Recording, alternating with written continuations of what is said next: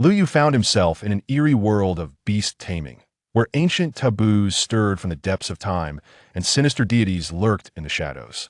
In this realm, avian and terrestrial creatures, rivers and mountains, and even elemental forces could awaken sentience and transform into companions.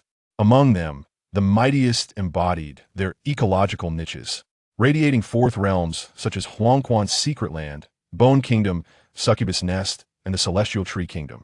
Nurturing countless followers, beast tamers forged contracts with their companions, nurturing and harnessing their spiritual essence. Following the witnessing of the Taboo Sun incident, Lu Yu acquired the ability to extract materials from the world and edit secret food. Evolving secret food, combining Shattered Dusk World with ancient dragon egg, resulted in the Feast of the End. After consumption, the beasts evolved into the End Dragon God, with the Dusk Domain encroaching upon the world, embodying the deity of apocalypse. Skills derived from secret food allowed the beasts to seize the skills of all beings, advancing towards omniscience and omnipotence.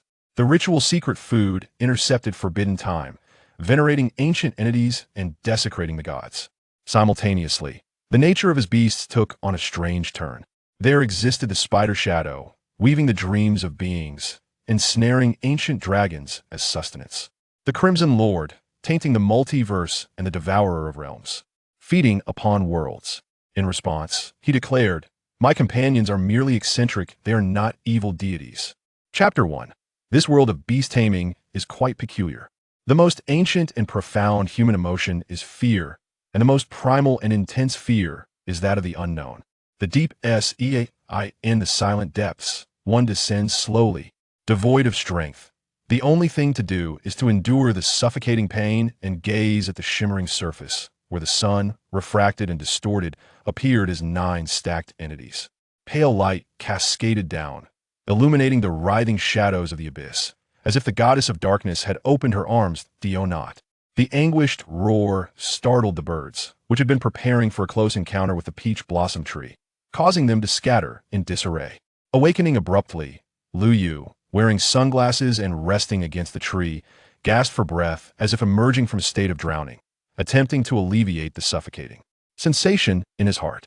Surveying his surroundings, he noted the towering peach trees, their branches extending and blooming with flowers like clouds of rosy blush, drifting like smoke, evoking a picturesque spring landscape. Fortunately, he remained within the beast-nurturing base of Dayuan City. Regaining his composure, he noticed a young girl in a white dress standing before him, holding an envelope adorned with a heart design.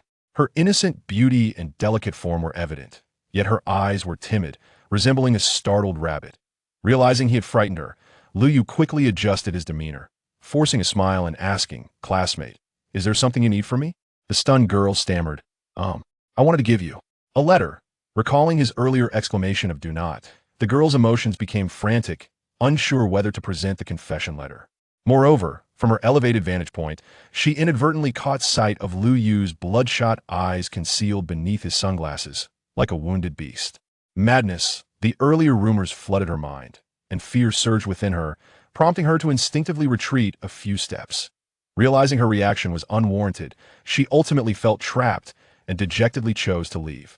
She approached a distant boulder, where another girl in a tracksuit with a round face sat atop a white wolf, extending her hand to pull the girl in white up beside her, speaking. With irritation, "I told you not to approach that weirdo." He shouted during the beast awakening ceremony about 9 suns in the sky. Isn't that insane? He even volunteered to raise pigs, squandering a bright future. That was the extraordinary creature, the peach pig, with silver essence. The girl in white softly interjected, "You still defend him. No matter what extraordinary creature it is, raising pigs is still raising pigs. My father said that only nurturing beasts is the right path. Don't get too close to someone who willingly descends into depravity. You're so cute there will be plenty of people pursuing you. If not, I will be with you." At this point, the girl in white found herself at a loss for words, her face turning crimson as she lowered her gaze. "Snow Wolf, let's go." The round-faced girl cast a glance at Lu Yu, who was still in a daze beneath the tree, a complex emotion flashing across her face, frustration at his lack of ambition and a strange pleasure at witnessing someone once untouchable now sullied and fallen into the mundane.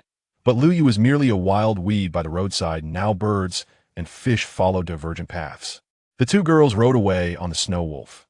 Leaving Luyu unconcerned by their conversation, he leaned back against a tree trunk, gazing at the ethereal peach blossoms blooming like mist, pinching his brow to relieve the pressure in his eyes, murmuring, having been in this world for 3 months, I can hardly recall how many nightmares I have endured.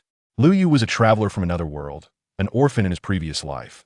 Yet through his diligence and the harsh lessons of society, he had managed to amass considerable wealth by the age of 30 through the children's clothing business. However, due to overwhelming exhaustion, he suddenly found himself transported into a parallel world bearing the same appearance and name, merging with the memories of that counterpart.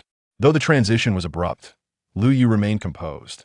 Life comes like a tempest and departs like fine dust. This was his philosophy. Through the memories he inherited, he learned that this world of beast-taming was vastly more expansive than Earth. In this realm, all things possess sentience, whether they be creatures of land or sky, lakes, storms, or thunder. Even the light of the sun and moon, machinery could awaken sentience and become extraordinary beings.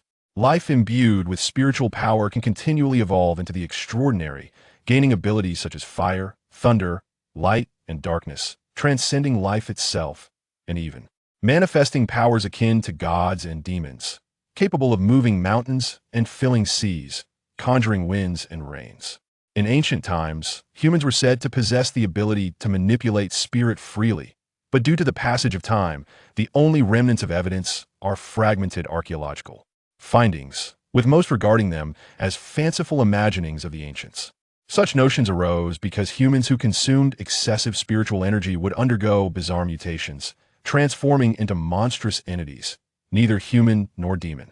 In those ancient times, weak yet spiritually attuned humans naturally became favored prey for many malevolent beings, leading to frequent assaults on tribes, leaving a landscape littered with bones. For a long epoch, humanity could only seek protection through the worship of powerful entities, struggling to survive. Until a sage discovered humanity's unique talent for forming contracts with extraordinary life, opening a realm of beast-taming, accelerating the growth of their companions, and utilizing that space as a filter to perfectly absorb spiritual power. Thus, the tides of power shifted, countless human prodigies emerged, driving away malevolent beings and establishing human settlements, ultimately giving rise to a brilliant civilization. The profession of beast master, as a pivotal factor in the rise of humanity, has, after ages of refinement and development, diversified into various roles such as combat, nurturing, healing, potion, crafting, and divination, intricately weaving the power of companion beasts into the fabric of human civilization. A formidable beast master protects a city, shielding ordinary people from the onslaught of extraordinary creatures and even expanding into the wilderness to acquire vast resources and wealth. Among all vocations, only the beast master stands supreme. The initial step for a beast master is the awakening of their spiritual essence.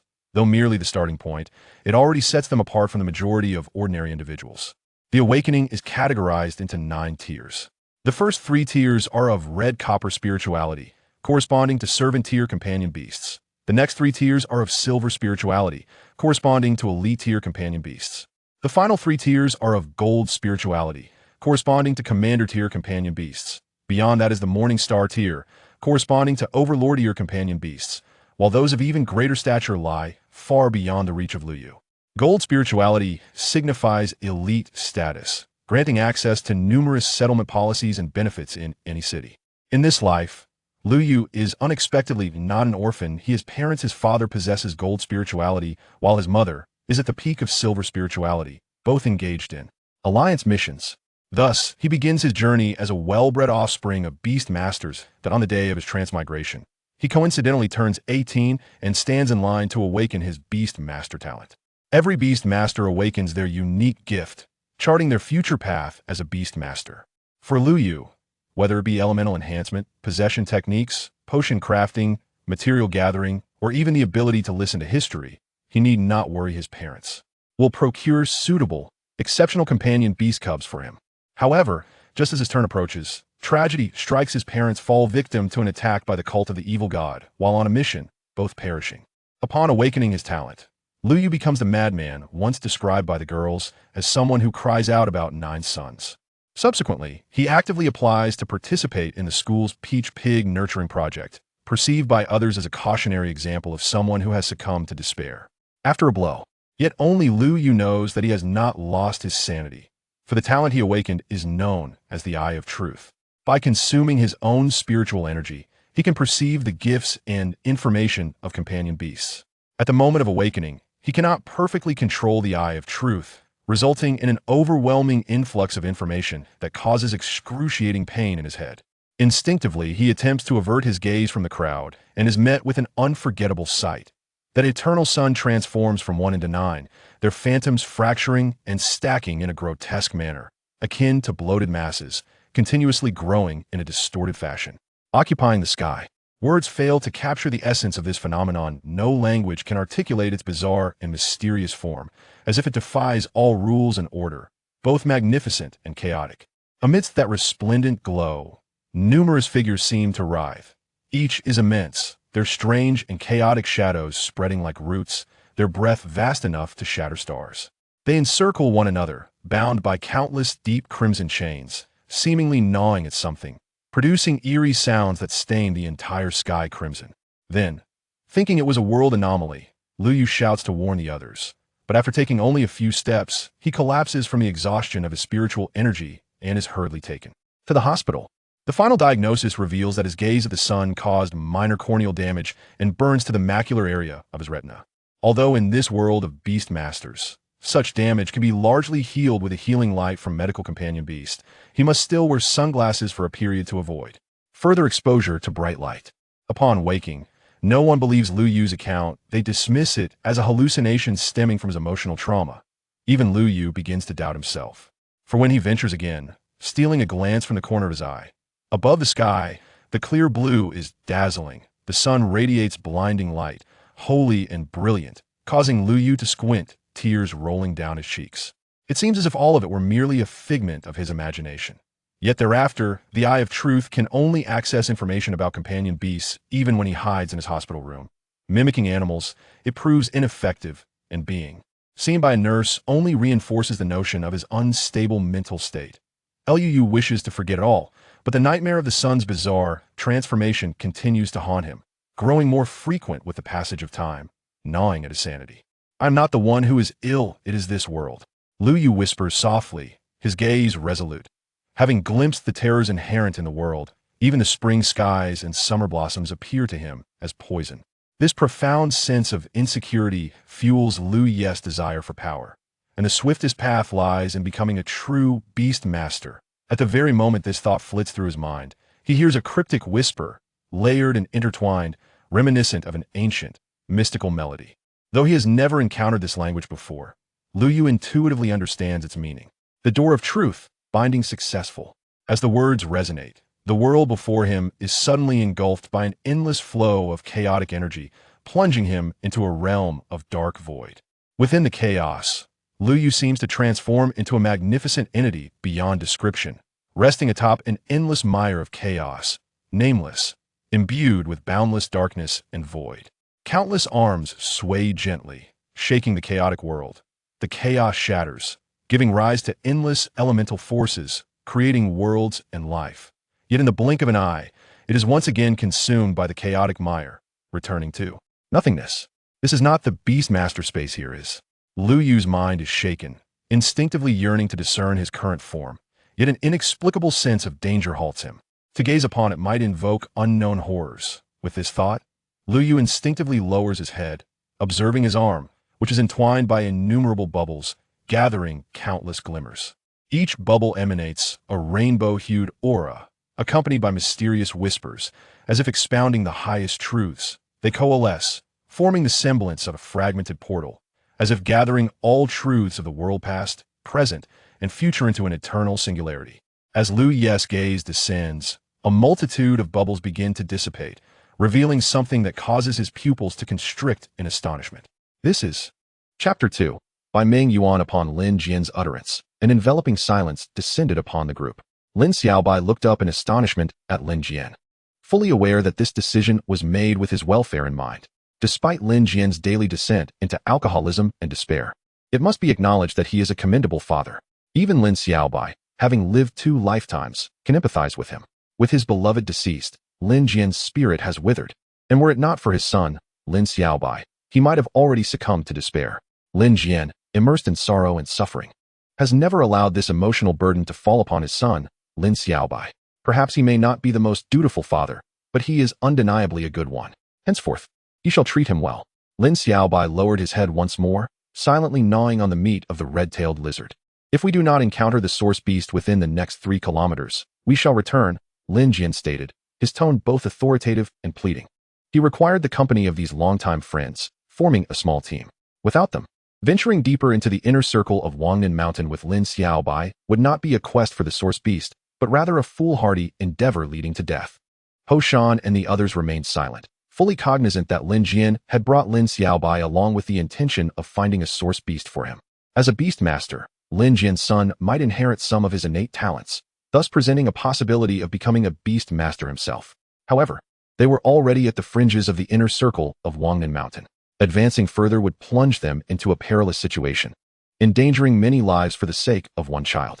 It was an unwise trade-off, indeed, as each of them was the backbone of their respective families. Yet, they understood that Lin Jian had achieved significant success in hunting beasts, particularly with his black-spotted cow, lending weight to his words. Consequently, no one voiced dissent for the moment.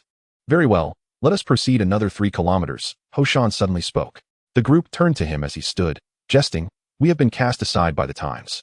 These descendants represent hope. However, old Lin, you must treat us to drinks upon our return. Agreed. No problem. Lin Jian exhaled in relief, gratefully nodding at Ho Shan. He and Ho Shan were the cornerstone of this small team, typically making the decisions together. Now that Ho Shan had spoken, it represented the consensus of the others. Little one, do your best. Ho Shan patted Lin Xiaobai's shoulder. Lin Xiaobai met his gaze with clear eyes and nodded. Haha. Ho Shan wore a relaxed expression. Turning to Lin Jian, your son is quite composed. Despite your constant indulgence in taverns, he has matured early. Lin Jian smiled, and soon others joined in laughter. Ho Shan's teasing lightening the previously somber atmosphere. Although they were about to enter the inner circle of Wangnan Mountain, maintaining a light-hearted disposition was essential. This was a lesson learned from numerous hunts, remaining relaxed without slackening their vigilance, facing each situation with calmness and composure. Let us set forth. We shall secure a source beast for this young one. After finishing the red-tailed lizard meat, they resumed their journey, intent on entering the inner circle to seek the elusive source beast. Source beasts, though few among the myriad of beasts, bore a striking resemblance to ferocious beasts but possessed a hint of vitality, enabling a connection with humans. The process of subduing a source beast was relatively straightforward. One only needed to communicate using a beast capsule. A successful connection would signify successful subjugation. Yet, this very step had confounded countless individuals. Establishing a connection with a source beast required exceptional mental fortitude, a trait that was largely innate and not necessarily correlated with age. Thus, some individuals were inherently incapable of becoming beast masters. Moreover, substantial financial investment was essential. Subduing a source beast could necessitate multiple attempts, with each communication consuming a beast capsule. These capsules contained a unique substance that linked human and beast spirits, rendering them consumable only once. If a communication attempt failed, a new capsule was required, and the costs would accumulate rapidly. Lin Xiaobai possessed but a single beast capsule, a purchase made at great sacrifice by Lin Jian, costing approximately 5,000 yuan. Lin Jian could only hope for his son's fortuitous success on the first attempt. Lin Xiaobai, relying on the prowess he had accumulated over 2 lifetimes, was not overly anxious about having just one beast capsule. Unless he foolishly endeavored to subdue a high-level beast, failure could lead to dire consequences, including mental backlash. Silence. Ho Shan, leading the front, suddenly issued a warning, signaling the presence of a beast. Instantly, the group tensed, and Lin Jian cautiously moved closer to Lin Xiaobai, summoning his black-spotted cow to protect him. A low growl reverberated through the air, the underbrush rustling ominously, indicating the creature was approaching rapidly. Ho Shan gestured for everyone to conceal themselves within the nearby foliage. Following the resurgence of spiritual energy, the landscape and flora had transformed dramatically, with the grass now towering over 2 meters, easily concealing multiple individuals. The sound of heavy footsteps grew nearer, accompanied by tremors in the ground, suggesting the approach of a large beast. The group held their breath, eyes fixed on the source of the noise. Within the inner circle of Wangnan Mountain, formidable beasts of level 2 or higher existed. Such creatures were exceedingly dangerous, confrontable only by beast masters of level 2 or above. This was the very reason Lin Jian had advocated for delving 3 kilometers deeper, causing Ho Shan and the others to hesitate. It was indeed perilous. Although they had honed their hunting skills through teamwork, they possessed only Lin Jian's black-spotted cow and Ho Shan's hunting rifle. They could manage level 1 beasts. But encountering a level 2 beast would necessitate a hasty retreat. "It's coming," Ho Shan cautioned, and everyone remained silent. The footsteps neared, approximately 5 or 6 meters away, and through the gaps in the grass, they glimpsed faintly brown fur and powerful muscles. A level 2 beast. Shock surged through Ho Shan and the others. They recognized it as a formidable level 2 beast, one that would easily overpower even Lin Jian's black-spotted cow. Lin Jian, however, trembled with exhilaration, consumed by a singular thought. Why such extraordinary fortune? Could this be a divine gift for his son? They had encountered such a beast. This is the Bai Meng Yuan, a top-tier beast, a source beast. Lin Jian's heart brimmed with joy as he suppressed his voice to inform the others. What? Ho Shan and the others gasped in astonishment. The name of the Baiman is certainly well known, resonating like thunder. The Baiman is a remarkably famous and powerful source-type exotic beast, and any creature associated with its name becomes a coveted target for countless beast tamers. The Baiman Yuan is one such creature, representing the initial state of the Baiman, and with proper nurturing, it may evolve into a Baiman beast in the future. Capturing a Baiman beast promises a boundless future. At this moment, within the inner perimeter of Wangnan Mountain, a Baiman Yuan has appeared. Baiman Yuan? Lin Xiaobai was not very familiar with it, but seeing Lin Jian's excitement and the disbelief of Ho Shan and others indicated that they had encountered a rare source-type exotic beast. Having just traversed into this world, he was not well acquainted with some particulars, yet acquiring a rare and powerful source-type exotic beast was indeed fortuitous. "Senior, over here." Just as Lin Jian and the others were about to emerge from the bushes, a melodious voice of a young girl rang out, followed by the sound of footsteps and the deep, resonant breaths of exotic beasts. Through the gaps in the grass, he could see 2 boys and 3 girls, all appearing to be around 15 or 16 years of age, each clad in blue attire adorned with a conspicuous emblem. The emblem, set against a black background, depicted a human and a beast. The Beast Tamer Academy. Lin Xiaobai's eyes widened in astonishment. He recognized this emblem as the classic insignia of the only Beast Tamer Academy in Wangnan City, which he had encountered multiple times. To his surprise, he had stumbled upon students of the Beast Tamer Academy here. A fervent excitement surged within Lin Xiaobai, having traversed into the future with aspirations of making a mark. Becoming a beast tamer was imperative, and thus the academy was the perfect starting point. "They're quite fast," one of the boys remarked. "When leopard go?" As the boy's voice fell, a tall leopard beside him lunged towards the Baiman Yuan. Lin Jian's face flushed with anger. Moments ago, he had been thrilled at the sight of the Baiman Yuan, only to see these youngsters act first. This exotic beast rightfully belonged to his son. "Old Lin," Ho Shan whispered, signaling Lin Jian to restrain his fury. Lin Jian's heart simmered with anger. Although he was incensed, he understood the gravity of the situation. These individuals hailed from the Beast Tamer Academy, and he could not provoke them. Moreover, the exotic beasts accompanying them were likely second tier, indicating that these youngsters were all second-tier beast tamers. Even if he rushed out now, he would stand no chance against them. Lin Jian's frustration mixed with a sense of helplessness, making him feel considerably aged. He lamented the years he had squandered on drink. Had he dedicated himself to becoming a beast tamer, he would not have to watch helplessly as his son's exotic beast was snatched away. Just having entered the inner perimeter of Wangnan Mountain less than a kilometer and already encountering a Baiman Yuan, he could only console himself that he would surely encounter even better exotic beasts further on. Yet deep down, he knew that such luck was unlikely to repeat. Congratulations to Senior Han for capturing the Baiman Yuan. Haha, I never expected to find a first-tier Baiman Yuan in Wangnan Mountain. Let us head back to the academy. The 2 boys and 3 girls laughed as they departed, taking the Baiman Yuan with them, now captured by the boy. First tier? Upon hearing that the Baiman Yuan was only first tier, Lin Jian felt a tightness in his chest, nearly choking on his own blood. This level was precisely suitable for Lin Xiaobai to capture. Lin Jian, Ho Shan, and the others emerged from the grass, Lin Jian still sighing repeatedly, his gaze fixed on the direction the 2 boys and 3 girls had taken, filled with anger and regret. Lin Xiaobai approached the spot where the boy had stood, noticing 6 exotic beast capsules on the ground, in addition to the one used to capture the Baiman Yuan. This indicated that the boy had expended 7 capsules to capture the Baiman Yuan. 7 capsules equated to 35,000 yuan. This sum represented half a year's income for an average family, underscoring that being a beast tamer not only conferred high status, but also demanded substantial financial investment.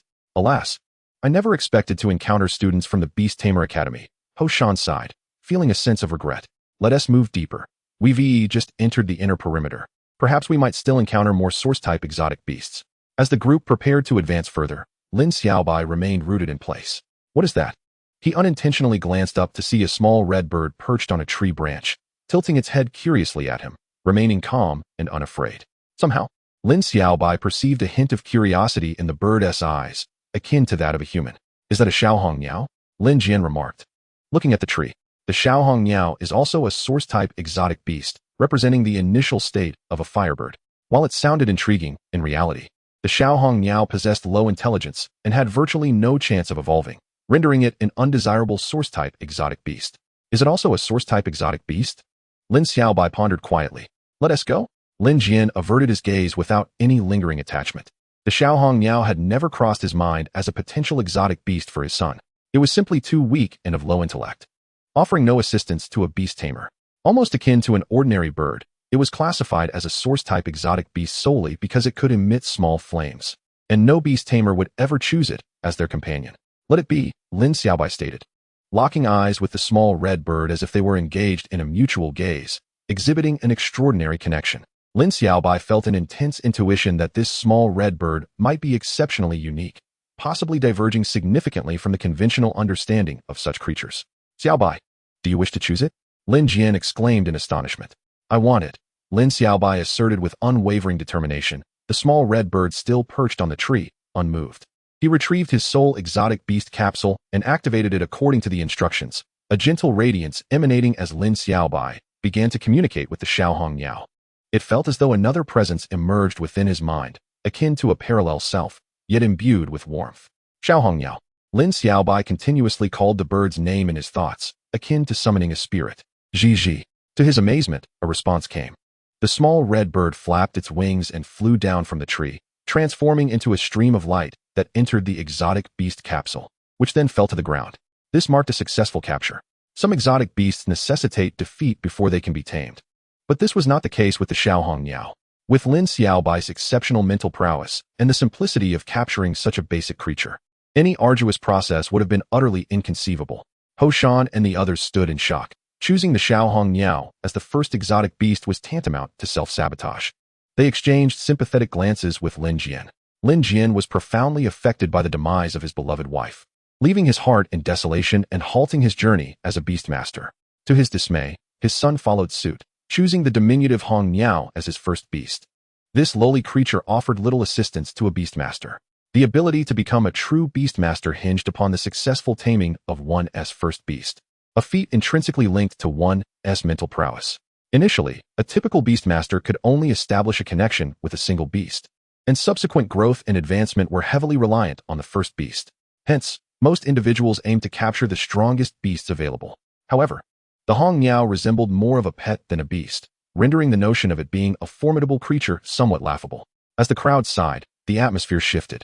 At that moment, Ho Shan jested, remarking that a typical beastmaster would at least be 14 or 15 years old.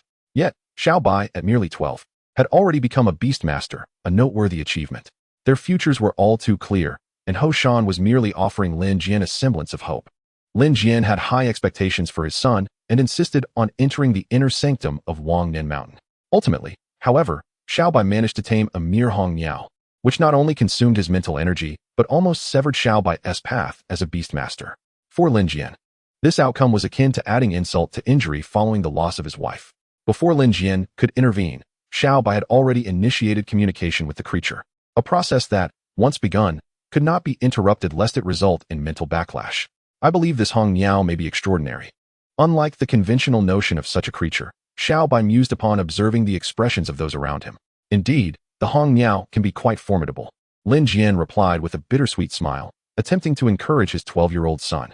No one took Xiao Bai's words seriously, including Lin Jian, who believed that his son, still a child, may have simply found the Hong Niao appealing or adorable, leading him to make an impulsive decision. This impulsiveness could potentially obstruct Xiao Bai's entire future as a beastmaster, yet no one dared to disclose this harsh reality to the young boy. As the group prepared to return, Xiao Bai clutched the beast capsule, his thoughts entirely consumed by the sudden emergence of text within his mind. Name, Hong Niao. Level 1. Ability, Fire Breathing. Quality, Black Iron. Level Cap, 2. Can evolve into Firebird. Evolution requirements. Feed with Qingyan seeds, red flame rice, spirit wheat. Evolution requires 500 experience points. Current experience points, 0. Note: experience can be gained through feeding, increasing intimacy, and battling alongside the beast. Chapter 4. The Hong Niao breathes great fire. Is this a system? Xiaobai had never heard of a beast's attributes being displayed in such a manner upon taming. The evolution requirements, including the need to feed it specific items such as Qingyan seeds, red flame rice, and spirit wheat, were understandable, as beasts typically required specialized nourishment. However, what was this evolution experience? Generally, beast evolution demanded continuous feeding, leading to random transformations, with neither humans nor beasts able to dictate the timing of evolution. Did this experience system transcend such limitations? Would sufficient experience guarantee evolution? Could this be a fortuitous gift from another realm? Xiaobai pondered, though the arrival of such a revelation seemed rather tardy, as he had been in this new world for nearly a month. Xiaobai, hurry up. Lin Jian urged from ahead. Oh, Xiaobai responded, quickening his pace to catch up with Lin Jian and the others, most of his attention still fixated on the attributes panel. After some time, Lin Jian and the others, accompanied by the 12-year-old Xiaobai, successfully returned to Wangnan City and headed straight for the beast market. The beast market was the largest and most bustling marketplace in Wangnan City, where one could procure anything related to beasts, even live ones. However, live beasts came at exorbitant prices, inaccessible to the average person. Lin Jian and his companions had come here to sell their recent acquisitions and convert them into cash, while they haggled with others. Xiaobai ventured alone into a nearby shop dedicated to selling beasts. Little one, what type of beast are you interested in? A rather unremarkable man in his 30s welcomed Xiaobai, his demeanor warm, suggesting he was the shop owner. Typically, such individuals were discreet. As dealing in live beasts required substantial financial resources, this man could very well be a wealthy entrepreneur. Xiaobai remained silent, wandering through the shop. Purple blood mantis, northern golden eagle, bloodthirsty bat, two-headed ice serpent, snowy striped tiger. Fierce beasts were on display. The shop was approximately the size of 2 basketball courts, each superalloy cage housing a formidable creature, totaling several dozen beasts. Both ferocious and elemental beasts were present, predominantly at around level 2. Yet the prices caused Xiaobai's heart to sink. Astonishingly high. A level 1 beast cost 50 to 60,000. Level 2 beasts reached upwards of 100,000. Such figures were overwhelming for Xiaobai, who had been a struggling blue-collar worker in his previous life. As he exited the shop, the proprietor followed him. Recognizing that Xiaobai did not appear to be a potential buyer. However, he was puzzled by the boy's demeanor. The occasional glimmer of maturity and shrewdness in his gaze unmistakably suggested he was no mere child. Upon returning, Lin Jian and the others had nearly completed their sales. After distributing the earnings and bidding farewell, they each departed their separate ways. Lin Jian took Xiaobai directly to the eastern part of Wangnan City, which was vast, with extensive impoverished neighborhoods. This area housed the destitute, with affordable rents. Lin Jian and Xiaobai had no permanent residence, living in rented accommodations. Their previous lease had expired, and now they sought a new home, knowing they would likely relocate again in a few months, as was their custom. Eventually, Lin Jian found a relatively inexpensive 2-bedroom apartment for 800 yuan a month, a reasonable price. After moving their bedding and daily necessities, Lin Jian departed once more, returning to his life of indulgence and despair. Before leaving, he handed Xiaobai some money. The path you choose is yours alone. I can only do so much. You mentioned wanting to attend the Beastmaster Academy. Take this money and go if you wish. I've heard they have unique methods to enhance mental strength, which may help offset the disadvantages of taming the Hong Niao. Don't seek me out unless necessary. Lin Jian left, only to return every few days.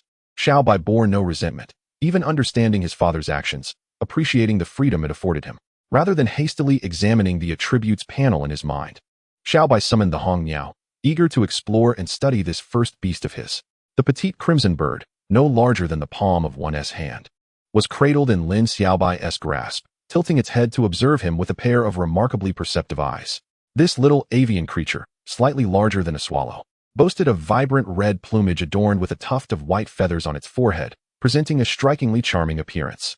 Lin Xiaobai ventured outside to procure a dry wooden stick, presenting it before the little bird, and said, "Little red bird, come, let me witness your prowess."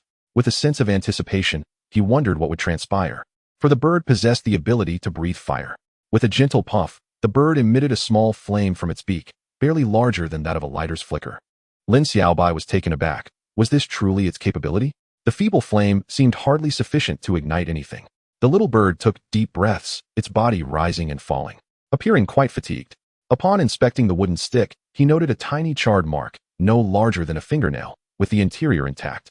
Disheartened, Lin Xiaobai's expression soured. He began to question his judgment. It was evident that this little creature, abandoned by others, was remarkably underwhelming. After a brief pause, the bird regained its composure. Still gazing at Lin Xiaobai with an expression that suggested a lack of intelligence, yet it seemed to ponder the reason behind his displeasure. Such a human-like gaze should not belong to something so ordinary. Lin Xiaobai scrutinized the bird and gestured, urging it to unleash a grander flame. Moments later, the bird appeared to comprehend his intent. Its diminutive form began to radiate warmth, and its chest swelled, as if it were harnessing some latent power. Could it be preparing to unleash a more formidable fire? Lin Xiaobai's eyes widened in anticipation, and he hurriedly positioned the bird by the window, pulling it open. With a resounding whoosh, a towering flame erupted from the bird's beak, reaching over a meter high, the searing heat prickling his skin. "Ouch, that is hot," he exclaimed. The blaze persisted for several seconds before dissipating, leaving the little bird limp in his hands. Had it perished? A surge of panic coursed through Lin Xiaobai as he flipped the bird over, relieved to find it still alive, albeit exhausted from expending its fiery breath. How peculiar, he mused. As the bird recuperated, he conducted several more tests, discovering that it could only unleash a significant fire once per hour, after which it would be utterly drained. While this frequency was somewhat disappointing, it provided Lin Xiaobai with a sliver of comfort. At least he had acquired an extraordinary little companion. The vivid crimson of its feathers and those intelligent eyes captivated him, reminiscent of a soul hidden within its petite frame. This evoked memories of a small black dog he had once cared for in a past life, whose gaze mirrored that of the little bird. In the 5th chapter, he contemplated feeding it. Regrettably, that little black dog had met a tragic end in an accident, a loss that left Lin Xiaobai hesitant to raise another dog again. The little red bird flitted joyfully about the room, growing increasingly affectionate toward him. Suddenly, a message flashed in his mind. Experience points, 5. This marked the first elevation of experience, a result of the burgeoning bond between the crimson bird and Lin Xiaobai, with feeding and combat serving as additional avenues for growth. For now, Lin Xiaobai decided to focus on feeding as the means to enhance experience. Every extraordinary creature had specific dietary preferences. For the little red bird, Qin Yen seeds and Hong Yen rice ears were particularly suitable, both of which shared a fiery attribute conducive to its development. The staple food was Lingli wheat, a common sustenance consumed by most beings, including humans. The resurgence of spiritual energy had transformed all flora and fauna. Wheat, once a mundane food source, had evolved into Lingli wheat, rich in vitality. Humans consuming it could bolster their health, while extraordinary creatures thrived on it, making it the most widely consumed food. Currently, most households relied on Lingli wheat, resulting in a significant improvement in human health compared to the past, with illnesses becoming increasingly rare. Even ailments like cancer could now be treated with bamboo shoots from Peiyuan Qingzhu, a testament to humanity's indirect benefits from the revival of spiritual energy. Lin Xiaobai searched online for the prices of Qin Yen seeds and Hong Yen rice ears, discovering merchants specializing in the sale of extraordinary creature food, a burgeoning market. Lingli wheat, however, was inexpensive and readily available at home. The search results indicated that Qin Yen seeds were approximately 200 yuan per gene, while Hong Yen rice ears were 180 yuan per gene. Not exorbitantly priced, yet they were not particularly cheap for Lin Xiaobai. When Lin Jian departed, he left Lin Xiaobai with 5,000 yuan, of which 3,500 was allocated for the Beast-Tamer Academy's tuition, leaving him with 1,500 yuan to spend. He resolved to purchase 1 gene of each. Lin Xiaobai was determined not to skimp on certain expenses. Investing in becoming a beast-tamer was a worthy pursuit, one he had resolved to undertake without hesitation. He set out with the little red bird in tow. The online shopping trend from his previous life persisted.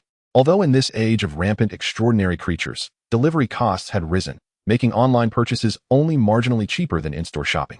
Thus, Lin Xiaobai opted to venture out to buy the supplies while also inquiring about the Beast-Tamer Academy's enrollment schedule. It was currently August, the season for new students at the Beast-Tamer Academy, and he anticipated the commencement of a new round of admissions. Upon entering a shop that sold food for extraordinary creatures, Lin Xiaobai requested 1 gene of Qin Yen seeds and 1 gene of Hong Yen rice ears. "Sure thing," replied a young clerk, momentarily taken aback by Lin Xiaobai's mature demeanor despite his youth, and then by the sight of the little red bird perched on his shoulder. Struggling to suppress a chuckle, he mused, surely, he cannot be a beast-tamer at such a young age. It must belong to someone in his family, which is still quite peculiar. Lin Xiaobai's expression darkened. He could discern the clerk's thoughts from his reaction. This was not the first instance. Countless people had cast similar glances at him throughout his journey. For the first time in his life, he felt the sting of discrimination due to the little red bird. The total for 1 gene of Qing Yen seeds and 1 gene of Hong Yen rice ears came to 390 yuan, and the young clerk retrieved 2 small bags for him. The prices are comparable to those online, merely 10 yuan more. Lin Xiaobai completed the transaction, taking the Qing Yen seed and the Hong Yen rice ear, and departed without a moment's hesitation. Upon leaving the exotic beast market, his next priority was to inquire about the enrollment dates for the Beast Tamer Academy.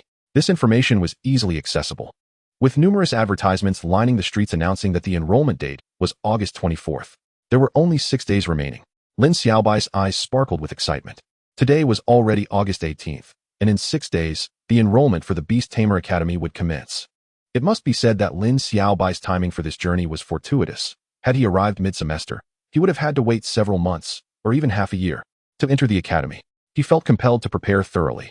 Lin Xiaobai was quite exhilarated. The profession of beast tamer in this era held immense allure for him. If it were 2018, such incredible phenomena as taming beasts would only exist in films and anime.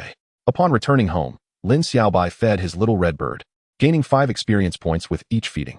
By feeding it twice a day, it would take 50 days to accumulate 500 experience points, without engaging in battles.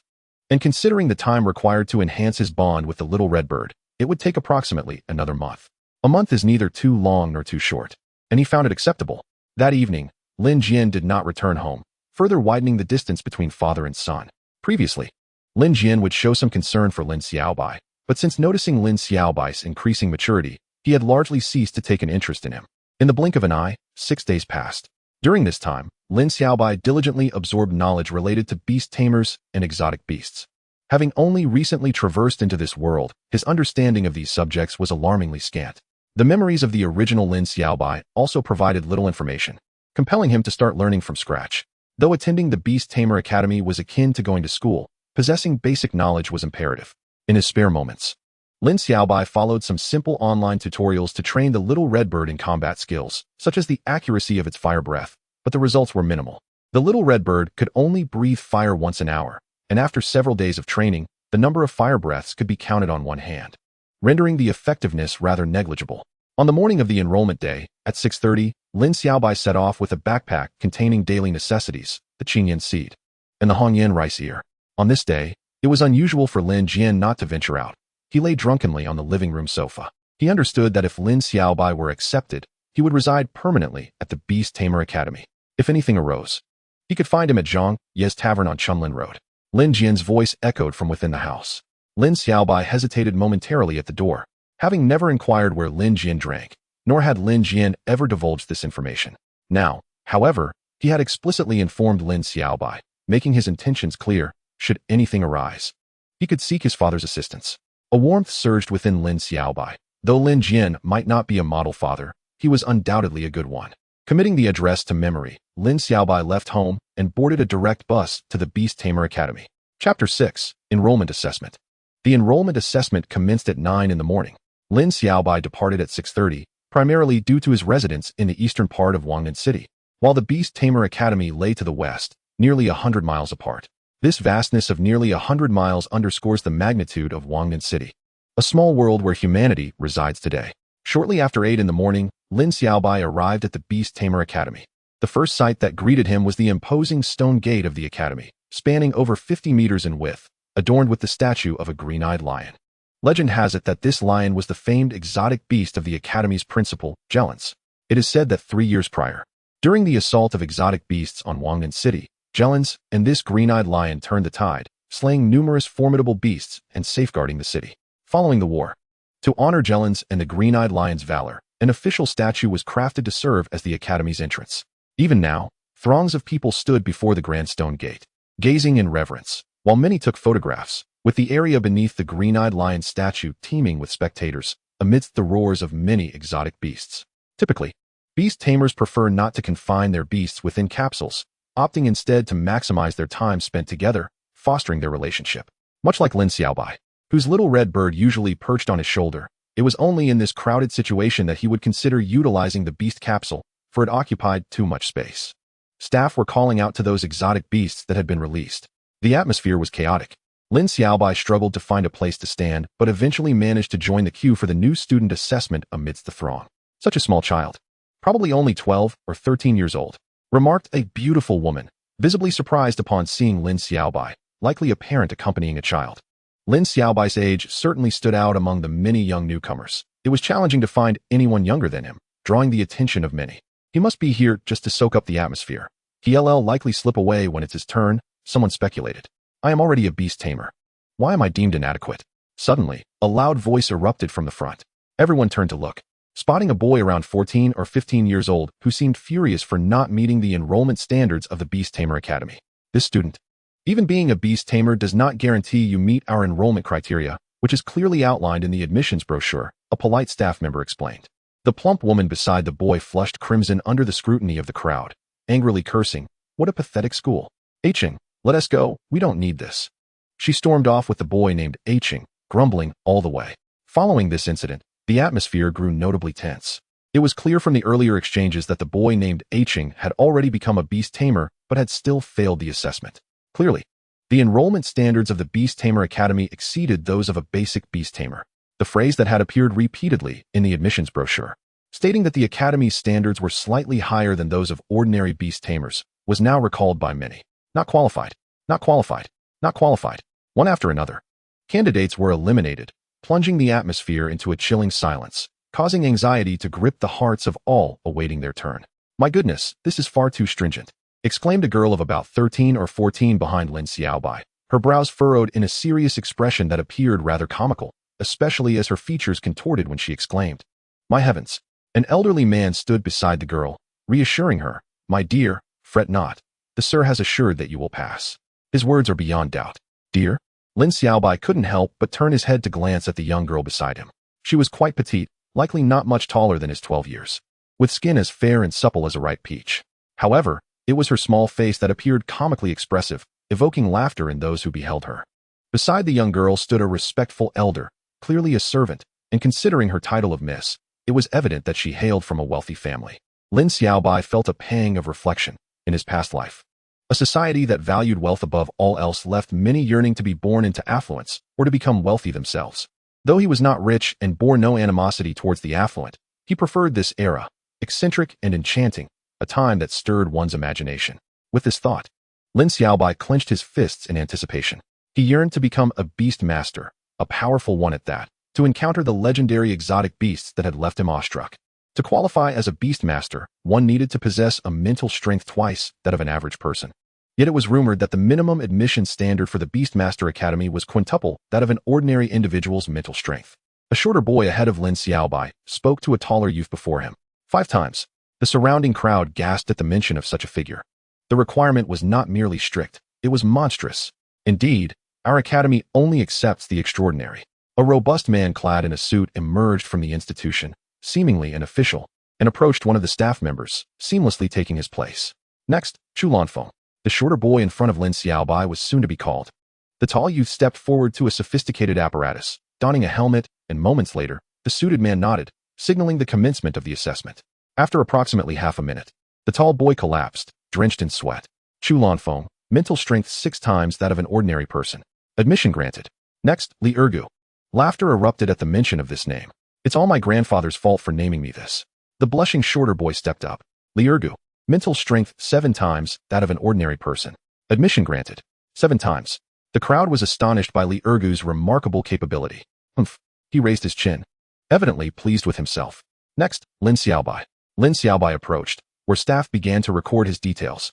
If he succeeded, the necessary enrollment procedures would follow. If he failed, the testing would prevent others from causing disruption. Such a small one. The suited man was taken aback upon confirming Lin Xiaobai's registration information. Only 12 years old. Chapter 7. 17 times the mental strength. Although mental strength is not strictly tied to age, there is some correlation. Typically, one must be at least 14 or 15 years old for their mental strength to begin to mature. To aspire to be a beast master at 12 is exceedingly difficult. After a brief hesitation, the man cautioned, "Do not disrupt the assessment. If any suspicion arises, you will be barred from admission for life. Understand the gravity of this matter." "I understand," Lin Xiaobai nodded, smiling. "Aren't you seeking the extraordinary?" The man's eyes flickered with surprise at Lin Xiaobai's retort, and he nodded to the nearby staff member. "Begin. Please wear the helmet," the staff instructed Lin Xiaobai. The helmet resembled devices imagined in virtual gaming, adorned with numerous intricate neural conduits. This high-tech instrument was specifically designed to measure mental strength and was exceedingly costly, only found within the academy. Following the staff's guidance, Lin Xiaobai donned the helmet, and the assessment commenced. All eyes were on him, particularly those who suspected he was merely there to disrupt the process. Who could believe that a mere 12-year-old could meet the standards? As soon as the helmet was in place, a wave of pressure surged into his mind, a weighty force that intensified with time. When the examinee could no longer endure the pressure and collapsed, the test would reveal the limits of their mental strength. Persevere. Endure. As the pressure grew heavier, Lin Xiaobai urged himself inwardly. His past life's experiences taught him the importance of showcasing his talent in such assessments. Waiving tuition fees and obtaining scholarships were merely the basics. Gaining the school's attention would yield numerous benefits. Seconds ticked away, and it felt as though lead filled his head, rendering him motionless beneath the overwhelming weight.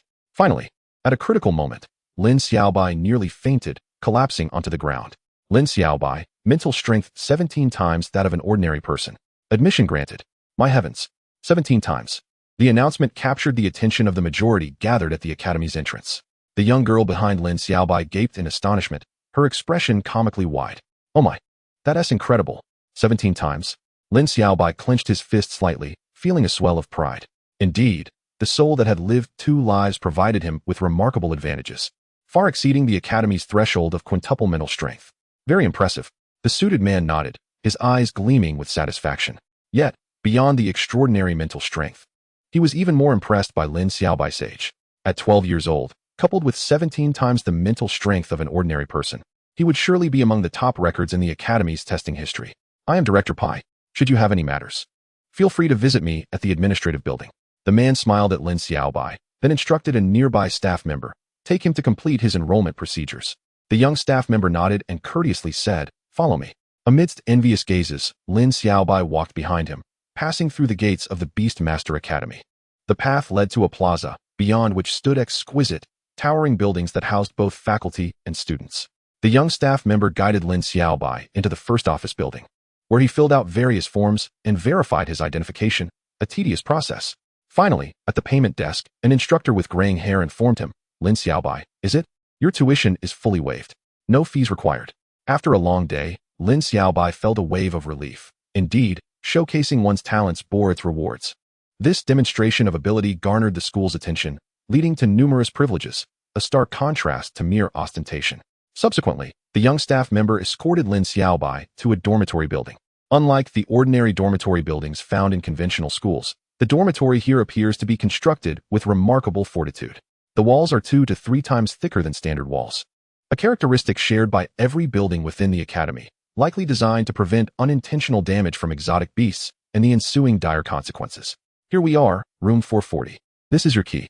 The staff member, Lin Xiaobai, escorted him to the entrance of a 4th-floor dormitory and handed him a key before departing. Lin Xiaobai observed the door, which was painted green, adorned with a plaque bearing the number 440. I will occupy the bed by the door, and you will take the one inside. The remaining space is reserved for our yet-to-arrive roommate. Before Lin Xiaobai could step inside, he heard a familiar, melodious voice emanating from within the dormitory. Pushing the door open, he was greeted by the sight of 2 boys, one tall and one short, busily unpacking their belongings. Is it them? Lin Xiaobai was astonished. What a coincidence. These 2 were the very individuals who had been ahead of him during the assessment, with the shorter boy seemingly named Lurk. Such a memorable name was easily recalled. Is it you?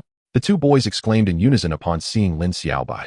They recognized his face, which had drawn considerable attention due to his age during the assessment, and they had glanced back at him. Who would have imagined they would meet again? What a curious twist of fate, to find ourselves assigned to the same dormitory. The shorter boy laughed heartily as he hopped off his bed, extending his hand warmly. Hello, I am Lurk from Chuanmu District, Songwenyuan. I am Lin Xiaobai from Kelly District. Lin Xiaobai replied with a smile, shaking hands. A slum district? Lurk expressed surprise. Indeed, Lin Xiaobai nodded. Haha, it's nothing.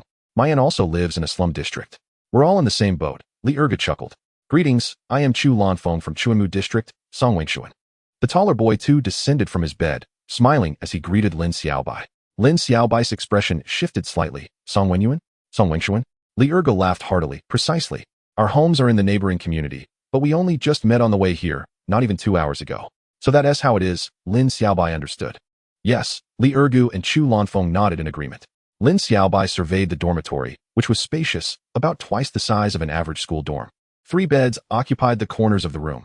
One near the door belonged to Lurk, the one on the left-hand side was Chu Lanfeng's, and the remaining bed was reserved for Lin Xiaobai. A large empty space in the center was presumably designated for the exotic beasts, as this was a beast-tamer academy, where the primary focus of education revolved around these creatures. Chapter 8. The Stone Tablet Records. We were the last to pass the assessment, while others were eliminated. How impressive are we, haha? Lurk laughed heartily. Lin Xiaobai, what was your mental strength compared to that of an ordinary person? Chu Lanfeng suddenly inquired with curiosity. 17 times, Lin Xiaobai replied candidly. 17 times. Both Lurk and Chu Lanfeng gasped, their reactions mirroring those of the spectators during the assessment, astonished by the figure. I'm 7 times, just a fraction of your score, Lurk lamented. I'm merely 6 times, why don't you mention that? Chu Lanfeng shot him a scornful look. Generally, a mental strength of approximately twice that of an ordinary person suffices to embark on the path of a beast tamer. With Lurk at 7 times and Chu Lanfeng at 6, they already exhibited considerable talent. However, Lin Xiaobai, having lived 2 lifetimes and spent half of his previous life, far surpassed them. Lurk's eyes sparkled as he gazed at Lin Xiaobai. Lin Xiaobai, we shall call you Xiaobai. You will undoubtedly excel. So make sure to look out for us in school. Chu Lanfeng chuckled. That means we will have a solid ally for the next 4 to 5 years. 4 to 5 years? Lin Xiaobai was taken aback. Yes, don't you know?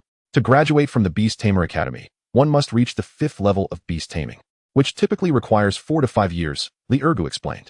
Only those who graduate as 5th level beast tamers can join the Beast Tamer Alliance to protect our homeland. I eagerly anticipate the day I can don the uniform of a beast tamer. Lurk seemed somewhat wistful. Is that so? Lin Xiaobai realized he had not previously understood these requirements. He was surprised to learn that graduation from the Beast Tamer Academy necessitated reaching the 5th level, rather than being age-restricted. In conventional schools, graduation is based on a set number of years, 3 for high school, 4 for university, where one typically graduates once the time elapses. Now, the graduation criteria have transformed into a stipulation akin to imposing a minimum score for graduation in high school, possessing a somewhat coercive nature. Presumably, the academy is unwilling to squander any potential talent. After all, those who gain admission to the Beast Tamer Academy are regarded as exceptional among beast tamers. Every loss represents a significant detriment to humanity. As for the Beast Tamer Alliance, Lin Xiaobai was aware that it comprised a military force entirely made up of beast tamers, serving as the primary guardians of humanity, akin to a special operations unit. Graduates of the Beast Tamer Academy can directly join the alliance, making the academy akin to a training base for beast tamers, remarkably similar to a military academy, allowing graduates to enter the military directly, a highly effective system indeed. Come on, let us go. Now that we are all here, let us head out for a meal. Lurk and Chu Lanfeng had already dressed, with Lurk enthusiastically throwing an arm around his shoulder as they exited. Lurk stood around 170 centimeters tall, while Chu Lanfeng was quite tall, nearly reaching 180 centimeters. Lin Xiaobai, being only 12 years old, stood approximately 160 centimeters. Lin Xiaobai walked alongside Chu Lanfeng, flanking Lurk, their height differences creating a charming contrast. Lin Xiaobai, you're about the same height as my younger brother. He is 13, Chu Lanfeng remarked suddenly. Lin Xiaobai, how old are you? Lurk inquired. 12, Lin Xiaobai answered. Lurk and Chu Lanfeng were taken aback. You truly encountered a remarkable companion, Lurk mused. You appeared quite small, but this is exceptionally small, Chu Lanfeng remarked. Speechless. That's rather disheartening, Lurk pouted, but it's all right. Being in the same dormitory means the stronger you are, the better it is for us. No one will dare bully us in the academy. Indeed, Chu Lanfeng grinned broadly. The trio chatted as they strolled. With both Lurk and Chu Lanfeng being 15 years old, their personalities exuberant and outgoing, while Lin Xiaobai felt comparatively introverted in their presence. Rather than rushing to a nearby restaurant, they decided to explore the academy, wanting to familiarize themselves with the esteemed Beast Tamer Academy that so many yearned for. Exiting the dormitory building, they headed north, turned west, and circled around, taking in the sights of the entire Beast Tamer Academy. The Beastmaster Academy is vast, exceedingly so, comparable in size to several ordinary universities. What captures one's attention the most are the sturdy, thick walls of the lecture halls and dormitories, alongside the numerous ancient trees scattered throughout the campus. These venerable trees, robust and steeped in history, seem to have flourished long before the establishment of the institution. As they stroll along the pathways, they encounter several senior students, many accompanied by formidable exotic beasts, each ranked at least at level 2, with some even surpassing that threshold. Truly, this is the esteemed Beastmaster Academy, Lin Xiaobai muses. A level 2 Beastmaster holds considerable status in the outside world, a rarity indeed, yet here. Such individuals are commonplace, with many having attained level 3. It is astonishing to behold. When will I ever possess a high-ranking exotic beast? Li Ergu expresses his envy. Chu Lanfeng shares a similar sentiment, filled with admiration. No Beastmaster harbors any less wish than to own a powerful exotic beast, including Lin Xiaobai. Look over there. Li Ergu suddenly points at a colossal stone tablet. At the heart of the square in front of the academy stands a massive stone tablet, soaring over 30 meters high. Crafted entirely from a deep crimson gemstone, vibrant and striking. The trio approaches, observing the intricate carvings of various exotic beasts alongside an array of inscriptions. The inscription reads, Wang Nansheng Beastmaster Academy, established in 2031 under the leadership of Principal Jalinci, has nurtured numerous formidable beastmasters who have played pivotal roles in the Beast Wars. Chu Lanfeng articulates each word carefully, noting the smaller text below that chronicles the illustrious achievements of powerful beastmasters who have emerged from the academy. Su Jian, a level 8 beastmaster, in 2033, repelled the 9-headed bloodthirsty serpent outside Wang Nansheng using the purple-eyed thunderwing beast, earning fame and saving countless lives. Ruo Shuai-chun, a level 8 beastmaster, in 2033, confronted the 3-headed tomb demon ape in the eastern part of Wang Nansheng with the silver-armored lizard dragon, resulting in 2 fatalities and 1 escape. Thwarting the beast's flank attack, a monumental achievement. Hai Wuji, a level 9 beastmaster, in 2035, battled the Crimson Flame Emperor Crocodile for an entire day and night outside the Dark Forest using the Earth Bear Beast, ultimately slaying the mighty foe and earning widespread renown. Liang Jinyu, a level 9 Beastmaster, in 2035, vanquished the Bakun Serpent with the 4-eyed water god beast outside Silver Moon Valley, instilling terror among the beasts. Li Yishui, a level 9 Beastmaster, in 2036, ventured deep into the Dark Forest, using the ghost pattern Emperor Butterfly to slay the frost rampaging dragon. Time seemed to stand still as the 12-year-old and 2 15-year-olds stared in awe at these records, their hearts racing with an overwhelming sense of shock. Chapter 9, The Beast Wars.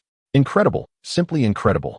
Chu Lanfeng's skin prickled in response to the formidable names and ranks of the exotic beasts inscribed. They were either level 8 or 9, heights far beyond their reach, levels that rendered them objects of awe for all. Lin Xiaobai's heart pounded as well. Despite his years of experience in the world, which had tempered his composure, he found it difficult to remain unshaken. It was these individuals who had preserved the flickering ember of human survival. With Principal Jalinci's contributions standing unparalleled, he had turned the tide during the Second Beast War, facing the peak exotic beast, the azure-eyed lion, and altering the course of the entire conflict, though his feats were not recorded here. Li Ergu, well-versed in the Academy's history, shared this insight. Li Ergu recounted the Second Beast War, noting that the Beast Wars had erupted 3 times over the past decade. 10 years ago, in 2028, the calamity of exotic beasts struck, wreaking havoc upon humanity as unimaginable beasts descended, resulting in countless casualties and the fall of many cities. This calamity persisted for nearly 2 years, until in 2030, humanity consolidated its forces within massive cities, concentrating its firepower. With the aid of devastating weaponry, humanity barely managed to survive the onslaught of the beasts. This period is referred to as the First Beast War. Then came the emergence of the Beastmasters, brilliant prodigies from across the globe who commanded powerful exotic beasts to fight for humanity. However, in 2033, the beasts returned with a vengeance. This marked the Second Beast War, the fiercest of the 3 conflicts, with Beastmasters becoming the core force in humanity's resistance. Although the Beastmasters had only existed for less than 3 years and had yet to reach their peak, they possessed considerable combat strength, and after paying a heavy price, humanity managed to hold its ground. The beasts were repelled, and the Beastmasters flourished, rejuvenated by new talent. The strong grew stronger. Despite the peak of the third beast attack in 2035, the developed human Beastmasters proved resilient, securing victory in the Third Beast War. These 3 conflicts unfolded as follows. The first was one of despair, the second fraught with hardship, and the third characterized by strength. To read the history of humanity over the past decade is akin to viewing a grand epic, rising from despair, with the emergence of the Beastmasters heralding a new era of human power. The tablet's inscriptions reveal that during the Second Beast War, most were still level 8 Beastmasters, and by 2035, numerous level 9 Beastmasters had arisen. This reflects humanity's growth, while the exotic beasts, too, had evolved, but could no longer dominate humanity with overwhelming force. Maintaining a stronghold, nurturing the flame of survival, these are feats humanity can still achieve.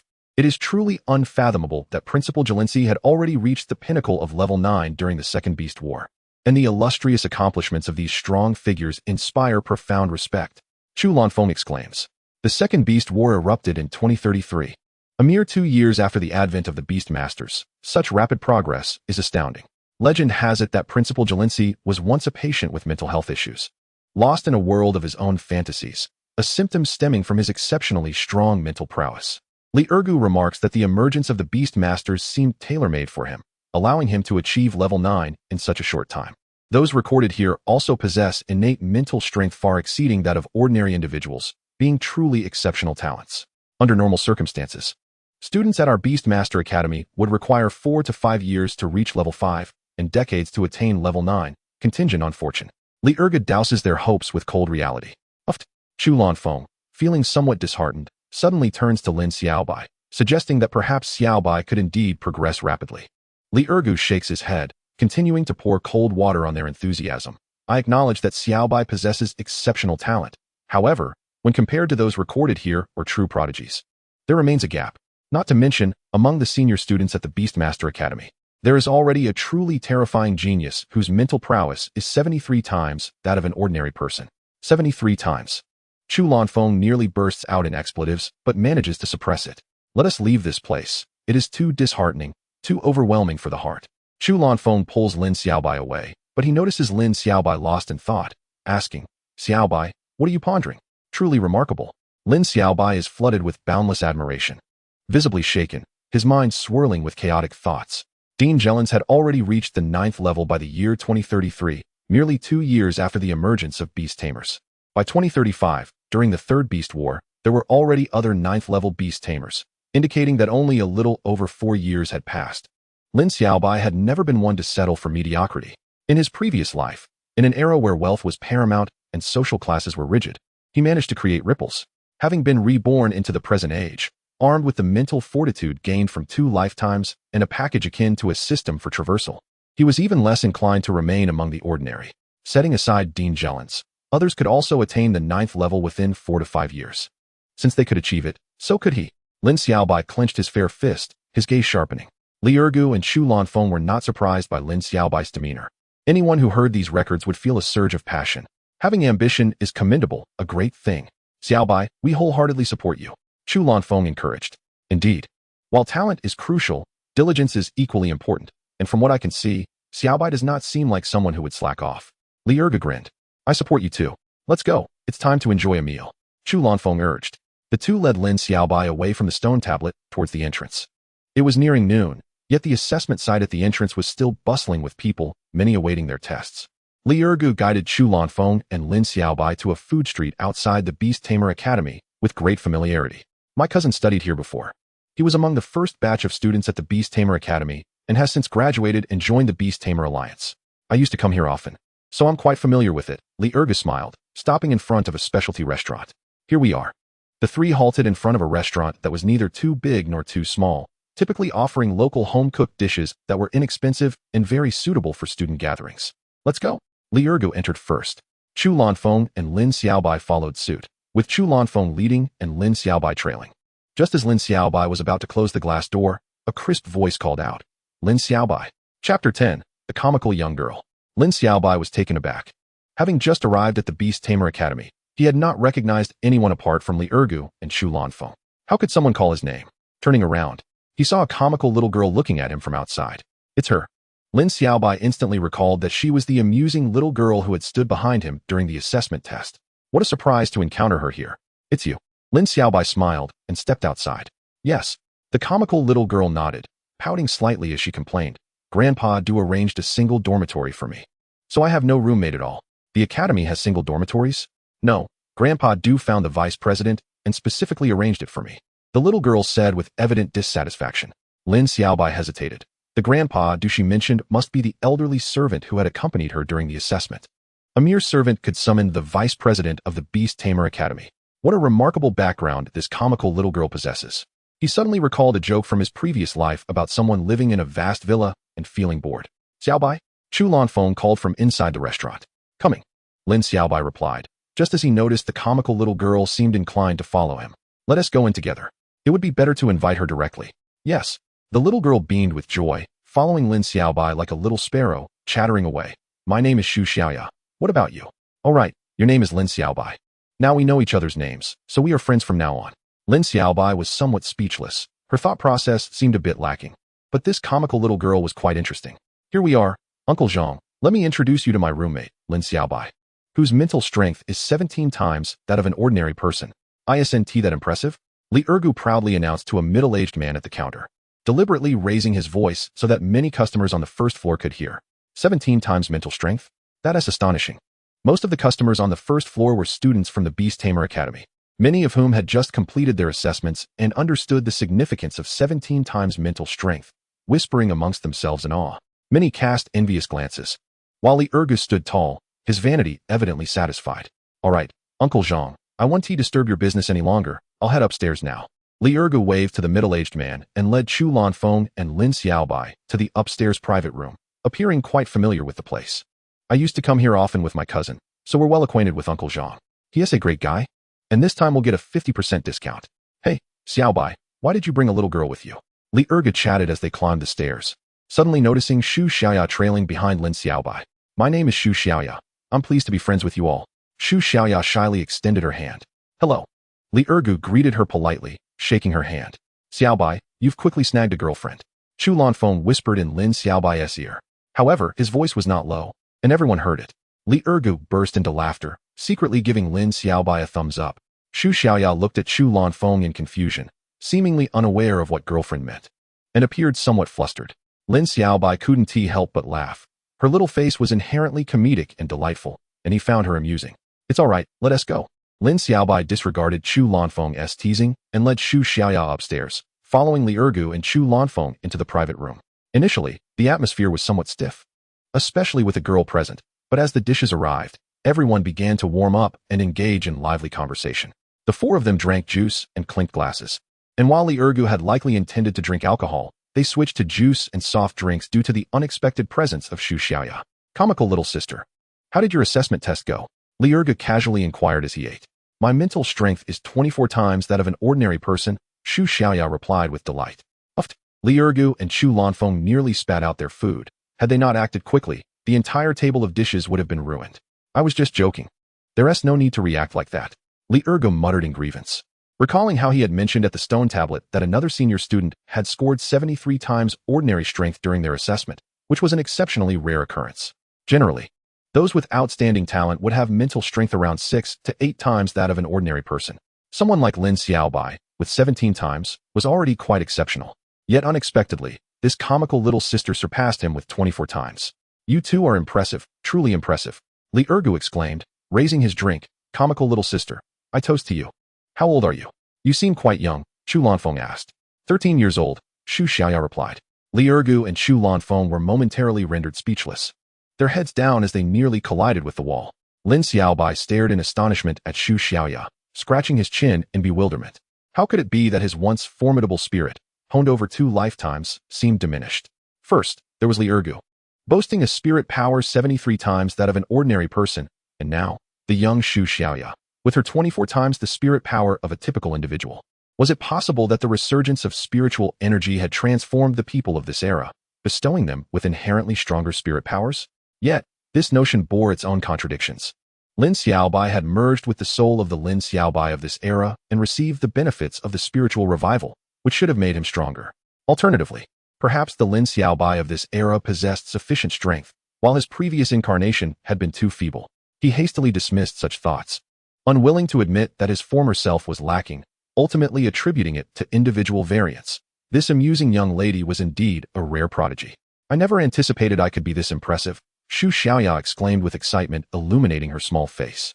Clearing his throat, Li Ergu suggested, let us eat. The expressions of Li Ergu and Chu Lanfeng were far from pleasant. Sharing a table with 2 extraordinary individuals was no easy feat. Friendship lasts forever. Cheers. After more than an hour, Li Ergu shouted hoarsely, clearly having had his fill of fun. They finally concluded their meal. As they left the private room, a male student emerged from the opposite room, casting a fierce glare at Li Ergu before sweeping his gaze over Lin Xiaobai and the others, ultimately departing down the stairs. What a mystery, Li Ergu remarked, somewhat puzzled. Chapter 11. The day classes commence. Lin Xiaobai speculated that Li Ergu's loud voice might have disturbed the adjacent room, a common occurrence during mealtimes. Zhangshu, it's time to settle the bill. The four descended to the first floor to pay the total of 230 yuan. Lin Xiaobai had intended to cover the expenses, but Li Ergu generously insisted on treating them. Lin Xiaobai did not refuse at this juncture. Finances were a significant concern for him, and he mentally noted this favor. The group wandered along the street outside the academy, purchasing essential supplies that were inexpensive and commonly available at the school gate during the back-to-school season. Lin Xiaobai also acquired a thin blanket, as the weather remained quite warm, rendering a thicker quilt unnecessary for now. Lin Xiaobai, do come and visit me. After bidding farewell to the amusing young lady, Lin Xiaobai and the others returned to their dormitory. Classes were set to commence the following day, leaving the afternoon free of obligations. Lin Xiaobai settled onto his freshly arranged bed, peering into his backpack where a small portion of Qingyan seeds and Hongyan rice ears remained. It appeared he would need to procure additional Qingyan seeds and Hongyan rice ears soon. This was the 1 kilogram of Qingyan seeds and 1 kilogram of Hongyan rice ears he had purchased a week prior at the exotic beast market. After 6 days, only a small amount remained. Estimating roughly, 1 kilogram of each would suffice for the small red bird for 10 days. 10 days for 390 yuan. And that was merely for the small red bird, the most basic of exotic beasts. Should it evolve, or if Lin Xiaobai were to tame other exotic beasts, expenses would surely escalate significantly. Raising them is akin to nurturing a child. It all requires funding. Lin Xiaobai mused, now that he had become a beast master. He hoped to find opportunities to earn some money. Fortunately, tuition was waived, saving him 500 yuan, which would alleviate financial strain for a while. Xiaobai, what level is your exotic beast? Li Ergu inquired as he sat at the edge of the bed. Beside him was a nearly 50-centimeter-long patterned centipede, his exotic beast, known for its formidable biting force capable of penetrating several centimeters of steel. Chu Lanfeng's exotic beast was a 3-clawed monkey, not defined by the number of claws, but rather, each claw sported 3 fingers, each tip as sharp as a blade, boasting considerable strength among first-level exotic beasts, even slightly surpassing Li Ergu's patterned centipede. What level? Lin Xiaobai questioned, puzzled, believing all freshmen had first-level exotic beasts. Haha, not at all. Li Ergu chuckled, shaking his head.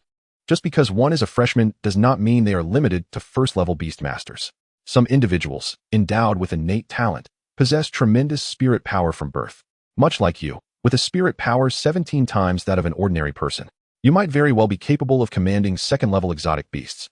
Is that possible? Lin Xiaobai exclaimed in surprise. Feeling somewhat at a loss, he realized he had spent 6 days preparing before his arrival, yet his understanding remained insufficient. Many fundamentals eluded him due to the lack of knowledge regarding beast masters in both his previous and current lives. Lin Xiaobai summoned the small red bird and declared, "My exotic beast is a first-level small red bird." What? Li Ergu and Chu Lanfeng exclaimed in unison, rushing to Lin Xiaobai's bed to see the vividly red small red bird in his hand, their faces reflecting dismay.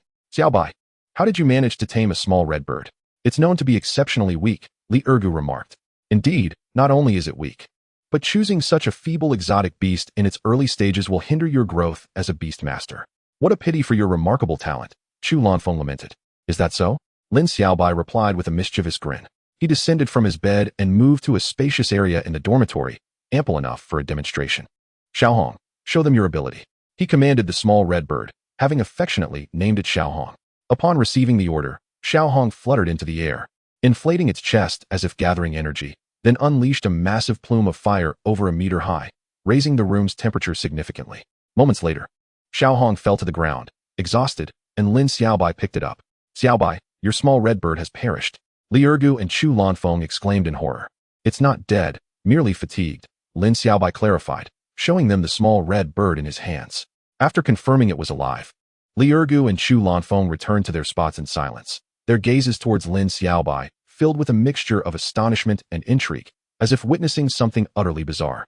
They had never encountered a small red bird capable of producing such a large flame, and to see it succumb to exhaustion after expelling fire was utterly peculiar.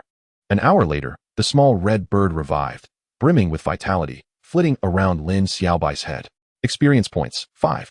The bond between the small red bird and Lin Xiaobai strengthened further.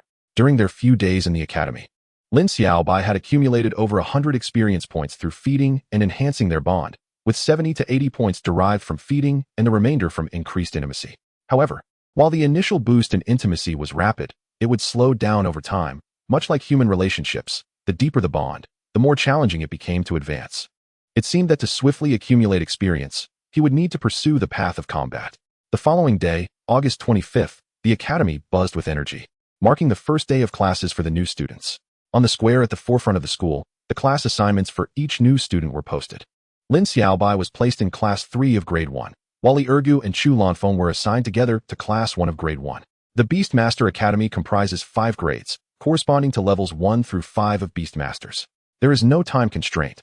As long as the requisite level is reached, one can apply for a grade advancement.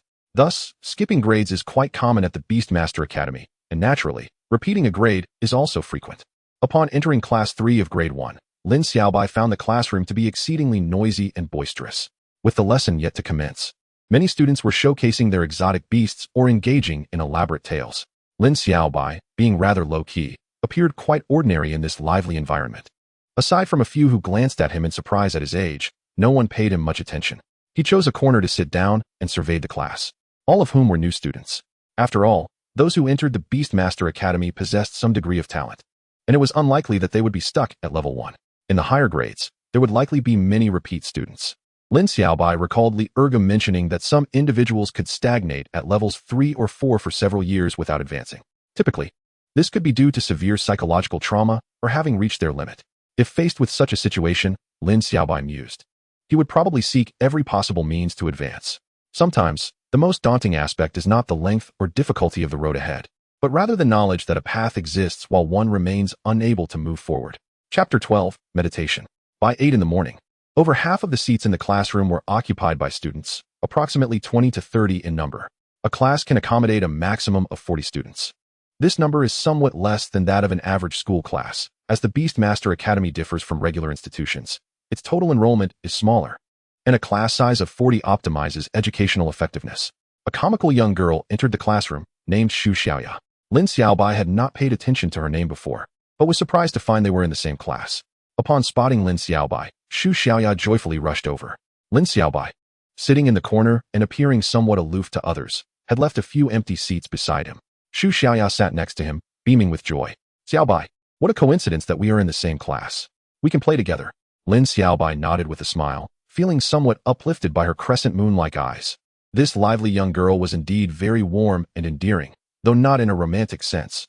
Having lived for so long, Lin Xiaobai was naturally not interested in a 13-year-old. Around 9 in the morning, the class was filled to capacity, and the lesson was about to begin. Hello everyone, announced a gentle young man standing at the podium. I am Li Hanmo, a level 5 Beastmaster, and I am honored to welcome 40 new students to Class 3 of Grade 1. As is customary, let us begin with self-introductions. One by one, the students approached to introduce themselves. Hello, my name is Tu Lei Che, and I come from the Western Mountain View village of Wangnan City. Upon hearing Tu Lei's introduction, Lin Xiaobai felt a surge of surprise. Indeed, there were students from outside the city.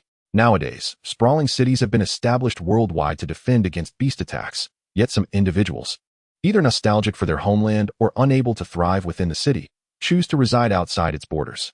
Typically, their homes are situated in safe areas far from the beasts, and they only enter the city when absolutely necessary. Hello, my name is Shu Xiaoya, and I hail from Swan Castle in Wangnan City. The mention of Swan Castle elicited gasps of astonishment from many. It was renowned as a wealthy district, home to affluent magnates. In this era, where exotic beasts roam freely, those who maintain great wealth undoubtedly possess formidable backgrounds. Discussions buzzed around the room. Hello, I am Lin Xiaobai from Kelly District. While the class was still engrossed in discussions about Shu Xiaoya, no one paid attention to Lin Xiaobai's introduction. However, teacher Li Hanmo cast a deep glance at Lin Xiaobai. As the class instructor, he had already familiarized himself with the students prior to the lesson. He recognized 2 exceptionally talented individuals in this cohort.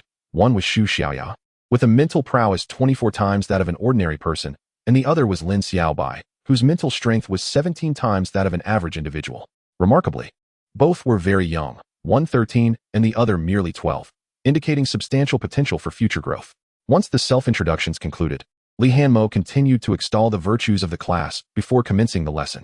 Lin Xiaobai listened intently, as he was quite unfamiliar with the knowledge pertaining to beast masters in this era, fostering a deep thirst for understanding. This age, while not granting humanity the ability to traverse the heavens and the earth, did allow us to harness the power of formidable exotic beasts. If one wished to soar high into the sky, they would need to tame a flying beast, though caution against altitude-induced hypoxia was advised. Li Hanmo's humorous teaching style invigorated the classroom atmosphere.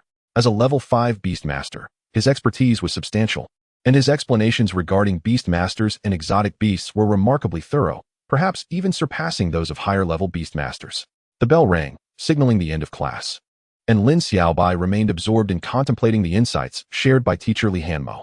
The instructor had touched upon numerous topics, including how to better manipulate exotic beasts in combat, the implications of evolution and advancement for Beastmasters, and much more, all merely skimming the surface, with deeper learning to ensue in the days ahead. Among the topics Lin Xiaobai found most intriguing was meditation, a method for enhancing mental prowess, regarded as a secret technique, only available at the Beastmaster Academy. This was one of the reasons so many aspired to attend the academy. While ordinary Beastmasters might rely solely on communication with exotic beasts for mental enhancement, students of the academy had the additional advantage of meditation as an effective means of mental improvement. The Beastmaster Academy offered only 2 types of courses, theoretical and practical. Meditation could only be learned during practical classes. Lin Xiaobai eagerly anticipated this, but regrettably, the usual schedule comprised 1 theoretical class in the morning and 1 practical class in the afternoon. However, due to the first day of school, there would be no practical class that day, and he would have to wait until the next day. "Hello," a boy approached Xu Xiaoya, his face slightly flushed. "I'm very pleased to be in the same class as you. My name is Zhang Bingyang." The boy nervously handed Xu Xiaoya a small note before hurriedly leaving. "What is going on?" The whimsical girl wore a puzzled expression, glancing at the note in her hand, still unsure of its meaning. "Already a suitor on the first day?" Lin Xiaobai observed with interest as he watched the boy scurry away. Xu Xiaoya possesses remarkable talents and is undeniably adorable, especially with her rich and amusing expressions that endear her to many. On the very first day of school, she attracted admirers. "What is this?" Xu Xiaoya inquired. Her brow furrowed. "It must be a love letter meant for you," Lin Xiaobai responded. "A love letter? What is that?" Xu Xiaoya pondered aloud, uttering something rather shocking. Just open it and see," Lin Xiaobai retorted, feeling exasperated. How cheesy. After only a few seconds of reading, Xu Xiaoya shivered and discarded the letter, then hurried after Lin Xiaobai as he exited the classroom. As they reached the intersection of the boys' dormitory and the girls' dormitory, they parted ways. Lin Xiaobai headed straight back to boys' dormitory 440, where he found Li Ergu and Chu Lanfeng dressed in new clothes, eager to go out. "What are you two up to?" Lin Xiaobai asked, puzzled. "We're going to chat up some pretty girls at the academy," Li Ergu declared, adjusting his hairstyle. "Come along with us, Xiaobai." "No, I want to be joining you," Lin Xiaobai decisively refused. "I'm heading to the back mountain." "The back mountain?" Li Ergu exclaimed, wrapping an arm around Lin Xiaobai's shoulders. "You don't need to be so diligent. It's only the first day of school." Chapter 13, The Shursher Mouse. "Training is much more interesting. You should go have fun and try to charm some girls," Lin Xiaobai replied with a smile, taking a small handful of qingyan seeds and hanyan rice before stepping out. He had no interest in those young girls. A mature and beautiful female teacher would be far more appealing. However, it seems that student-teacher relationships are strictly forbidden at the Beastmaster Academy, even if he could charm a mature and beautiful teacher. His 12-year-old age and physique would prove inadequate. Lin Xiaobai quickened his pace toward the back mountain. The academy was bustling with students, with an estimated 1 to 2,000 across 5 grades. He encountered numerous individuals clad in light blue academy uniforms, many accompanied by formidable beasts. A low growl echoed in the air. Lin Xiaobai turned his gaze and his eyes brightened. A Jifeng wolf. The Jifeng wolf, a level 3 beast, is characterized by its light gray fur, copper head, and iron back, capable of unleashing wind blades and possessing tremendous attack power.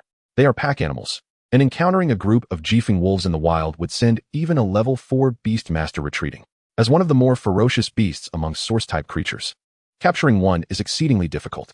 Perched atop the Jifeng wolf was a haughty black-haired youth, surveying his surroundings with evident pride in his possession of such a beast.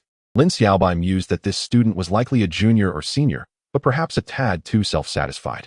After passing through the back gate of the academy, Lin Xiaobai arrived at the back mountain, originally a small hill connected to the outskirts of the dark forest.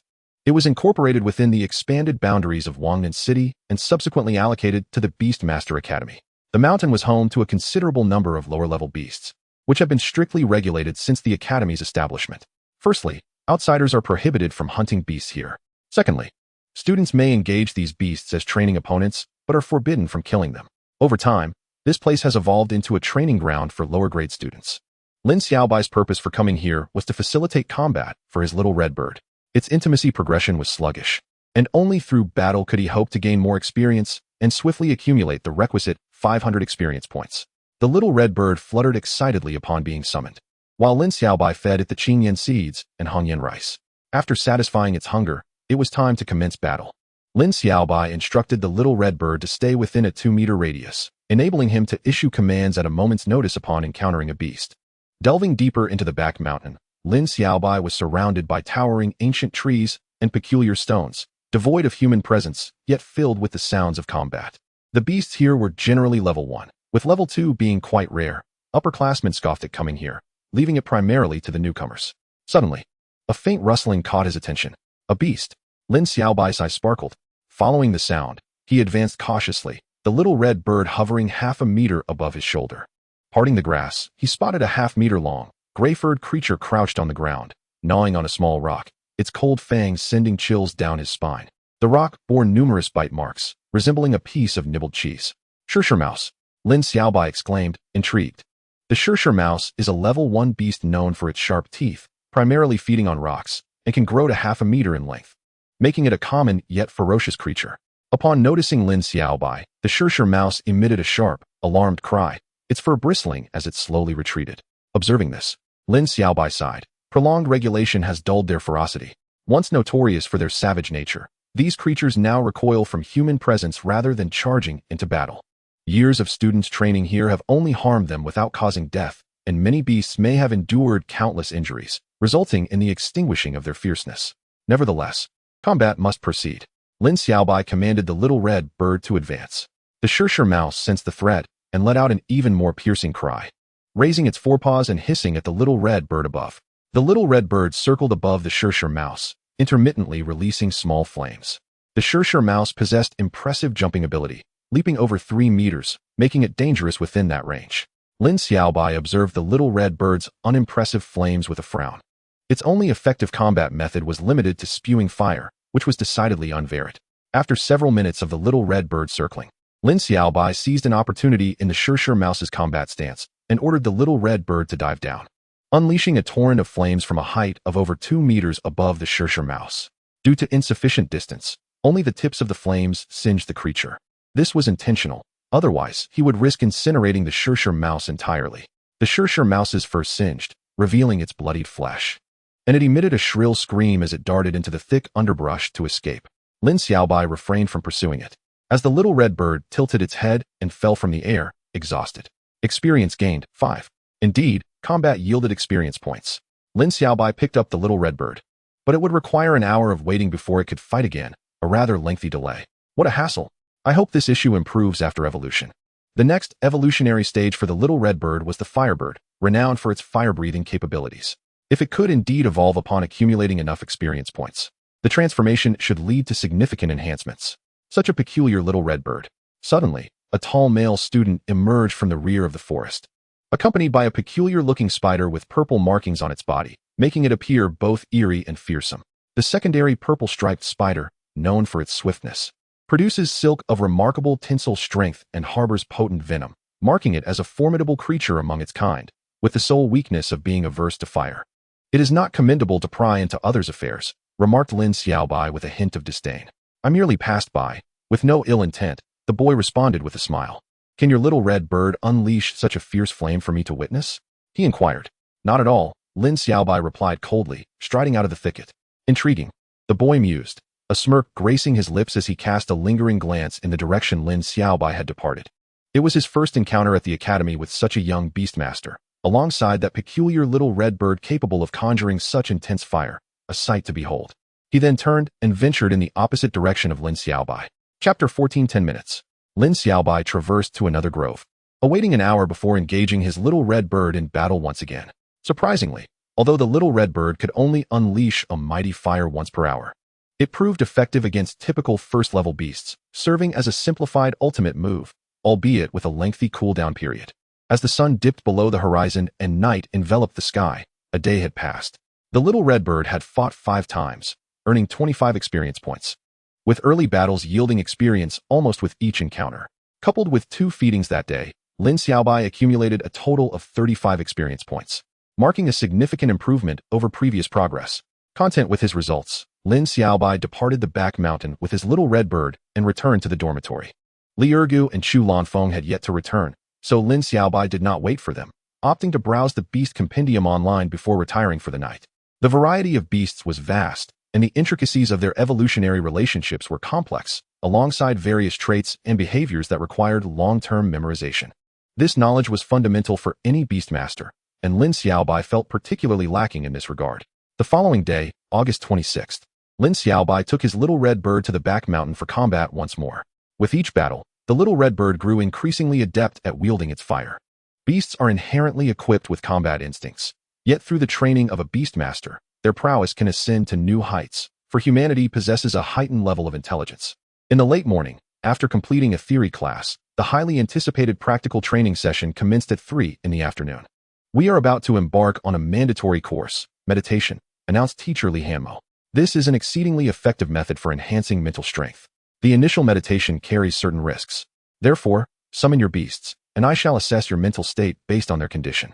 At this moment, all students of Class 1, Year 1, were seated in the expansive training ground behind the school building. This vast training area was bustling with various classes engaged in practical lessons.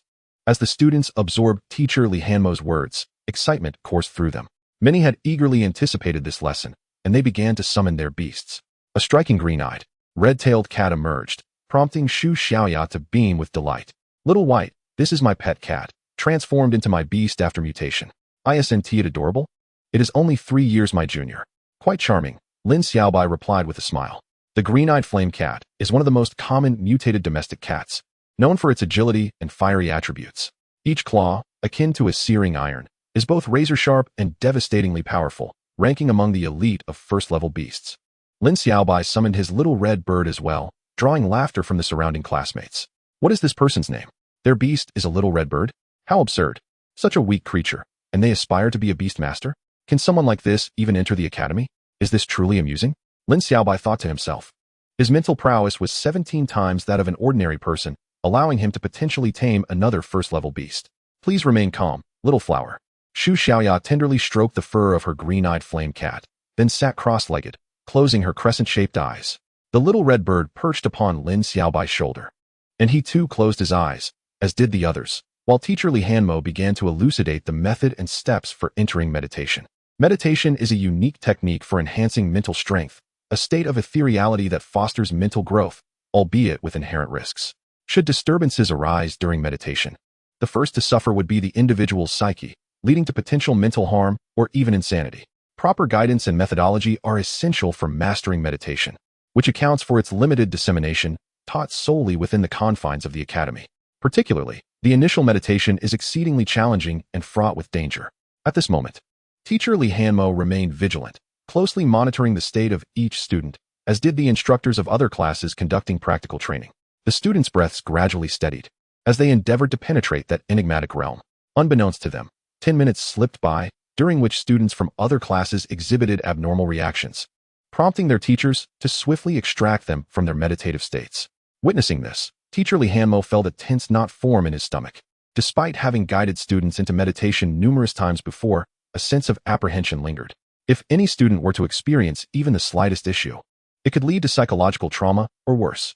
Such an occurrence must be averted at all costs. Fortunately, thus far, none in his class had exhibited any abnormal responses. But caution remained imperative. Typically, the first meditation session requires approximately half an hour, meaning he had another 20 minutes to maintain vigilance, with no room for error. Suddenly, teacher Li Hanmo's expression shifted as he keenly detected an abnormal reaction in one of the students. It was Lin Xiaobai.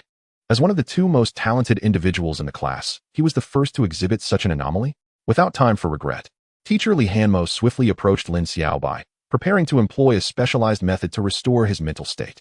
However, upon observing the little red bird perched on Lin Xiaobai's shoulder, he noticed it was in a serene state, its eyes closed, wings neatly folded, with its tail proudly arched, its vivid crimson hue radiant in the sunlight, clearly exhibiting a natural demeanor. The connection between a beast spirit and that of its beastmaster is profound. Should the beastmaster's psyche falter, the beast would invariably respond. Conversely, if the beast remains in good condition, it signifies that the beastmaster is stable. How can this be? Teacher Li Hanmo pondered, refusing to lower his guard. Upon further inspection, he was astonished to find Lin Xiaobai had fully entered a meditative state.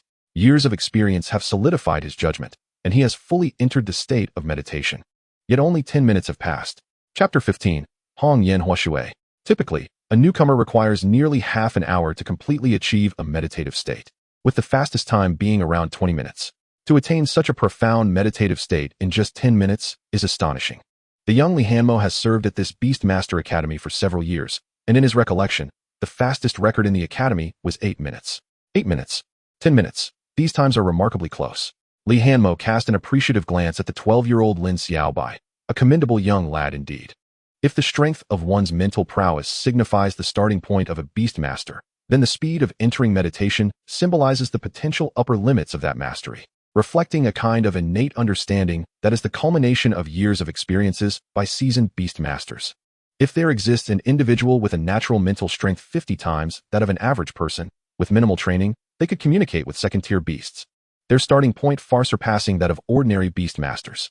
Conversely, an individual with high comprehension will experience rapid mental growth during meditation. Even if their innate mental strength is not exceptional initially, they may still surpass others in due time. This growth potential, coupled with their innate comprehension, opens up infinite possibilities on the path of becoming a beast master. This theoretical perspective is not without merit. As the Academy's assessment of mental strength as a standard is justified, inherent mental prowess indeed represents a certain talent. Generally, those with extraordinary mental faculties achieve notable accomplishments. However, from a teacher's viewpoint, they prefer to nurture students with strong comprehension. In Li Hanmo's eyes, Lin Xiaobai has surpassed Xu Xiaoya, becoming his most valued and admired student. As 18 minutes elapsed, Xu Xiaoya also fully entered the meditative state, greatly satisfying Li Hanmo. Both of his exceptionally talented students demonstrated commendable comprehension, avoiding the pitfall of possessing remarkable innate mental strength coupled with low understanding. When 30 minutes had passed, Li Hanmo awakened everyone. "All right, class. I am pleased to report that none of you exhibited any unusual reactions. Out of the 34 students attempting meditation, 23 have successfully entered the meditative state. Congratulations to you all. Splendid work. Those who did not succeed should not be disheartened. Further opportunities for practice will arise. Now, let us take a brief rest before commencing training related to beast combat." What a marvelous sensation. Lin Xiaobai was still savoring the feeling of having entered meditation completely, akin to returning to the nurturing womb of one's mother, sensing his mental strength growing rapidly, accompanied by an ethereal and profound sensation that was incredibly comfortable and natural. It could replace sleep, he mused, as meditation provides the utmost rest and nourishment for the spirit, while the body remains entirely relaxed. After this brief period of meditation, he felt his mind clearer and his thoughts more lucid than ever, far surpassing the effects of sleep. "Xiaobai, how long did it take you to enter the meditative state?" The playful girl, brimming with excitement, remarked that the speed of entering meditation is quite significant, potentially indicating an important talent that may allow one to excel beyond others in the future. "Oh, I wasn't aware of such notions," Lin Xiaobai replied. "I suppose I wasn't particularly slow. It is challenging to accurately perceive the passage of time while in meditation." He only remembered that after Li Hanmo explained the method and steps to enter meditation, he soon found himself enveloped in that extraordinary sensation. The playful girl glanced around before leaning in closely to whisper in Lin Xiaobai's ear, "I must tell you." Teacher Hanmo said, "I entered quite swiftly." The refreshing breath of Xu Xiaoya tickled Lin Xiaobai's ear, eliciting a slight sensation of itchiness. After speaking, she revealed her pearly white teeth, her eyes curving into crescent moons as she looked at Lin Xiaobai with pure joy. This scene touched Lin Xiaobai's heart. What a delightful young girl. How wonderful it would be to have a daughter like her in the future.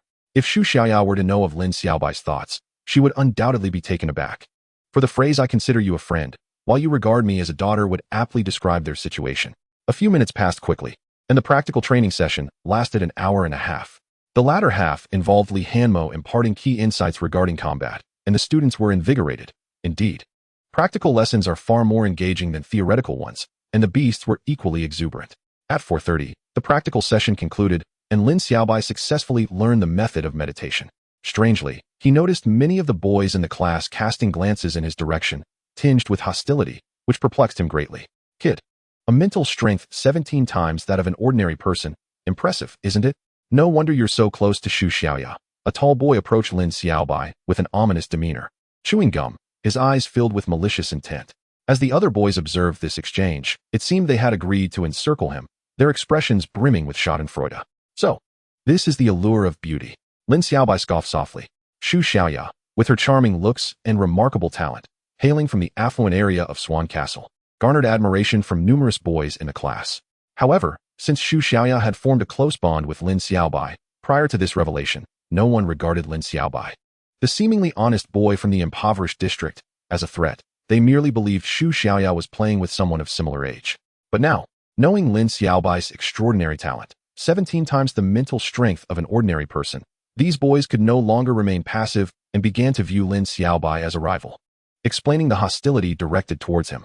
Nevertheless, Lin Xiaobai held no interest in competing for attention with these childish boys. He merely cast a fleeting glance and turned to leave. The tall boy, incensed by Lin Xiaobai's disdain, flushed with anger and shouted, "Trying to leave? Ironback pangolin, attack! A beast?" Lin Xiaobai frowned. This individual was audacious enough to summon a beast to attack him. Beside the tall boy, a beast approximately 60 centimeters long, with a sharp head and long tail. Its back covered in hardened, jet-black scales, let out a shriek and lunged at Lin Xiaobai. This was an ironback pangolin, a first-tier beast of bronze quality. With a maximum level of 3, renowned for its incredible defensive capabilities and sharp claws, a relatively rare find among first-tier beasts. The presence of such a beast indicated that this boy was not to be underestimated. "Humph, a villain," Xu Xiaoya glared at the tall boy, muttering a few words under her breath.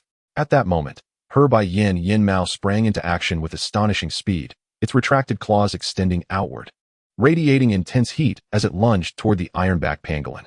A sharp sound echoed as the claws of the Bai Yin Mao struck the hard scales of the ironback pangolin, creating an ear-piercing noise accompanied by sparks. As the two beasts separated and faced each other, the Bai Yin Mao arched its back like a great bow, its fur standing on end, emitting aggressive sounds, while the ironback pangolin continued to roar defiantly. "Xu Xiaoya, what are you doing?" The tall boy, upon seeing Xu Xiaoya's extraordinary beast take action, was instantly filled with indignation. Chapter 16. The Unique Little Red Bird. "Who permitted you to lay hands on Xiaobai?" Xu Xiaoya continuously hummed in protest, her fierce defense evoking envy among the surrounding boys. The emerald-eyed flame cat let out a sharp cry, causing the iron-backed pangolin to retreat instinctively. The crowd was astonished by the prowess of this emerald-eyed flame cat, which could even suppress the iron-backed pangolin, proving to be significantly stronger than the average of its kind. Make way, make way." At that moment, many individuals from the training ground gathered around, and two boys emerged from the throng. "Zhao Zijuan, what do you intend to do?" Li Ergu stood protectively in front of Lin Xiaobai, glaring at the tall boy. "Are you all right, Xiaobai?" Chu Lanfeng approached Lin Xiaobai, enveloping her in a protective embrace. "What are you doing here?" Lin Xiaobai looked at Chu Lanfeng and Li Ergu in surprise. "We came to protect you. Upon seeing you here, we rushed over. Rest assured, with both me and Ergu around, this fellow cannot bully you." Chu Lanfeng held Lin Xiaobai tightly, his eyes radiating a confident sense of duty and fierce protectiveness.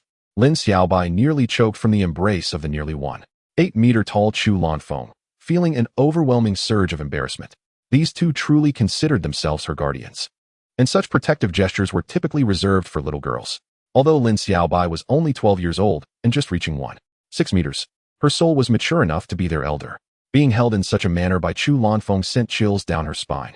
Ahem. Lin Xiaobai wriggled free from Chu Lanfeng's grasp, just as Li Ergu was confronting the tall boy named Zhao Zijuan. "Ergu, what are you here for? Looking for revenge for yesterday?" Zhao Zijuan sneered. "You, Li Ergu, are feeling humiliated, your face flushed with anger." This fellow, Zhao Zijuan, was brazenly arrogant due to his wealth. Having stolen the affections of both Ergu and me yesterday, Chu Lanfeng quietly informed Lin Xiaobai. "Wealthy?" Lin Xiaobai keenly seized upon the key word in Chu Lanfeng's statement, surveying Zhao Zijuan's attire and concluding that he was indeed a privileged young master from an affluent family. Lin Xiaobai chuckled. He was in dire need of money at the moment, and a clever scheme began to formulate in his mind. "Zhao Zijuan, do you not wish to show off before Xu Xiaoya? I offer you an opportunity. Let us engage in a duel using our extraordinary beasts. The loser shall sever all ties with Xu Xiaoya and present the victor with 1,000 yuan. What say you? Do you dare to accept?" Lin Xiaobai's voice suddenly rang out. Upon hearing Lin Xiaobai's words, Xu Xiaoya grew anxious, but Lin Xiaobai halted her. "Ha!" Zhao Zijuan erupted in laughter upon hearing Lin Xiaobai's proposal, laughing uproariously. "You actually wish to pit your little red bird against my iron-backed pangolin?" Laughter erupted from the onlookers. Some remarking, "The little red bird is already a disregarded extraordinary beast, let alone in combat against an iron-backed pangolin. It is utterly unrealistic." Faced with such ridicule, Li Ergu and Chu Lanfeng's expressions darkened.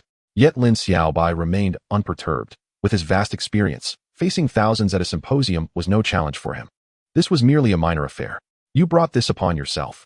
Although winning may cause Xu Xiaoya to resent me, it will ensure you can never associate with her again. I accept this duel. Zhao Zijuan's gaze was dismissive, but for 1,000 yuan to cross your lips, you truly are a product of the impoverished district. If we are to wager, let us wager big, 100,000 yuan. 100,000? This declaration caused an uproar among the crowd. Such a sum was not trivial. Most families spent only a few thousand a year, and 100,000 could easily procure a second-tier extraordinary beast. Few in attendance could casually produce such an amount. Lin Xiaobai chuckled inwardly. As expected, this tactic was effective against this fellow. Very well, let us wager 100,000. Lin Xiaobai agreed.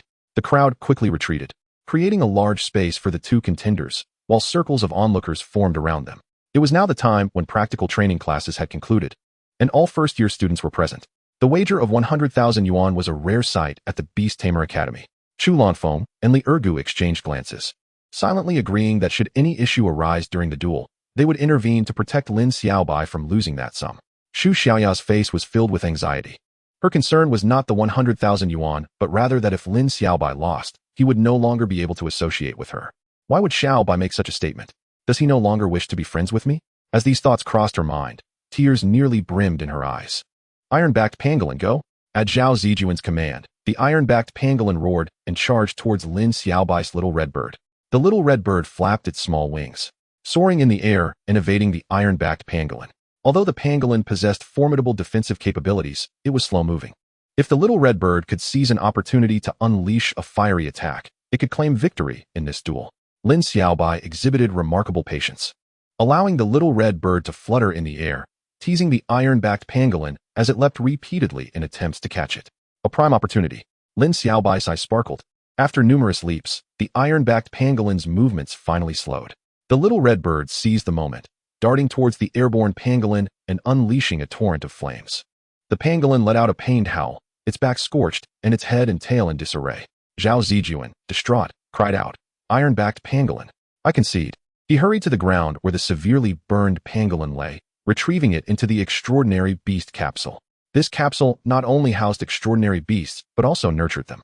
As long as the injuries were not fatal, the beasts would gradually recover once returned to the capsule. Lin Xiaobai caught the exhausted little red bird and, before anyone could notice, returned it to the extraordinary beast capsule. When did the little red bird become so powerful? It can breathe such intense flames? The onlookers were astonished.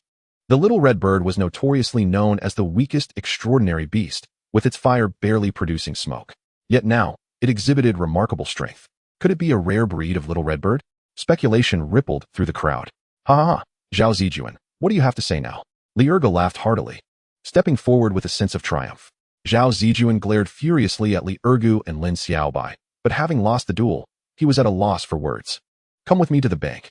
Zhao Zijuan, infuriated, stormed out of the school, followed closely by a throng of onlookers. With such a crowd, he could not attempt any underhanded tactics. At the bank, Zhao Zijuan begrudgingly handed Lin Xiaobai 100,000 yuan before departing in disgrace. Lin Xiaobai's name swiftly spread throughout the first year, with everyone aware of the extraordinary little red bird that could unleash such formidable flames. Chapter 17, Evolution. Firebird. Hee. It truly feels exhilarating to have won 100,000 yuan from that fellow Zhao Zijuan. Chu Lanfeng grinned broadly, revealing his teeth, and continued to laugh. Let him snatch our girls. This guy was quite arrogant during our freshman year. After such a significant loss, let us see if he dares to act so boastfully again. Haha, he never anticipated that the little red bird would be so formidable, capable of roasting an armadillo. Li Ergu laughed heartily. Let us go treat everyone to a grand feast, Lin Xiaobai smiled. At that moment, Lin Xiaobai, Chu Lanfeng, Li Ergu, and Xu Xiaoya gathered at the bank entrance. Great! Xu Xiaoya was the first to leap up, and Li Ergu and Chu Lanfeng were equally overjoyed. I want to feast on seafood. I want the finest Li Shui perch. Winning 100,000 yuan from Zhao Zijuan was an unexpected gain. Lin Xiaobai treated a few friends to an extravagant meal and transferred 20,000 yuan to Lin Jian's account, which should suffice for him to indulge in drinking for a while. Together with his original funds, he likely had around 80,000 yuan remaining. Such a sum was quite ample, sufficient for a first-tier beastmaster to sustain themselves for some time, especially while attending classes at school, where such wealth was hardly necessary. Following this incident, Lin Xiaobai was no longer overlooked in class as he had been previously. Many eyes frequently turned towards him, albeit with a respectful distance. After all, having defeated Zhao Zijuan's ironback armadillo made him a force to be reckoned with among his peers. Additionally, there were other ramifications. The number of suitors for Xu Xiaoya dwindled, as they all assumed that she and Lin Xiaobai were a couple. Lin Xiaobai's prowess deterred many, which delighted Xu Xiaoya, as she no longer received perplexing notes from admirers. Thus, the sun rose and set, and in the blink of an eye, half a month had passed. During this time, Lin Xiaobai's life was fulfilling. He meditated at night. And during the day, aside from attending classes, he spent time on the back mountain, allowing the little red bird to engage in battle repeatedly. In the hour of waiting, Lin Xiaobai also meditated. At this moment, he sat cross-legged on a slab of blue stone, eyes closed, in a state of serene tranquility. With a meandering stream before him and the back mountain behind him, a picturesque scene indeed. Taking a deep breath, Lin Xiaobai opened his eyes. After numerous sessions of meditation, he could roughly perceive the passage of time. It had been about an hour. He felt a clarity in his mind, even sensing the subtle sounds of insects crawling several meters away. This heightened perception was a product of his formidable mental prowess, though it was only fleeting, occurring just after meditation. If such perception were to persist at all times, one could only wonder how immensely powerful one's mental strength would need to be. With my current mental capacity, I should be able to tame 2 more first-tier exotic beasts, Lin Xiaobai mused aloud. He already possessed mental strength 17 times greater than that of an ordinary person, and aside from the little red bird, he could certainly tame another first-tier exotic beast. After half a month of diligent meditation, it was not surprising that his mental capacity had increased to the point where he could tame an additional 2 first-tier beasts. Moreover, due to his exceptional talent, the effects of his meditation were remarkable, and the enhancement in his mental prowess over the past 2 weeks was quite substantial. More importantly, Lin Xiaobai was nearly obsessive, spending nearly 20 hours a day in a meditative state. This dedication earned him the nickname Meditation Maniac from Li Ergu and Chu Lanfeng. Chirp. An hour ago, the exhausted little red bird gradually awoke. As usual, Lin Xiaobai prepared to take the little red bird out for another battle against an exotic beast. Suddenly, a message appeared in his mind indicating an experience point increase of 5. This was the last experience point increment, derived from an increase in intimacy. It's time to evolve. Lin Xiaobai felt a surge of excitement. He had long awaited this moment. With 500 experience points gathered, would evolution truly occur? The little red bird, having just recovered from exhaustion, stood unsteadily on the blue stone. Its body began to emit a brilliant light, enveloping it in a fiery aura, so radiant that Lin Xiaobai instinctively shielded his eyes. It was indeed time for evolution. The next stage for the little red bird was the firebird, which was far from the humble little red bird. The firebird was an exceptional exotic beast, ranging in quality from bronze to silver, capable of unleashing searing flames, placing it among the elite of exotic beasts. The fiery aura grew increasingly dazzling, maintaining its brilliance for several minutes before finally receding, revealing the form of a firebird, resplendent in red, approximately the size of a goose. Its body, bathed in crimson, was reminiscent of blood, and its proud head gazed imperiously downward, with captivating red eyes. A plume of flames danced behind it, exuding a formidable presence. Name, Firebird. Level, First Tier. Ability, Scorching Flames. Quality, Silver. Level cap, 5. Can evolve into Blazing Peacock. Evolution requirements. Feed Desert Fire Dragon Fruit, Fire Essence Dew, Spirit Wheat. Evolution needs, 1000 experience points. Current experience points, 0. Note, experience points can be gained through feeding, increasing intimacy, and battling alongside the exotic beast. The firebird let out a couple of sharp cries, its piercing voice resonating like the sound of metal shattering stone, echoing far and wide. Even its call carried immense strength, proving it to be an extraordinarily exceptional exotic beast. Thud, thud, thud. The firebird flew to Lin Xiaobai's head and pecked at him a few times, leaving him momentarily dazed. Huh, are you hungry? Oh right. Lin Xiaobai snapped back to reality. Having been so caught up in his excitement that he had neglected the firebird's intent, it was indeed calling out because it was hungry. Lin Xiaobai opened his backpack and retrieved the Desert Fire Dragon Fruit, Fire Essence Dew, and Spirit Wheat. Having anticipated the impending fullness of experience points, Lin Xiaobai had gone out to purchase the Desert Fire Dragon Fruit and Fire Essence Dew in advance, carrying them with him, which underscored his eagerness for the little red bird's evolution. These 2 exotic beast foods were quite pricey. A single Desert Fire Dragon Fruit cost nearly 100 yuan, while Fire Essence Dew was even more expensive at over 100 yuan for a small bottle, containing only 20 to 30 milliliters. Unlike Qingyan seeds and Hanyan rice, which could last several days, the firebird required a dragon fruit and a small bottle of Fire Essence Dew for each meal. totaling over 200 yuan per feeding, nearly matching the cost of sustenance for the little red bird for many days. Were it not for the 100,000 yuan won from Zhao Zijuan, merely feeding the firebird would have posed a significant challenge. After a while, the firebird was satisfied and flapped its wings to perch on Lin Xiaobai's shoulder. It hesitated for a moment, and Lin Xiaobai chuckled. "It seems you can't stand on my shoulder anymore." Previously, the little red bird was small enough to perch comfortably on Lin Xiaobai's shoulder, but now the firebird was the size of an adult goose. Attempting to balance on Lin Xiaobai's shoulder would be quite a challenge. The firebird appeared to contemplate this, circling around Lin Xiaobai's head, before finally landing atop it with a soft thud, gripping his hair tightly with its claws, standing upright, and gazing forward with its sharp eyes. Chapter 18. Father will definitely return safely. The firebird perched on Lin Xiaobai's head, resembling a magnificent rooster, far more splendid than any ordinary rooster. Its sleek body, adorned in vibrant red, was not only beautiful, but also comically amusing in its appearance. Lin Xiaobai grasped the fiery bird's leg and lifted it down. "Xiaohong, from now on, you shall be known as Dahong. Come, unleash your flames and showcase your prowess." The fiery bird's attack method, the burning flames, is a renowned fire assault, rarely withstood by beasts of the same tier.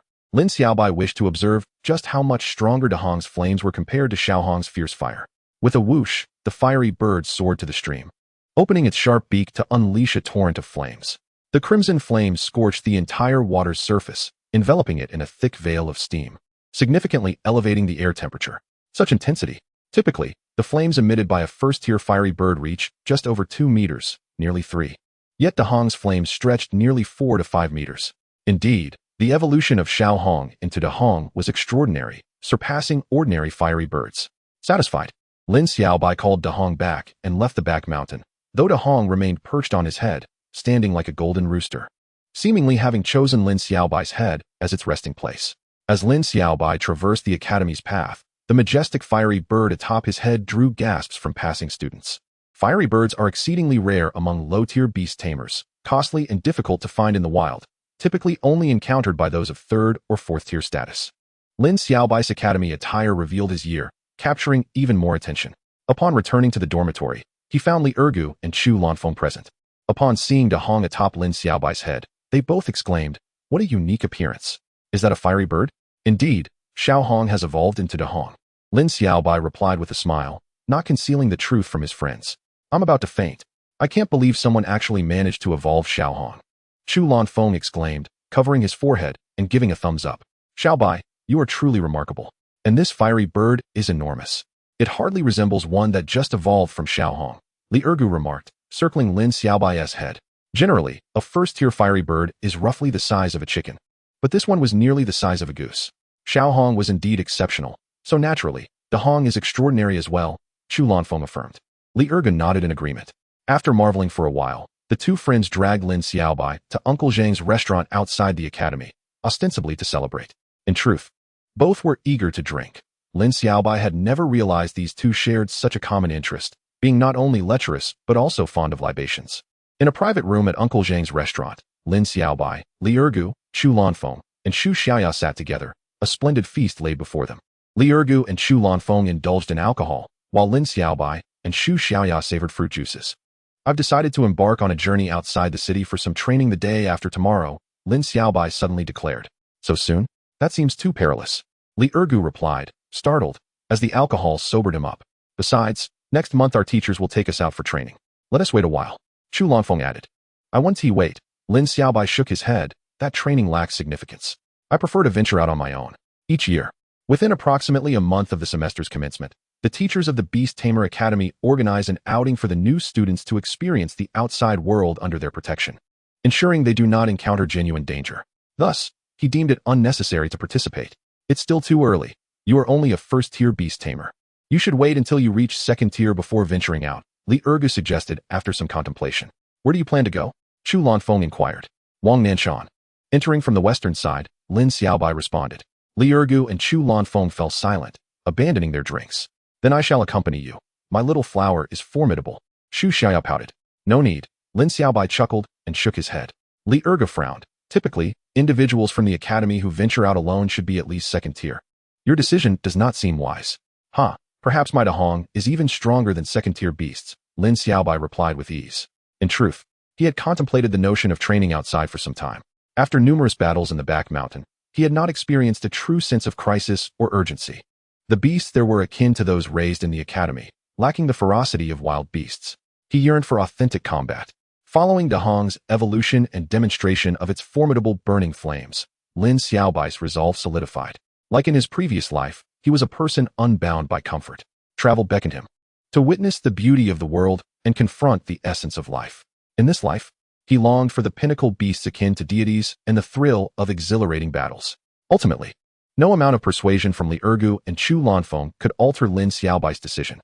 Listening to their animated debate, the little girl grew anxious and nearly cried. "Don't cry, dear. Father will return safely." Lin Xiaobai affectionately stroked Xu Xiaoya's head. "Father?" The atmosphere instantly froze, and Xu Xiaoya ceased her tears, staring wide-eyed at Lin Xiaobai, mirroring Li Ergu and Chu Lanfeng's expressions. "Ahem, just a slip of the tongue. Let us settle the bill. This meal is on me." "It's time to go." Lin Xiaobai coughed awkwardly as he rose to exit the room, feeling embarrassed at having let slip his heartfelt words. The following day, when Lin Xiaobai approached teacher Li Hanmo to request permission for his training outside the city, he encountered considerable resistance. Li Hanmo vehemently opposed allowing Lin Xiaobai to venture out alone as a first-tier beast tamer. He presented countless reasons for the dangers involved, yet ultimately, he could not withstand Lin Xiaobai's determination. After Lin Xiaobai made numerous assurances, such as avoiding perilous situations and not overestimating himself, Li Hanmo reluctantly consented to Lin Xiaobai's request. Subsequently, Lin Xiaobai began preparations for this venture, first visiting the beast market. He anticipated encountering some formidable beasts on his journey, necessitating beast capture capsules. Due to limited funds, he purchased only 5, costing 25,000 coins, and then bought ample provisions for Dahong to ensure it would not starve along the way. Previously, Lin Xiaobai had around 40,000 coins remaining from the winnings he garnered from Zhao Zijuan. With 40,000 coins at his disposal, Lin Xiaobai pondered how best to convert his existing wealth into tangible strength or benefits. Just then, from a shop in the beast market, an advertisement blared. Newly arrived skill cards, poison attack, bloodthirsty bite, ice arrow penetration, and other rare skill cards await your selection. Discounts on old cards. Chapter 19. Purchasing skill cards. Skill cards? Lin Xiaobai's eyes lit up. Skill cards are items that drop from defeating ferocious beasts and can only be obtained from third-tier or higher ferocious creatures, significantly aiding in enhancing a beast's power. Previously, Dahong was merely a Xiaohong, small in stature and unable to sustain a powerful fire. Thus, Lin Xiaobai had not considered acquiring skill cards for it. Now that it had evolved into a fiery bird, skill cards presented an excellent means of augmenting its strength. Lin Xiaobai decisively entered the shop, where 2 sales assistants and a plump middle-aged owner awaited him. The jovial owner approached with enthusiasm, inquiring, "Young friend, what type of skill card are you interested in? We offer a variety including avian, beast, insect, wind, and fire types." "Young friend?" Lin Xiaobai smirked, producing a beast capsule to release a firebird. The firebird screeched, soaring above Lin Xiaobai's head, then defiantly spouted flames at the owner, causing him to retreat in alarm. Firebird. As the proprietor of a skill card shop, he recognized the creature immediately and quickly altered his tone. "Esteemed Beastmaster, what skill card would you like to purchase?" Lin Xiaobai felt a surge of frustration. He wished to transform this stout man into a slimmer version. Being a mature soul inhabiting the body of a 12-year-old brought not only the joy of youth, but also its accompanying troubles. Lin Xiaobai's sole desire was to grow up quickly. Under the watchful eye of the cheerful owner, Lin Xiaobai began to peruse the skill cards. These cards were categorized by levels, albeit somewhat differently from the quality tiers of the beasts. The beasts were classified into 8 quality levels: black iron, brass, silver, gold. Black gold, heritage, epic, and legendary. In contrast, skill cards were divided into 5 levels: common, rare, heritage, epic, and legendary. In the beast market, skill cards were primarily available in only 2 grades, common and rare, as those above rare were exceedingly scarce and quickly snapped up by eager buyers. Among common and rare skill cards, there was no significant distinction regarding the learning of specific skills by beasts. For instance, if a red-eyed bull dropped a furious charge skill card, even a steel beast, which bore no relation to the bull, could learn it. This was because both shared a particular characteristic or attack method. Consequently, selecting skill cards depended on the unique traits and attack styles of one's own beasts. For example, the firebird, capable of unleashing flames and possessing sharp talons and a beak, would be suited to choose skill cards associated with fire, claw, and beak attacks.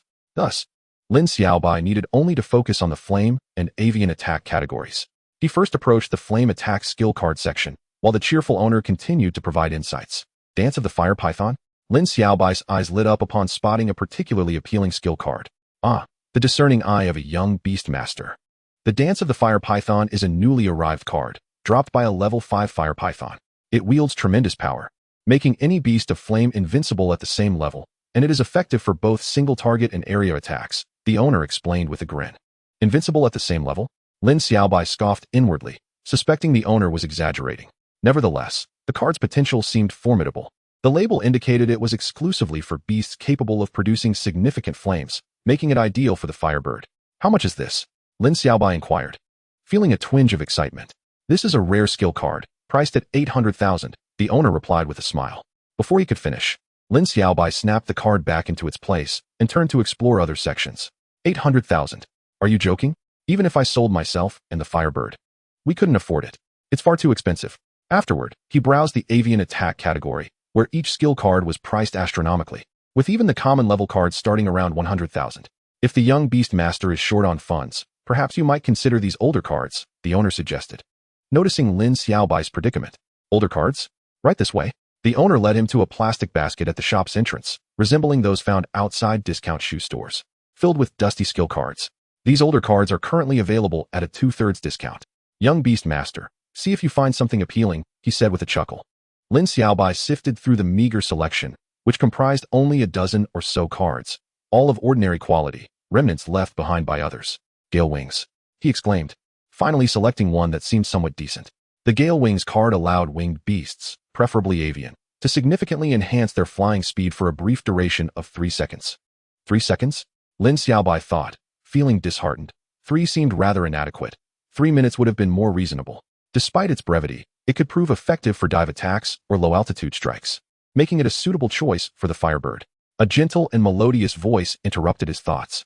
Lin Xiaobai turned to find one of the sales assistants. A charming young girl of about 10, with a delightful figure and sweet features, having appeared beside him. Quite nice, he remarked, his gaze lingering on her form as he nodded appreciatively. Esteemed Beastmaster, are you considering purchasing the Gale Wings skill card? She inquired. How much is this? Lin Xiaobai asked while holding the Gale Wings card. These older cards are priced at 20,000 each, the girl replied with a smile. After a moment's contemplation, Lin Xiaobai made up his mind.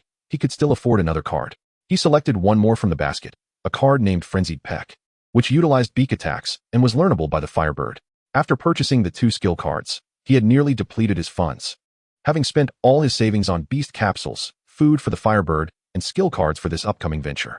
With everything prepared, the following day, as the sun rose, Lin Xiaobai embarked on his journey. Behind him, Li Ergu, Chu Lanfeng, and Xu Xiaoya watched him depart from the academy's entrance. Be careful on the road, Xiaobai? Xu Xiaoya shouted tearfully. Don't worry, I'll be back before you know it. Lin Xiaobai called back, waving his hand without looking back. As the passing traffic separated him from Xu Xiaoya, Li Ergu, and Chu Lanfeng, he boarded a bus heading toward the outskirts of the city. Chapter 20. Entering Wangnan Mountain. On September 13th, outside Wangnan City, the weather was clear. Lin Xiaobai arrived at the edge of Wangnan City and headed westward. Geographically, Wangnan Mountain lay directly south of Wangnan City, with a road leading south from the city straight to the mountain. This route had been established over time by many who ventured to hunt beasts in Wangnan Mountain. However, Lin Xiaobai intended to enter the mountain from the western side. Most people entered from the southern route, which had significantly reduced its danger over time. For instance, during Lin Xiaobai's previous venture with Lin Jian and others, they encountered only a few first-level beasts along the way. Lin Xiaobai arrived with the intention of honing his skills. Encountering only a few first-tier beast masters was hardly satisfactory. To the west of Wangnan City lies the Silver Moon Valley, a haven teeming with exotic beasts, predominantly below the 3rd tier, ideal for novice beast masters to embark on their training. However, the journey traverses a vast wasteland devoid of established paths, necessitating a trek on foot. Lin Xiaobai set off in the morning and, after walking until mid-afternoon, finally caught sight of the towering ancient trees and lush vegetation of Wangnan Mountain in the distance. With renewed vigor, after 20 minutes, a boy of around 12 or 13 appeared at the western edge of Wangnan Mountain, burdened by a backpack nearly a meter tall. This backpack was specifically prepared by Lin Xiaobai to carry the skins and body parts of the exotic beasts he would hunt in the mountains. Although training was the primary aim, earning money was equally important. Being a beast master is an insatiable money pit. The 100,000 yuan he had won from Zhao Zijuan had vanished in the blink of an eye, illustrating the immense financial drain. Thus, another purpose of this expedition was to hunt some exotic beasts to earn a bit of money, a few hundred meters away. Four young individuals also aimed to enter Wangnan Mountain. Among them, the only woman caught sight of Lin Xiaobai from afar and, with a delicate tone, pointed him out to the man beside her. Changge, look. Such a young age. The man, known as Changge, expressed surprise. What an unsuspecting little brat. I should have a bit of fun with him before sending him back, remarked a blonde-haired youth dismissively as he prepared to approach. Xiaolong, come back, Changge admonished, casting a casual glance at the top of the boy's head. A firebird? The blonde youth squinted and then, filled with jealousy, cursed. I wonder which rich kid has sneaked out. He'll probably meet his end in Wangnan Mountain. Better to avoid trouble. We're not in the city. Let us head into the mountain, Changge said, wrapping his arm around the woman and joining the two other men as they ventured into Wangnan Mountain. Lin Xiaobai noticed them and felt slightly astonished. It was not uncommon for young beastmasters to come here for training. But bringing along such a delicate woman in this scenario was akin to carrying a burden. He shook his head inwardly, realizing that if those four encountered any peril, it would likely be due to this woman, though it was of no concern to him. Lin Xiaobai meditated for a moment to regain some stamina before plunging into Wangnan Mountain. Wangnan Mountain, a moderately sized range, was filled with countless mutated, towering trees and rampant weeds. Vines twisted everywhere, and dried leaves crunched underfoot, creating a rustling sound. The firebird, upon entering, seemed to return to nature, flitting through the trees. Its vibrant red figure a striking contrast against the sea of green. Dahong, come back, Lin Xiaobai called, recalling his companion. With such dense vines and weeds, it would be challenging to spot any hidden exotic beasts, and vigilance was paramount, he pondered. During the past half-month at the academy, he had acquired substantial knowledge, such as the art of camouflage employed by exotic beasts. In his previous life, a chameleon that blended into its surroundings was deemed a master of disguise. However, in this era, the camouflage of exotic beasts far surpassed that of unaltered animals. For instance, the Qing Shi, a common exotic beast, was virtually invisible amidst weeds and rocky terrain, perfectly blending in with its surroundings. Even at a distance of half a meter, it would be challenging to discern the danger posed by a Qing Shi. Fortunately, this creature was merely a first-tier beast. Otherwise, humans would pay a dire price to tread upon the wilderness of these endless mountains. Suddenly, Dahong chirped from above Lin Xiaobai's head. Is there an exotic beast? Though Lin Xiaobai could not communicate verbally with Dahong, he could sense its meaning. Following Dahong cautiously, he soon spotted a stout, completely black Haichi wild boar leisurely foraging among the grass a few meters ahead. The Haichi wild boar, a fierce first-tier exotic beast, possessed two formidable tusks and, while generally timid, could become incredibly aggressive when provoked. Information about the creature flashed in Lin Xiaobai's mind. Just right for dinner, he licked his lips. Given that he had entered the mountains late in the day and night was approaching, this Haichi wild boar was the perfect meal. Dahong, swift winds. With a command, Dahong dove swiftly, like a bolt of lightning, startling the Haichi wild boar into a panicked retreat. Dahong pursued it, unleashing scorching flames. The Haichi wild boar squealed in terror before becoming enraged, revealing its sharp tusks to attack Dahong. Yet, it succumbed within seconds to the overwhelming heat of the flames, collapsing heavily to the ground. Firebirds are already among the superior exotic beasts, and Dahong, having evolved from a unique little red bird, was even more formidable than the average firebird, rendering the hunt for a Haichi wild boar effortless.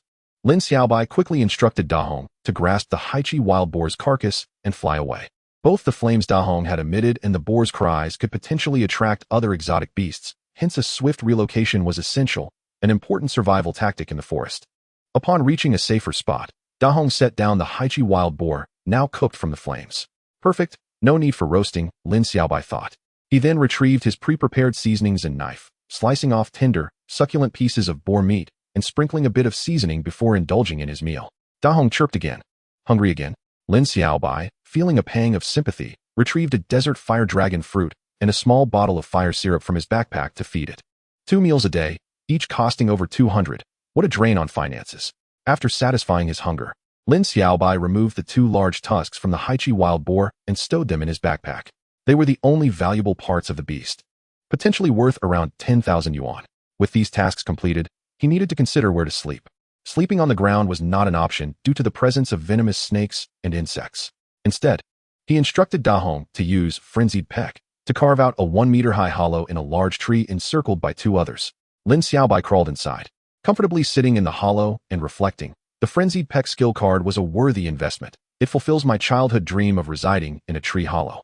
Beside him, Da Hong lay exhausted on the ground, panting heavily. As night deepened, Lin Xiaobai meditated, while Da Hong nestled beside him, emitting soft snores. The night breeze grew cooler, rustling the grass on the forest floor, flowing into the hollow and swirling about, ensuring a continuous supply of fresh air. In the dead of night, enveloped in darkness, the sound of rustling bodies and grass scraping echoed. 3 powerful, muscular Huiyin wolves, their fur a glossy gray, stealthily prowled through the woods. Their luminous gray eyes alert to their surroundings, while their strong limbs tread quietly along the path, their pale teeth glinting ominously in the moonlight. In a state of meditation, Lin Xiaobai suddenly opened his eyes, and at that very moment, Da Hong awoke from its slumber. The two, one human and one bird, peered out of the tree hollow towards the south, where a tangled thicket of thorns stirred slightly, accompanied by faint sounds. An exotic beast. A jolt of alarm surged through Lin Xiaobai's heart as he stealthily emerged from the tree hollow, climbing higher up the trunk. There, 30 meters away in the thicket, 3 gray rock wolves, with their eyes gleaming ominously, advanced quietly, their trajectory aimed directly at Lin Xiaobai. Gray rock wolves are predominantly first-tier exotic beasts, with the most exceptional among them reaching second tier. Their tough fur can withstand severe damage, and their fangs are capable of shattering steel. Swift in movement, they represent the initial form of the Tempest Wolf. Although their quality is merely bronze, they rank among the elite in the realm of first-tier beasts. Da Hong, we cannot use the blazing flames this time, Lin Xiaobai whispered to Da Hong. The fur of the gray rock wolf is immensely valuable, fetching prices between 20 to 30,000. It must not be singed by Da Hong's flames. With a chirp, Da Hong nodded in agreement. Go forth. Utilize the gale wings and frenzied peck, Lin Xiaobai commanded. Da Hong, filled with enthusiasm, soared into the air, while the 3 gray rock wolves continued their silent approach. The sound of their movements barely perceptible. In a flash, Da Hong darted towards one of the gray rock wolves, launching a frenzied peck aimed at its skull. Da Hong's beak, incredibly hard and particularly lethal when employing the frenzied peck skill, struck the wolf's head, creating a gaping wound that did not, however, result in an instant kill. After the strike, Da Hong swiftly retreated, hovering in midair. The other 2 gray rock wolves immediately distanced themselves, lowering their heads and glaring at Da Hong with bared, chilling fangs that sent shivers down one's spine, particularly the wolf that had been attacked. Its forehead, now adorned with a conspicuous wound, continued to bleed, revealing its flesh and brain matter, yet it remained undeterred, fixating its fierce gaze upon Da Hong. Indeed, it is no wonder these are the initial forms of the Tempest Wolf, with iron heads and steel backs, capable of surviving a single strike. Lin Xiaobai marveled. Da Hong eyed the 3 gray rock wolves, tempted to incinerate them all, yet remembering Lin Xiaobai's command, refrained from doing so. A low growl emanated from the trio of gray rock wolves. They surged forward at full speed, scaling the nearby robust tree trunk, and leapt from it, jaws agape, aiming to bite Da Hong in midair. Da Hong, swift as lightning, adeptly evaded the attacks of 2 wolves and landed a claw on the head of the 3rd gray rock wolf, propelling it downward at great speed, scraping against the sharp branches and thorny vines, before crashing to the ground with a resounding thud. The sound of bones cracking echoed. That gray rock wolf, as if unaffected, scrambled back to its feet, growling ominously, its ferocity intensified. These creatures are even more brutal than the average ferocious beast. It's no wonder their kind is scarce. Lin Xiaobai's eyes widened in disbelief. The gray rock wolves launched another assault, yet Da Hong was swifter, letting out a long cry as it dove downwards, activating the gale wings. Although it lasted only a brief 3 seconds, it afforded Da Hong remarkable speed. The frenzied peck skill was employed once more against the previously wounded gray rock wolf, this time cleaving its skull open, ensuring it was utterly defeated. With 1 gray rock wolf down, the remaining 2 showed no signs of retreat. Rather, their aggression was heightened. After a fierce battle lasting 2 to 3 minutes, Da Hong successfully dispatched the other 2 wolves. The wolves, with their tough copper heads and iron backs, were formidable foes. Had Da Hong been able to attack their undersides from the sky, the resolution would have been swifter. Descending from the tree, Lin Xiaobai cast an appreciative glance at Da Hong, who stood proudly, its spirit unyielding. Lin Xiaobai retrieved the prepared skinning knife to strip the gray rock wolves of their valuable pelts, but before he could act, his expression shifted drastically. Oh no! The deep growls of gray rock wolves echoed ominously, reverberating from all directions. Lin Xiaobai glanced into the distance, where pairs of glowing gray eyes began to emerge, accompanied by the sounds of rushing footsteps as they swiftly approached. A pack of gray rock wolves. Panic tightened Lin Xiaobai's chest, while Da Hong, previously brimming with pride, instinctively fluffed its feathers, alert to the encroaching danger. We must flee. There is no shame in retreating under such circumstances. However, with gray rock wolves surrounding them, where could they escape? How could they evade?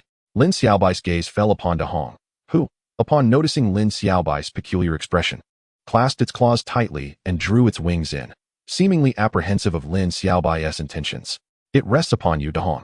Lin Xiaobai solemnly nodded to Dahong, then swiftly retrieved a rope from his backpack, binding the 3 gray rock wolf carcasses together and securing them to one of Dahong's legs. Afterward, he hefted his backpack. Gripping Dahong's other leg tightly, "Fly quickly, Dahong." The combined weight of the 3 gray rock wolves was at least 400 to 500 pounds. In addition to Lin Xiaobai's own weight, all resting upon a firebird no larger than a goose. "I can't fly." Who said that? Lin Xiaobai scanned his surroundings, but found no one. It seemed to be a thought from Dahong's mind. A cacophony of howls erupted as the pack of gray rock wolves charged towards them, shattering the tranquility of the forest. In this life and death moment, Dahong flapped its wings with all its might, its head reddening with exertion, its neck swelling. Beneath it lay the carcasses of 3 gray rock wolves, along with Lin Xiaobai, a living human. Chapter 22. Truly dead. Lin Xiaobai felt an intense urgency. If Dahong truly could not take flight, they would be doomed here. Even if Dahong were victorious, escape from the overwhelming number of gray rock wolves would be nearly impossible. In desperate circumstances, he would have to abandon the 3 carcasses. Suddenly, a loud plop echoed. Something had fallen onto his head from Dahong's rear. Could it be excrement? Lin Xiaobai touched it, discovering his hand covered in a grayish substance. Indeed, it was feces. Dahong had relieved itself. At that moment, Lin Xiaobai felt himself rising into the air. Dahong had finally taken flight, ascending higher and higher. They reached a sufficient altitude just before the horde of gray rock wolves arrived. Dahong strained to carry Lin Xiaobai southward, not stopping until they had reached a considerable distance, collapsing onto the ground, utterly exhausted, resembling a lifeless bird. What a narrow escape. Lin Xiaobai, still shaken, had not anticipated encountering a pack of gray rock wolves in this southern mountain range. "I owe you my life, Dahong." He gently patted the exhausted Dahong, then retrieved a desert fire dragon fruit and fire essence from his backpack, placing them at Dahong's beak while affectionately patting its small head, saying, "As a reward, I shall treat you to a meal, my dear." Dahong groaned weakly.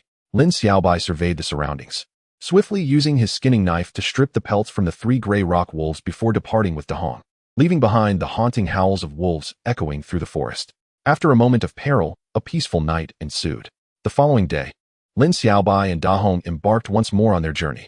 His training plan involved traversing the western flank of Wangnan Mountain, crossing its inner area, and then emerging from the eastern side. This ambitious task was expected to take nearly half a month, and they had only just begun. He vividly recalled the location of the gray limestone wolf pack that had appeared behind him. The presence of these wolves posed a dire threat to both the practitioners of Wangnan Mountain and those who hunted exotic beasts. It was uncertain how many lives would be claimed due to this wolf pack. Suddenly, a green creature sprang forth from less than 3 meters in front of Lin Xiaobai, aiming directly at his throat with astonishing speed. In a critical moment, the vigilant Dahong descended swiftly from above Lin Xiaobai, resembling a streak of red lightning, so rapid that it was nearly imperceptible to the naked eye. By the time it soared back into the air, it had clutched a struggling blue-green snake in its beak. Lin Xiaobai's eyes sparkled. It was a qin shi. This particular exotic beast was renowned for its remarkable camouflage abilities, having concealed itself in the grass just 3 meters ahead of Lin Xiaobai before launching a surprise attack. Under normal circumstances, a qin shi could almost guarantee a fatal strike at such close range. Fortunately, Dahong possessed the gale wings skill, enabling it to intercept the snake just in time. Lin Xiaobai marveled at the value of the gale wings. They had repeatedly saved him from peril in low-altitude, short-distance combat. Dahong pecked several times, dispatching the qin shi, and Lin Xiaobai extracted its gallbladder, which held considerable value, approximately a small fortune of 10,000 yuan. He placed the gallbladder into his backpack and continued onward. Upon reaching a picturesque riverside, Lin Xiaobai halted. Ahead loomed a blackwood scorpion poised to attack. As a first-tier exotic beast, the blackwood scorpion was ferocious, possessing a venomous tail used in medicinal applications and a hard shell of notable worth. Ultimately, the blackwood scorpion succumbed to Dahong's fiery onslaught, yielding a significant bounty. In a lush jungle, Lin Xiaobai encountered a fire chicken. This rare mutated poultry was known for its delectable meat and the versatility of its eggs, far exceeding the value of a typical first-tier exotic beast. "This time, I want it alive," Lin Xiaobai declared, licking his lips. Chaos ensued as he and Dahong chased the fire chicken through the mountains. Although they successfully captured it alive, Lin Xiaobai lost half of his hair to the flames. A steep price indeed. He crafted a basket from the grass spirit vine, placing the fire chicken inside to carry on his back. As days passed, Lin Xiaobai adapted to the wilderness, subsisting on wild fruits and meats, drinking dew and beast blood. He became increasingly adept at living in the wild, while Da Hong transformed into a seasoned warrior, radiating an aura of lethal determination. This was the true essence of combat, far surpassing the experiences at the school's back mountain. Yet, Lin Xiaobai felt he still had much to learn. On a large light blue stone, he emptied his backpack, estimating the market value of the gathered items to be around 300,000 yuan, excluding the fire chicken. He continued to ponder the elusive skill card, Dance of the Fire Python, coveting it despite its exorbitant price of 800,000 yuan, a sum hard to amass. I hope it appreciates in value, he thought, glancing at the fire chicken, teasing it as it fluffed its feathers and threatened to peck him. Da Hong attempted to intimidate the fire chicken with flames, but it remained undeterred, displaying its arrogance. Collecting his belongings, Lin Xiaobai, accompanied by Da Hong, pressed forward, nearing the inner area of Wangnan Mountain, where the danger level would undoubtedly increase. Yet, with heightened danger came an exhilarating thrill for Lin Xiaobai. Half an hour later, as they approached the inner area, a chilling sight caused Lin Xiaobai to gasp. Two male corpses lay sprawled on the ground. One had its chest ripped open, exposing a bloody heart and internal organs, while the other's throat was slit, with just a sliver of flesh connecting it, blood gushing forth like a fountain. Another body hung from a tree, cleanly torn in half. Lin Xiaobai recognized them as 3 of the 4 men he had encountered before entering Wangnan Mountain. They were truly dead. Their exotic beasts and the woman had vanished. Leaving behind these horrifying corpses, Lin Xiaobai felt a chill run down his spine. It appeared that these 3 men had been slain in an instant, their wounds remarkably precise, as if inflicted by a sharp weapon. What manner of exotic beast possessed such lethal capabilities? Lin Xiaobai searched his memory for any beast that matched this description. Suddenly, Da Hong squawked anxiously, pointing in a certain direction. In the distance, a shadowy figure flickered through the jungle with astonishing speed, almost undetectable to the naked eye, and it was charging towards Lin Xiaobai. This figure was extraordinarily swift, approaching with a clear intent aimed directly at Lin Xiaobai. Da Hong's feathers stood on end as it let out a piercing cry, activating its gale wings to shield Lin Xiaobai. The 2 forces collided with a resounding impact. Da Hong was sent flying, its strength insufficient to withstand the blow, but the shadow was momentarily halted. It was a monkey, its short fur a pale yellow, and its graceful, streamlined body exuded an aesthetic beauty, with lively eyes that kept darting towards Lin Xiaobai. This was a Duan Maoho. Lin Xiaobai's eyes widened in astonishment. The Duan Maoho, a species of monkey beast, varied between 2nd and 3rd tier, renowned for its incredible speed and claws as sharp as steel blades.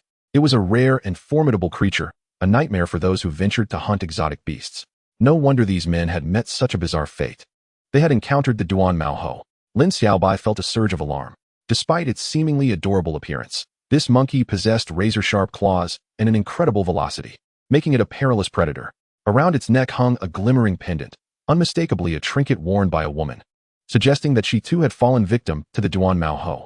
As for the exotic beasts of the 3 men, it was likely they had met a similar fate, slain by the monkey as well. Such brutality is intriguing, Lin Xiaobai thought, his eyes gleaming. The Duan Maoho was indeed a rare exotic beast. Its capture would be of immense value, but it posed a significant challenge. These monkeys were at least 2nd tier and possessed formidable strength. It was evident that the 3 men, likely 2nd tier beast masters, had failed to withstand the might of the Duan Maoho, underscoring its prowess. The short-haired monkey is, after all, a monkey adorned with fur, fearful of fire, and subdued by the entity known as Da Hong. It appears my mental fortitude is nearing the 2nd level of beast mastery, allowing me to attempt taming it. Although the endeavor may prove arduous, one must harbor dreams. Who knows when they might manifest? After careful consideration, Lin Xiaobai resolved to take the plunge. Should this short-haired monkey possess the strength of the 3rd level, I would concede my defeat. Given its propensity for aggression, even with Da Hong by my side, the odds would be dire. If, however, the short-haired monkey is of the 2nd level, I would first celebrate my fortunate survival. Although Da Hong remains a 1st-level extraordinary beast, its prowess nearly rivals that of a 2nd-level creature, and it should be capable of shielding Lin Xiaobai from harm amidst the flames that counter the short-haired monkey. The most favorable outcome would align with Lin Xiaobai's aspirations. After a fierce confrontation, he would vanquish the short-haired monkey, allowing Lin Xiaobai to successfully tame it. This is, of course, an endeavor fraught with challenges. Lin Xiaobai's fervent gaze scrutinized the short-haired monkey, which reciprocated with its own large eyes, seemingly assessing him as well. One sought to subdue, while the other aimed to attack. Abruptly, Lin Xiaobai issued a command: ignite the flames. Dahong opened its beak, unleashing a torrent of searing flames toward the short-haired monkey. The creature, alert to the impending danger, instinctively raised its head and began to evade at great speed. Despite its swiftness, the element of surprise proved its undoing, as it was grazed by the flames, singeing a patch of fur on its rear, eliciting a grimace of pain. Lin Xiaobai's heart soared with excitement, deducing that it must be a second-level beast. His gaze intensified. Excellent. I've reclaimed a life. Now, to defeat it and claim it as my own. Dahong, swift gale wings. Lin Xiaobai commanded. Dahong activated its swift gale wings, transforming into a streak of red lightning as it charged toward the short-haired monkey, the roaring flames erupting without granting the creature a moment's respite. The short-haired monkey bared its fangs, eyes ablaze with fury as it narrowly evaded the inferno, launching itself into the air to swipe at Dahong with its claw, the steel-like talons glinting ominously in the sunlight. Lin Xiaobai's heart raced as he shouted, "Swift gale wings." Dahong once more summoned its swift ability, narrowly dodging the monkey's lethal claws. The short-haired monkey's strike missed, landing instead on a towering rock, which was effortlessly cleaved in two, the surface smooth as glass. Lin Xiaobai gasped in horror. The destructive potential was unimaginable. If Dahong were to suffer even a slight graze, it could meet a gruesome fate. With the short-haired monkey's formidable lethality in mind, Lin Xiaobai urged Dahong to adopt a balanced strategy, blending offense with defense, and to avoid the sharp claws at all costs. As time elapsed, Lin Xiaobai remained on edge, watching as Dahong battled the short-haired monkey for countless rounds. The ground was littered with scorch marks from the flames, alongside debris cleaved by the monkey's claws. Lin Xiaobai had underestimated the short-haired monkey's strength, despite Dahong's advantage. The level disparity was significant, and the monkey was no pushover even at its level. After the initial assault, the short-haired monkey had deftly evaded further flames, forcing Dahong into a defensive posture. After a prolonged struggle, the short-haired monkey, revealing its fangs in a menacing display, retreated at lightning speed, leaving only its tail in sight. It escaped? Lin Xiaobai felt a pang of regret and, gritting his teeth, grabbed Dahong's leg and flew after it. After pursuing for half a mile, the short-haired monkey paused, and upon noticing Dahong and Lin Xiaobai in pursuit, let out a furious cry before slipping into the inner sanctum of Wangnan Mountain, vanishing from view. It got away, costing me a fortune. Lin Xiaobai halted at the spot where the monkey had lingered, staring at the direction it had fled, his heart heavy with frustration over the substantial loss. His ambition had been overly grand. For a first-level beastmaster to survive an encounter with a short-haired monkey was a stroke of luck. Yet he had dared to contemplate taming it, an insatiable greed akin to a snake attempting to swallow an elephant. Defeating it would be a challenge, even with my mental prowess. I would struggle to tame it. Lin Xiaobai consoled himself with this thought. His mental strength had yet to attain the second level of beast mastery, and the short-haired monkey, being formidable among its peers, would likely resist taming even if Dahong managed to defeat it. Dahong emitted a series of calls and gestured toward the inner sanctum of Wangnan Mountain. That cunning monkey has sought refuge within. I can only hope for another encounter on this journey. Lin Xiaobai understood Dahong's intent, grinding his teeth, his mind fixated on the short-haired monkey. Suddenly, a distressed voice, tinged with tears, called out, "Brother, save me." Lin Xiaobai turned to see a beautiful woman, appearing just over 20, ensnared by vines around a sturdy tree. Her garments torn into tatters, revealing her delicate skin. It was she, alive. Lin Xiaobai gasped in astonishment. She was the woman who had accompanied the deceased men. "Brother, please save me. I'll do anything you ask." The woman sobbed, her attire barely covering her, revealing wounds inflicted by sharp objects. Lin Xiaobai recalled the short-haired monkey's lethal claws, but found himself perplexed as to why she had survived while her companions had not, her garments in tatters.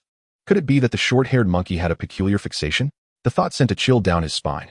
Lin Xiaobai directed Dahong to ascend and rescue the woman. She clung to Dahong's leg as she descended, weeping profusely. "That beast is merciless. Strong Gu, Xiaolong, and Away, along with their 3 second-level extraordinary beasts, were all slaughtered. I was left bound here. Brother, you must help your sister. Get me out." The woman threw herself at Lin Xiaobai, tightly embracing him, her softness overwhelming. As an ordinary person with no extraordinary beasts, she seemed accustomed to relying on men, and in her state of fear and helplessness, she clung to Lin Xiaobai, who was merely 12 years old. "Brother, please help me," she cried, deliberately writhing in his embrace. Lin Xiaobai felt a surge of agitation, a black cloud of confusion hovering over him. He had come for training. How could he focus with such a woman in tow? Suddenly, a flash of green light shot forth from a distance of just over a meter. Lin Xiaobai's pupils constricted in alarm. It was a Qing sure snake. But it was too close, and the speed too rapid for De Hong to intervene in time. A piercing sound echoed as a bloodied hole appeared in the woman's head. Her tear-streaked face frozen in shock as she collapsed to the ground. A Qing sure snake slithered from the wound, flicking its tongue, while De Hong's piercing gaze turned deadly as it swiftly dispatched the snake. Lin Xiaobai stood in a daze, gazing at the woman's lifeless body, expressing his gratitude. "Thank you, sister, for saving me." Without a backward glance, he ventured into the inner perimeter of Wangnan Mountain. The previous encounter with the Qingshi snake had been alarmingly close. Under such an assault, even De Hong's swift wings would have been inadequate to intervene. Had the Qingshi snake chosen him as its target, Lin Xiaobai would have met his demise today. The sound of rustling footsteps echoed as Lin Xiaobai traversed the inner perimeter, with De Hong perched alertly just above him. He had been in this vicinity for nearly 2 hours, and had yet to catch sight of the short-haired monkey he sought. His pace had significantly slowed. The inner perimeter was fraught with peril, far surpassing the outer regions in danger. Moreover, it was rumored that creatures of the third tier roamed this area. If he were to encounter one, Lin Xiaobai could only cling to De Hong's leg and flee. A faint vibration in the air caught his attention. Could it be a beast? Lin Xiaobai instinctively became vigilant as De Hong soared higher to scout for any signs of danger. A couple of soft chirps escaped De Hong's beak. Following the direction of the sound, Lin Xiaobai spotted a creature, nearly a meter long, gliding through the foliage. It appeared to be a moth, its body a pristine white adorned with exquisite golden filigree patterns on its wings, winding into a mesmerizing and somewhat unsettling design. Lin Xiaobai's eyes brightened. The Jinsi Hua Yi. The Jinsi Hua Yi is a second-tier beast of bronze quality, known for its ferocity. In battle, it releases a powder from its wings that confounds the will of its enemies, and with its uniquely patterned wings, it can ensnare foes in illusions or induce sleep, ultimately delivering a lethal bite with its pincers.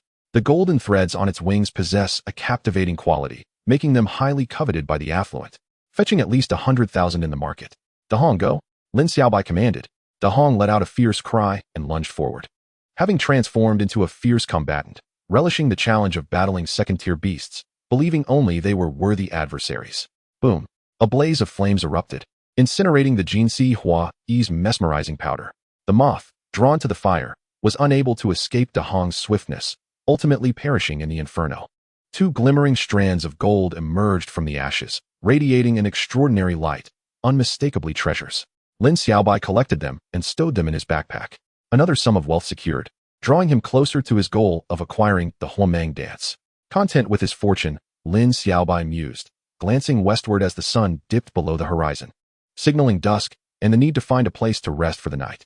He relocated to a sturdy tree, where De Hong, with a reluctant wail, pecked a hole into the trunk. Satisfied, Lin Xiaobai squeezed himself inside, knowing that in Wangnan Mountain, De Hong's only grievance was the repeated task of creating these tree hollows. As night deepened, the moonlight bathed the world in a silvery glow, and countless stars twinkled above. Lin Xiaobai sat in meditation within the hollow, his rhythmic breathing harmonizing with De Hong's gentle snores. Morning dawned, the first rays of sunlight casting a golden hue over the earth, awakening myriad slumbering beings. The initial light graced Lin Xiaobai's face within the tree hollow. He exhaled deeply, his youthful countenance brightening with delight. I must now meet the mental fortitude standards of a second-tier beast master. When a beast master's mental prowess ascends to the next level, it feels as though they have stepped up a rung on a ladder. Just moments ago, Lin Xiaobai had transitioned from the first to the second tier, possessing 17 times the mental acuity of an ordinary person, coupled with nearly a month of diligent meditation. Reaching the second tier was hardly surprising. However, attaining this level did not automatically designate him a second-tier beast master. The true source of power lies in the beasts, and one's rank is contingent upon them. Now, he could either seek to tame a second-tier beast or nurture his own to ascend to that level. Due to the unique bond between beast masters and their beasts, the latter are confined to their master's rank. Should the master's mental strength stagnate, so too will the beast. This often leads to intriguing occurrences, such as beasts typically maturing faster than humans, reaching the threshold for advancement before their masters. Yet at present, De Hong showed no signs of such growth, lagging behind Lin Xiaobai's rapid advancement. It was worth noting that De Hong had undergone evolution for less than a month. Lin Xiaobai's swift progress could be attributed to his extraordinary initial mental capacity, exceptional meditation results, and diligent practice, accomplishing what most students would take nearly half a year to achieve. With a sudden leap, Lin Xiaobai sprang from the tree hollow, landing gracefully on the forest floor. His heightened mental acuity sharpened his senses, The fresh forest air filled his lungs, invigorating him. The Hong squawked incessantly, and Lin Xiaobai looked down to see the Hua Yanji languishing in the Qingling tongue basket. The creature lay limp, its eyelids drooping. Even the flames on its tail flickering weakly, as if they might extinguish at any moment. It dawned on Lin Xiaobai that he had neglected to feed the Hua Yanji for 2 days. He hurriedly retrieved a small vial of fire essence to nourish it, murmuring, "My golden nugget, you must not perish." The optimal sustenance for the Hua Yanji would be Hong Yin Dao Sui, one of its favored foods. However, lacking that, Lin Xiaobai had to resort to the fire essence. After consuming a little less than half of the vial, the Hua Yanji regained its vitality, the fiery energy within the essence far surpassing that of the Hong Yin Dao Sui. Just a small amount allowed the creature to overflow with energy, its tail as flames blazing brightly, larger than usual. Lin Xiaobai wore a satisfied grin, realizing that although the Hua Yanji was merely a first-tier beast, it was weak and could not consume much fire essence. If he could keep it alive until he returned to sell it, he would make a considerable profit. With preparations complete, he advanced once more into the inner perimeter of Wangnan Mountain. Due to the sparse human presence, there were even more beasts than in the outer regions. Should he encounter one, he would command a Hong to engage in battle. If victorious, they would reap rewards, and if not, he would flee. Days passed, filled with countless battles between Lin Xiaobai and a Hong. Had anyone been watching, they would frequently witness a firebird the size of a goose flapping its wings fiercely, with a 12 or 13-year-old boy dangling beneath, his large backpack almost towering over him, while he clutched a Qingling tongue basket, a comical sight indeed.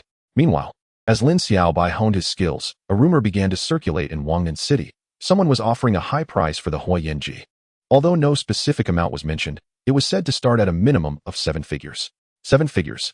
That meant at least $1 million. Regardless of the past or present, it remains an exceedingly high figure. In a fleeting moment, many individuals began searching for Hu Ynj, fire chicken, a type of poultry. Numerous farmers in Ngnan City raised Hu Ynj, and when they brought them forward, they were informed that it was unacceptable. Only wild ones were sought. How absurd.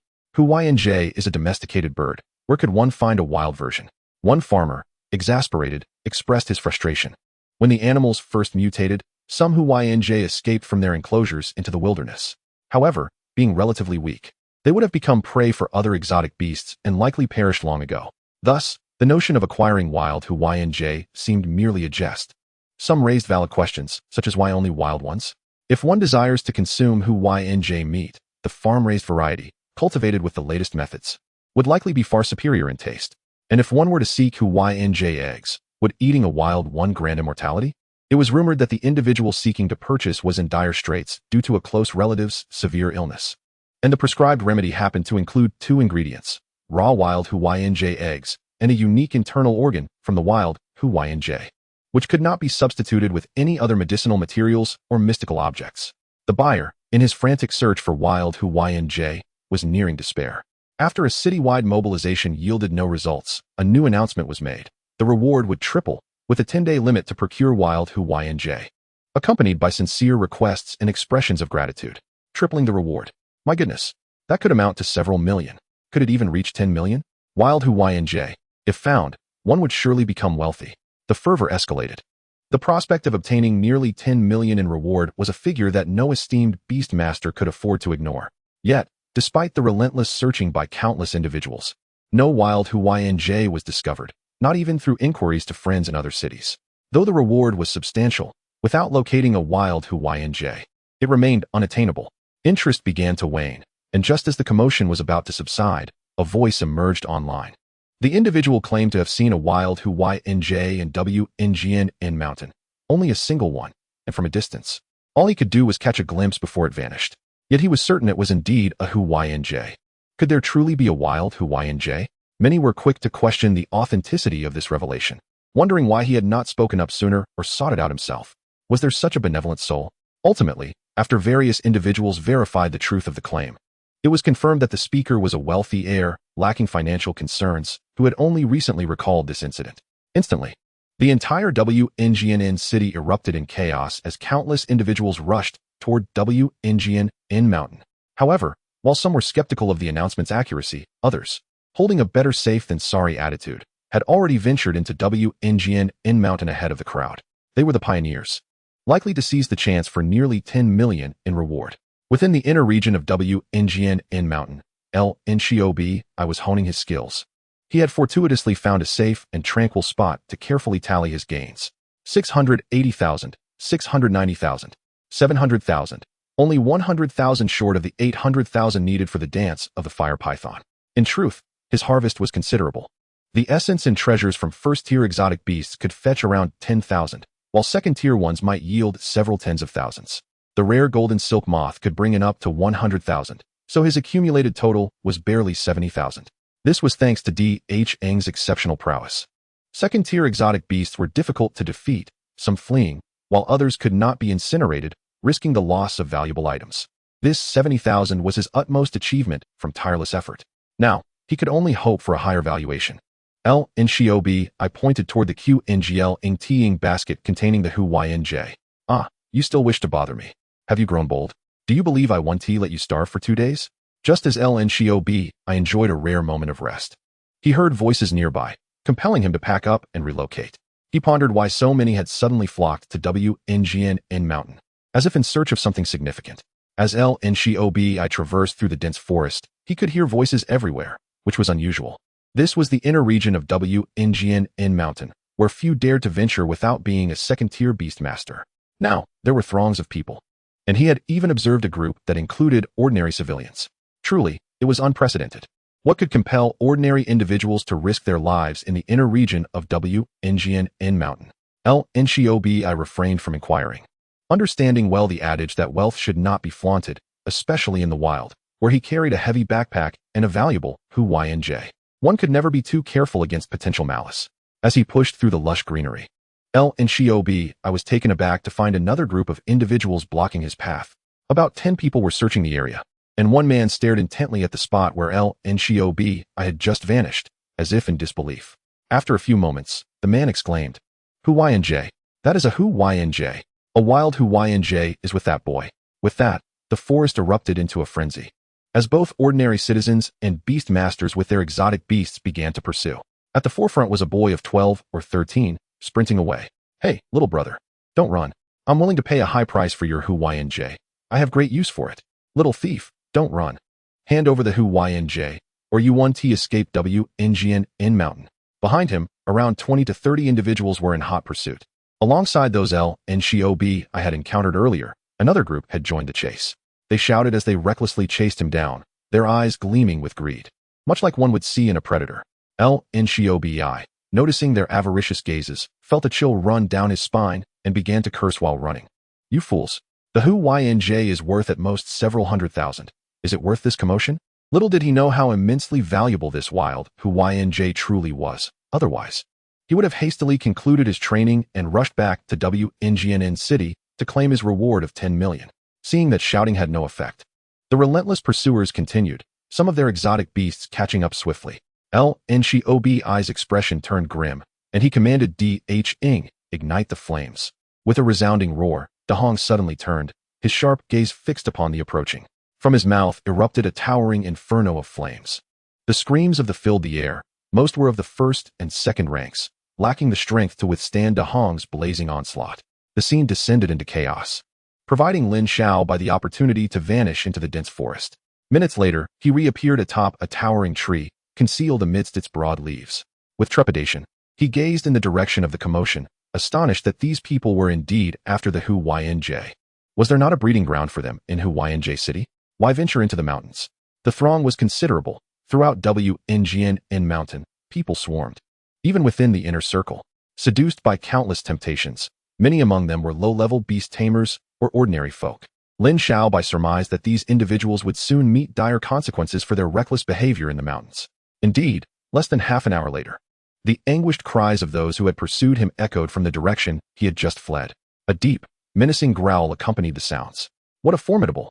Lin Xiao was taken aback, the mere sound sending shivers down his spine. Driven by curiosity, he stealthily made his way back. After several minutes, he concealed himself in the shadows, observing a magnificent standing not far ahead amidst a sea of corpses. It was a tiger, reminiscent of the prehistoric saber-toothed variety, with elongated fangs extending from its upper jaw. Its ebony body was interwoven with patterns, as if forged from obsidian iron, and its powerful limbs radiated explosive strength. This was the Anhei Chi. Lin Xiao's eyes widened in astonishment. The Anhei, a third tier, could ascend to the fifth tier, boasting immense power. With few rivals among creatures of its kind, its massive jaws and elongated fangs could effortlessly sever the throat of any, while its claws could rend through steel plates as if they were mere paper. Once the king of beasts, a titan of the forest, creatures such as tigers, lions, and leopards became exceptionally formidable post-mutation, retaining their regal aura. The emergence of the Anhei undoubtedly established it as the monarch of Wngian Mountain. Lin Xiaobai quietly departed, not casting a single glance at the deceased. The Anhei was no jest, and he had no desire to linger near such a terrifying entity. Retreating was the wisest choice. The commotion at Wngian Mountain intensified, yet amid the carnage, many of those who entered were woefully weak, ordinary people. They ventured into the inner circle, falling prey to the overwhelming. The tables had turned, with the now becoming hunters, and the mountain was drenched in blood, with significant casualties. Soon after, a chilling report emerged. A pack of Huayan wolves roamed Wngian Mountain. One wolf might not invoke fear, but a pack could instill terror in any adversary. The bloodshed escalated, with many perishing at the jaws of the Huayan wolves, inciting panic and retreat among the masses. Those of lesser strength finally awoke to the grim reality. When weighed against life, wealth paled in significance. It was as if a filter had been applied. Those remaining on Wngian Mountain were either reckless enough to risk their lives for riches or genuinely formidable individuals. The group that had pursued Lin Xiaobai encountered the Anhei, and whether someone managed to survive to spread word of the wild Huayan remained uncertain. Consequently, Lin Xiaobai's location became the focal point of attention, drawing many towards him. How many waves had it been? With a sigh, Lin Xiaobai emerged from the thicket, only to find another group of people across from him. Frustration mounted as the frequency of encounters increased. These individuals were scouring the area from all directions, conducting a thorough search. Was it truly necessary to create such a stir over one Huayan? His training was utterly thwarted. Chaos reigned over Wngian Mountain, all due to a single bird. Lin Xiaobai pressed eastward, intending to exit the mountain from that direction, as the eastern side was relatively distant from Wngian City and typically less populated. He clung to hope that the eastern side would be free of these wolfish hunters in pursuit of the Huayan. However, dishearteningly, there were indeed people there as well. These individuals formed a tightening encirclement, trapping Lin Xiaobai within the area of his emergence. He found himself ensnared, unable to escape. Chapter 27. The Anhei's Domain. The rustling sound of Lin Xiaobai's body brushing against the undergrowth echoed through the forest. He darted through the mountains with haste, the encroaching circle diminishing his range of movement, like a lamb awaiting slaughter. He had previously attempted to have Dahong carry him away, but to no avail. Some individuals wielded firearms, and certain could fly, making the skies more perilous. A living target, remaining on the ground, offered a sliver of hope for an escape route. Where had that kid disappeared to? They claimed he was in this vicinity. Voices approached, compelling Lin Xiaobai to change direction once more, his frustration mounting as he yearned to break free. Yet, most of those still searching Wngian Mountain were beast tamers, many even of the second rank. Recklessly charging out would be akin to courting death, as numerous individuals openly declared their intent to kill for the Huayan, showing no regard for ethics. As for surrendering the Huayan, that was unthinkable. Lin Xiaobai's disposition would never allow him to relinquish what he had claimed. He would rather face death than hand over the Huayan. Wealth is sought through peril. The encirclement tightened, yet Lin Xiaobai remained eerily composed. Making an astonishing decision, he retraced his steps. These individuals were spread across the vast area surrounding him, conducting a relentless search, and the typical second tier within the inner circle could not withstand their onslaught. The only entity capable of deterring them was the third tier Anhei. The Anhei was extraordinarily powerful. Even typical third tier were feeble in its presence. If he could provoke the Anhei into a confrontation with these individuals, perhaps he could exploit the ensuing chaos to escape the encirclement. This was the only escape plan Lin Xiaobai could conceive. He immediately set off towards the Anhei. Suddenly, while running, Lin Xiaobai's arm was snagged by thorns in the underbrush, a common occurrence in such dense foliage. However, this time was markedly different. A sharp pain radiated from the wound, causing even the resolute Lin Xiaobai to gasp in shock, followed by a wave of dizziness washing over him. This was bad. Lin Xiaobai's heart raced in alarm. The thorns were toxic, but it was too late to realize this, as the venom's effects were severe. In a mere 2 to 3 seconds, he rapidly lost consciousness, collapsing to the ground. It was over. My Huayan is doomed. I can only hope that the noble soul who discovers my body will take the chicken and spare my life. This was Lin Xiaobai's final thought before succumbing to unconsciousness, prioritizing the chicken over his life. Typically, the poison from thorns merely induced dizziness rather than death. His concern was that someone might kill him. In the city, such fears were unfounded due to the stability of order, but in the wild, taking a life was trivial. At this critical juncture, Lin Xiaobai collapsed, prompting De Hong to frantically call out. In a surge of desperation, it soared high, casting a fierce gaze around, ready to encircle its master with unwavering resolve should anyone approach. In the distance, the encircling search was tightening, with countless individuals scouring the area as if to excavate the very ground of Wangnan Mountain, executing a genuine carpet search that brought them gradually closer to Lin Xiaobai. Fortunately, the meticulousness of their search resulted in a slow advance, leaving them still at a considerable distance, ensuring that they would not arrive imminently. Half an hour later, Lin Xiaobai regained consciousness, confirming that the fire chicken was still by his side and that he was unharmed. He let out a sigh of relief, thankful that the toxin's effects did not linger long. Otherwise, being unconscious for a day or two could have dire consequences.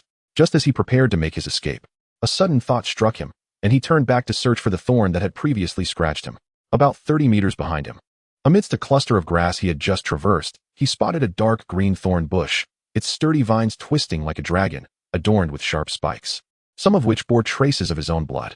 Intriguingly, the leaves of this thorn were crescent-shaped, an exquisite emerald green, reminiscent of precious gems. Lin Xiaobai's eyes brightened.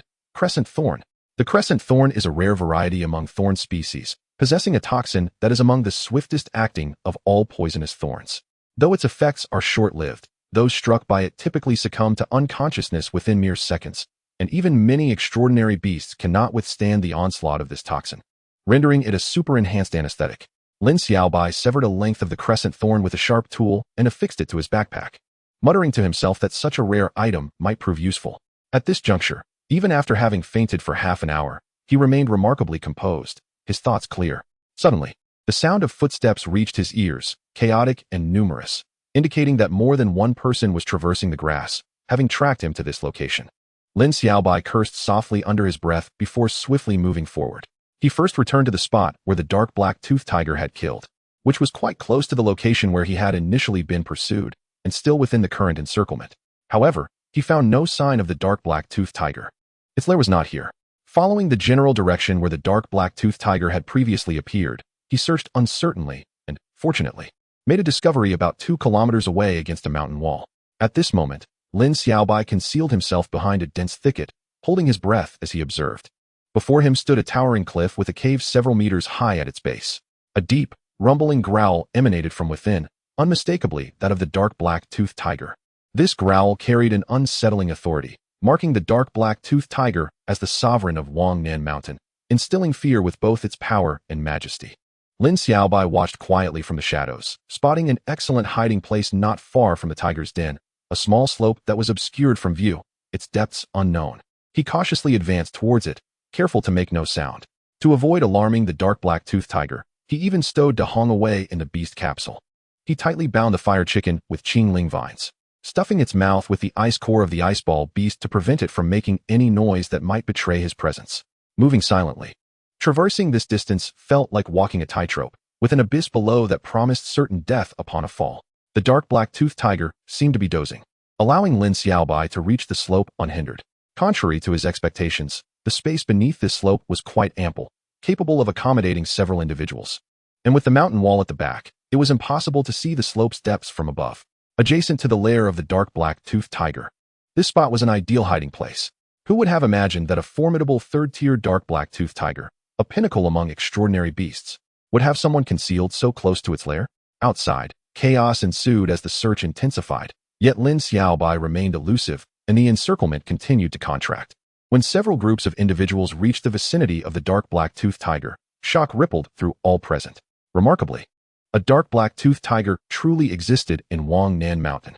The survivor who had previously spread news of Lin Xiaobai had mentioned the dark black toothed tiger, but everyone's attention had been solely focused on the fire chicken. Now, the existence of a dark black toothed tiger in Wangnan Mountain was confirmed. This revelation spread like wildfire, and after a day and night, the encirclement had narrowed to encompass only the area of the dark black toothed tiger's den. Yet none dared approach. Countless individuals crowded at a considerable distance from the cave, fearful of provoking the dark black toothed tiger, which would spell disaster. After a prolonged silence, an irritable voice finally broke through. Don't tell me that kid is hiding with the fire chicken in the dark black-toothed tiger's cave. Otherwise, I'll smash your head in. That kid seems to be a second-tier beastmaster, possessing a fire bird, and he appears quite young. His future accomplishments are boundless. Someone lamented. Humph. Even if he's a second-tier beastmaster, daring to encroach upon the dark black-toothed tiger's territory is tantamount to a death wish. That kid is either dead or has long since fled Wangnan Mountain with the wildfire chicken, another scoffed. Is that so? Then have we all labored in vain? Otherwise, news from Wangnan City would not indicate that no one has claimed the exorbitant reward, and it seems the buyer can no longer wait. A close relative is gravely ill, and the reward has tripled, rumored to reach nearly 30 million. A well-informed individual interjected. 30 million. Gasps of astonishment resonated through the crowd. Indeed, this price has attracted the attention of formidable experts. Rumors suggest that some exceptionally skilled beastmasters will enter Wangnan Mountain, such as Zheng Yuli from the Northwater region. The speaker continued. Zheng Yuli, a fourth-tier beastmaster. He is a renowned expert from the Northwater region. Lin Xiaobai listened intently. Though he was far away and could not catch every detail, he gleaned enough fragmented information to understand the essence. At last, Lin Xiaobai comprehended the frenzy surrounding the search for wildfire chickens. It turned out that a wealthy individual in Wangnan City had a close relative in critical condition and was offering a staggering reward for a wildfire chicken, amounting to 30 million. 30 million. This figure was enough to rattle even Lin Xiaobai, who had lived 2 lives. His lips trembled with excitement as he gazed at the fire chicken nestled within the Qingling vines, exclaiming in awe, "A golden nugget. Truly a golden nugget. This chicken is worth 30 million. The fire chicken sensed Lin Xiaobai's fervent gaze, flames flaring from its tail feathers, appearing to want to protest fiercely. However, the ice core lodged in its mouth silenced it, preventing any outcry. Additionally, Lin Xiaobai caught wind of other key phrases, such as fourth-tier beastmaster.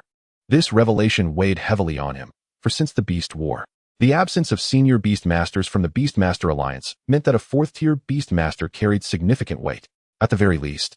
For the third-tier beastmaster Wang Nanshan, sweeping through the highest tier of extraordinary beasts is a trivial task. However, should a fourth-tier beastmaster arrive, his predicament would escalate to a perilous degree, as he is far from being able to contend with a fourth-tier beastmaster. In the distance, a crowd murmurs. Although they are far away, Lin Xiaobai can faintly catch snippets of conversation, and the dark-toothed tiger, too, can hear. Suddenly, a roar reverberates through the forest, sending a shiver down Lin Xiaobai's spine, as if his eardrums might shatter, leaving him dizzy and disoriented.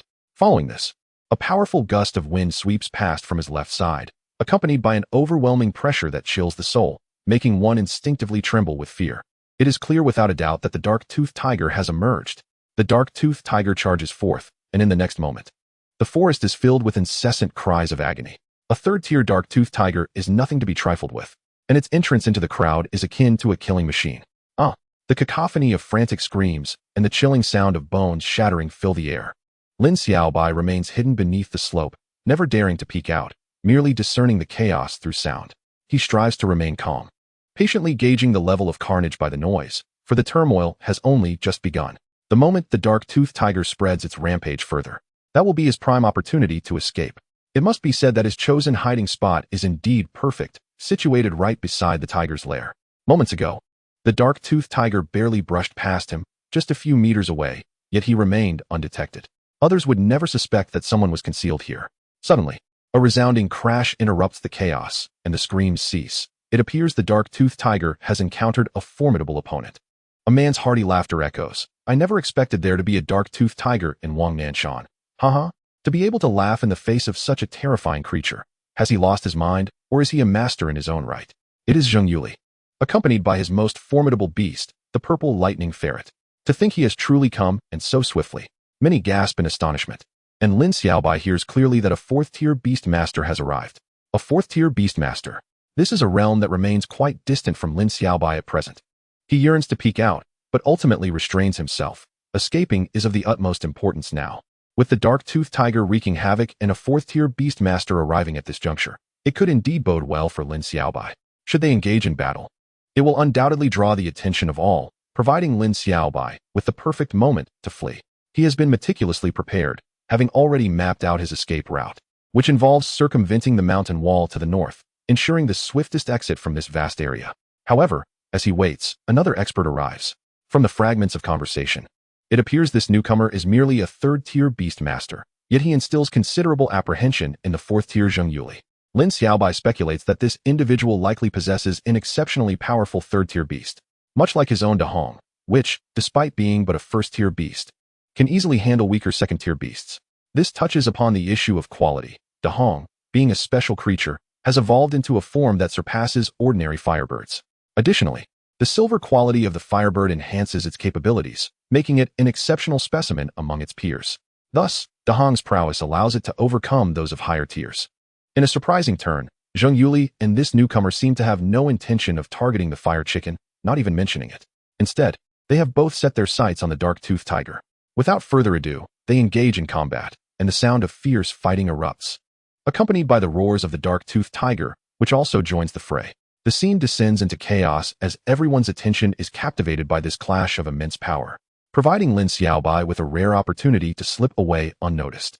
No one notices him, much like a man engrossed in a blockbuster film, oblivious to the monumental events occurring around him, especially as Lin Xiaobai stealthily escapes.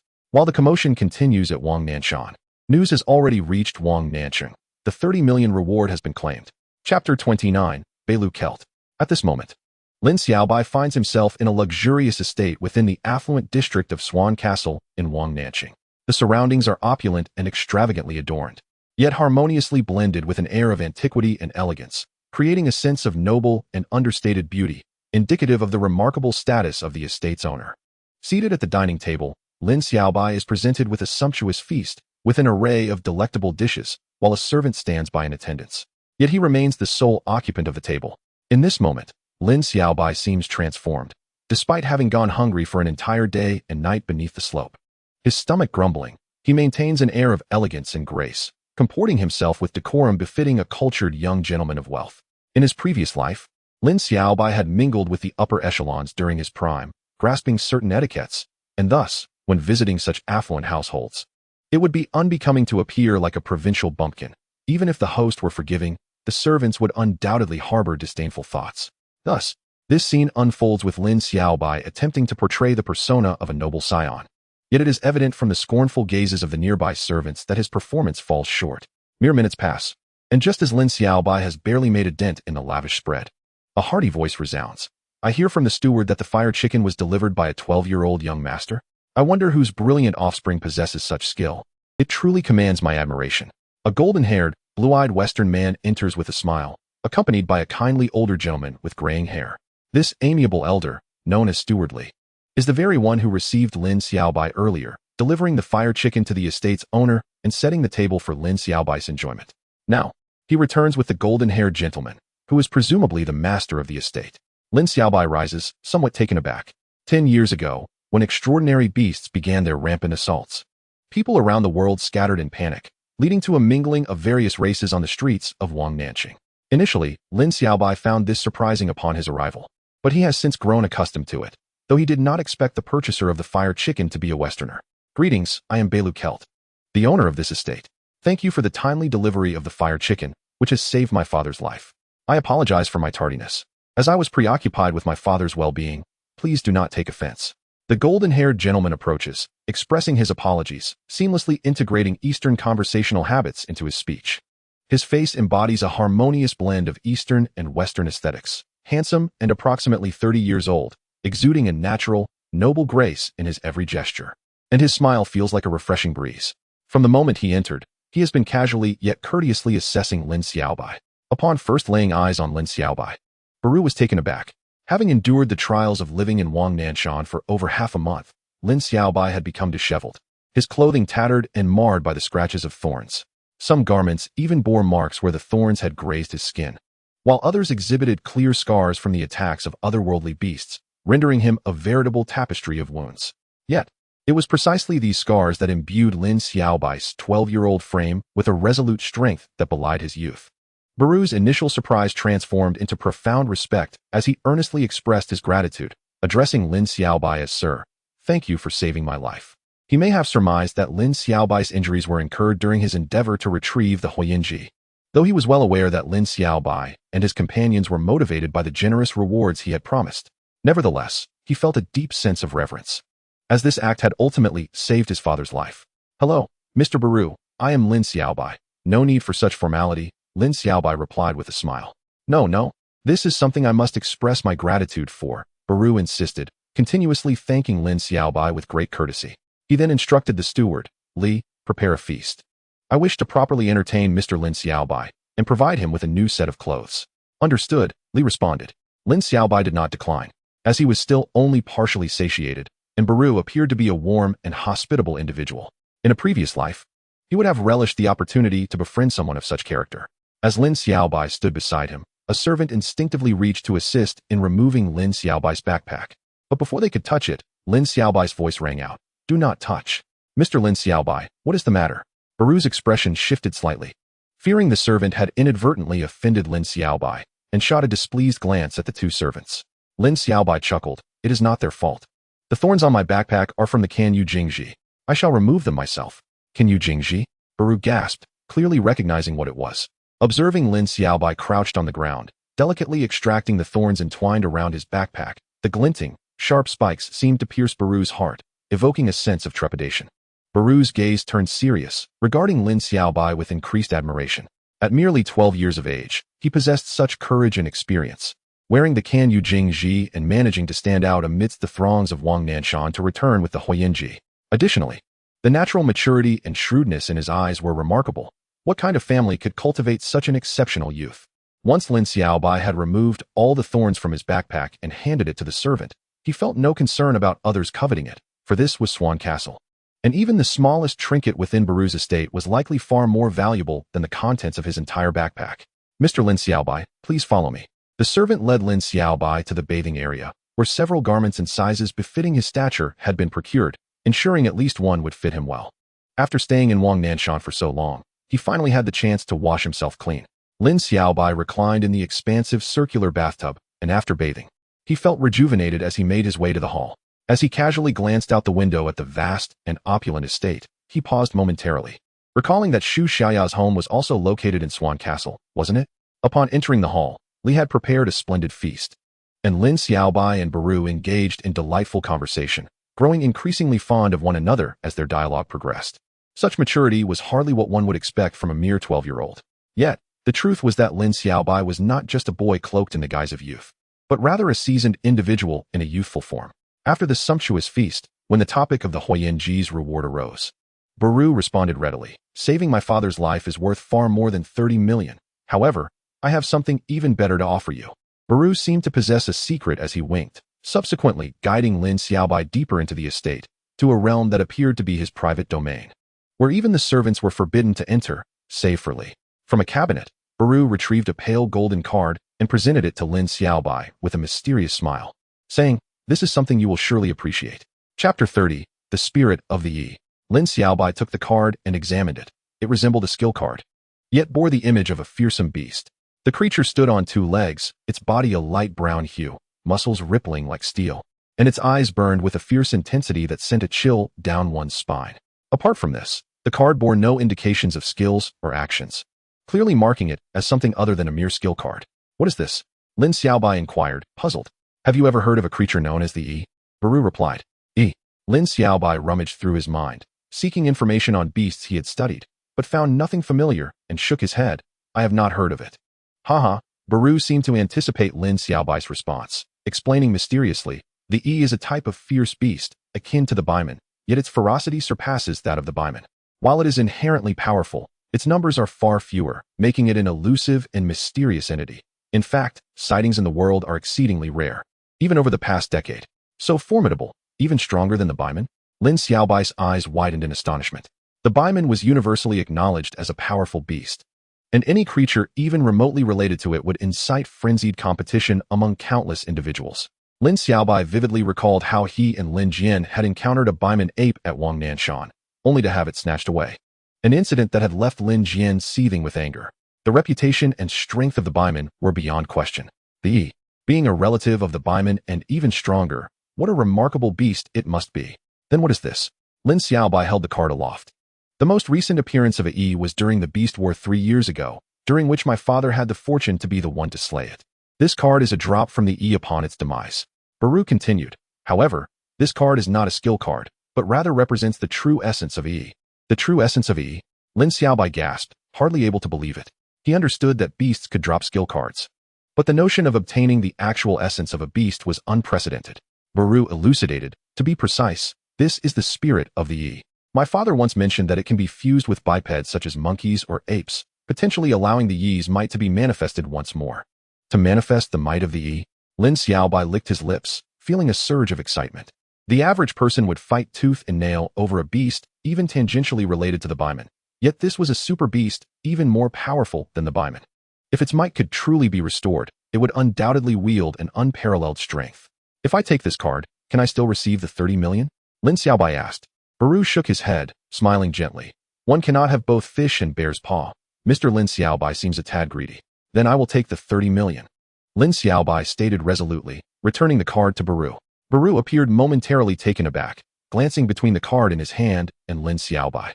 He never anticipated that Lin Xiaobai would resolutely choose 30 million, especially when it involved An, a superlative beast even mightier than the BMN. How could anyone forego such an opportunity? Are you truly committed to this decision? Bella still felt a tinge of disbelief. Indeed, Lin Xiaobai nodded emphatically. No matter how formidable the N beast is, it pales in comparison to 30 million. With that sum, I can acquire exceptionally powerful skill cards and extraordinary beasts. The possibilities are endless. How could I relinquish 30 million for a mere fragment of the N's soul? Lin Xiaobai's resolve was unwavering. Having experienced the supremacy of wealth in his past life, he understood profoundly the significance of money, even if he were to be transported back to his previous existence. Faced with the choice between 500,000 in cash and an acceptance letter from a prestigious institution, he would unhesitatingly opt for the cash, prioritizing better knowledge and a more enlightened worldview. Belu sighed gently, advising, I hope you do not allow money to cloud your judgment. If a seasoned beast master were here to make a choice, I am confident he would choose the N's soul without a second thought. For a beast master, the potential of a mighty beast far outweighs the allure of mere currency. This card, once treasured by my father and passed down to me, has become a symbol of my failure to become a beast master. After our extensive conversation today, I have come to admire your talent. And your act of saving my father's life by bringing the fiery chicken has compelled me to present this card to you. I sincerely hope you will choose it. Is that so? Lin Xiaobai observed Belu's earnest demeanor. Ultimately, it is a matter of immediate gain versus future investment. Opting for the N soul may yield a powerful beast in the future, while the 30 million would facilitate Lin Xiaobai's rapid advancement, albeit at the cost of losing a formidable creature.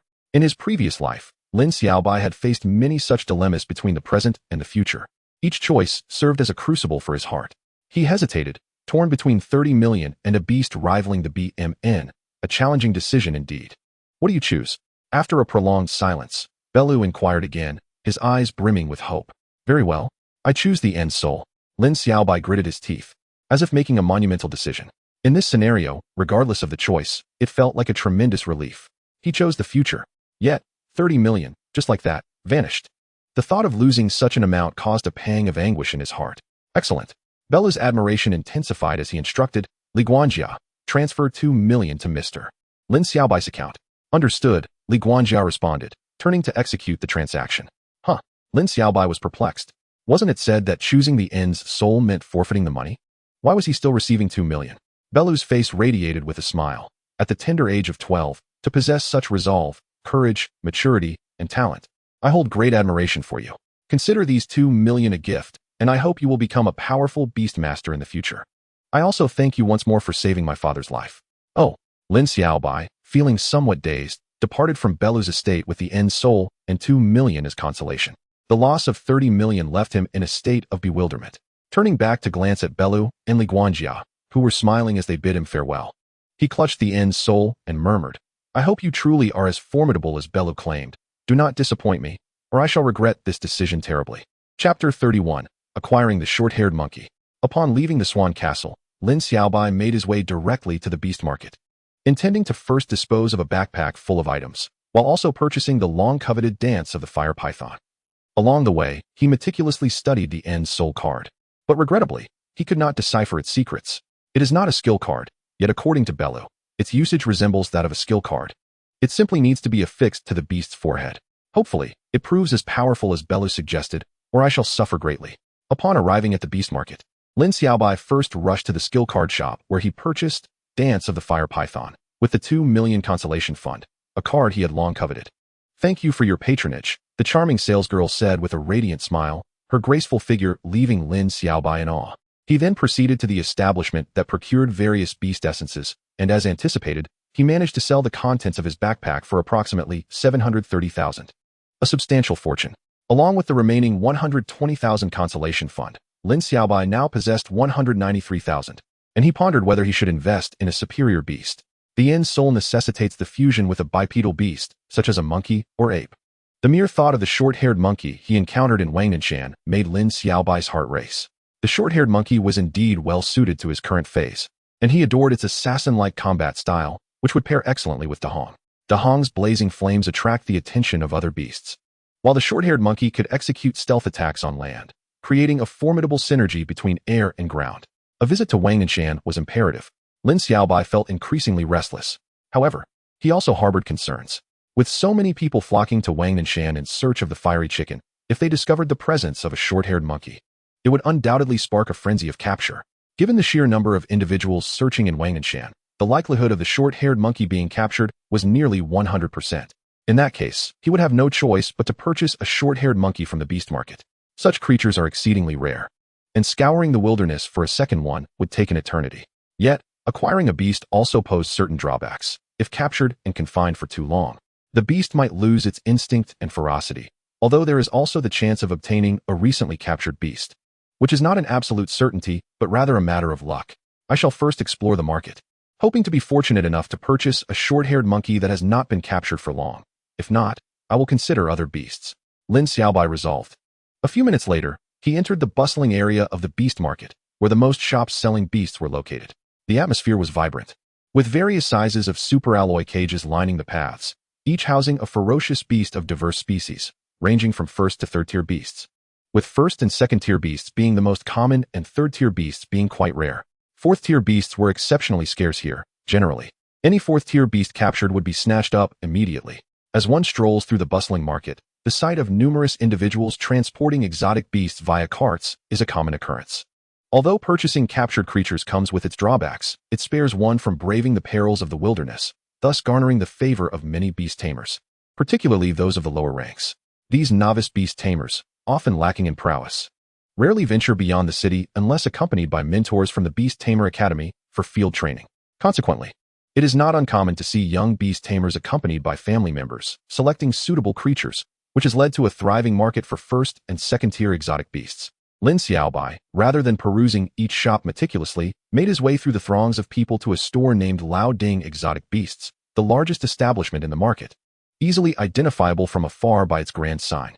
The storefront itself stretched nearly 100 meters, rivaling that of 3 or 4 other shops combined. Inside, numerous staff members were busily attending to customers, who comprised nearly 30% of the crowd. Those seeking the elusive, short-haired monkey often found their way to such large establishments, where serendipity might favor them. Upon entering, Lin Xiaobai noticed a middle-aged man, presumably an employee, concluding a transaction with a pair of young boys and an attractive woman who were in search of a swift rabbit. The middle-aged man spotted Lin Xiaobai and approached with enthusiasm, inquiring what exotic beast he was interested in. "Do you have short-haired monkeys?" Lin Xiaobai asked, surprised. The middle-aged man scrutinized Lin Xiaobai, noting that children of his age typically sought smaller pets like swift rabbits or canaries, and short-haired monkeys were quite rare. He shook his head regretfully, stating, "You've come too late. The last one was sold a few days ago. You should return in 10 days or 2 weeks. Such rare beasts may not even appear once a month. Is there none left?" Lin Xiaobai felt a twinge of disappointment and pondered briefly before turning to leave, realizing he would have to explore other shops. "Don't bother looking elsewhere. I am Ding Hua, the owner of this shop, and I can assure you that I have no short-haired monkeys. Other shops are even less likely to have them," the middle-aged man confidently asserted. "You are the owner?" Lin Xiaobai was taken aback and leaned closer to ask quietly, "Boss Ding, your business is quite expansive. You must be well informed. Have you heard of the beast known as the Ni? Ni?" Ding Hua was momentarily startled, gazing at Lin Xiaobai, and sighed. Impressive for one so young to know of such a creature. "You possess quite a bit of knowledge." Lin Xiaobai, slightly embarrassed, pressed on, "Is the Ni powerful?" "Indeed. It is formidable, even more so than the Bai Bai Meng, but exceedingly rare. The last one appeared 3 years ago at the beast battlefield," Ding Hua confirmed. Lin Xiaobai nodded, reassured by Ding Hua's words that aligned with those of Bei Lu, alleviating some of his concerns. While attending to his duties, Ding Hua lamented, however, "No matter how powerful it may be, it is a ferocious beast that cannot be tamed for human use. What if one could tame an eye? Lin Xiaobai abruptly interjected. Ding Hua's expression shifted, his work abruptly halting as he vigorously shook his head. Impossible. Absolutely impossible. Such a beast cannot be tamed. Those who attempt to do so have met with fatal mental backlash. No exceptions. At that moment, 3 rugged men, pushing a cart, approached, evidently returning from the wild. Huayi brothers, back so soon? Did you find the fiery chicken? Ding Hua greeted them with a hearty laugh, clearly familiar with the trio. Don't even mention it. One of the robust men, presumably the leader with black hair, sighed and lamented. A boy just over 10 snatched the fiery chicken. In the end, thousands surrounded him. We still haven't searched the lair of the dark-toothed tiger. Zheng Yuli and Gu Yuanquan started fighting over it. And everyone was too preoccupied watching them to notice that the 30 million bounty had already been claimed. I suspect that boy is hiding near the dark-toothed tiger's lair. What audacity! Who would have thought such a thing? The presence of a dark-toothed tiger in Wangnan Mountain is astonishing. Let us hope it's not a sign of unrest in Yinyu Valley, Ding Hua remarked as he circled around the cart the 3 men pushed, which was semi-enclosed, concealing its contents. What have you brought this time? Ding Hua inquired. Short-haired monkey, just captured from Wangnan Mountain, the black-haired man replied. Short-haired monkey. Lin Xiaobai's eyes lit up. What incredible fortune. Just as he was lamenting the absence of a short-haired monkey, one had now been delivered. Likely the very one he had encountered earlier. Short-haired monkeys are exceedingly rare, and to find one in Wangnan Mountain, a mere hill, is remarkable, though exhilarated. Lin Xiaobai refrained from acting impulsively, waiting for Ding Hua and the trio to conclude their discussion. Etiquette dictated that he not disrupt their transaction, and it was clear that the camaraderie between Ding Hua and the brothers would preclude any immediate sale to him. This second-tier, short-haired monkey is exceptionally fierce, far more so than the average second-tier variety. Had I not taken advantage of its momentary distraction to hit it with a powerful tranquilizer, I would never have captured it. Even after being struck, it ran 2 kilometers before collapsing, utterly disoriented, the black-haired man narrated as he opened the cart. Inside lay a diminutive monkey, unconscious and sprawled within the cart, its body a soft yellow, exuding a streamlined aesthetic, with large closed eyes that rendered it quite adorable. However, those familiar with short-haired monkeys would never underestimate it, for it is a skilled predator, nearly impossible to withstand without the prowess of a third-tier beast tamer or higher. All right, Ding Hua, you carry on. Quickly secure the short-haired monkey in a super alloy cage. The effects of the tranquilizer will wear off in about an hour. The black-haired man concluded his transaction with Ding Hua, offering a few final reminders before departing with his companions. Lin Xiaobai listened intently, noting that the black-haired man had sold the short-haired monkey to Ding Hua for a staggering 500,000. Such a price far exceeded that of many third-tier exotic beasts, which typically range between 300 to 400,000, while second-tier creatures usually fetch around 100,000. The hefty price of 500,000 for the short-haired monkey underscored its rarity and exceptional nature. Didn't you want a short-haired monkey? Perfect timing. Here's one for you. Ding Hua gestured toward the monkey, addressing Lin Xiaobai. Lin Xiaobai regarded him, yet before he could respond, Ding Hua continued, as you heard. I acquired it for 500,000, but I will sell it to you for 600,000. Quite reasonable, wouldn't you agree? Lin Xiaobai considered the offer and nodded in agreement with Ding Hua's price. At 600,000, the cost for the short-haired monkey was indeed fair. Had he not been present, it might have been sold for 70 or even 80,000. Even if a short-haired monkey remains unsold for an extended period, the passage of time within its confinement will inevitably lead to a decline in its price, though it shall never fall below 600,000. Lin Xiaobai considers himself fortunate in this regard. More significantly, this short-haired monkey has just been captured, retaining its primal instincts and ferocity, which is precisely what he values most. After transferring 600,000 to Boss Ding, Lin Xiaobai approached the dazed and unconscious short-haired monkey. The shop was bustling with numerous employees, allowing Boss Ding to observe with keen interest without being overly occupied. If you wish to tame the short-haired monkey, it is best to act swiftly. The effects of the tranquilizer will dissipate after an hour, and the difficulty of taming it will significantly increase, Boss Ding cautioned. Indeed, Lin Xiaobai nodded, fully aware of this principle. He promptly produced 5 beast capsules he had previously purchased, while Boss Ding lit a cigarette and observed from the side. Generally, there are 2 methods for taming beasts. One involves establishing a mental connection through direct communication, while the other entails forcibly creating a mental bond.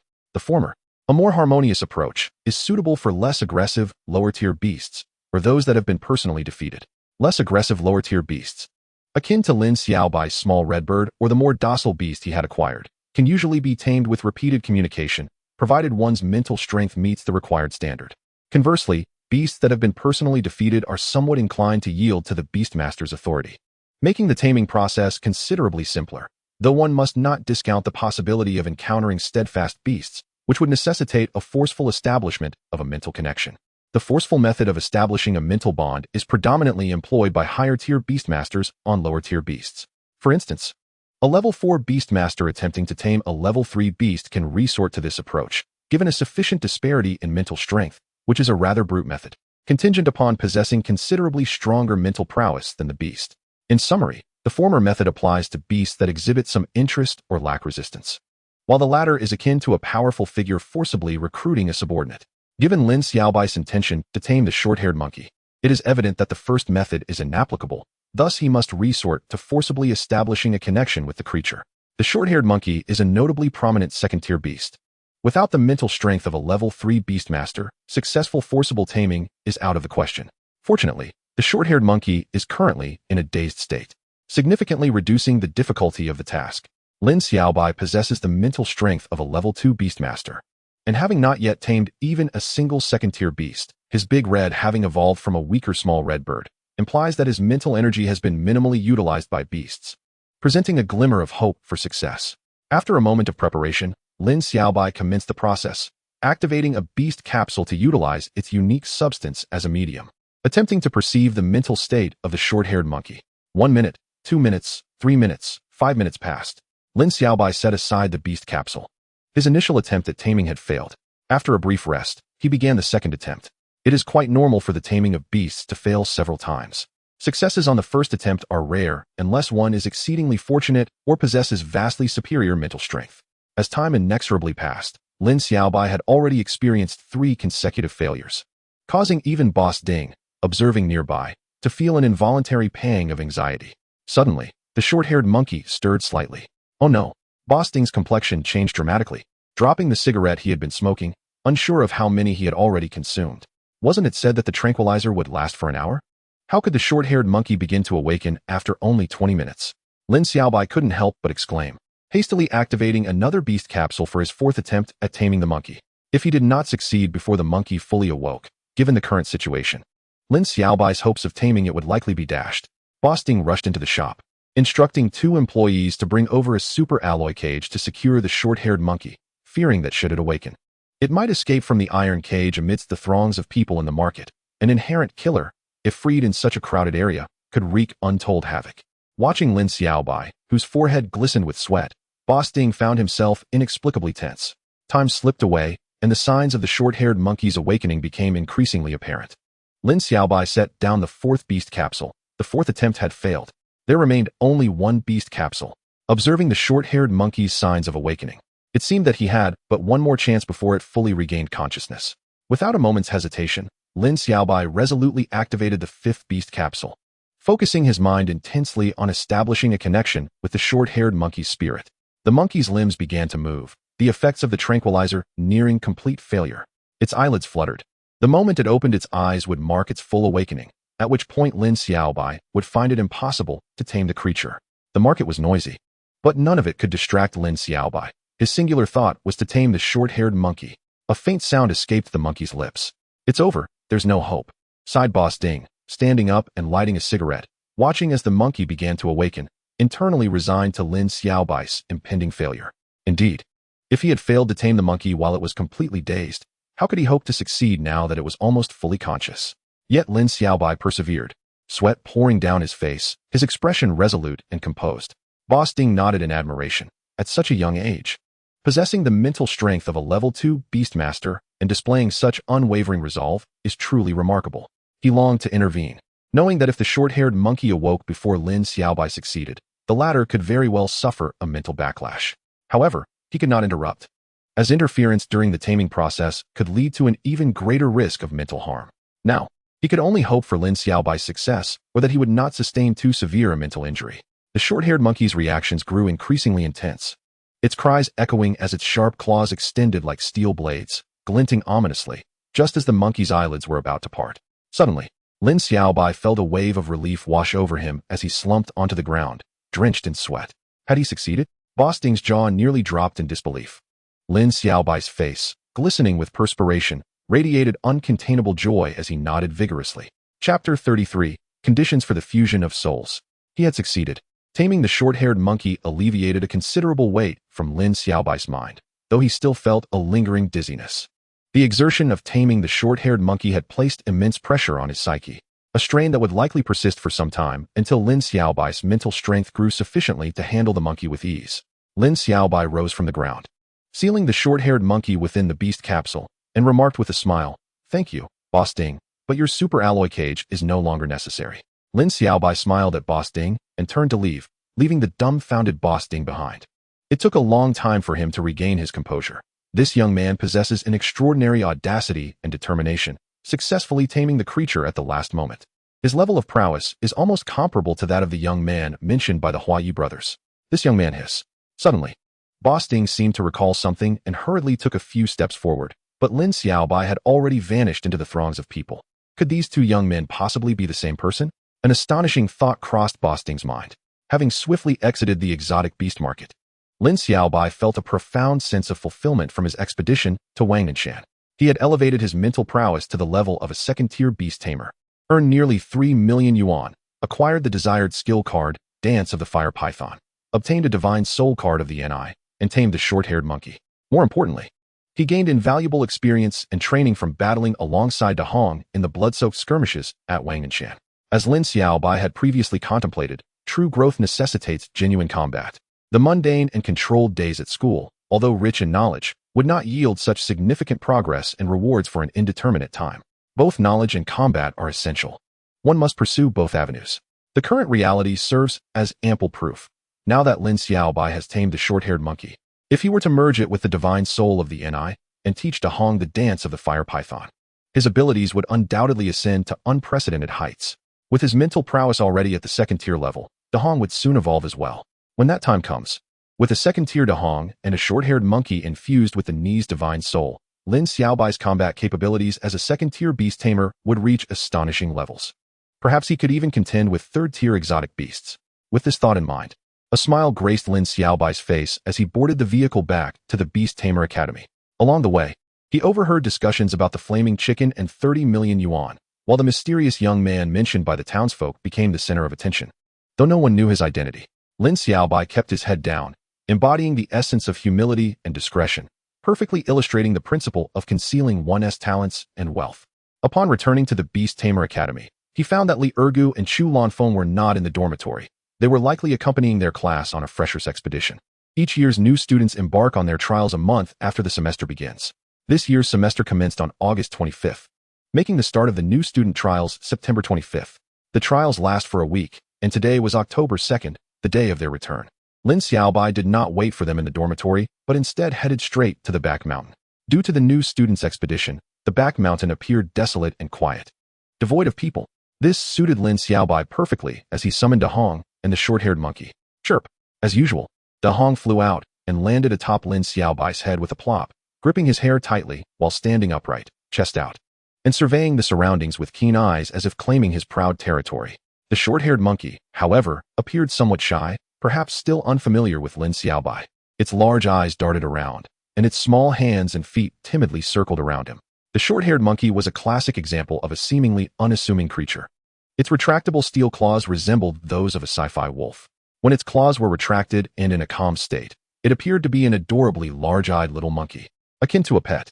However, once it revealed its fangs and its claws extended from flesh, it transformed into a formidable killer emerging from the depths of hell. As Lin Xiaobai contemplated, text appeared in his mind. Name, short-haired monkey. Level, Tier 2. Ability, Steel Claw Assault. Quality, Silver.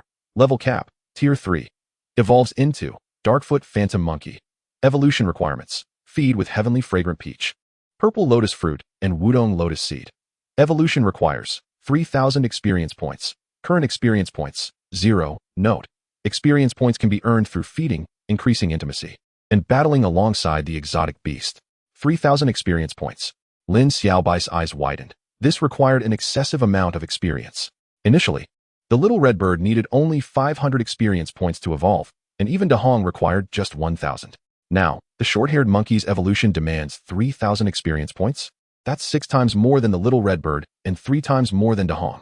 After pondering for a moment, Lin Xiaobai surmised that the system likely determines experience requirements based on the strength and level of the exotic beast. Otherwise, if the short-haired monkey still required only 500 experience points for evolution, it would be utterly outrageous. Lin Xiaobai pouted slightly in dissatisfaction with the system and withdrew 2 cards. One was the Divine Soul card of the NI, and the other was the Dance of the Fire Python skill card. First, he had Dahong learn Dance of the Fire Python with a breath of flame. 2 nearly 3-meter-long fire pythons manifested, composed entirely of fire, appearing as real as could be, their scales distinct and their writhing and roaring forms instilling awe. The fire pythons were under Dahong's control, and with a lunge, they melted a large hole in the mountain wall ahead. The 2 fire pythons remained for nearly 5 minutes before dissipating. This scene left Lin Xiaobai utterly astonished, exclaiming that the 800,000 yuan was truly worth it. Each of these fire pythons possessed strength comparable to a formidable second-tier exotic beast. Though the duration was only 5 minutes, this skill equated to 2 second-tier exotic beasts. Moreover, they were the kind that were fearless, requiring no feeding and not consuming the mental energy of the beast tamer. The 800,000 yuan was indeed a worthy investment. Now, it was time to see the outcome of the other card. Lin Xiaobai's eyes gleamed with anticipation as he gazed at the pale gold card in his hand. Having already been sufficiently amazed by the Dance of the Fire Python, he wondered what kind of power the Ni's Divine Soul card, even stronger than that of the BB Ming, would possess. Unable to contain his excitement, he gently placed the card against the short-haired monkey's forehead. A soft glow emanated, but after a few seconds, it faded back to tranquility. Fusion failure. What was happening? Lin Xiaobai was puzzled and attempted several more times, yet the result remained unchanged. The Ni's Divine Soul should successfully fuse with bipedal exotic beasts like the short-haired monkey. Why was the fusion failing? Just as he was musing over this, text appeared in his mind. Fusion of Divine Soul failed. Required for fusion: Thunderheart Wood, Greenheart Leafgrass, Celestial Jade Dew. Chapter 34. The Return of the Freshman Expedition. What the hell? Fusion of the Divine Soul actually requires additional items? Lin Xiaobai cursed under his breath. He had initially thought that taming the short-haired monkey would be sufficient for the fusion, but now a requirement for items had suddenly arisen? What is the meaning of this? 30 million was truly a staggering sum. Lin Xiaobai was seething with frustration, taking a considerable amount of time to compose himself as he scrutinized the names of the 3 peculiar items that had appeared in his mind: Lei Xinmu, by Xingye Chao, and Xian Eugene Liu. Having studied at the Beast Tamer Academy for nearly half a month, he had become acquainted with most of the rare herbs. Yet these 3 were entirely unfamiliar to him, clearly not mundane in nature. Conflicted emotions surged within him. He felt sorrow for being unable to fuse his soul, yet elation at the extraordinary nature of this soul card. It was truly a predicament. Lin Xiaobai felt as if he had swallowed an immense quantity of bitter herbs, an overwhelming discomfort enveloping him. Beilu, oh Beilu, you have led me into a dreadful situation. Previously, Beilu had never mentioned that other items were required for the fusion of the soul card, and now 3 completely unknown items had emerged. Was this a test to complicate his life? Yet, complaints aside, it was likely that Beilu was unaware, as this was merely the system's prompt for Lin Xiaobai. With a grim expression, Lin Xiaobai returned to his dormitory accompanied by a short-haired monkey and Dahong, his mind incessantly revolving around the names Lei Xinmu, by Xingye Chao, and Xian Eugene Liu. Although he regretted the unsuccessful fusion of the soul card, Dahong had learned the skill, Dance of the Fire Python, enhancing his strength considerably. Coupled with the formidable prowess of the short-haired monkey, Lin Xiaobai's abilities among the second-tier beast tamers were undoubtedly impressive. At least at this stage, he had surpassed his peers by a significant margin. Within just a month, he had ascended from a first-tier beast tamer to this level. It would be challenging to find another individual in his grade who had achieved such progress. As he walked along the academy path, he noticed a surge of people. Groups of 2 or 3 walking together. Could it be that the new students returning from their trials were back? Lin Xiaobai felt a flicker of joy. Upon returning to the dormitory, he found that Li Ergu and Chu Lanfeng had indeed returned. Xiaobai is back. At the moment Lin Xiaobai pushed open the door, Li Ergu and Chu Lanfeng embraced him with the delight of parents welcoming a long-absent child, examining him closely as if fearful of losing a piece of him. Xiaobai, how was your journey? Did you encounter any dangers? Chu Lanfeng eagerly inquired. None, Lin Xiaobai replied sincerely. What about you? We merely camped at the edge of the wilderness for a few days and returned. Our teacher forbade us from entering the mountains. Chu Lanfeng shrugged. Lin Xiaobai was left speechless. Indeed, this new student trial was even simpler than he had imagined. Well, it's not a major issue. Though your hair seems a bit shorter, as if it has been singed, Li Ergu remarked as he playfully removed Dahong from Lin Xiaobai's head, patting his hands as he completed his thorough inspection. This time, All the first-year students participated in the trial except for you. Now everyone knows that there is a first-tier beast tamer who ventured into the wilderness alone, lurk said. Everyone is discussing whether he managed to return alive or if he left in peace. Is it really that serious? Lin Xiaobai questioned, his forehead creased with confusion. Absolutely. Both lurk and Chu Lanfeng nodded in unison. Just then, the slightly ajar door of the dormitory was pushed open, revealing a charming monkey head, his companion, the short-haired monkey. Short-haired monkey. Lurk and Chu Lanfeng exclaimed in astonishment. Whose short-haired monkey is this? This building is meant for new students. Chu Lanfeng cautiously summoned his beast. The short-haired monkey had a fearsome reputation. Even though this particular one appeared to be tamed, it was wise to remain vigilant. If it were to suddenly attack them, at least they could defend themselves while awaiting rescue from the academy. Of course, the most likely scenario was that they would be swiftly defeated. The curious, short-haired monkey approached Chu Lanfeng's three-clawed monkey. Being closely related, both creatures bore sharp claws, yet the three-clawed monkey was significantly weaker, not on the same level. The three-clawed monkey sensed a threat, growling ferociously, and it seemed a conflict was imminent. Lin Xiaobai called out gently, prompting the short-haired monkey to obediently sit beside him. Gazing up at lurk and Chu Lanfeng with wide eyes. Is this your beast? Lurk and Chu Lanfeng stared in disbelief. Yes, Lin Xiaobai nodded. What? Lurk and Chu Lanfeng's mouths dropped open in shock, exchanging looks before turning back to Lin Xiaobai, astonished. Did your trial yield a monster? Half a month prior, he had been merely a first-tier beast tamer, and now he had even tamed a short-haired monkey. If this were to be publicized, people might think him foolish. You've reached the second tier of beast tamers? Chu Lanfeng asked, utterly astounded. Indeed, Lin Xiaobai affirmed. Incredible. Lurk gulped, momentarily at a loss for words. At the entrance of the Beast Tamer Academy, at Uncle Zhang's restaurant, in their usual private room, Lin Xiaobai treated his companions, the three from the dormitory and the amusing girl Xu Xiaoya gathered for a meal. They shared tales of their experiences during the trials, with Lin Xiaobai primarily recounting his adventures, while lurk, Chu Lanfeng, and Xu Xiaoya had little to share since they hadn't ventured into the mountains. By the way, Xiaobai, it seems there has been a commotion in town over a high-priced bounty for a flaming chicken. I heard it's located at Wangnan Mountain. Did you encounter it? Chu Lanfeng inquired curiously. Yes, my hair was scorched by that very chicken. Lin Xiaobai indicated his hair. What happened next? Chu Lanfeng gasped. I received a reward of 30 million, Lin Xiaobai disclosed without reservation. He knew that it would be impossible to keep this a secret from them. A little context would lead them to deduce that the boy who captured the wild flaming chicken was indeed him. However, there were certain matters he chose not to disclose, such as the soul card, which would become his trump card in the future. Until the fusion was completed, he preferred not to share it with them. Mentioning 30 million was inconsequential, as the difference between 30 million and 2 million was negligible for lurk and Chu Lanfeng, at most. It would mean treating them to a meal and adding a couple of dishes. As for Xu Xiaoya, that was even less of a concern. She resided in Swan Castle. Which said enough. Wow. Chu Lanfeng was about to exclaim in astonishment when lurk swiftly covered his mouth, fearing that if he shouted, they might attract unwanted attention. Cough. Cough. Lurk attempted to regain his composure, though his flushed face betrayed the shock of the 30 million figure. He boldly strode out of the private room, calling downstairs. Uncle Zhang, add a few more dishes, bring the most expensive ones on your menu. Lurk's voice was soon drowned out by the clamor from other private rooms, and Lin Xiaobai did not catch Uncle Zhang's response. Meanwhile, Xu Xiaoya was quite excited. Xiaobai, you're amazing. 30 million. That's enough to buy a toy robot from my house. Chu Lanfeng, feeling somewhat disheartened, placed a chicken leg into Xu Xiaoya's bowl. Xiaoya, eat your vegetables, and refrain from talking. In the ensuing conversation, no one mentioned the 30 million again. Instead, they spoke extensively about Lin Xiaobai's prowess as a second-tier beast tamer and his short-haired monkey. If we include you, there will be 7 second-tier beast tamers among this year's new students by the end of the month. As lurk sipped his drink, he remarked to Lin Xiaobai that the first month of each academic year marked the most vibrant period for newcomers. Those who progressed to the rank of a level 2 beast master within this month were undeniably exceptional individuals, far surpassing their peers, endowed with extraordinary mental strength and insight. The classmates would often evaluate who among them possessed the greatest talent of the cohort. In my opinion, this year's standout is Xiaobai, with a mere short-haired monkey. He is invincible. Once he defeats the others, our dormitory will boast the most gifted individual of the entire cohort, and we shall hang plaques to commemorate the brilliance of our predecessors for future generations to behold. Chu Lanfeng laughed heartily. Xiaobai, shall we challenge them tomorrow? His eagerness was palpable. No, I am not interested, Lin Xiaobai replied decisively.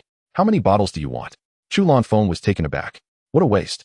With the short-haired monkey, victory is assured. Claiming the top spot would be a cinch, and you are willing to forfeit such a splendid opportunity. Why not let Xiaoya take the lead and defeat them all? Xiaoya? Lin Xiaobai looked astonished at the quirky girl beside him. Has she also advanced to level 2 Beastmaster? Xiaoya possesses 24 times the mental strength of an ordinary person. She achieved level 2 just 2 days after our return, Chu Lanfeng explained. Allow me to introduce you to my little flower.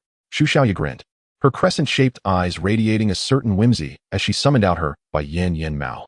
The Bai Yin Yin Mao had grown considerably, cradled in Xu Xiaoya's arms, resembling a large plush bear.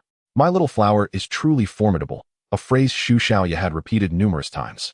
The Bai Yin Yin Mao, a common variant of a domestic cat, was not exceptionally powerful but not weak either. However, Xu Xiaoya's seemed rather special. According to her, this Bai Yin Yin Mao was merely 3 years her junior, now a decade-old cat that had remained with her since its mutation and had chosen to follow her willingly. If the relationship between ordinary beast masters and their beasts is akin to that of friends or brothers, then Xu Xiaoya's bond with her little flower resembled that of a junior with a senior, albeit this senior was a cat. In terms of strength, Little Flower was also distinct from regular Bai Yin Yin Maos. It had already demonstrated its prowess during a previous encounter with Zhao Zijuan's Ironback Pangolin, showcasing remarkable speed and attack power that surpassed that of its peers. Now that it had ascended to level 2, it appeared even more formidable. I wonder who is stronger, Little Flower or the short-haired monkey? This thought emerged in Lin Xiaobai's mind. Their attacking styles were characterized by speed and strength. The prowess of the short-haired monkey is self-evident. Had it not been for Dahu's gale wings during their encounter at Wanganshan, Lin Xiaobai and Dahu would likely have perished. As for Little Flower, Lin Xiaobai had already equated it with the little red bird, both being unique entities among their kind, far from ordinary cats. After their meal, on the way back, Chu Lanfeng continued to encourage Xu Xiaoya to challenge others, clearly invested in the pursuit of the top title. Yet, like Lin Xiaobai, Xu Xiaoya replied flatly, not interested. When classes commenced the following day, Lin Xiaobai finally comprehended Chu Lanfeng's fervor. It was not solely his enthusiasm, but that of all classmates, including the teachers, who were keenly engaged in the contest for the title of the most gifted individual. This was not an official competition organized by the academy, but rather a private evaluation by the students, a tradition that had evolved within the Beastmaster Academy over the years.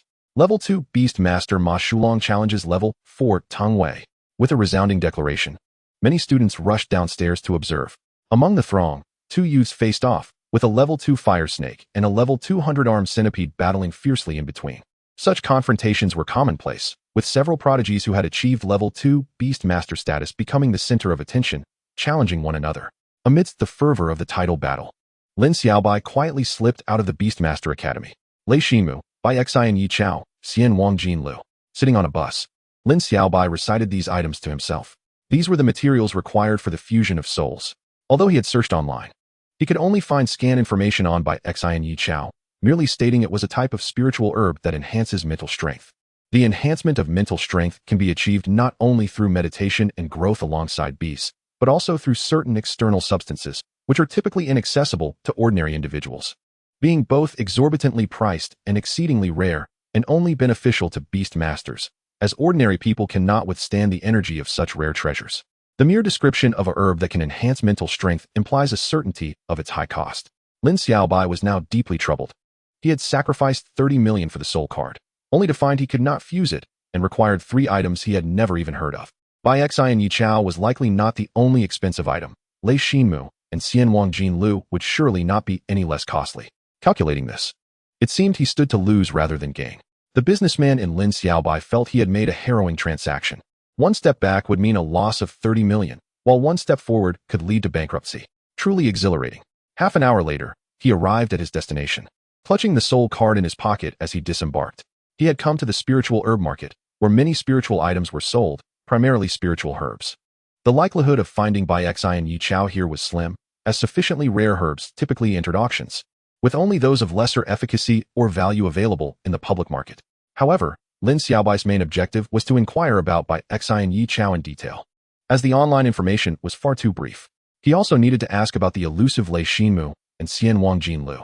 Upon entering the spiritual herb market, he found it considerably smaller than the beast market, consisting of just one street, with shops resembling ordinary pharmacies, as they did not require the space that beasts occupied. Nonetheless, it was bustling, filled mostly with ordinary people seeking herbs for healing various ailments, as the primary use of spiritual herbs lay in medical treatment. Navigating through the crowded throng, Lin Xiaobai strolled and paused, ultimately not encountering a suitable herb shop until he reached the end of the street, where a shop with a wooden sign caught his attention. Lin Xiaobai's eyes lit up. This is precisely the type of shop I need. His primary purpose was inquiry, so he certainly could not choose a shop that was too busy, otherwise, with too many customers, even if the proprietor had the intent. There would be no time for casual conversation. He needed a shop with fewer patrons, where the owner would have the time to chat with him. This shop fit the bill perfectly, as not a single customer had entered in several minutes. Lin Xiaobai stepped inside, finding it quite desolate. An elderly man was behind the counter, and Lin Xiaobai cheerfully asked, "Old man, do you have by Xian Yi Chao?" He was prepared for the elder to say no, after which he would think of ways to endear himself to the old man before posing further questions. Otherwise, if he asked directly and encountered someone less amiable, they might simply dismiss him with an indifferent "I don't know" or ignore him altogether. Yes, the old man nodded. Huh. Lin Xiaobai was astonished. Is there really by Xian Yi Chao for sale here? Could it be that the old man is a hidden expert in the field? Or is it that by Xian Yi Chao is not a particularly rare spiritual herb? The old man rummaged behind the counter for a while, and then produced a small plant, covered in dust, yet still visibly vibrant and green. Do you need anything else? He inquired. Lin Xiaobai widened his eyes, his lips trembling uncontrollably, feeling as though his entire worldview was on the brink of collapse. Tentatively, he asked, "Do you have Xian Wan Yulu?" Bang! A large box was placed on the counter, the clinking of glass bottles resonating inside. All the bottles appeared identical, filled with a rich, white liquid. How many bottles do you want? The old man asked. Chapter 36. The Exotic Beast Apothecary. Crack. This was the sound of Lin Xiaobai's world shattering, followed by an overwhelming collapse, leaving no remnants behind. This dusty little plant, seemingly pulled from a corner, was indeed by Xian Yi Chao, a spiritual herb capable of enhancing mental strength.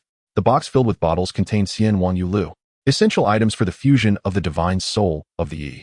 Yet, they were displayed as if they were mere street vendor goods, treated even worse than such wares. Fake. Absolutely fake. This was Lin Xiaobai's instinctive thought. Little one, do you want it or not? If not, I'll take it back. It doesn't look good on the counter, the old man asked. Cough, cough. Lin Xiaobai, somewhat flustered, cautiously asked, "Old man, are these truly by Xian Yi Chao and Xian Wan Yulu?" He fixed his gaze on the old man, who, under Lin Xiaobai's scrutiny, seemed to want to nod but suddenly shook his head, sequentially pointing. This by Xian Yi Chao is genuine, but the Xian Wan Yulu is diluted. What do you mean? Lin Xiaobai inquired, puzzled. Haha, the old man chuckled at Lin Xiaobai's expression, saying, "This is an exotic beast apothecary. The two items you asked about are not for human use. They are for exotic beasts." Lin Xiaobai's eyes widened in shock. He turned to look again at the sign at the entrance and indeed found the words exotic beast apothecary, which he had overlooked in his earlier haste. Now it all made sense. This also explained why the business here was so poor. Who would buy spiritual herbs for exotic beasts? At least he had never heard of such a thing. Lin Xiaobai shook his head, self-deprecatingly laughing. This was undoubtedly the biggest joke he had ever encountered in both this life and the last. Because he had never heard of it, when he saw the online explanation of by Xian Yi Chao as a herb for enhancing mental strength, he instinctively assumed it was for human use. The fusion of the Yi's divine soul was for exotic beasts, not humans. Naturally, Lei Xian Mu, by Xian Yi Chao, and Xian Wan Yulu were meant for exotic beasts. Spiritual herbs for enhancing human mental strength might be quite expensive, but what about those meant for exotic beasts? With everything falling into place, Lin Xiaobai re-entered the store, where the old man awaited him, knowing he would return. Old man, what exactly are by Xian Yi Chao and Xian Wan Yulu used for regarding exotic beasts? Lin Xiaobai asked, resembling a child eager for knowledge. The old man kindly explained, by Xian Yi Chao strengthens the mental connection between exotic beasts and humans. Some exotic beasts are inherently fierce and may break free from their tamer's control when provoked. By Xian Yi Chao effectively resolves this issue. And what about Xian Wan Yulu? Lin Xiaobai pointed to the box filled with bottles. The old man replied, Xian Wan Yulu is a rare healing treasure, said to revive those on the brink of death. Unfortunately, its energy is too peculiar for human use, but it can be employed on exotic beasts. No matter how severe the injury, it can restore them, even if they are missing limbs. Pure Xian Wan Yulu is exceedingly precious, and no one needs it. So it is diluted into what is now called the exotic beast restoration Yulu, which can quickly heal external injuries of exotic beasts. The old man laughed. Pointing at the Bai Xian Yi Chao, this last plant is one of the 3 I acquired 3 years ago. I've only sold 2 in that time. If you hadn't shown interest, I'd have likely forgotten about it, gathering dust in the corner. Now it all made sense to Lin Xiaobai. The name of the deluded Xian Wang Yulu had even been changed, and the fact that only 2 plants of Xian Yi Chao had been sold in 3 years suggested that very few knew about them. No wonder he found no detailed information online. The half-hearted explanation about Xian Yi Chao had led him astray. What about Xian Mu? Do you know what that is? Lin Xiaobai, like a thirsty seeker of knowledge, inquired about the last item needed for the fusion of the divine soul. After pondering for a moment, the old man replied, Xian Mu is not something for human or exotic beast use. It is a peculiar item formed during intense lightning strikes, containing astonishing lightning attribute energy. I don't have any here. But Xian Mu can only be found in the Thunderstrike Abyss. Lightning attribute energy? Lin Xiaobai was taken aback, beginning to grasp how these 3 items fit together. The old man cheerfully asked, do you still want Xian Yi Chao and the Restoration Yulu? Yes, Lin Xiaobai affirmed. But I want Xian Yi Chao and the genuine Xian Wang Yulu. Xian Wang Yulu? The old man was surprised. How much for the Xian Yi Chao and Xian Wang Yulu? Lin Xiaobai inquired. After a moment of contemplation, the old man said, Xian Wang Yulu is the raw material I use to make the Restoration Yulu. If you truly need it, I can sell it to you. 1 bottle of Xian Wang Yulu and 1 plant of Xian Yi Chao will cost you 2 million. Upon hearing the price, Lin Xiaobai felt a sharp pang in his heart. It was still so expensive. He felt as if he were constantly threatened by money. Can you hold it for me? I'll come back to buy it later, Lin Xiaobai pleaded, as he still had over 100,000 yuan left on him, insufficient for the purchase. All right. The old man readily agreed, setting aside the Xian Yi Chao and the Restoration Yulu. Lin Xiaobai turned to explore the peculiar exotic beast apothecary, the likes of which he had never heard of or visited before. What kind of items would such a shop sell? Stamina recovery liquid? Lin Xiaobai picked up a test tube containing a light blue liquid. The label read, Stamina Recovery Liquid, which allows exotic beasts to quickly regain stamina. Suitable for those below level 3. Such items exist? Lin Xiaobai was astonished. Putting down the test tube and picking up a small bottle containing a substance similar to the Restoration Yulu that the old man had mentioned. Restoration Yulu can rapidly heal the injuries of exotic beasts in a short time, eliminating the need for prolonged nurturing in exotic beast capsules. Emotional Stabilizer allows exotic beasts to overcome fear and anxiety. Such a plethora of peculiar items? Lin Xiaobai marveled, discovering that the shop primarily sold emergency supplies for exotic beasts. I only have those who frequently enjoy outdoor adventures or hunt exotic beasts coming here. It can effectively enhance the combat capabilities of exotic beasts in the wild. If you ever venture out, feel free to stop by. It might just save your life, the old man explained with a smile. Lin Xiaobai nodded, agreeing with the old man's perspective. Although these items may seem rather trivial at first glance, upon deeper contemplation, one can discern their boundless utility. For instance, the Stamina Recovery Potion, if utilized during battles in the wilderness, would significantly enhance the endurance of the YSHU. Other items, such as the Restorative Jade Dew, are equally beneficial. In Chapter 37, titled The Uprising of Inyu Valley, Lin Xiaobai wandered through the store with keen interest. Aside from emergency supplies there were numerous practical gadgets, such as the capsule belt, which serves as an alternative to a conventional belt and can accommodate several capsules, allowing for convenient access. More importantly, its aesthetic appeal was quite commendable. Lin Xiaobai purchased a capsule belt, deciding to acquire other necessities when the need arose for excursions into the wilderness. Upon returning to school, a significant event unfolded, the uprising in Inyu Valley. Lin Xiaobai promptly accessed the internet, and indeed, news regarding Inyu Valley flooded the screens. Signs had been evident prior, such as the appearance of the gray stone wolf pack and the dark-toothed tiger, which had led some to speculate that an uprising was imminent. Now, that speculation had manifested into reality. However, this uprising did not herald a crisis for Wangnan City. Rather, it brought forth great tidings. Inyu Valley, located in the southwest of Wangnan City and to the west of Wangnan Mountain, is an exceedingly perilous area, home to numerous high-level, which only the most skilled beast tamers dare to enter. It is also the most unstable region for in the vicinity of Wangnan City, experiencing 1 or 2 uprisings annually.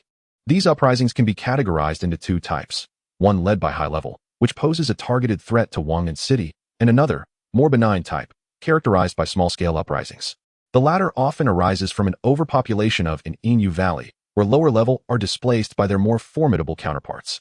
These lower-tier beings, typically below level 3, do not launch assaults on Wangnan City. Instead, they wander in the adjacent forests, prompting many to hunt them for profit, akin to a fish surge in a river. This particular uprising was of the latter variety. Lin Xiaobai's expression radiated excitement. A small-scale uprising was splendid news, especially as he was in dire need of funds. Seizing this opportunity to hunt would be quite lucrative. Many shared his sentiment, as the online community erupted with enthusiasm. The uprising in Inu Valley was set to commence in 3 days, with lower level expected to swarm the area within a 50-mile radius for approximately 10 days before dispersing into the surrounding mountain ranges. Preparations for the hunt were underway, with the entire Black Rock Expedition team already deployed and the South Mountain Expedition team also on the move, live-streaming their journey.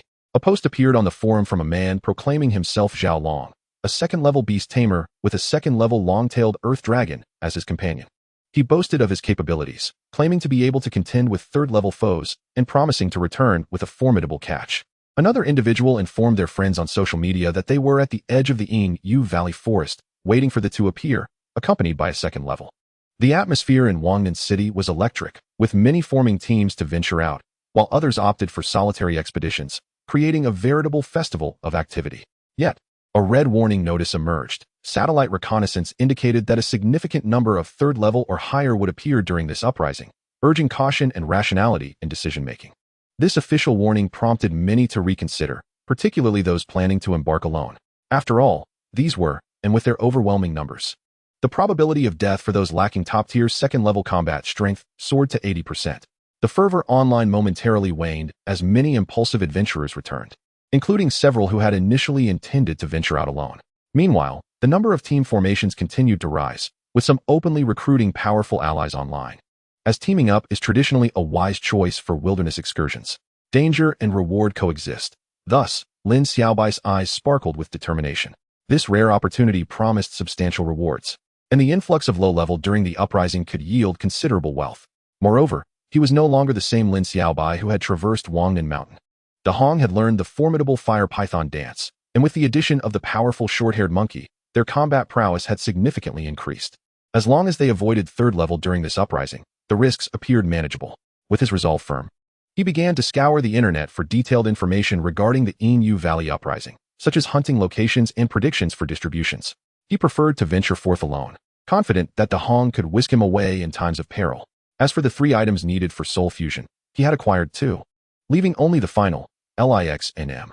Lin Xiaobai planned to pursue this item after the uprising concluded, prioritizing the acquisition of sufficient funds to procure by Xian Yichao and Xian Wang Yulu, thereby replenishing his resources. Additionally, he aimed to allow De Hong and the short-haired monkey to gain experience.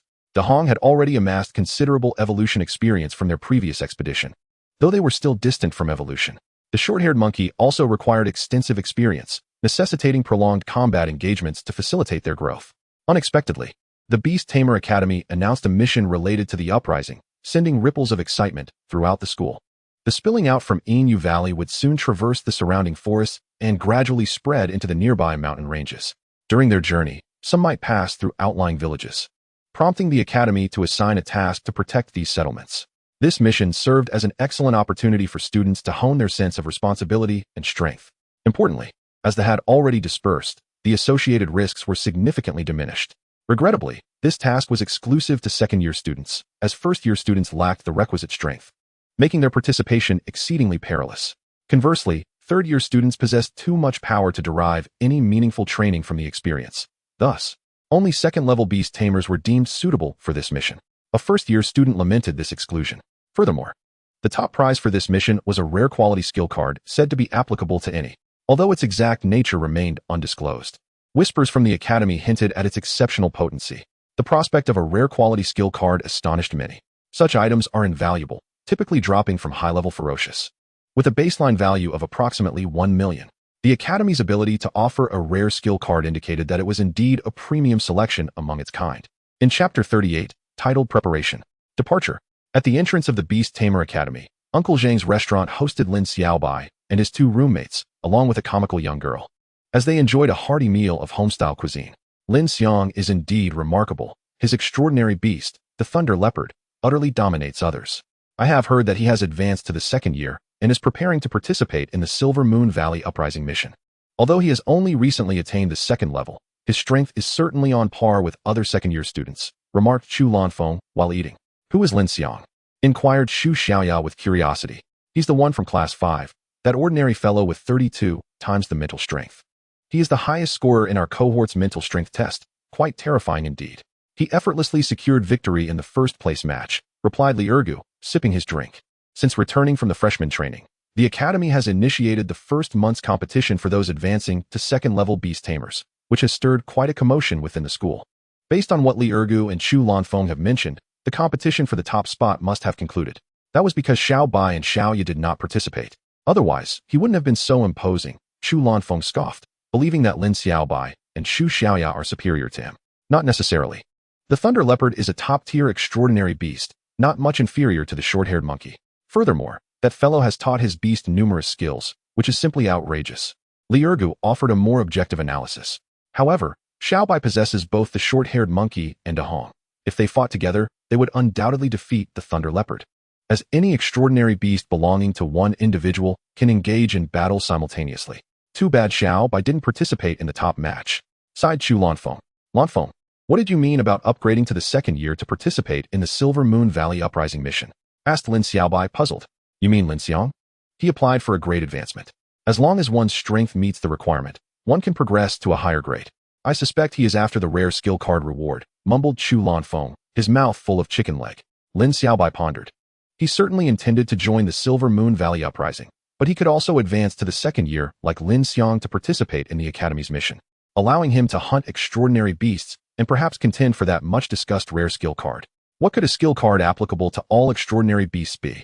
Lin Xiaobai contemplated. It is said that this rare skill card can be utilized by all extraordinary beasts, categorized by the form of attack. A skill card that applies to all extraordinary beasts seems almost impossible, yet the Academy has no reason to deceive its students. It is quite strange, very peculiar. It is difficult to envision what kind of skill card it could be. Xiaobai, why don't we also advance to the second year and participate in the mission? Xu Xiaoyan nudged Lin Xiaobai, her face brimming with excitement. Do you want to go? Lin Xiaobai inquired. Hum. Xu Xiaoyan nodded eagerly like a chick pecking at grain. No way. If you both advance to the second year, what will happen to me and Ergu? Chu Lanfeng lamented with a glum expression.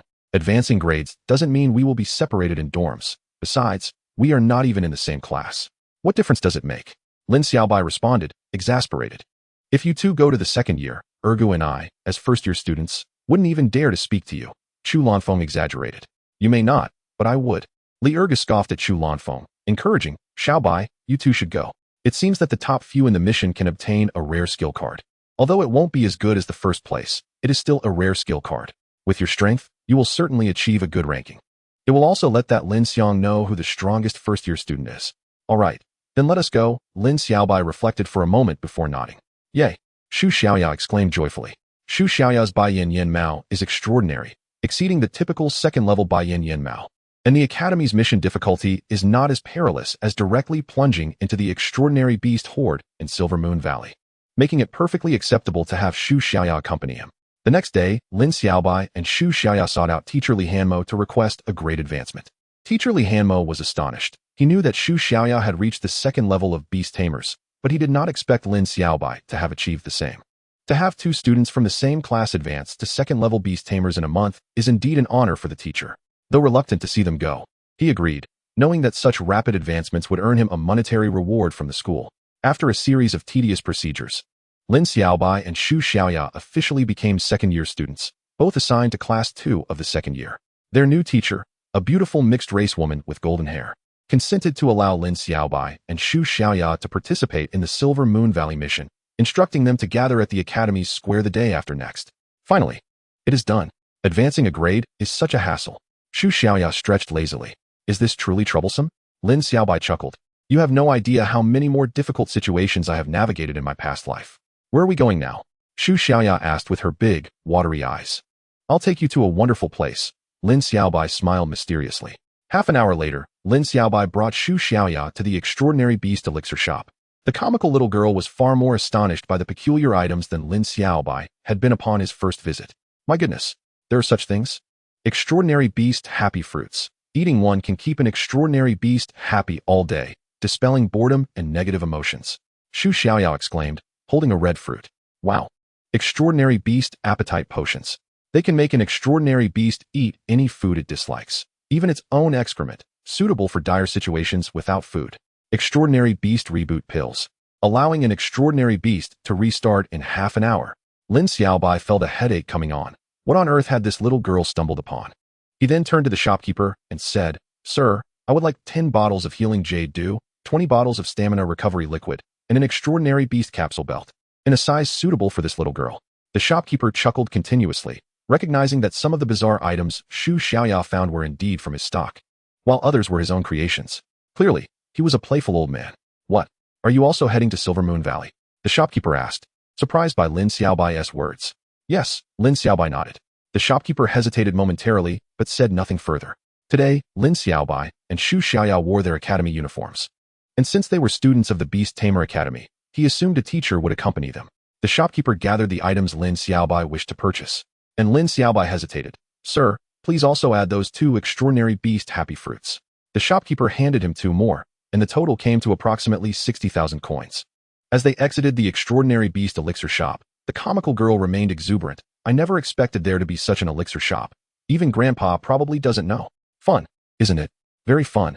Here is your extraordinary beast capsule belt. Lin Xiaobai handed it to her. The 2 extraordinary beast happy fruits were an impulsive purchase, but they might prove useful in the future.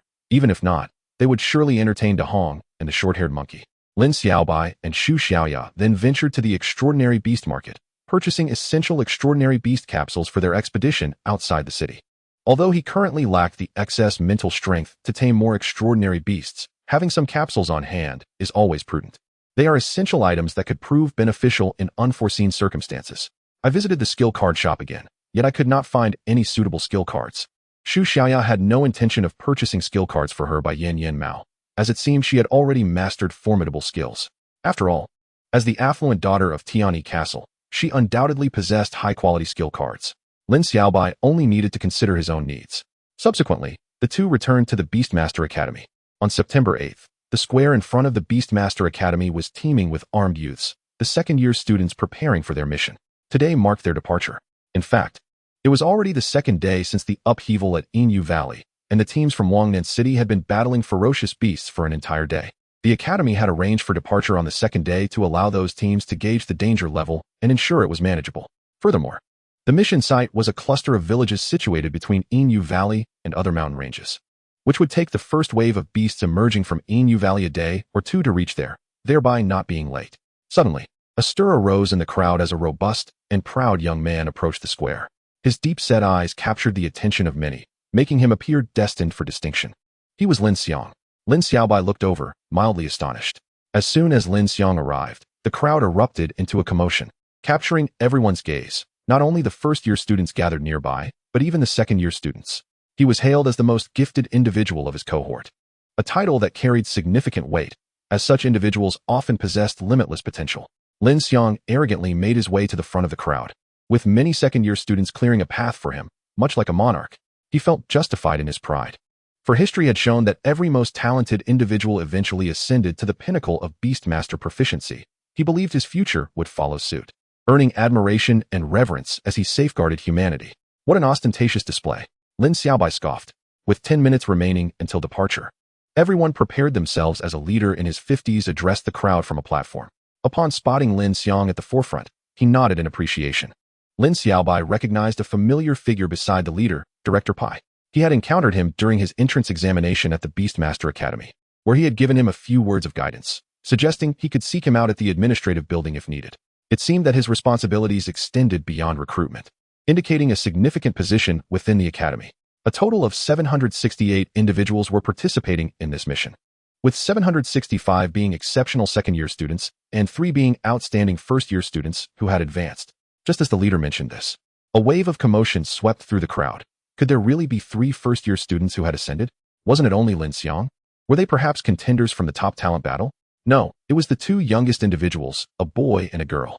Someone pointed out Lin Xiaobai and Xu Xiaoya. Who were they? Many wondered, having never seen them during the top talent battle. That was Xu Xiaoya from Class 3 of the first year. She had long been promoted to the 2nd level, but had simply not participated in the battle. An informed individual explained to the crowd. Silence.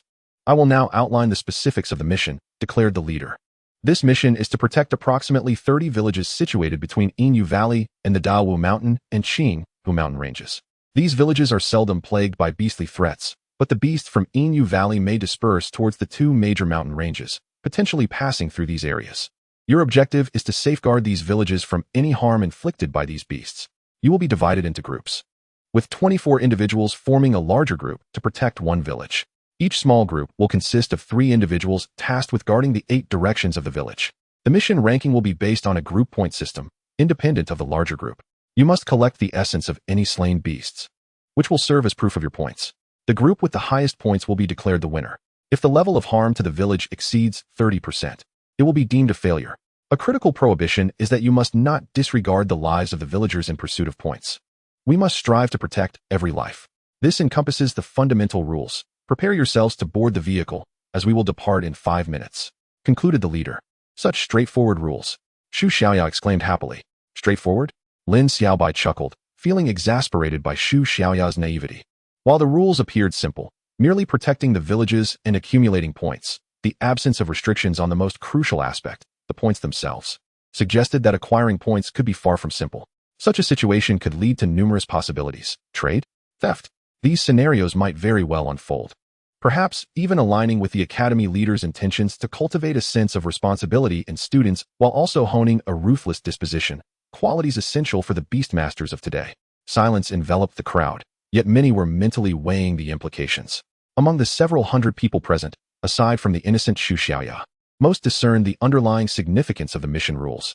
Many gazes glinted with cold determination, particularly those who were confident in their strength, knowing they would excel in this mission. A dozen buses parked beside the square slowly opened their doors, and everyone began boarding. Alas, we should also depart, sighed Liu Ergu, observing Lin Xiaobai and Shu Xiaoya as they boarded, feeling a twinge of discomfort as he watched others draw attention. Having only arrived at the academy a month prior, Xiaobai and Xiaoya had already left them far behind. Chu Lanfeng's expression turned bitter, but he soon resolved not to allow this to continue. We must diligently practice and catch up to their pace. Let us go meditate. The buses gradually started moving, heading out of the academy. Lin Xiaobai and Shu Xiaoya settled into seats at the back of one bus when suddenly, someone turned around to look at him and smiled. Good to see you again, the person said with a smile. Lin Xiaobai, puzzled, wondered if the individual was addressing him. After a moment of daze, he suddenly recalled. It was him. During Lin Xiaobai's initial visit to the Beastmaster Academy, while he was battling with the Shaohong Niao in the back mountains, he had encountered this individual, who had appeared when the Shaohong Niao unleashed its flames against a second-level purple-patterned spider. At that moment, Lin Xiaobai had felt as though he was being watched, which had left him quite unsettled. He never expected to run into him again here. He must be a second-year student. Noticing Lin Xiaobai's silence, the individual turned back, settling into his seat, a knowing smile playing on his lips, as if whispering to himself. What kind of secret could lead him to successfully evolve the Shaohong Niao into a firebird? Xiaobai, do you know him? Shu Xiaoya inquired curiously. I don't know him. Ignore him, Lin Xiaobai replied, harboring a deep-seated aversion to this individual, who exuded an unsettling aura, making him feel uncomfortable. At that moment, the entirety of Wangnan City was engulfed in the grim news emanating from the upheaval at Inyu Valley, but it was not good tidings. Rather, it was a series of dire reports. The He Yin exploration team encountered a formidable level 3 beast, resulting in their complete annihilation. The Nanshan exploration team suffered the loss of half its members and retreated in disarray, rumored to have been besieged by the level 3 beasts. The brothers of the African descent have gone missing in the vast, dense forest, with ominous predictions regarding their fate. What was initially a minor upheaval has led to a series of grim reports, prompting the populace to realize the severity of the official red alert. Even those in exploration teams or groups have either perished or sustained severe injuries one after another. All were rendered speechless, and no one dared to venture near Inyu Valley. Individuals from outside the city began to return, as the multitude of level 3 beasts was no mere fabrication. This upheaval at Inyu Valley was undoubtedly unprecedented. A band of ineptitude. Danger signifies opportunity, and the weak are destined to flee in disgrace. A brazen proclamation surfaced online, inciting widespread condemnation, with some even calling for a doxing. Yet, within half a day, news emerged that silenced all dissent. The shadow hunting squad has departed the city, intent on exterminating all level 3 beasts and restoring honor to the strong. Chapter 40, Shaohuang Village. The shadow hunting squad. They are a renowned quintet. It is said that their abilities complement each other seamlessly, making them the ultimate hunters of beasts. It is no wonder that such audacity was displayed. They are indeed members of the shadow hunting squad. Rumor has it that they nearly succeeded in hunting a level 4 beast, their power deemed terrifyingly invincible. The emergence of the shadow hunting squad instantly captivated public attention, as their illustrious past achievements were recounted, instilling awe in the hearts of many. whether it be the current hunting squad or exploration teams. They are the brave who delve into the great mountains, living and taking pride in the hunt of beasts.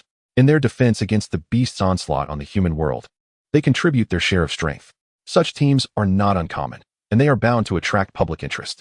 The upheaval at Inu Valley has unleashed an unprecedented number of level 3 beasts, which poses both danger and opportunity. The value of such beasts is considerable, and their abundance will surely attract formidable teams that are usually reticent to engage, not limited to just the Shadow Hunting Squad. Indeed, shortly after the Shadow Hunting Squad departed, news spread of other powerful teams leaving the city. The esteemed Rue Mang Exploration Team, renowned as the best in the Central District, has set its sights on Inu Valley. Astonishingly, the Snakebone 10, presumed lost in the dark forest, have resurfaced, emerging from a secret location in Wangnan City, coldly declaring their intent to hunt beasts worth 100 million.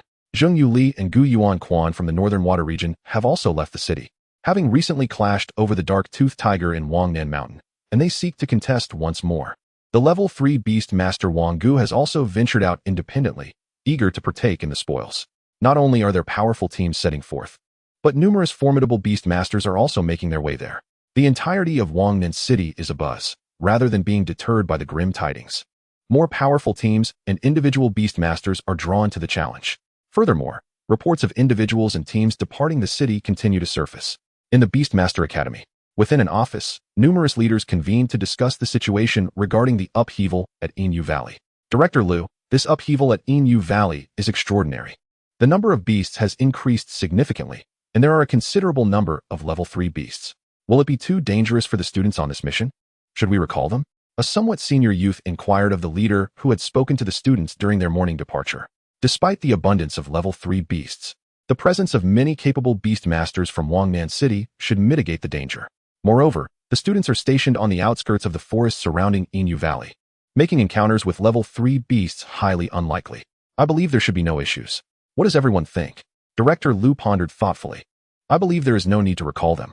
A certain level of danger can be beneficial, better honing their skills and revealing their true potential, remarked Director Pai, whom Lin Xiaobai recognized. I concur with Director Pai's viewpoint, another voice chimed in. I too agree. Half a day later, 300 miles west of Wangnan City, a bus came to a halt in front of a village. The doors swung open, and precisely 24 individuals, along with a leading teacher, disembarked. Among them were Lin Xiaobai and Xu Xiaoya. The leading teacher gestured towards the village behind him, stating, "This is your task location, Xiaohuang Village. It lies between Inu Valley and the Qinghu Mountain Range, approximately 50 miles from the outer forest of Inu Valley. The village houses about 300 residents, and your mission is to protect them to the best of your abilities. Form groups of 3 to guard the 8 directions of the village. At around 4 in the afternoon, the first wave of beasts is expected to pass through here. I hope not to hear any grim news from you. Additionally, ensure that the damage to the village does not exceed 30%. If it does, all of you will be deemed to have failed your mission." After the teacher's reminder, he boarded the bus and departed without further instructions.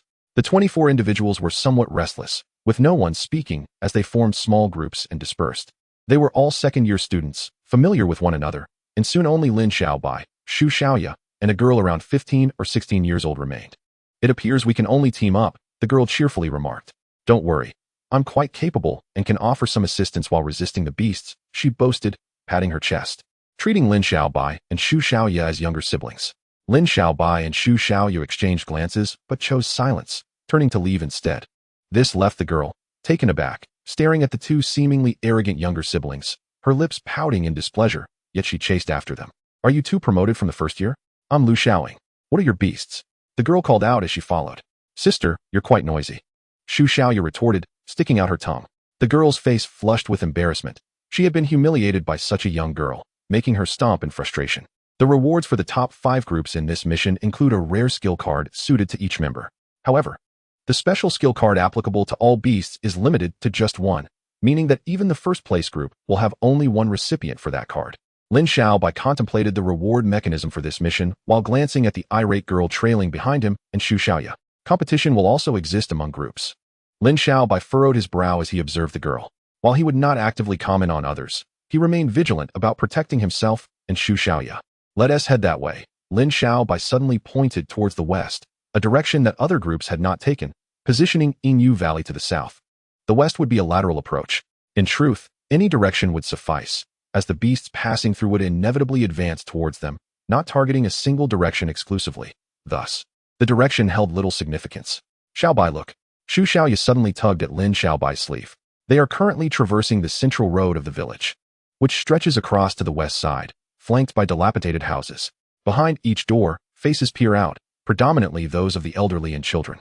Their expressions are neither fearful nor welcoming. They are simply the elderly who lack the means to reside in the city or are nostalgically rooted in their rural homes. According to the teacher who led them on the bus, every time there is a disturbance in Inyugu, students are dispatched to these villages to safeguard the inhabitants. Thus, they are aware of Lin Xiaobai and his companion's purpose, and they also know that with such visits, the ferocious beasts are sure to follow. Chapter 41, The Red-Eyed Bull. Here we are, Lin Xiaobai announced, halting as they reached the western edge of Xiaohuang village, approximately 50 meters from the village itself. Behind them lay Xiaohuang village, while in front sprawled a desolate expanse. Look over there, Shu Xiaoya exclaimed, pointing. To their right stood a modest bamboo house, constructed entirely from bamboo, with parts appearing worn and others remarkably new, as if the old structure had just been repaired. That bamboo house was built for us by the villagers. Whenever the academy sends people here to protect them, they can stay inside, and the villagers will provide meals. It seems this bamboo structure was recently restored after being damaged by beasts, Lu Xiaoying explained. Indeed, Lin Xiaobai nodded, moving toward the bamboo house, with Shu Xiaoya hastily following. Lu Xiaoying, trailing behind, huffed in frustration at Lin Xiaobai's aloof demeanor. However, she understood the necessity of unity within their group for the time being. Upon entering the bamboo house, which resembled more of a watchtower due to its height and panoramic view extending hundreds of meters, it was evidently constructed by the villagers as a precaution against beastly invasions. At approximately 4 in the afternoon, the first wave of beasts was expected to pass by. It was currently 3 o'clock, leaving them with an hour to prepare. Lin Xiaobai calculated as he opened his backpack to inspect his supplies. This time, in addition to provisions for the short-haired monkey and Dahong, he had brought 10 bottles of restorative jade dew, 20 bottles of stamina elixir, and 2 beastly pistachios. Moreover, he carried 7 or 8 beast capsules, along with those for Dahong and the short-haired monkey, filling his beast capsule belt. Besides some knives, he had reserved space for the essence of the beast's body parts. Shu Xiaoya's inventory mirrored his. Apart from some food, she had also allocated space for storing the essence of the beasts, which was standard for everyone. Upon noticing the various bottles in Lin Xiaobai's backpack, Lu Xiaoying's eyes widened in curiosity. What are those? However, before she could scrutinize further, Lin Xiaobai zipped up his backpack. At that moment, a villager from Xiaohuang village approached with water for the trio. A rare sight, as he was a young man, around 20 years old, the only young person they had encountered in the village. Xiaohuang village had fallen eerily silent, with villagers retreating into their homes, afraid to come out, while the students from the Beast Tamer Academy awaited the beast's arrival. Approximately an hour later, Lin Xiaobai's attention sharpened. They are coming, he announced, as distant sounds of beasts charging could be heard. Not many, perhaps 3 or 5, but they had yet to come into view. Lin Xiaobai summoned Dahong and the short-haired monkey, while Shu Xiaoya called forth her by Yan Yan Mao. Lu Xiaoying gasped, short-haired monkey? Firebird. Both the short-haired monkey and the firebird were exceptionally formidable beasts. It was already a source of pride for an ordinary person to possess one, yet he had 2. Wasn't Lin Xiang supposed to be the most powerful in the first year? Why did it seem that Lin Xiaobai was even more astonishing? Lu Xiaoying's attention was entirely fixated on Lin Xiaobai, overlooking Shu Xiaoya, considering her by Yan Yan Mao to be rather unremarkable. She too summoned her beast, a second-tier flower vine beast. This creature, a peculiar mutation of plant life, primarily attacked by ensnaring its foes with vines, suffocating them, or releasing hallucinogenic pollen to disorient them before delivering a fatal blow. Before long, 3 massive creatures appeared in the distance, barreling toward the village. Each stood over 2 meters tall, sporting twin horns on their foreheads and crimson eyes, resembling tanks in their charge. Red-eyed bull. Lin Xiaobai's eyes gleamed as he quickly recalled the information about the red-eyed bull. It was the initial form of the red-eyed fierce bull, a second-tier ferocious beast, endowed with immense strength, attacking relentlessly with its horns, capable of devastating destruction.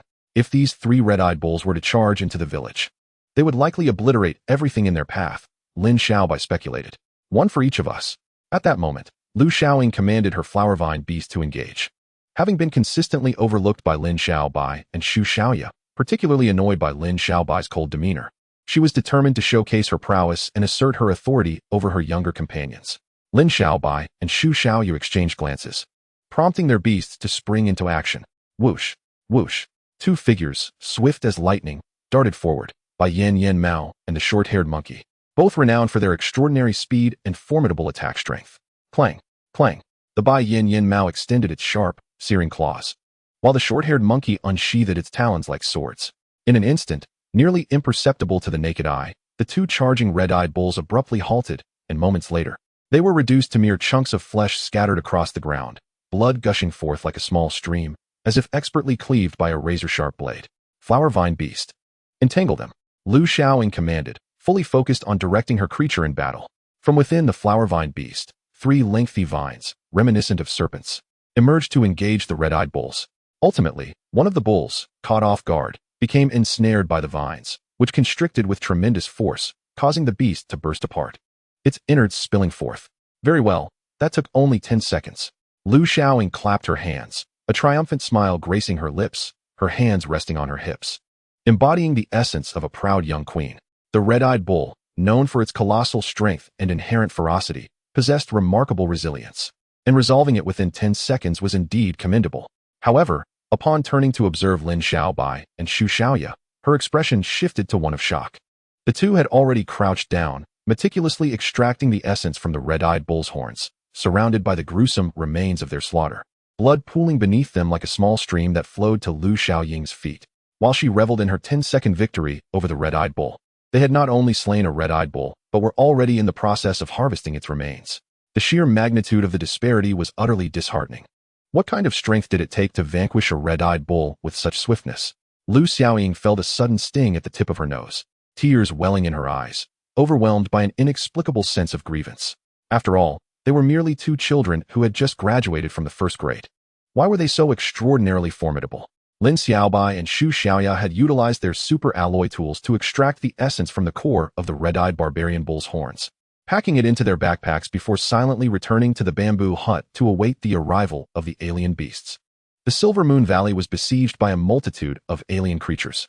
Since the first beast appeared, there had been a continuous wave of attacks, and their task was to endure for 10 days until the turmoil subsided and the village was safe, marking the completion of their mission. Chapter 42, The Assault. Flower Vine Beast. Released the hallucinogenic pollen. Flame Claw Cross / Hiss. A massive second-level long-tailed giant lizard fell slowly under the combined assault of the Flower Vine Beast, the emerald-eyed flame cat, and a dancing fire python. This was by no means the first alien creature to attack the village. Every 15 minutes, 2 or 3 beasts would assault them, totaling over 100 attacks in a single day, predominantly from first, second, and third-level creatures yet to make an appearance. What an impressive long-tailed giant lizard. Lu Xiaoying wiped the perspiration from her forehead. The long-tailed giant lizard was enormous and possessed incredible strength, far surpassing the typical second-level alien beast. If not for its slower speed, it could easily be deemed the king among second-level creatures.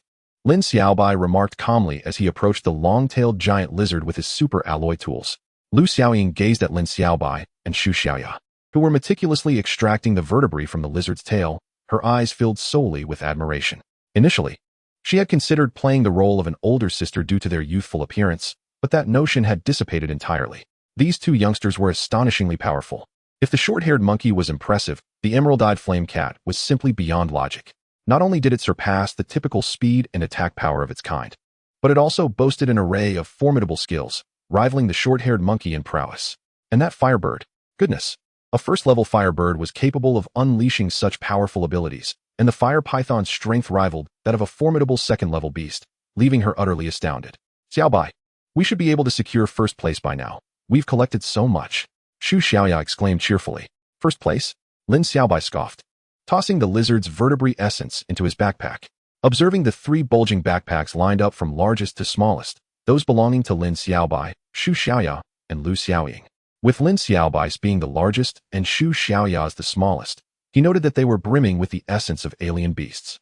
Due to the sheer number of creatures, they had only harvested the most concentrated parts to conserve space, though this diminished their resale value. The combined essence within these 3 backpacks could fetch several million if sold. Yet to assume this would guarantee first place was a naive thought.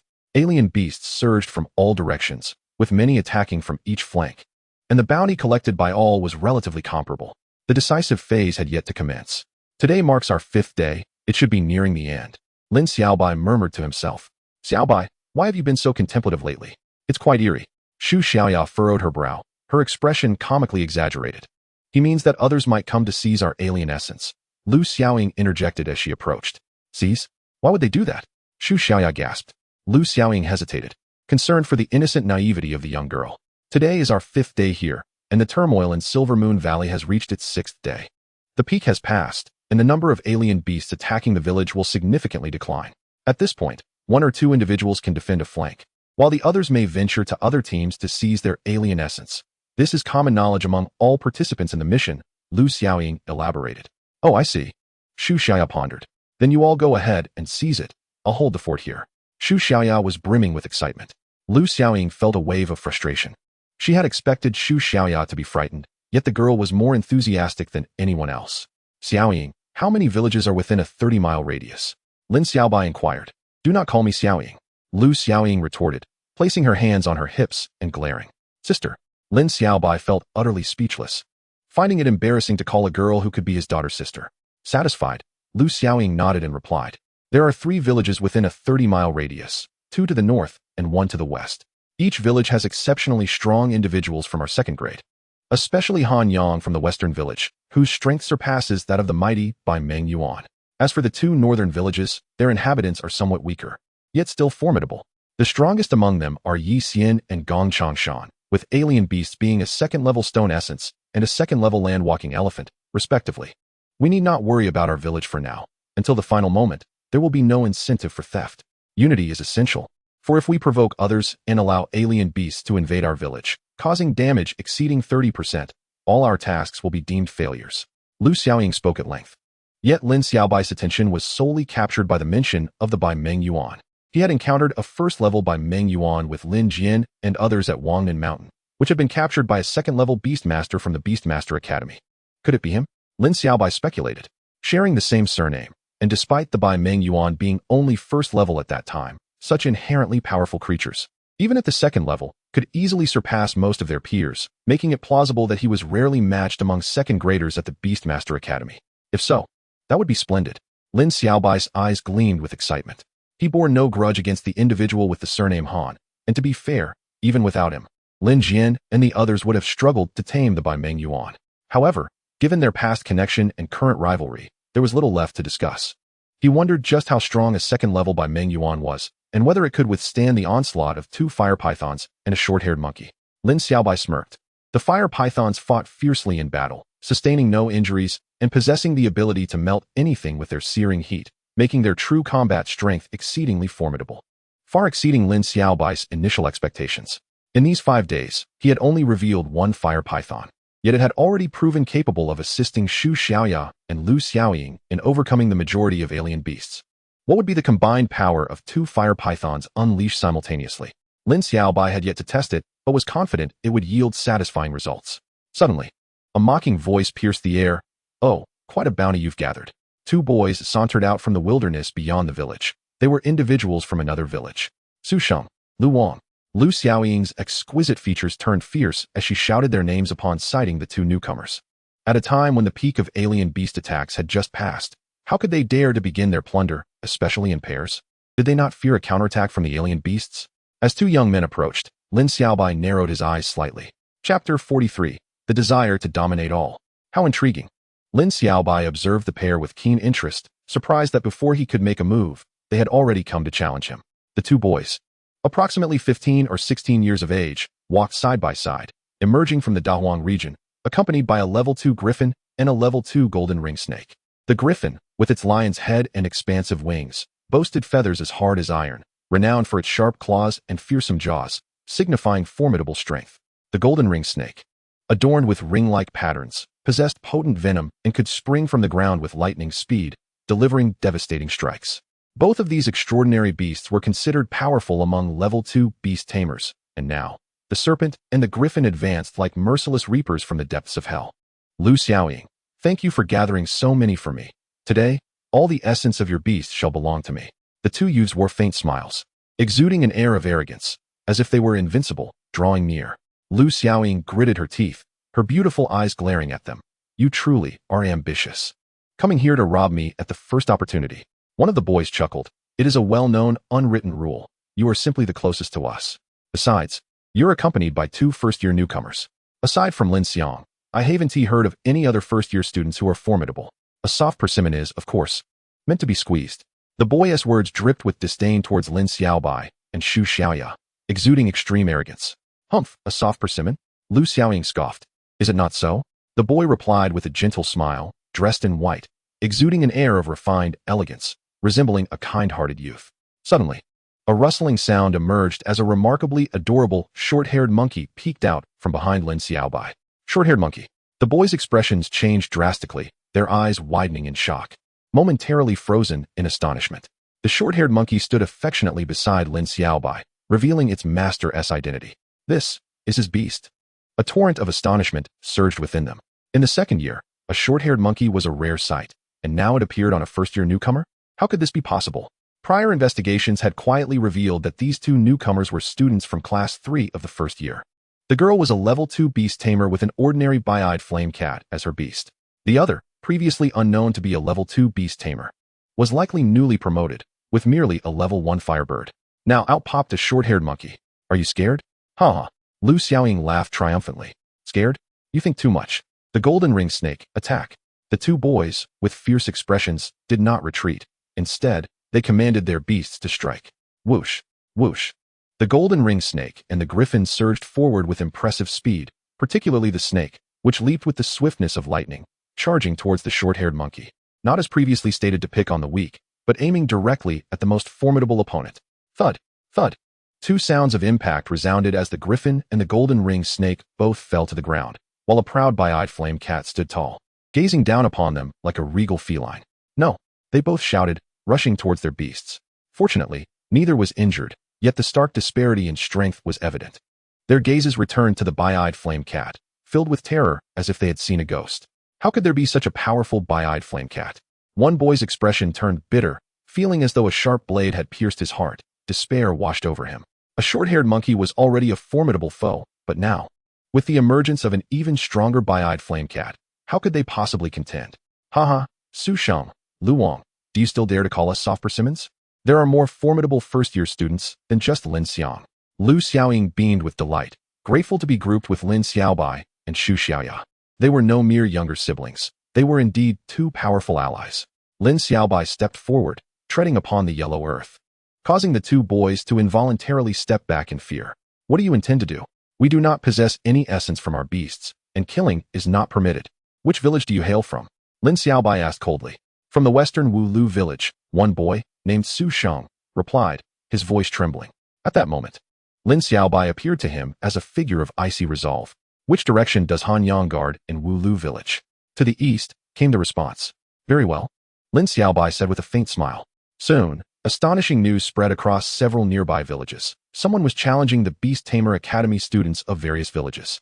To be precise, it was not merely a challenge, but a declaration of power. After defeating his opponents, he would take not a single drop of essence from the beasts. Departing in silence and cold detachment, Lin Xiaobai was certainly not a benevolent soul. His actions were driven by the intent to enter the Yinyu Valley's great forest. With only 4 days remaining until the upheaval in Yinyu Valley, the city of Wangnan was abuzz with excitement, as countless beast tamers flocked to partake in this grand event. How could he possibly resist joining the fray? Moreover, should he attain any bounty within the great forest, it would surely surpass the essence of those low-level beasts from the first and second tiers. Thus, in order to establish a formidable reputation before his departure to the Yinyu Valley's great forest, ensuring that Xu Xiaoya and Lu Xiaoying would not become targets, he needed to project an intimidating image, one that would deter others from setting their sights on their group. In simpler terms, he aimed to sweep through the surrounding villages. As for the essence of the beasts these individuals possessed, he could easily reclaim it upon his return from the great forest, especially since the most intense battles would occur in the final days, perfectly coinciding with his departure. Lin Xiaobai, you, a mere first-year newcomer, dare to be so arrogant? You wish to dominate all. Even Lin Xiang is not as audacious as you. A voice thundered from atop a bamboo house. At this moment, Lin Xiaobai had arrived at Ding Village, situated to the north of Shaohuang Village. He did not seek out the strongest, Han Yang, immediately. Instead, he began with the two northern villages, leaving the formidable Han Yang of the western village for last. The individual shouting from atop the bamboo house was named Wang Qian, the second strongest in Ding Village, with his beast being a formidable Jiang Wei giant crocodile. The strongest was Gong Changshan, whose beast was the renowned landwalker elephant. Chapter 44. The Might of the Fire Python. Lin Xiang is Lin Xiang, and I am I. Lin Xiaobai wore a smile, his step steady, akin to an ancient pine traversing the land, exuding a tranquil yet unyielding aura, devoid of bloodlust, radiating an unstoppable momentum. All right, I shall see just how strong you are. Wang Qian, furious, leaped down from the bamboo house, summoning a magnificent Jiang Wei giant crocodile with a swift gesture. A formidable creature of silver tier quality. Boasts a robust carapace that grants it extraordinary defensive capabilities.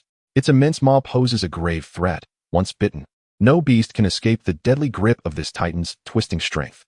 The sheer terror of its might is undeniable. With a deep breath, Hu Lin Xiaobai summoned Dahong. The defensive prowess of the is so formidable that even the short-haired monkey's attacks are insufficient to overcome it easily, and a single bite could spell disaster. Though the is not particularly swift, its explosive power is remarkable, akin to a portly individual who may struggle with endurance but excels in short bursts. When it strikes, the ferocity is akin to a warrior's swift swordplay. Thus, employing a short-haired monkey against the is ill-advised. It is not that the monkey cannot contend with the creature, but rather that victory will not come easily. Dahong, being merely a level 1 beast, would struggle to inflict significant damage against such formidable defenses. In this scenario, only one entity is suitable, the dance of the fire python. Sizzling, as if flames were igniting, the temperature of the atmosphere seemed to rise. Dahong soared into the air, radiating a brilliant red glow, resembling a blazing sun. In the darkness of night, devoid of any light, the village transformed into a crimson spectacle, all thanks to the resplendent Dahong. With a thunderous roar, torrents of flames erupted from Dahong's maw, coalescing into a fiery form just meters ahead, much to Wang Qian's astonishment. A fire python, seemingly alive, manifested. Its serpentine head raised high, cold red eyes fixed ahead. Is this a rare skill? Wang Qian was taken aback.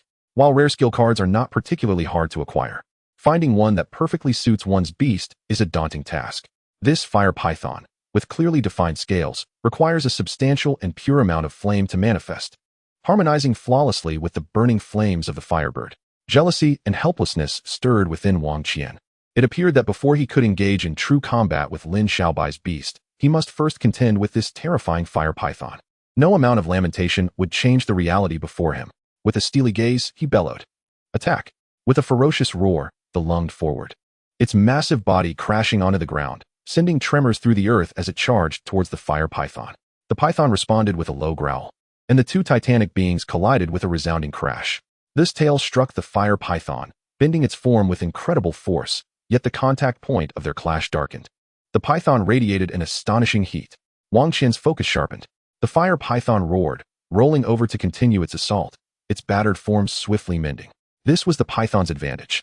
It was not a living being, but a manifestation of flame, capable of endless regeneration as long as it possessed sufficient fiery energy.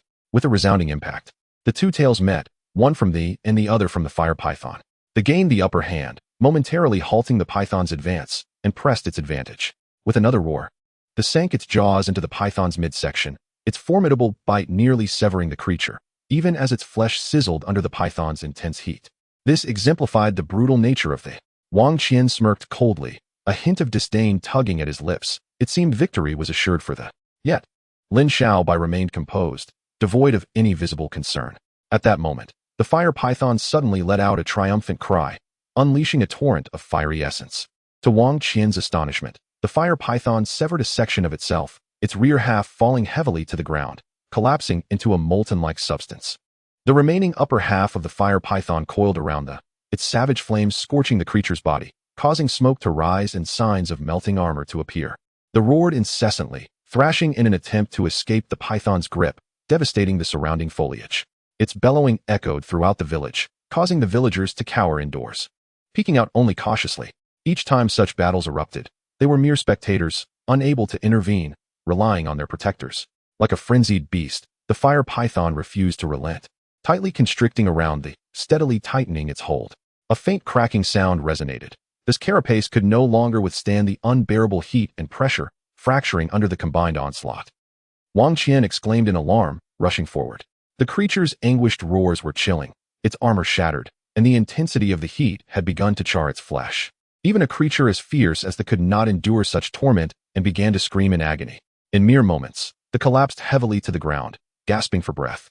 Stripped of its fighting spirit, the fire python, akin to a victorious champion, let out a triumphant roar before its form began to dissipate, energy nearly exhausted. It was merely a beast skill, yet it had proven overwhelming. They had yet to engage in a true battle, and this defeat felt disheartening. You are too arrogant. Even if you surpass me, you will never best Gong Changshan. Wang Qian shouted, tears brimming in his eyes, feeling a pang of sympathy for the. Is that so? Lin Xiaobai replied coolly. Each beastmaster shares a bond with their creature. If a short-haired monkey or De Hong were to suffer grave injuries, he too would feel the sting of sorrow. This sentiment is universal among beastmasters, unaffected by the actions of their opponents. As Lin Xiaobai's words hung in the air, a chilling voice echoed from behind. In that instant, it felt as though the final battle had commenced, as figures gradually emerged around them, other guardians of Ding Village, drawn to witness this climactic confrontation. Chapter 45, The Walking Elephant. A youth emerged from the village's entrance, bathed in moonlight, his black hair cascading like a maiden's, exuding a demeanor of calm elegance as he traversed the earth. It was Gong Changshan.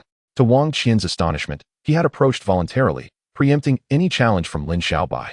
Though his expression appeared neutral, it concealed a simmering fury. Lin Xiaobai had brazenly traversed Ding Village, explicitly targeting him. It was no wonder he felt incensed. Uncertain whether the LX Angxi Ing of Jing Ch and Gshn can withstand that fiery python. It is truly inconceivable how such a first-level firebird is capable of unleashing such formidable skills. The crowd buzzed with speculation. While LNCOB, I turned to face the approaching Jing Ch and Shn, the short-haired monkey, standing quietly by his side. Its slowly extending claws glimmered with a chilling light under the moon's glow. DHing circled above L and Shiobi's head, its vibrant red form occasionally exhaling flames, demonstrating its power and might. He is Jing Ch and Gshn. L and Shiobi's gaze sharpened. This was one of his three major targets. The other two being Y Xian from the nearby CH New Jersey village and HN Ying from WLU village to the west. The first, L and Shiobi, I inhaled deeply, eager to witness the true prowess of a second-year prodigy. He fed the short-haired monkey and DHing a vial of stamina-restoring liquid, as both beasts had exhausted considerable energy after a day of battles. Faced with the LX Angxi, they needed to maintain their peak condition. It must be noted that the restorative Jade Dew and stamina elixirs L and Shiobi I had brought along proved invaluable during this mission, particularly in prolonged combat. The stamina elixirs were worth their weight in gold, enabling the beasts to sustain their optimal fighting capabilities. However, supplies were running low. After days of continuous skirmishes in Shi-Ohuing village, 6 of the 10 vials of restorative Jade Dew had been consumed, alongside 14 stamina elixirs. L in Shiobi I had left 3 vials of restorative Jade Dew for SH Shi-Oi and the others, retaining 3 vials of stamina elixirs for himself. Now, having used 2 stamina elixirs, he had 1 remaining, along with 1 vial of restorative Jade Dew and a beast's happy nut. Suddenly, the ground trembled as if an earthquake had struck. All eyes turned in horror towards Jing Ch and Shn, where a colossal LX Angxi, towering 4 to 5 meters high, had been summoned. Its massive form delivered a profound visual impact, resembling a mountain standing resolutely, with its limbs akin to 4 towering pillars. Its sharp tusks curved upwards, seemingly capable of piercing the heavens, and its trunk emitted a low, thunderous call that reverberated throughout Ding Village, inducing sheer terror. How fearsome! This is the LX Angxi. The crowd gasped, many witnessing Jing Ch and Shn's LX Angxi for the first time, leaving them utterly awestruck.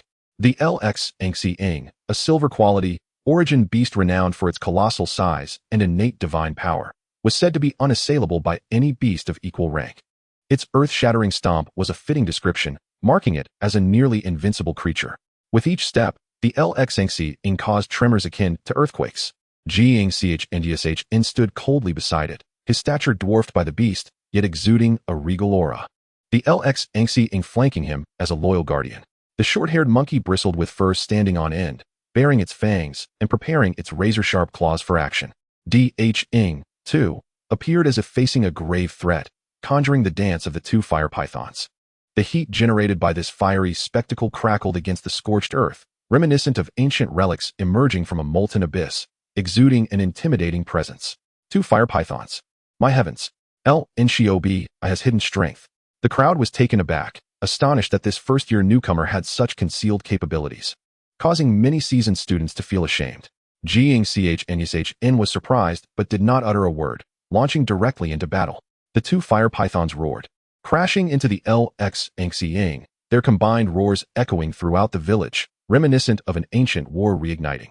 The short-haired monkey darted like lightning towards the lurk, its speed unimaginable, reaching the beast's flank in an instant, its claws striking with terrifying force, tearing a sizable chunk from the lurk. Yet, this wound was trivial compared to the beast's vast bulk. The lurk trumpeted loudly, swinging its body to one side. The impact of such a large creature was inconceivable, likely capable of demolishing even a steel wall. And the short-haired monkey's lackluster defense would surely lead to severe injury if struck. In a critical moment, the short-haired monkey exhibited almost supernatural agility, evading the lurk's charge in a heartbeat, its speed ghostly. Truly terrifying. One creature seemingly born invincible, the other possessing exaggerated speed and ferocity. Both were rare and formidable beasts. As the battle commenced, the two fire pythons clashed with the lurk, its elongated trunk becoming a potent weapon. One fire python was struck, staggering from the force, nearly disintegrating under the impact. What a terrifying assault. We cannot withstand it. I was astonished. The two fire pythons roared defiantly, charging again at the lurk, this time adopting a more evasive combat style, dodging the beast's attacks while countering. The cacophony of python hisses and elephantine roars filled the air as the three formidable creatures engaged in a fierce struggle, leaving spectators in awe. The short-haired monkey continued to assist, each strike carving out more flesh from the lurk, yet the effect was minimal, given the colossal size of the beast, which barely registered the attacks. I snorted softly. While the short-haired monkey possessed exceptional speed and attack power, it lacked the ability to inflict lethal damage on such a vast creature. If that is the case, then a change of target is necessary. A glint of determination shone in Shiobei's eyes. In the next moment, the short-haired monkey charged straight towards the lurk's eye, the only vulnerable point on the creature heavily guarded by its trunk. Chn, observing from afar, smirked, realizing Shiobei's intent. Suddenly, the lurk leapt high on its front legs, its thunderous trumpeting echoing across the land. As the spectators watched in shock, the lurk's feet came crashing down, its speed akin to a mountain falling from the sky, leaving no creature capable of reacting in time to evade. Meanwhile, the short-haired monkey was directly charging towards the lurk's eyes. Chapter 46. Fusion. Self-detonation. This is bad. I gasped. If that foot lands squarely, the short-haired monkey would undoubtedly be reduced to a pulp. Furthermore, the speed of the lurk's stomp was not solely its own ability. It must have learned a skill perfectly suited to its nature. At a critical moment, let out a piercing cry, commanding the two fire pythons to swiftly entwine around the lurk's front legs, applying force in opposite directions, as if two fiery chains were attempting to pull down a mountain. Boom! The lurk's ultimately stomped down, causing the earth to quake violently, even toppling many of the dilapidated houses in the village. Those watching were unable to maintain their footing. In a flash, the short-haired monkey narrowly escaped from beneath the lurk's foot, the terrifying sensation of imminent danger igniting its fury, baring its teeth in rage. If not for the two fiery pythons causing a slight deviation in the position of the land-walking elephant's foot, the short-haired monkey would have met its demise beneath that very foot. Lin Xiaobai felt a lingering dread. The two fiery pythons deftly slithered away from the side of the land-walking elephant, positioning themselves beside the short-haired monkey, their cold crimson eyes fixed forward, their tails striking the ground, scorching black grooves into the earth. Time seemed to freeze as everyone held their breath. Witnessing the standoff at the village's edge, on one side stood Lin Xiaobai's short-haired monkey and the two fiery pythons. On the other, the terrifying land-walking elephant. From the previous skirmish, it was evident that the land-walking elephant held the upper hand, a near-invincible beast that had caused the short-haired monkey and the pythons great distress. Gong Changshan smirked, asserting that while ambition is commendable, one must know their limits. Today, you shall taste the bitter fruit of defeat, which will benefit your future growth. Gong Changshan's arrogance was palpable, his words reminiscent of an elder imparting wisdom to a younger generation, suggesting that experiencing failure would foster future development. Such words from Gong Changshan were utterly disheartening, enough to make one feel like spitting blood. Yet, he truly possessed formidable strength. The land-walking elephant was indeed fearsome. Even with the two fiery pythons and the short-haired monkey combined, they were at a disadvantage. It seemed Lin Xiaobai might truly face defeat today, gaining a painful lesson that would serve him well in the future. Everyone whispered amongst themselves, and Lin Xiaobai's gaze was grave. It must be said, The land-walking elephant was powerful, immense in size, possessing innate divine strength, and that recent stomp was akin to a mountain crashing down, rendering it nearly invincible. It was hard to fathom any creature of equal rank being able to contend with this formidable land-walking elephant. However, it was not entirely invincible. Lin Xiaobai closed his eyes, and upon reopening them, he exhaled deeply, as if undergoing a spiritual cleansing, achieving a state of profound calm. With a faint smile, he expressed gratitude for the thoughtful lesson but declared he would not accept this defeat. With that, Dahong let out a resounding roar, and to everyone's astonishment, the two fiery pythons drew closer until they made contact. Boom. Energy collided, a scorching heat surged forth, and the essence of flames erupted like radiant celestial light. Illuminating the entire village, the two fiery pythons emitted blinding brilliance, eventually transforming into a luminous sun that was difficult to behold. This fellow, Gong Changshan's eyes widened in shock, though he did not comprehend Lin Xiaobai's intentions for the two fiery pythons. It was clear Lin Xiaobai had even more formidable tactics at his disposal. The arena fell silent, no one daring to speak, all astonished by the actions of the two fiery pythons. Only from within that brilliant sun could the unsettling sound of energy colliding be heard, as if a tremendous force were brewing. Soon, moments later, the radiance receded, revealing an enormous creature within. A gigantic fiery python, more than twice the size of before, raised its head high, its crimson eyes as large as lanterns, an overwhelming heat radiating from its surface like rolling waves, causing all nearby to feel waves of warmth wash over them. My heavens! Everyone's eyes widened in disbelief. The two original fiery pythons had transformed into such a colossal creature. Moreover, judging by the aura of this fiery python, it was evident that this was not merely a sum of parts. It represented a sublime fusion of power and size. Very impressive, Gong Changshan praised. The true battle was only just beginning. Lin Xiaobai smiled faintly. Indeed. Without further ado, the massive fiery python and the land-walking elephant simultaneously roared, charging fearlessly towards one another. Boom. A terrifying force collided. The fiery python and the land-walking elephant clashed like titans from the depths of hell. The land-walking elephant stood 4 to 5 meters tall, resembling a mountain, but the fiery python was no less formidable, stretching an alarming 7 to 8 meters in length. They were evenly matched in battle. Lin Xiaobai focused intently on the combat between the pythons. The merging of the two fiery pythons was an ability he had discovered by chance, and he could not discern whether it was a hidden power of the fiery python dance skill, Dahong's ability, or a combination of Dahong and the fiery python dance that had birthed this new power. This ability significantly amplified the fiery python's strength, but it also drastically reduced the duration it could be maintained. Typically, a single condensed fiery python could last around 5 minutes, while the fused giant fiery python could only endure for a maximum of 2 minutes, compounded by the time the two pythons had already battled the land-walking elephant. Thus, Lin Xiaobai estimated that this gigantic fiery python would last for less than 2 minutes. Less than 2 minutes, he calculated. Whoosh! The short-haired monkey attempted to advance and attack, but Lin Xiaobai halted it, wishing for the fiery python to engage the land-walking elephant in a one-on-one duel. This was a matter of confidence and a means to gauge the fiery python's true combat potential. Boom, boom, boom. The titanic collisions continued as the fiery python and the land-walking elephant engaged in a furious battle, wreaking havoc from one location to another, destroying countless trees and ground along the way. Everyone was riveted, captivated by this rare spectacle. Even villagers could not resist climbing onto their rooftops to witness the confrontation at the village's edge. The earth-shaking roars echoed. The fiery python and land-walking elephant clashed like two monsters emerging from the depths of hell. Time ticked away, and before long, nearly 2 minutes had passed. The fiery python's form began to flicker, as if on the verge of dissipating. Yet, it continued to fight ferociously, even though the land-walking elephant was overwhelmingly strong. Facing such a fearless creature, immune to injury and bearing the ability to melt everything with its heat, was no easy task. The land-walking elephant bore numerous wounds, its body marked by the searing burns of the fiery python's flames, with even some areas exuding the scent of charred flesh. Roar! The scarred land-walking elephant let out a mighty cry, raising its front legs high before bringing them down with tremendous force. Once again, that fateful stomp, carrying unimaginable power. Beneath its front hooves lay the body of the fiery python. It was over. This was the thought that crossed everyone's mind. The fiery python had inadvertently given the land-walking elephant the opportunity to end its existence with this stomp. Gong Changshan exhaled in relief, believing the troublesome fiery python was finally about to be dealt with, and that the subsequent fiery bird and short-haired monkey would pose no threat, as neither could stand against the land-walking elephant.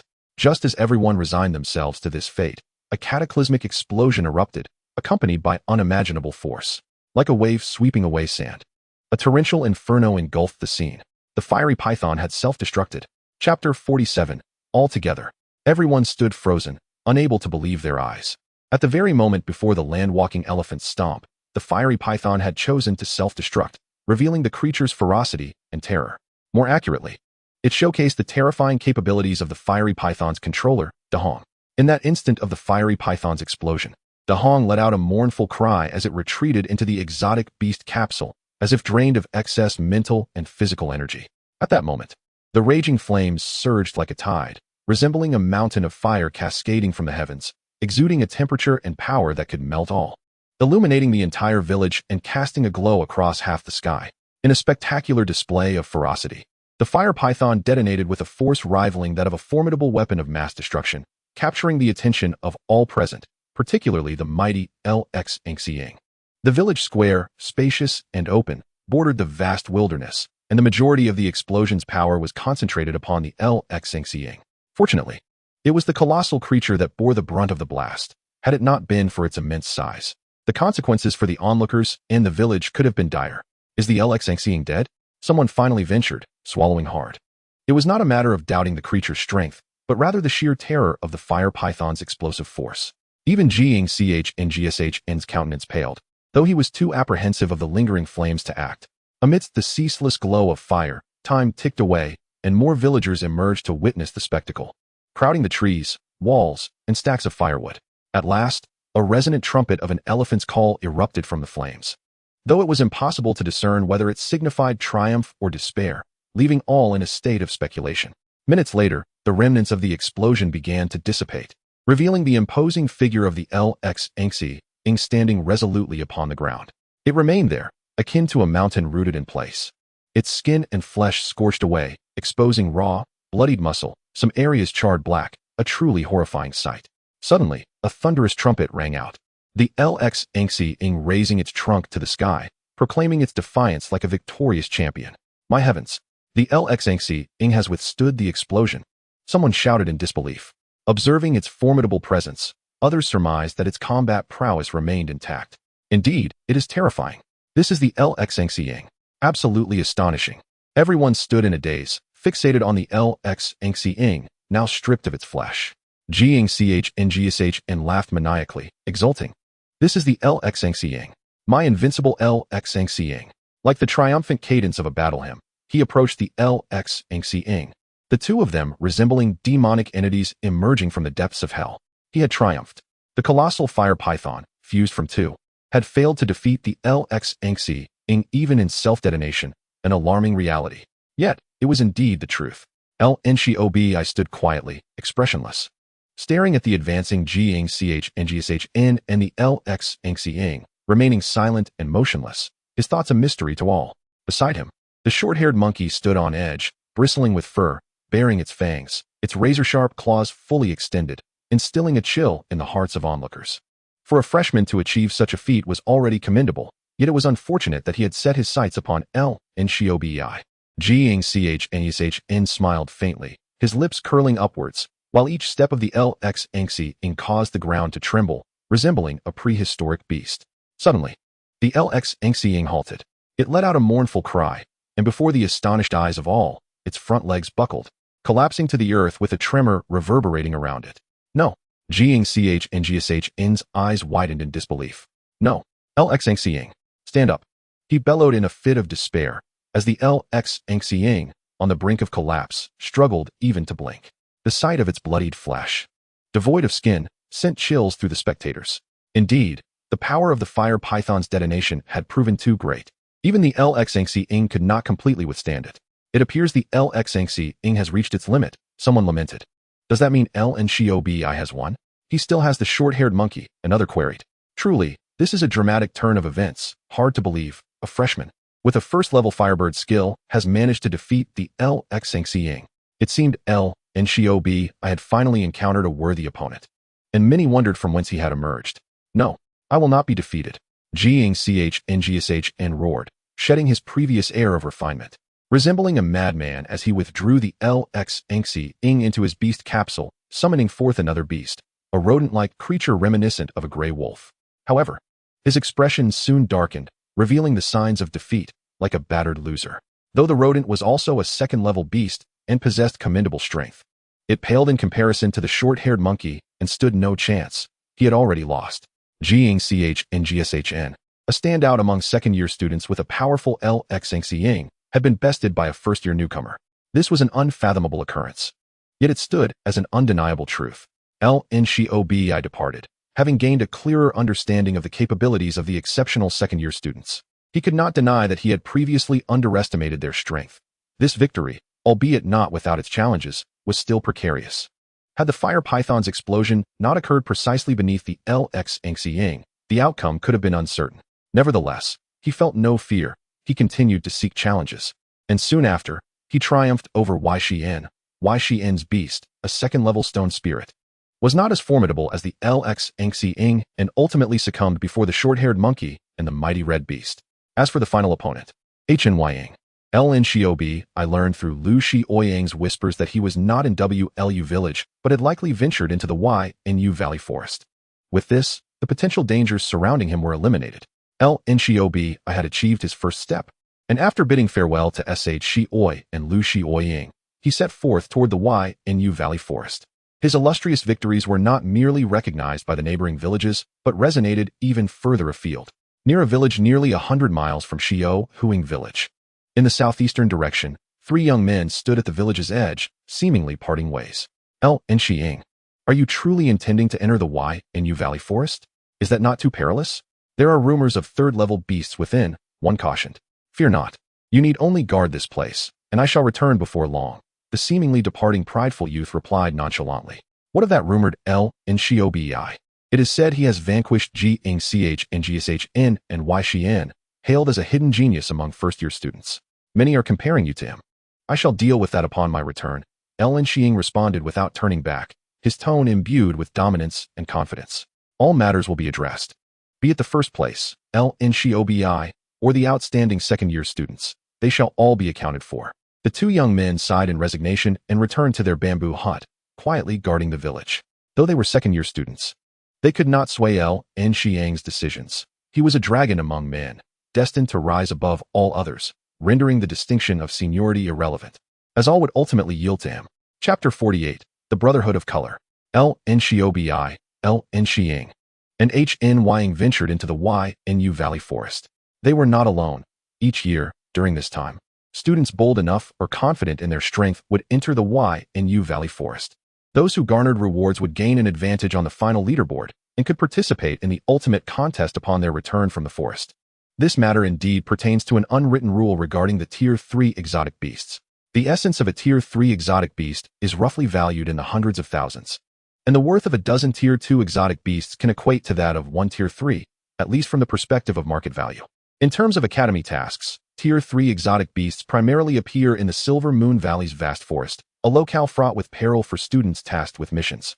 Only those possessing both courage and strength dare to venture into the Silver Moon Valley's forest. Students who manage to return with the essence of a Tier 3 exotic beast will earn a substantial amount of points, far exceeding those accrued from a mere handful of Tier 2 exotic beasts. This represents a hidden task reserved for the elite students. Acquiring the essence of a Tier 3 exotic beast is no simple feat, particularly amidst the tumultuous circumstances of a beast uprising, where all beast tamers of Wangnan City are deployed.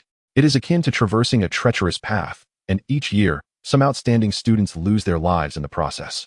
Nonetheless, the Beast Tamer Academy does not explicitly prohibit entry into the Silver Moon Valley's forest. Only those who have endured trials of blood and danger can emerge as true beast tamers of the future. On the first day of entering the Silver Moon Valley, which marks the 7th day of the Academy's tasks and the 8th day of the uprising, the time is drawing to a close. Those who have entered the Silver Moon Valley's forest to hunt exotic beasts, whether in teams or solo, are beginning their final hunt, hoping to gather more treasures. Indeed, treasures abound. Lin Xiaobai laughed heartily as he stowed the essence of a slain Tier 2 exotic beast into his backpack. This marked his 13th kill of a Tier 2 exotic beast since entering the Silver Moon Valley, rivaling the number he had defended against in his village in a single day. While one could slay hundreds of beasts in a day within the village, the majority are Tier 1, with only a mere 10 to 20 Tier 2 beasts encountered daily. Clang, clang. The short-haired monkey clashed its steel claws, standing tall and proud, as if to flaunt its accomplishments. Da Huang, feeling competitive, flapped its wings and soared ahead, eager to hunt exotic beasts as well. However, after flying a few meters, a voice calling out ahead caught their attention. Da Huang screeched, rapidly flying to Lin Xiaobai's side to protect him as the voice grew clearer. Ah, it's a monster. It's a monster. Lin Xiaobai furrowed his brow, finding the tone quite peculiar. The Mandarin sounded odd. Soon, Lin Xiaobai understood why. Two figures, as black as coal, burst through the underbrush, babbling incoherently as they ran towards him. Black people? Lin Xiaobai was startled. Help us, help us! The two individuals exclaimed, resembling lost souls in need of salvation. A thunderous roar from a beast echoed, shaking the ground as if a colossal creature were charging forth. A similarly dark, enormous figure emerged from the direction the two were fleeing. A black bear? Lin Xiaobai marveled. This was indeed a massive black bear, resembling a typical black bear but far larger than its pre-mutation counterpart, standing 3 meters tall, with its fur a deep black, imposing like a small mountain, delivering a powerful visual impact. Yet, it was merely a fade. The great black bear was rumored to be an unsuccessful mutation, possessing an enormous size but minimal strength, barely classified as a Tier 1 exotic beast. How could such a creature chase the two individuals so relentlessly? The beasts at our nest have all been slain. The two black individuals explained, their words fragmented. They were among the earliest group of black brothers to enter the Silver Moon Valley's forest. Many had speculated that they were lost, presumed dead, yet here they were, miraculously alive, albeit with all beasts gone. They recounted their encounter with a formidable Tier 3 exotic beast, which had decimated the other beasts, leaving them to wander lost in the forest until they were pursued by the black bear. Such unfortunate brothers. Lin Xiaobai felt a pang of sympathy. It seemed their lives had been a continuous flight from danger, having escaped from far-off Africa, only to find themselves perpetually in flight during every expedition into the wild. Now in a similarly dire predicament. Fear not, my brothers. With me, you shall be safe, Lin Xiaobai reassured them, thumping his chest. We are immensely grateful to you. The two black brothers expressed their appreciation. Da Huang, short-haired monkey, Lin Xiaobai commanded, and they charged at the black bear, pecking and striking it relentlessly until it submitted. Recognizing the bear as a prime mount, Lin Xiaobai climbed onto its shoulder. The black bear, subdued by Da Huang and the short-haired monkey, was now his steed. A notable advantage in the Silver Moon Valley despite its larger target profile. The two black brothers clambered up as well, trembling slightly, given that this was the very creature that had pursued them for so long. Do you know where the Tier 3 exotic beasts are being besieged by the beast tamers of Wangmin City? Lin Xiaobai inquired cheerfully. The Academy's top students, besides slaying numerous Tier 1 and Tier 2 exotic beasts, sought to acquire the essence of Tier 3 exotic beasts by opportunistically targeting those already engaged in combat or pursuit. Alternatively, they might be fortunate enough to stumble upon a severely injured Tier 3 beast. In any case, direct confrontation was implausible given that the students were primarily Tier 2 beast tamers. Even the most exceptional Tier 2 beast tamers could not hope to match a peak Tier 3 beast unless they possessed an extraordinarily powerful exotic beast, such as a baiman, and had reached the later stages of Tier 2, not merely at its initial threshold. However, the potential rewards were staggering. Acquiring a part of a Tier 3 beast's essence would yield a substantial point total in this task. I do not know, the two black brothers replied, shaking their heads. Lin Xiaobai, frustrated, kicked them to the ground. If you don't know where the Tier 3 beasts are, why should I take you along? The two brothers were struck with fear, realizing their exotic beasts were gone, leaving them as mere mortals, vulnerable and desperate.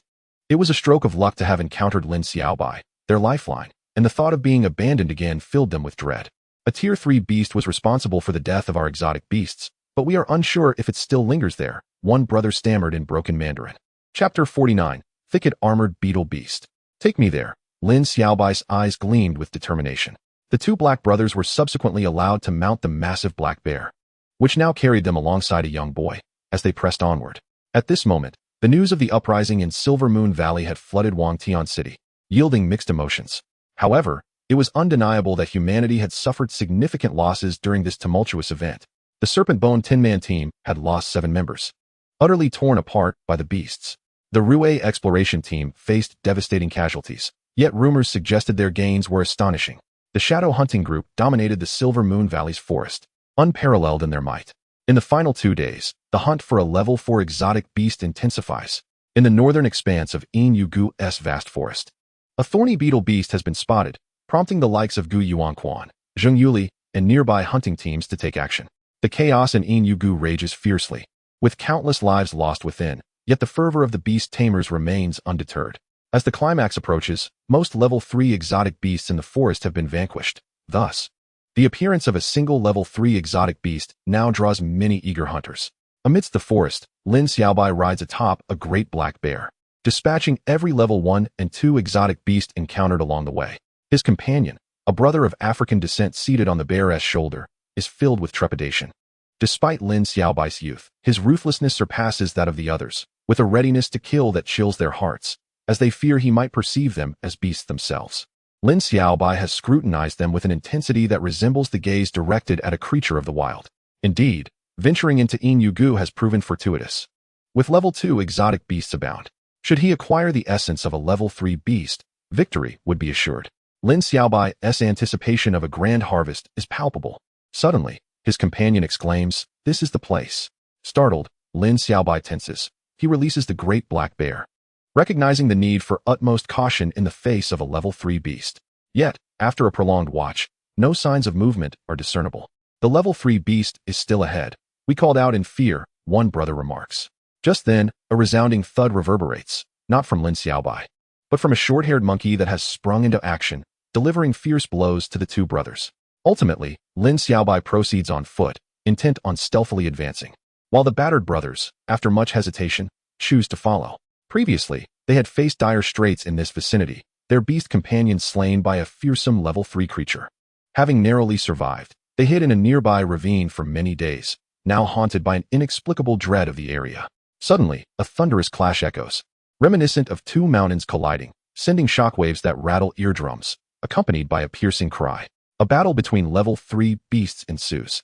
Lin Xiaobai's eyes brighten as he discerns the nature of the commotion. This is no ordinary encounter, but a clash between two formidable level 3 beasts.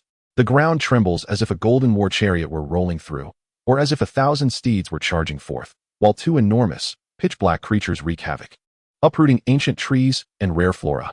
The awe-inspiring display instills fear in all living beings. More darkness? Lin Xiaobai reflects, noting the peculiar pattern since encountering the two brothers. Despite the impending danger, he maintains his composure, much to the distress of his companions.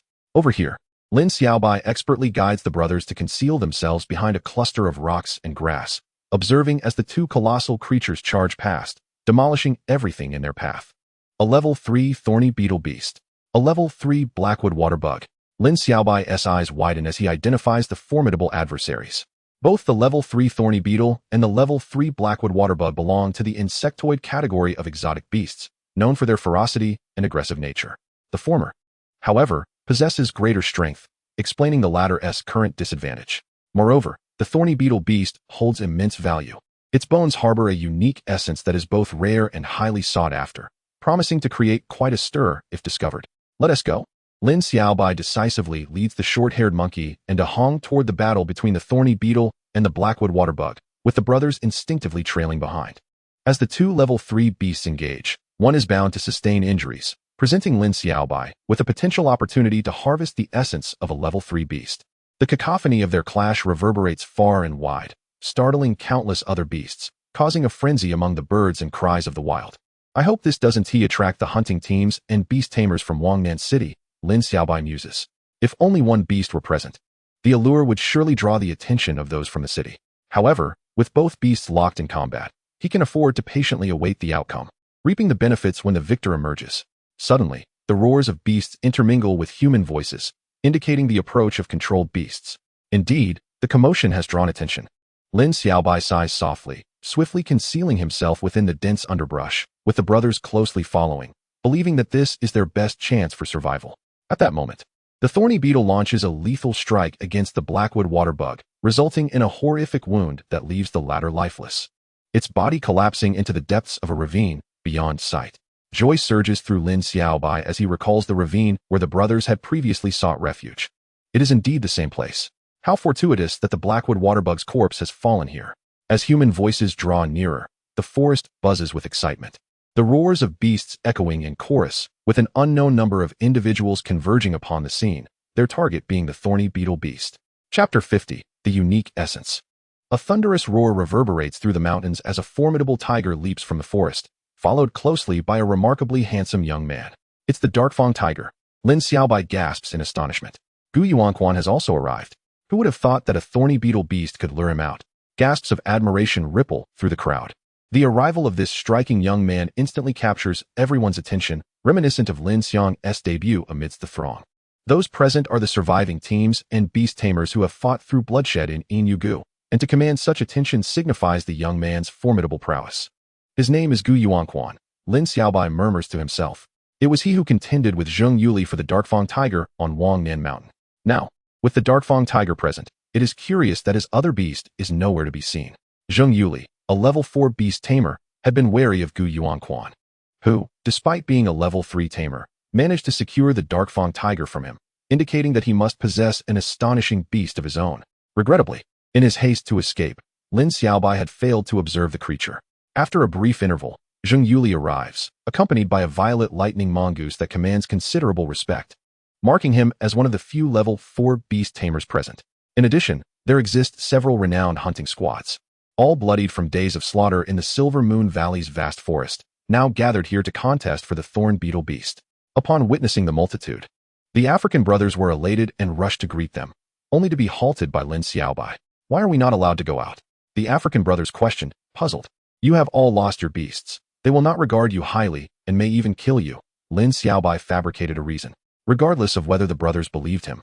He grasped them and proceeded downwards. With so many contenders, the thorn beetle beast was undoubtedly doomed. It could not withstand this many foes. But the greatest battle would likely ensue among these individuals. The bones of the thorn beetle beast contained a special essence, highly valuable and worth vying for. More importantly, they had arrived at the final stage of the upheaval in Silver Moon Valley, where everyone stood to gain significantly, and those who emerged victorious would reap even greater rewards. Lin Xiaobai decided to first extract the essence from the Haimu Shui Chong in the ravine, necessitating the temporary confinement of the two African brothers. This ravine was well concealed, shrouded in verdant shade, making it nearly impossible to detect from above. Only from the sides could one glimpse a portion of it. This very concealment allowed the throngs that followed to remain unaware of the deceased Tier 3 beast lying below. As they descended into the ravine, they encountered rampant vines and peculiar stones, which had formed resplendent stalactites. In a corner of the ravine, traces of previous habitation could be discerned, remnants left by the African brothers, while on the opposite side lay the massive, nearly 10-meter-long black insect, the deceased Haimu Shui Chong. This was a Tier 3 beast. Lin Xiaobai rubbed his hands together, filled with anticipation. A Tier 3 beast was invaluable for both his task's points and its intrinsic worth, especially since it was already lifeless. Fortune favored him, and he felt unstoppable. Lin Xiaobai approached the Haimu Shui Chong. The African brothers hesitated at the sight of the enormous, grotesque creature, refraining from following. They had lost their beasts, and should the Haimu Shui Chong not be entirely dead, it could easily dispatch them. Life was exceedingly harsh in the Silver Moon Valley following the death of their beast, and the two brothers were cautiously on edge. The Haimu Shui Chong appeared akin to a black larva, its body swollen with a liquid known as Haimu Shui, which bore toxicity and could be medicinal under specific conditions. The most precious aspect was the internal sac within the Haimu Shui Chong, containing a significant amount of special essence. Lin Xiaobai pondered, could this essence elevate Da Hong to Tier 2? The essence within the internal sac could catalyze the enhancement of lower-tier beasts. And it was not the true essence of the Haimu Shui Chong. The true essence resided within its mouth, where two fangs capable of crushing anything were located. That was the most precious part of the Haimu Shui Chong's body, while the internal sac was merely another relatively valuable component. The essence within the sac had a peculiar effect, reputed to elevate lesser beasts. Da Hong's progress lagged behind Lin Xiaobai, and its Tier 1 strength was becoming insufficient. If it could ascend to Tier 2, its power would experience a remarkable leap, especially with the dance of the fire python, which would become even more formidable. Lin Xiaobai licked his lips, suppressing his excitement, and proceeded to detach the two fangs from the Haimu Shui Chong before extracting the internal sac containing the special essence. With a laborious effort, he sliced open the Haimu Shui Chong's flesh, causing greenish slime to erupt, making a peculiar sound accompanied by an unpleasant odor. How revolting! Lin Xiaobai grimaced, compelled to allow the slime to drain before retrieving the internal sac. Suddenly, a thunderous crash resonated from above, revealing a massive purple lightning bolt dancing wildly, accompanied by the roars of various beasts. A battle had erupted above. Lin Xiaobai's heart raced, hastening his actions while ensuring his skin remained untainted by the slime. Inching closer to the internal sac, the two African brothers trembled in fear from the commotion above, They were now ordinary mortals, powerless, with their spirits diminished. Unable to subdue other beasts for the time being, they squeezed into the corner where they had previously hidden. At last, Lin Xiaobai, drenched in sweat, successfully extracted the internal sac, a green, glowing organ now held in his grasp. Da Hong, consume this. Lin Xiaobai gasped. Da Hong emitted two mournful cries, mimicking a retching motion, seemingly repulsed by the grotesque offering. Be good. Eat it quickly. It can help you level up. Lin Xiaobai pried open Da Hong's beak and gently placed the internal sac inside. Watching Da Hong consume the sac, Lin Xiaobai felt a wave of relief. The internal sac of the Haimu Shui Chong was not a panacea, but it bore a chance to elevate lower-tier beasts. Da Hong had lingered at Tier 1 for quite some time and was due for an upgrade. With the internal sac as a catalyst, the likelihood of success seemed promising. As Lin Xiaobai focused intently on Da Hong, faint sounds emerged. A sinister boy descended from the upper ravine, making minimal noise, undetectable within a few meters of his vicinity. However, while Lin Xiaobai remained oblivious, others had noticed. The African brothers, concealed in their corner, stared in shock at the sinister boy passing before them, exchanging glances while simultaneously picking up a rock the size of a brick.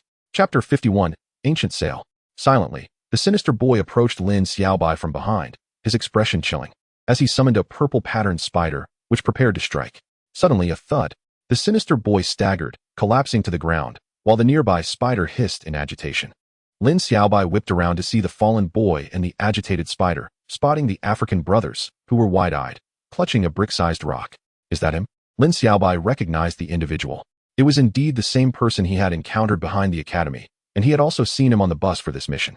What was this person doing here? Did you come down from above? The African brothers pointed towards the ravine. Lin Xiaobai's expression darkened. It seemed other students had arrived as well. This individual on the ground marked their third encounter, each time leaving Lin Xiaobai with a less than favorable impression. Now, having silently appeared behind him, it was evident he harbored ulterior motives. Just as Lin Xiaobai was absorbed in observing Da Hong's reaction, he had momentarily failed to notice the approach from behind. A surge of animosity welled within Lin Xiaobai. This person was exceedingly bothersome. Yet before he could take action, the individual had already regained consciousness. Who hit me with a brick? He cursed, clutching his head. Upon seeing the African brothers behind him, he was suddenly startled. Did you just crawl out of the coal? The African brother remained silent, his gaze falling upon the sullen-faced Lin Xiaobai, and a shock coursed through him as he realized his previous attack had failed. He quickly restored his usual calm smile, addressing Lin Xiaobai. So, it's you again, Lin Xiaobai. Lin Xiaobai smirked slightly. Indeed, we meet again. It seems you have thoroughly investigated me, even knowing my name. The man momentarily appeared taken aback, but soon smiled. I merely wish to befriend you. My name is Gu Fan. He extended his hand, but Lin Xiaobai ignored it, glancing instead at the large red creature behind him that was digesting its meal, then subtly signaled to the African brother. The African brother nodded, stepping back with a brick in hand, creating a formation that enclosed Gu Fan in the middle. Gu Fan observed the situation, his expression shifting slightly before returning to normal. What do you mean by this, Lin Xiaobai? What do I mean? Lin Xiaobai scoffed. It's nothing of consequence. I simply wish to understand what it is about me that captivates you so, to the point that you disregarded the corpse of this level 3 Hei Mu Shui Chong behind me. You intended to strike at me just now, did you not? Gu Fan's countenance shifted dramatically, yet he quickly masked it, revealing a profound composure. Since you have already claimed the Hei Mu Shui Chong, there is no reason for me to concern myself. You think too much. I only wish to befriend you. Gu Fan smiled lightly, presenting himself as a cultured and indifferent individual, as if nothing had transpired. Is that so? Lin Xiaobai replied with a faint smile, retrieving a capsule from his belt. The short-haired monkey was summoned, its outwardly cute demeanor now transformed into a fearsome sight, with steel claws extended. Lin Xiaobai, Gu Fan's face paled, losing his calm demeanor. I detest being watched from behind. Lin Xiaobai's expression darkened, the murderous intent in his words unmistakable, sending a chill down the spine of any who heard. Gu Fan was startled, yet instead of fear, he broke into an unusual laugh. You are indeed a difficult person to deal with. It is a pity. Had it not been for those two dark-skinned fellows, you would have already fallen into my hands. Indeed, he had intended to directly attack Lin Xiaobai. A deep chill filled Lin Xiaobai's heart, and his eyes radiated a fierce, killing intent, the short-haired monkey also baring its teeth. The sound of its steel claws clashing echoing ominously. You wish to kill me? How fortuitous, for I too seek to uncover certain secrets from you.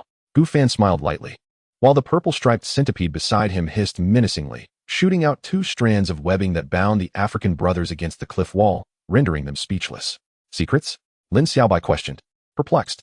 Indeed, it is exceedingly rare for a Xiaohong Niao to evolve into a Huanyao.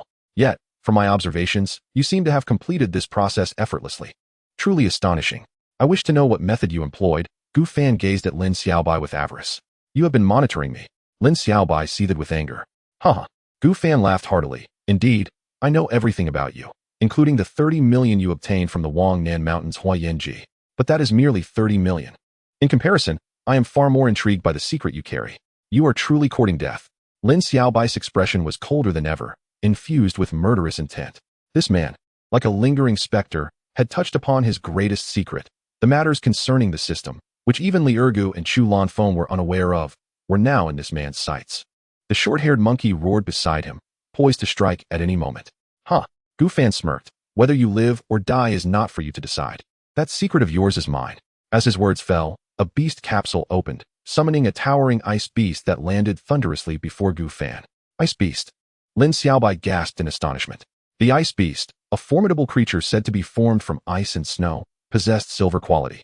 Capable of expelling rapid ice spikes from its mouth, and its body bore the characteristics of absolute zero. Any life that touched it would be instantly frozen. How could he possess such a creature? Lin Xiaobai had initially thought this sinister individual merely owned a purple-striped spider, an average foe among second-year students. But now he had summoned a powerful ice beast. Clearly, this man had concealed his true strength, consistent with his profound nature. In terms of battle prowess, Gu Fan's strength undoubtedly ranked among the top of the second-year students. A fierce battle was imminent. Lin Xiaobai felt the tension rise. Currently, De Hong was in the midst of an upgrade, and only the short-haired monkey possessed combat capability. The outcome of a confrontation between the short-haired monkey and the ice beast was uncertain. The African brothers, bound against the cliff, exchanged glances, their eyes filled with confusion. They were entirely unaware of the unfolding situation, having previously saved Lin Xiaobai's life. Amidst the chaos above and the tense standoff below, Lin Xiaobai and the short-haired monkey stood firm, while Gu Fan commanded the purple-striped spider and ice beast, both sides poised for confrontation. This was no ordinary beast duel. The loser could very well lose their life. Kill. After a brief pause, a fierce glint flashed in Gu Fan's eyes as he uttered a single word. Chapter 52, Murder. The purple-striped spider and ice beast simultaneously roared and charged at Lin Xiaobai. The ice beast, resembling a four-legged lion or leopard, had an enormous mouth and was composed entirely of icy material. With a swift movement, the ice beast opened its mouth, unleashing a rapid ice spike aimed directly at Lin Xiaobai, the absolute zero temperature freezing the air in its wake, leaving a faint white trail. Lin Xiaobai was taken aback, realizing Gu Fan had targeted him directly rather than the short-haired monkey, clearly intending to eliminate him. The ice spike shot forth like a lethal arrow, impossibly fast.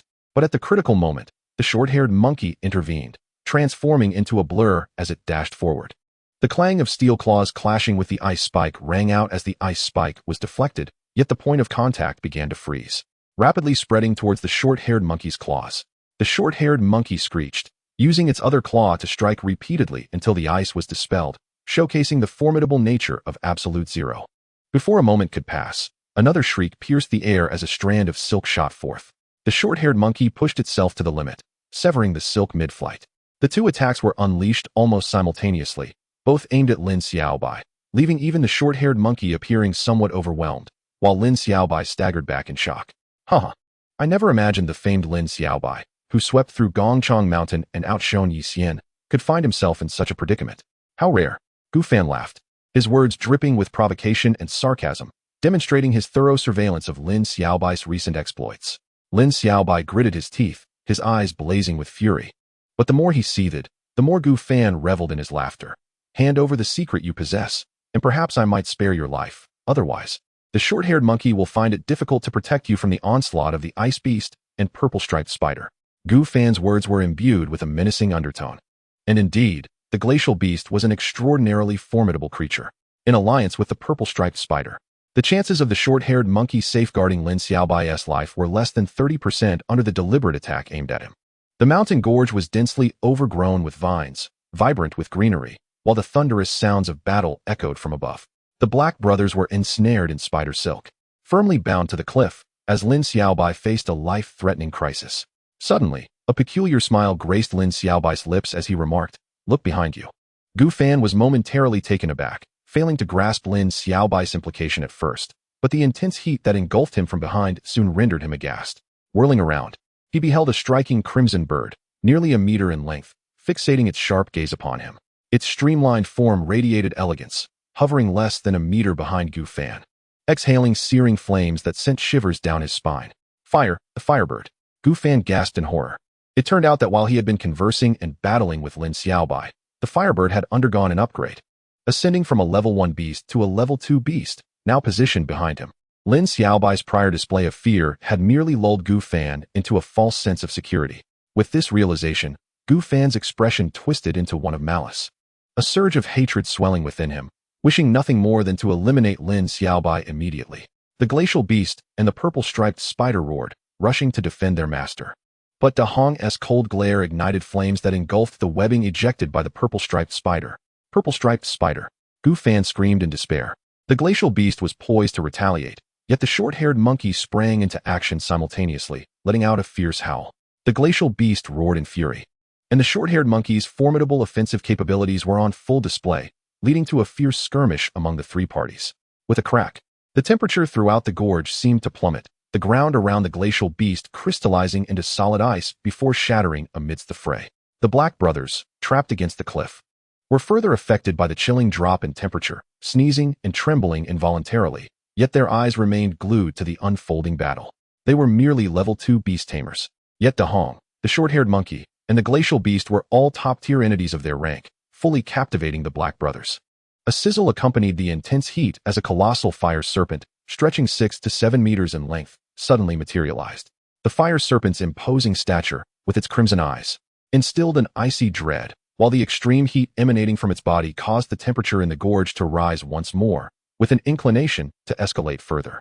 Under Gu Fan's horrified gaze, the fire serpent stirred, igniting a tumultuous clash of ice and fire, resonating with thunderous roars, accompanied by the short-haired monkey's relentless assaults. After a protracted engagement, even the elite glacial beast succumbed to the combined onslaught of the short-haired monkey and the now more powerful fire serpent, collapsing to the ground. Stripped of its combat capabilities, Lin Xiaobai approached Gu Fan with a smile, his tone nonchalant. "It seems you shall not have the opportunity to discover my secret." In the midst of Gu Fan's astonished stare, a glint of ruthlessness flashed in Lin Xiaobai's eyes as the short-haired monkey's gleaming claws struck, separating Gu Fan's head from his body, which rolled aside, stained with crimson. Gu Fan's eyes widened in disbelief. He had never anticipated that Lin Xiaobai would truly kill him. Gu Fan was astutely cunning, lurking in the shadows since their first encounter with Lin Xiaobai's little red bird, monitoring his every move. Possessing a glacial beast, a pinnacle creature, he had remained under the radar throughout the second year, much like a hidden serpent, illustrating the depths of his treachery and the terror it invoked. Being targeted by such a person was akin to being pursued by a snake, difficult to shake off and always at risk of being struck down. For instance, had the Black brothers not intervened to distract Gu Fan, Lin Xiaobai might have already met his demise at Gu Fan's ambush. More critically, Gu Fan had set his sights on Lin Xiaobai's system, the latter's greatest secret. Thus, even if he were a fellow student, eliminating him would eradicate a significant threat. The Black brothers remained ensnared by the spider's silk against the cliff, gazing in horror at the coldly indifferent Lin Xiaobai.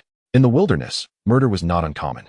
Yet Lin Xiaobai appeared merely to be a boy of a mere 10 years, and the fact that he had killed without the slightest reaction was chilling. Lin Xiaobai first liberated the Black brothers from their confinement against the cliff, subsequently ending the life of the glacial beast, extracting a vital essence known as the ice core from its body. This ice core represented the essence of the glacial beast, akin to a heart, in its later stages. If the ice core remained intact, the glacial beast would not perish. This indicated that the glacial beast was indeed a rare and powerful creature, now tragically extinguished. As the fire serpent began to dissipate, Lin Xiaobai's eyes gleamed with satisfaction. Da Hong, having ascended to level 2, not only increased in size, but also significantly augmented its power, the fire serpent it had conjured being larger than before, nearly rivaling the size of the two fire serpents that had previously merged. Curiously, despite Da Hong and the fire serpent's dance of flame skill being perfectly synchronized, the fire serpent unleashed by a newly evolved level 2 firebird should not have been this potent. After much contemplation, without arriving at a conclusion, Lin Xiaobai could only attribute this to the firebird's uniqueness, which had allowed it to surpass its peers in strength. Chapter 53, Another Behemoth. The absolute zero of the ice core surpassed even that of the glacial beast itself, making direct contact inadvisable. Fortunately, the gorge was home to mystical vines. allowing Lin Xiaobai to gather some to wrap and encase the ice core, placing it in his backpack. As for the purple-striped spider, it had long since been reduced to ashes beneath De Hong's scorching flames, leaving nothing in its wake. Finally, Lin Xiaobai began to rummage through Gu Fan's belongings. Upon opening Gu Fan's backpack, Lin Xiaobai inhaled sharply, for it was filled to the brim with the essence of various beasts, densely packed, with no less than a multitude of level 2 beast parts, and not a single level 1 to be found. How many beasts had this fellow hunted? Lin Xiaobai was astounded. This individual was truly formidable, biding his time. And this entire backpack brimming with level 2 beast essences suggested that he had likely entered the Silver Moon Valley forest even earlier than Lin Xiaobai. He was clearly racing towards the top position. However, now all of it would serve to benefit another. Lin Xiaobai smiled faintly, organizing his own backpack and transferring all his items into Gu Fan's, which was notably larger than Lin Xiaobai's, perfectly accommodating all his belongings. Lastly, he searched Gu Fan's person, discovering a pale gold card. Alliance gold card. Lin Xiaobai exclaimed. His heart raced. It seemed he had not merely eliminated a threat, but had also disposed of someone of considerable significance. The Alliance gold card was issued by the Beast-Tamer Alliance's bank, and possessing one necessitated a substantial sum, almost exorbitantly so. At least it required an amount in the hundreds of millions. Such a person could not possibly be anything less than a high-ranking beast-tamer or of significant stature. What was Gu Fan's true background? Lin Xiaobai pondered. The Black brothers gazed at Lin Xiaobai's Alliance gold card with awe, recognizing its value. It contained at least 100 million in wealth. Regrettably, they could not access it without the owner. Nonetheless, Lin Xiaobai accepted the Alliance gold card, for it represented not only wealth but also status, potentially proving useful in the future. With everything in order, Lin Xiaobai's haul could only be described as bountiful. De Hong successfully advanced to the second tier, acquiring the essence from the Haimu Shui Chong, the ice core of the Bingchuan beast, numerous second-tier exotic beast essences, and even a coveted Alliance gold card. It would not be an exaggeration to declare this a bountiful harvest. However, one coveted item remained elusive, the essence of the Jingji Jiachong. Lin Xiaobai resembled an insatiable serpent. Greedily eyeing the essence of the Jingji Jiachong, he ascended the ravine with his brother from the African descent, aware that even if they could not obtain the essence, witnessing the fierce battles among such formidable beast masters would be worthwhile. The air was filled with thunderous roars and the cacophony of exotic beasts clashing, creating the atmosphere of a chaotic battlefield. Lin Xiaobai concealed himself in the shadows, cautioning his brother to remain silent as they sought a vantage point to observe the chaos. In an instant, he was rendered speechless. Before him lay a vast, desolate plain, stripped of trees, where countless exotic beasts engaged in frenzied combat. Among them were the thunderous dark-toothed tiger, the swift-hoofed gale deer, the electric purple lightning weasel, and the earth-shaking silverback earth dragon.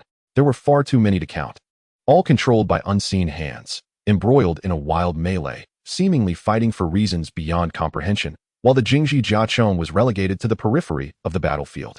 Yet, one beast was mercilessly attacking it. No, it was brutalizing it.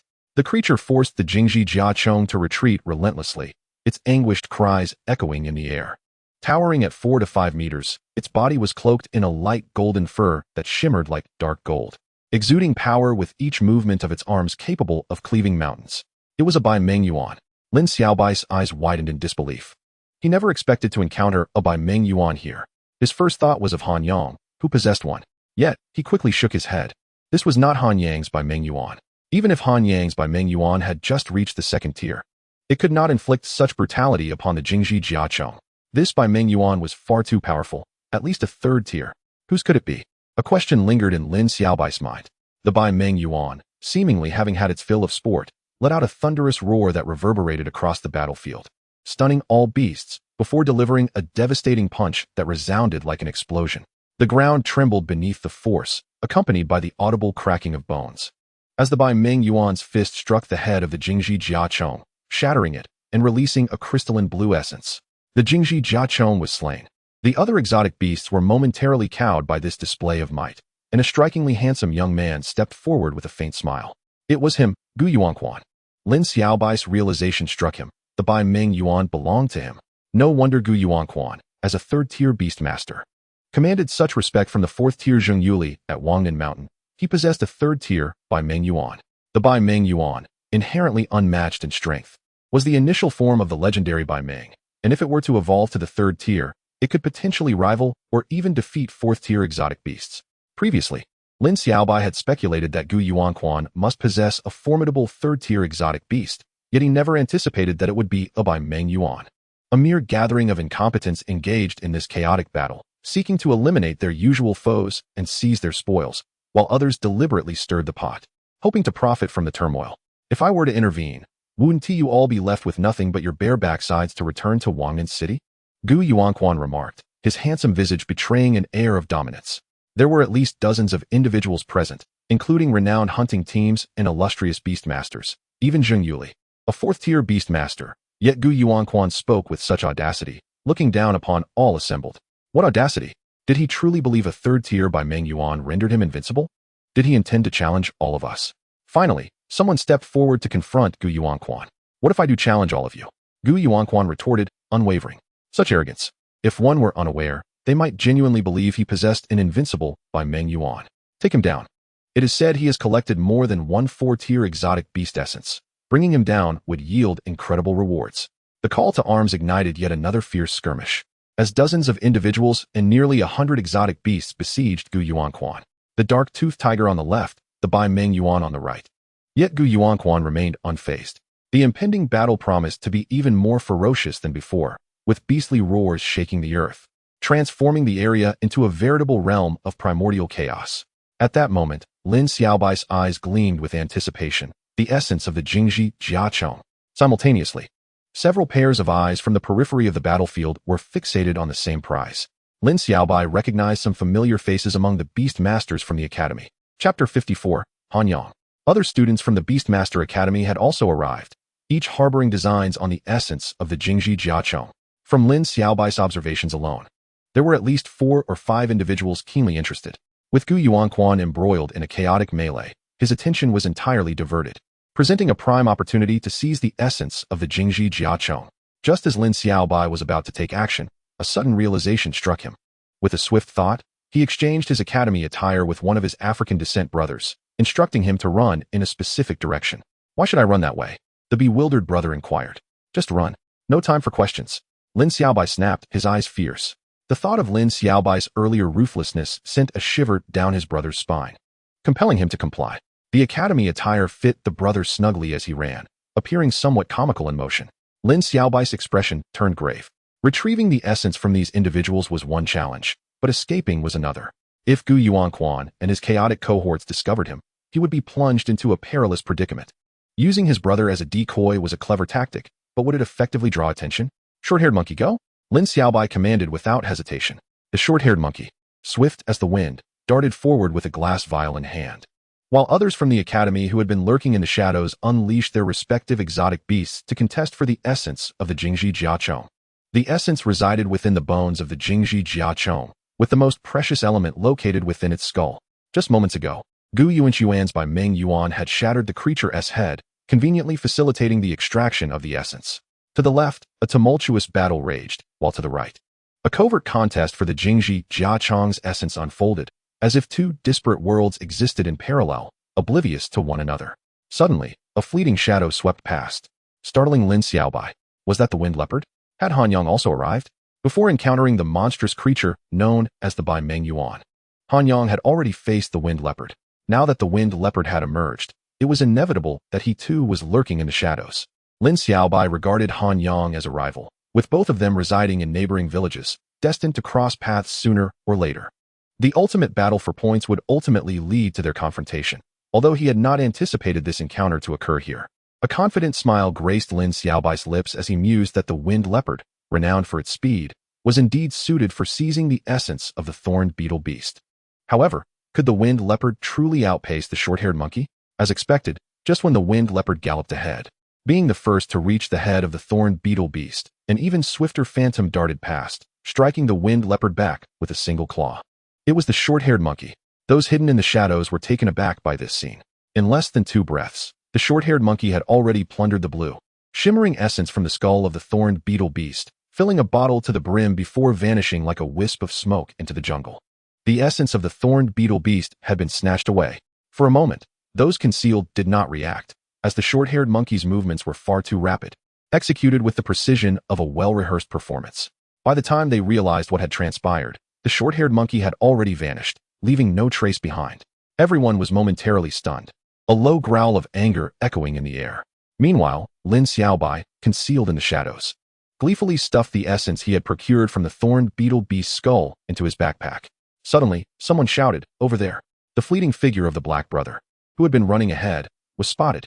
Despite being larger than Lin Xiaobai, due to the distance, only the shadow of his academy uniform was visible. This shout drew the attention of Gu Yuanquan and others, who turned to discover that the essence of the thorned beetle beast had been taken. Gu Yuanquan's fury ignited. The Bai Meng Yuan, which had just endured an assault, pounded its chest and roared in anger. In a grand display, everyone pursued the Black Brother. While Lin Xiaobai's gaze turned cold, he recognized that the shout had been deliberately made to distract Gu Yuanquan and the others. This, however, presented Lin Xiaobai with a splendid opportunity to escape. Where is he? The remaining Black Brother, upon regaining his senses, found that Lin Xiaobai had already vanished. The Black Brother, in Lin Xiaobai's academy uniform, would soon be caught. Lin Xiaobai needed to distance himself from the area before they realized the ruse and returned. The sound of rustling grass accompanied Lin Xiaobai as he sprinted, weaving through clusters of foliage, unable to spare a glance back. He ran with all his might until he reached a place he deemed sufficiently safe. Just as he paused, sensing a disturbance, Lin Xiaobai's eyes widened in shock. "It's you." A figure emerged from the underbrush from the direction he had just fled, accompanied by a wind leopard. It was Han Yang. Indeed, Han Yang smiled faintly, having followed Lin Xiaobai all this way. Lin Xiaobai narrowed his eyes, realizing that Han Yang had sensed his presence during the theft of the thorned beetle beast's skull essence, not falling for the bait Lin Xiaobai had set. "Hand over the essence of the thorned beetle beast," Han Yang threatened, having followed him to ensure he could deal with Lin Xiaobai securely. Lin Xiaobai smiled, unafraid, fully aware that a battle with Han Yang was inevitable, though he had not expected it to occur here so soon. "If you want the essence of the thorned beetle beast, come and take it." Han Yang's expression turned grim, and he coldly snorted. "I have long been aware of your exploits. Defeating the Lu Xingxiang of Gongchangshan and the Shi Jing of Yixian shows you possess some strength. But today you face me." The wind leopard growled, baring its fangs, as Han Yang produced a capsule, summoning forth a two-legged beast with fur resembling a light brown to near golden hue. Towering at 2 meters, it stood like a colossus, its muscles bulging like small hills, exuding overwhelming strength. It was the Bai Meng Yuan. The short-haired monkey screeched, its fur bristling as it sensed an intense threat. Though both were primates, the disparity in their presence was staggering. The Bai Meng Yuan truly lived up to its reputation. Lin Xiaobai's eyes widened in astonishment, feeling the overwhelming aura that radiated from the Bai Meng Yuan as it slowly raised its head, its eyes sparking with electric intensity as it roared thunderously. The sound echoed like thunder, reverberating in the air, sending chills down one's spine. This was the might of the Bai Meng Yuan. Even a newly ascended level 2 Bai Meng Yuan was astonishing. "Humph," Han Yang scoffed, a smirk creeping onto his lips. "Is every summoner of a Bai Meng Yuan so arrogant?" Lin Xiaobai remained unfazed, raising a hand as a searing heat burst forth, summoning forth a firebird. "Level 3 firebird? No, it's a level 2 firebird. How can it be so large?" Han Yang's expression shifted, astonished by the size of the fiery creature. Now, a level 2 firebird was nearly a meter in size, comparable to a level 3 firebird, and Han Yang's misjudgment was understandable. "Very well. A level 2 firebird is indeed a rare find." Han Yang quickly regained his confident smile, laced with disdain. Creatures like monkeys and apes, due to their fur, were somewhat susceptible to flames. For instance, the first encounter with the short-haired monkey had been when the firebird used its scorching flames to protect itself and Lin Xiaobai. However, such a minor vulnerability posed no threat to the overwhelmingly powerful Bai Meng Yuan. The Bai Meng Yuan's defenses were formidable, with each hair akin to steel, impervious to both water and fire, making it a truly invincible beast. A level 2 firebird facing off against the Bai Meng Yuan was indeed at a disadvantage. "You are overestimating things. The Bai Meng Yuan's opponent is not the firebird," Lin Xiaobai declared. The firebird, understanding its cue, let out a long cry. Its body enveloped in a torrent of flames, casting a brilliant red hue that distorted the very air around it. Han Yang focused intently, sensing the immense energy within the firebird. As the firebird opened its mouth, an infinite torrent of flames erupted, engulfing a 10-meter radius. Yet instead of dispersing, the flames converged into a single point. In Han Yang's astonished gaze, a colossal fire python began to take shape, first revealing its crimson eyes, then its triangular head, and finally its body and tail, each aspect composed entirely of flames, its scales distinct and lifelike, resembling a true giant serpent. Han Yang gasped, feeling a wave of heat wash over him, instinctively retreating. Even the Bai Meng Yuan beside him seemed slightly unsettled, its muscles rippling and low growls escaping its throat. The Bai Meng Yuan's opponent is this. Lin Xiaobai pointed at the fire python, a smile playing on his lips. What an astonishing fire python. Han Yang's expression grew exceedingly grave. Just then, someone approached, clapping, emerging from the path that Lin Xiaobai and Han Yang had traversed. It was a youth, muscular and with deep-set eyes, but most striking was his proud gaze, akin to that of a natural-born champion. Lin Xiang. Both Lin Xiaobai and Han Yang exclaimed in unison, shocked to see him arrive. Lin Xiang is hailed as the most gifted student of the first grade. Whether this claim holds true is yet to be determined. But his prowess is undeniably formidable, even surpassing that of most second graders. He is accompanied by a renowned thunder leopard, which is rumored to have never unleashed more than 50% of its strength. This astonishing fact, coupled with his rivalry against the elite of the first grade and the daunting task of quelling the unrest in Yinyugu, makes his lack of full potential all the more remarkable. What? You wish to partake in this contest? Han Yang gazes at Lin Xiang with an expression of indifference. Lin Xiang remains haughty. Only those with true capability deserve to possess everything. Ultimately, you are but vassals. The victor between the two of you shall fall before me. Until then, I shall not engage. Lin Xiang stands with arms crossed, uttering words that provoke a desire to strike him, for he is insufferably arrogant. Lin Xiaobai is rendered speechless. He previously thought Gu Yuanquan and Han Yang were boastful, yet Lin Xiang proves to be even more so, all hailing from the Zhuanghua family. Han Yang snorts coldly, shifting his gaze to Lin Xiaobai, speaking in a frosty tone. I wonder if your strength can rival that of this arrogant fellow. Do not disappoint. Bai Meng Yuan, tear apart that fire python. With this command, the battle commences. Bai Meng Yuan, a formidable beast awakening from slumber, has muscles rippling and expanding, emitting a roar that shakes the very forest, each footfall resembling an earthquake, moving with astonishing speed, utterly incongruous with its massive frame. The fire python, undaunted by the fearsome presence of Bai Meng Yuan, opens its cavernous maw and charges forward. The clash is thunderous, reverberating like the tolling of a great bell, as flames erupt in all directions. If others were present, they would surely exclaim that such a battle could not possibly occur between second-tier beasts, for the spectacle is overwhelmingly fearsome. Yet, the reality is undeniable. The fire python is merely a manifestation of skill. Gradually, Lin Xiang lowers his crossed arms, his countenance shifting from arrogance to a grimace, as he becomes wary of the powers displayed by the two combatants, particularly regarding Lin Xiaobai, whose gaze is filled with animosity. He, the most gifted of the first grade, far exceeding his peers, had initially dismissed Lin Xiaobai as a mere clown. However, witnessing the might of the fire python firsthand instills in him a sense of threat and consequent enmity. On the battlefield, the short-haired monkey and the winged leopard engage in combat, but it concludes swiftly, with the winged leopard suffering a grievous wound inflicted by the short-haired monkey, howling in defeat. Han Yang collects the winged leopard into the beast capsule, indifferent, as the outcome heavily relies on the clash between Bai Meng Yuan and the fire python. With a resounding slap, Bai Meng Yuan's powerful hand strikes the fire python's tail, causing flames to scatter and scorch the earth. The fire python's tail quivers under the force of this blow, nearly disintegrating, illustrating the unimaginable strength of Bai Meng Yuan. With the upper hand, Han Yang's expression relaxes momentarily, only for it to shift again. The fire python emits a piercing cry, its body turning an even deeper shade of crimson, its scales appearing as if bathed in molten rock, its temperature surging significantly, a formidable aura sweeping forth. As the fire python unleashes its fiery energy, its power multiplies, albeit at the cost of a shortened duration. It lunges once more at Bai Meng Yuan, embodying a relentless predator, each strike reciprocating the opponent's blows. For the fire python, injuries are inconsequential, merely a loss of fiery essence.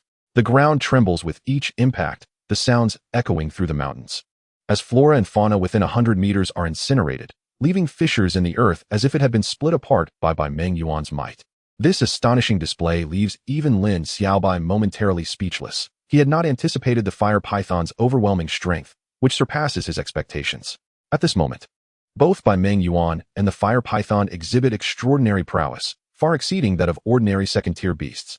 Even an earth elephant would likely find itself overwhelmed by the fire python or brutally beaten by Bai Meng Yuan. Watching from the sidelines, Lin Xiang grows increasingly alarmed, his heart pounding like a drum, his complexion paling as he cannot help but retreat, his face etched with bitterness.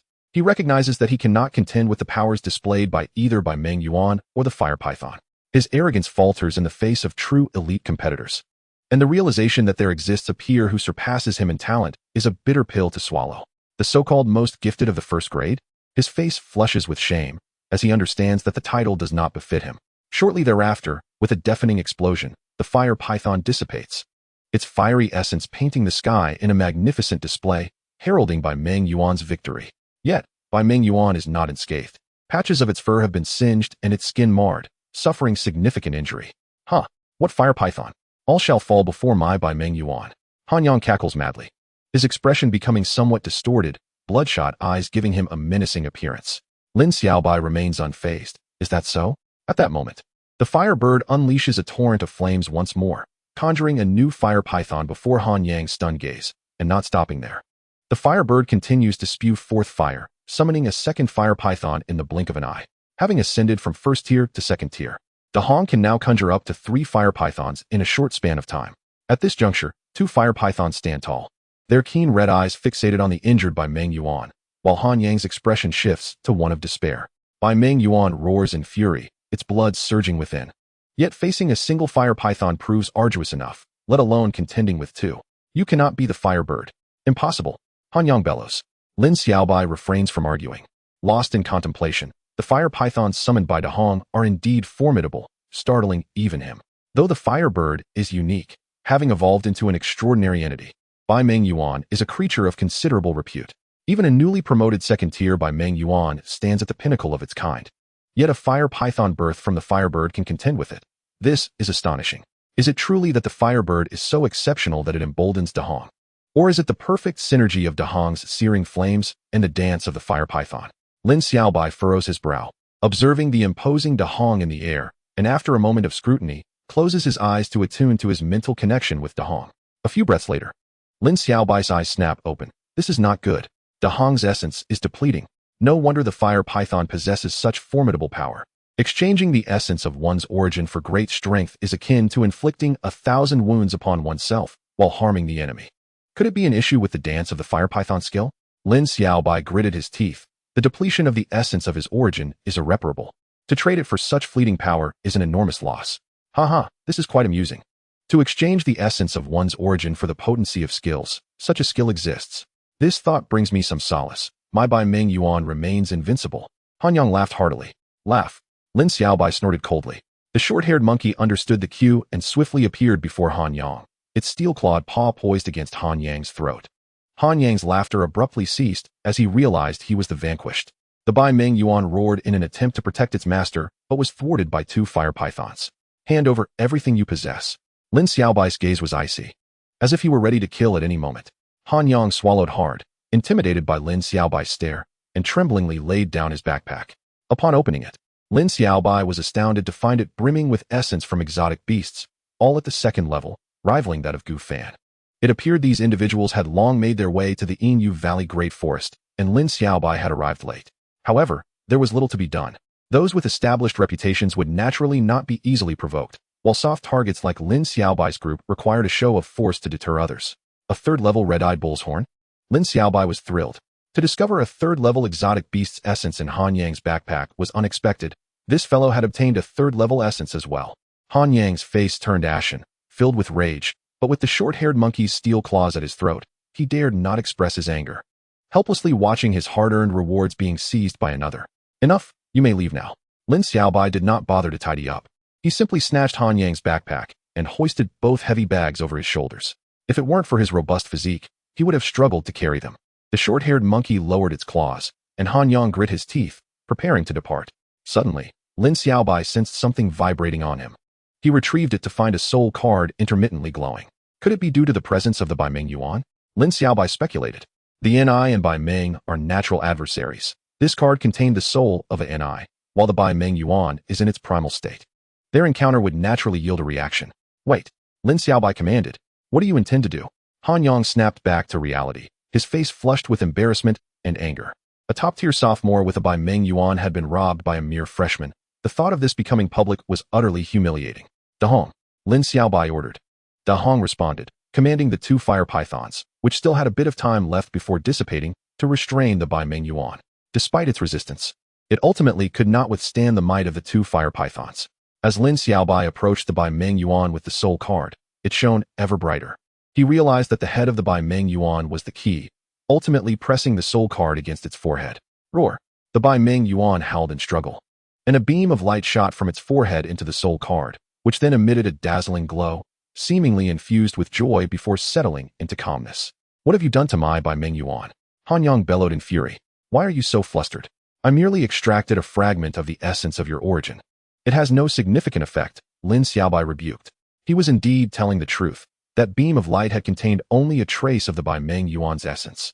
However, for the NI, which is inherently opposed to the Bai Meng, acquiring the essence of the Bai Meng Yuan would likely yield immense benefits. And the earlier flicker of joy was enough to signify that. Lin Xiaobai nodded in satisfaction, departing with 2 bags filled with exotic beast essences, leaving Han Yang, filled with resentment, collapsed on the ground. It is a pity that Lin Xiang managed to escape. If I could have dealt with him, I might have reaped significant rewards as well.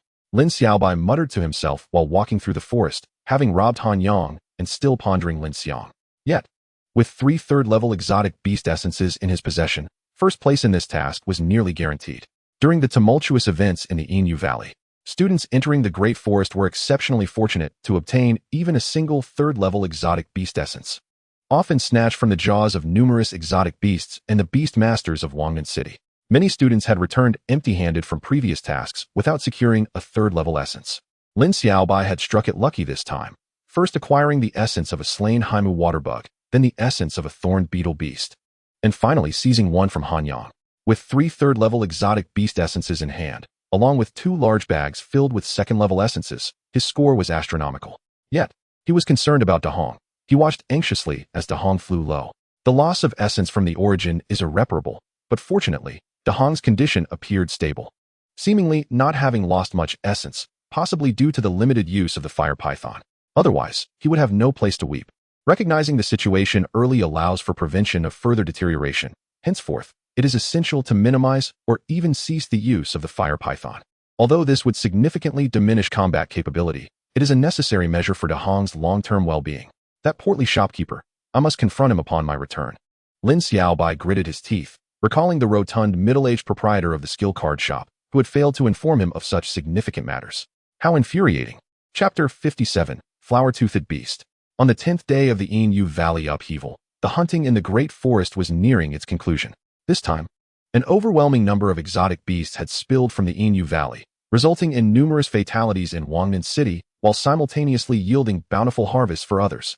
Some had already returned laden with spoils, while others clung to the last vestiges of the chaos, hoping for additional gains. In the lush expanse of the Great Forest, with its verdant foliage and the sound of cattle lowing, Lin Xiaobai sat atop a first-level green bull, 2 large backpacks suspended by vines on either side, humming a tune as he leisurely made his way back. On the 10th day of the Inyu Valley upheaval and the 9th day of the Beastmaster Academy's student tasks, it was now midday. The elite students entering the Great Forest were mostly beginning their return, preparing for the final day's contest. Lin Xiaobai's haul was indeed astonishing. 3 third-level exotic beast essences, 2 full bags of second-level essences, and a considerable number of exotic beasts he had personally hunted in the Great Forest following the incident with the thorned beetle beast. He couldn't help but wonder how many points they would yield upon return, as long as he was not robbed during the final contest. First place should be firmly within his grasp. Naturally, it was unlikely he would be robbed. The contest generally took place within neighboring villages, and it would be a waste of effort for anyone to venture far, as a round trip would consume an entire day. Moreover, in the nearby villages, even the formidable Han Yang had been thoroughly robbed by him, while others like Gong Changshan and Yi Xian had also fallen to his hand. Thus, first place was effectively secured, contributing to Lin Xiaobai's current buoyant mood. I wonder what kind of skill card it is. It must be extraordinary. How exciting, Lin Xiaobai mused, squinting as he rode atop the green bull. Several hundred meters away, 2 exceptionally young boys were advancing in the same direction, one with raven black hair and the other with dyed chestnut locks. Yao go look, the boy with chestnut hair suddenly exclaimed, pointing at Lin Xiaobai, who was riding a blue ox in the distance, his gaze fixated on the 2 bulging backpacks strapped to the ox. The black-haired boy furrowed his brow. So much essence from exotic beasts? Should we seize it from him?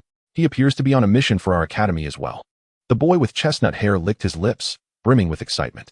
Wait, the black-haired boy cautioned, observing carefully. After a few moments, his expression changed. It's him. Who? The boy with chestnut hair inquired. Lin Xiaobai. The black-haired boy gravely uttered the name. Hiss, the boy with chestnut hair gasped. recalling tales from others in the vast forest, including how even Han Yang had fallen into his hands, losing a fragment of the essence from the Bai Meng Yuan. It was truly astounding to encounter him. Let's go? The black-haired boy turned without a backward glance, distancing himself from Lin Xiaobai. It was said that Lin Xiaobai had a notoriously ruthless temperament, and he certainly did not wish to see his hard-earned spoils pilfered away.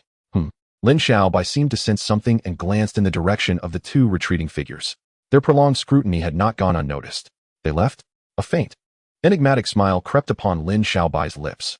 It's for the best. I don't wish to engage in any major conflicts right now.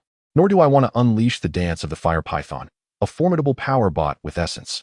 Just then, Lin Xiaobai's brow furrowed as he turned to another direction, noticing a group of youths dressed in black attire from the Beast-Tamer Academy passing by, heading farther away. Black Academy uniforms? Lin Xiaobai was taken aback. The uniforms of the Beast-Tamer Academy were blue, so this black attire indicated students from other major cities' Beast-Tamer Academies. It was unexpected that the turmoil in Inu Valley had attracted even students from other cities' academies. What a grand spectacle this was. Lin Xiaobai mused. Ignoring them, he urged his blue ox, go forth, Da Jianyo. As the sun dipped in the west, traversing the forest, he occasionally encountered one or two exotic beasts, sometimes moving slowly, other times galloping until the crimson sun sank below the horizon. Lin Xiaobai finally emerged from the vast forest of Inu Valley, feeling a mix of exhaustion and exhilaration. Let us test the efficacy of the exotic beast happy fruit here, Lin Xiaobai thought playfully, producing a vibrant red fruit from his possession. The exotic beast happy fruit, once consumed, could bring joy to an exotic beast for an entire day, dispelling boredom and negative emotions. Before his journey, Lin Xiaobai had purchased two, one for himself and one for Xu Xiaoya. But he had yet to put it to use and was curious about its effects. Lin Xiaobai tossed the exotic beast happy fruit into the blue ox's mouth, and shortly after, its effects began to take hold. The blue ox emitted a peculiar sound, akin to laughter, its hooves thrashing wildly as it uncontrollably bolted in every direction across the wilderness. Hey, wrong direction. Turn around. Turn around. Lin Xiaobai's voice echoed through the vast expanse. Feeding the blue ox an exotic beast happy fruit was not a concern. But the beast had rampaged for half the night, causing them to arrive at Shaohuang village only around 1 or 2 in the morning when they could have reached it by nightfall. The effects of the exotic beast happy fruit were indeed astonishing, leaving Lin Xiaobai covered in dust, almost cursing in frustration. Once he finally released the blue ox, Lin Xiaobai, weary and burdened with 2 heavy backpacks, made his way toward the west of Shaohuang village. Before he could reach his destination, he heard Lu Xiaoying's delicate cries and the sounds of battle. Xiaoya, attack from the left. Okay, got it. Tossed the exotic beast happy fruit into its mouth. What were they doing at this hour? Lin Xiaobai wondered, quickening his pace.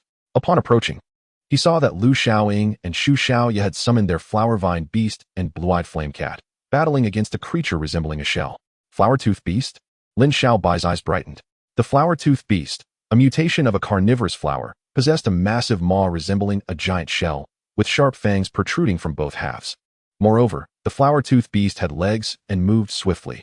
Once it bit onto any creature, it could ensnare and digest it, showcasing formidable strength. Lin Xiaobai was pleasantly surprised for Lu Xiaoying to encounter a flower-tooth beast at such a moment. The flower-tooth beast was also a source-type exotic beast, capable of being tamed, and would be a perfect match for Lu Xiaoying's flower vine beast, making it an ideal candidate for her to capture. Clearly, Lu Xiaoying shared the same intention. The exotic beast happy fruit has been consumed. Sister Xiaoying, quickly tame it. Xu Xiaoya's cheerful voice rang out. Lu Xiaoying and Xu Xiaoya planned to have the flower-tooth beast consume the exotic beast happy fruit before attempting to tame it.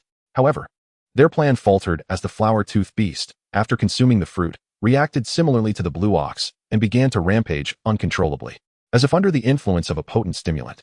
The two girls found themselves in a predicament as the flower-tooth beast charged toward the village at an alarming speed. If such a colossal creature were to breach the village, the devastation would be unimaginable. Lin Xiaobai's gaze turned icy, and he summoned the short-haired monkey. Chapter 58. A crisis emerges. The flower-tooth beast was impressive in strength, but its large size made it difficult to handle. Xu Xiaoya and Lu Xiaoying had hoped to utilize the exotic beast happy fruit, speculating it would induce a state of euphoric confusion. However, the outcome was chaos as it caused the flower-tooth beast to lose control. The beast barreled toward the village, and the potential destruction it could cause was dire. Xiaohua, flame claw cross slash. Xu Xiaoya shouted. The blue-eyed flame cat transformed into a swift streak, charging at the flower-tooth beast, unleashing dazzling cross-shaped flames. The flower-toothed beast let out a mournful wail but did not relent, continuing its reckless charge toward the village. Although the blue-eyed flame cat's attack was potent, it failed to inflict significant harm on the flower-toothed beast. Both girls, one older and one younger, wore expressions of sheer panic.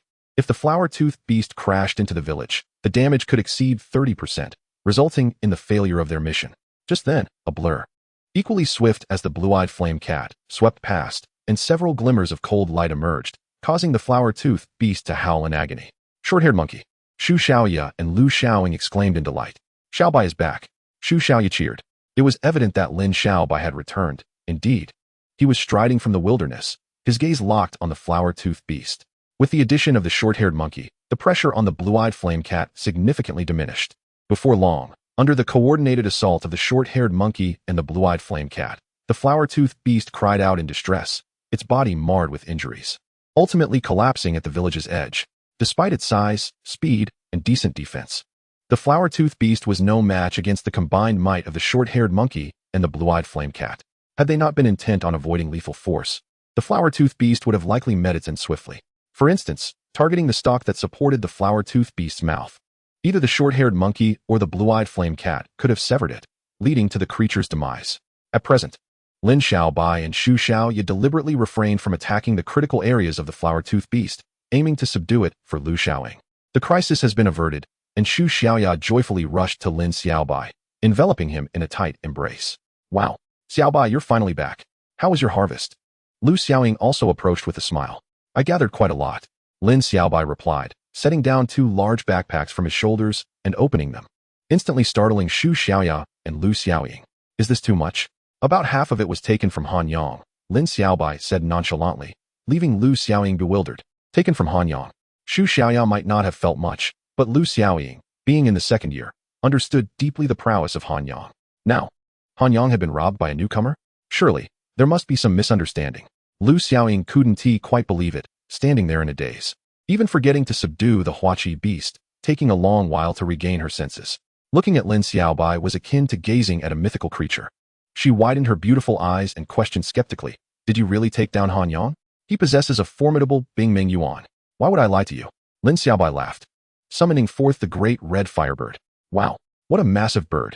Shu Xiaoya gasped, her mouth agape, eyes wide with astonishment. A level 3 firebird? No, it's a level 2. Lu Xiaoying stared in shock at the firebird, her reaction mirroring Han Yang's initial disbelief, mistaking it for a level 3 firebird. No wonder. Your firebird was already impressively strong, and now having ascended to level 2. It might truly be capable of defeating Han Yang's initial level 2 Bingming Yuan alongside the short-haired monkey. Lu Xiaoying's eyes widened in disbelief. Does that mean we are poised to secure first place? This is incredible. Shu Xiaoya's eyes sparkled with joy as she pointed at the 2 large bags filled with essence from various beasts, all of which contained level 2 beast essences. Indeed, this includes 3 level 3 beast essences, representing a nearly astronomical amount of points, Lu Xiaoying remarked, her experience allowing her to spot the 3 level 3 essences at a glance. Wow, Shu Xiaoya was so astonished she struggled to find words. Lu Xiaoying casually appraised Lin Xiaobai, who, despite being merely a 12-year-old boy covered in grime, evoked an undeniable sense of respect. To have defeated Han Yang and secured 3 level 3 essences, each of these feats would be unattainable for any seasoned second-year student, bordering on the impossible, yet here they were. Accomplished by a newcomer. Unfathomable? A prodigy? She couldn't help but recall the widely acknowledged most talented first-year student, Lin Xiang, and wondered if even he would pale in comparison. If she were aware that Lin Xiang had been frightened away by the confrontation between Lin Xiaobai and Han Yang, she would surely be struck with further astonishment. Of course, Lin Xiaobai had no need to boast about such matters, once the task concluded. The tale of his triumph over Han Yang and the subsequent point tally would leave everyone with a clear understanding. This was not a deliberate attempt by Lin Xiaobai to assert himself as the foremost talent. It was simply the natural outcome of events.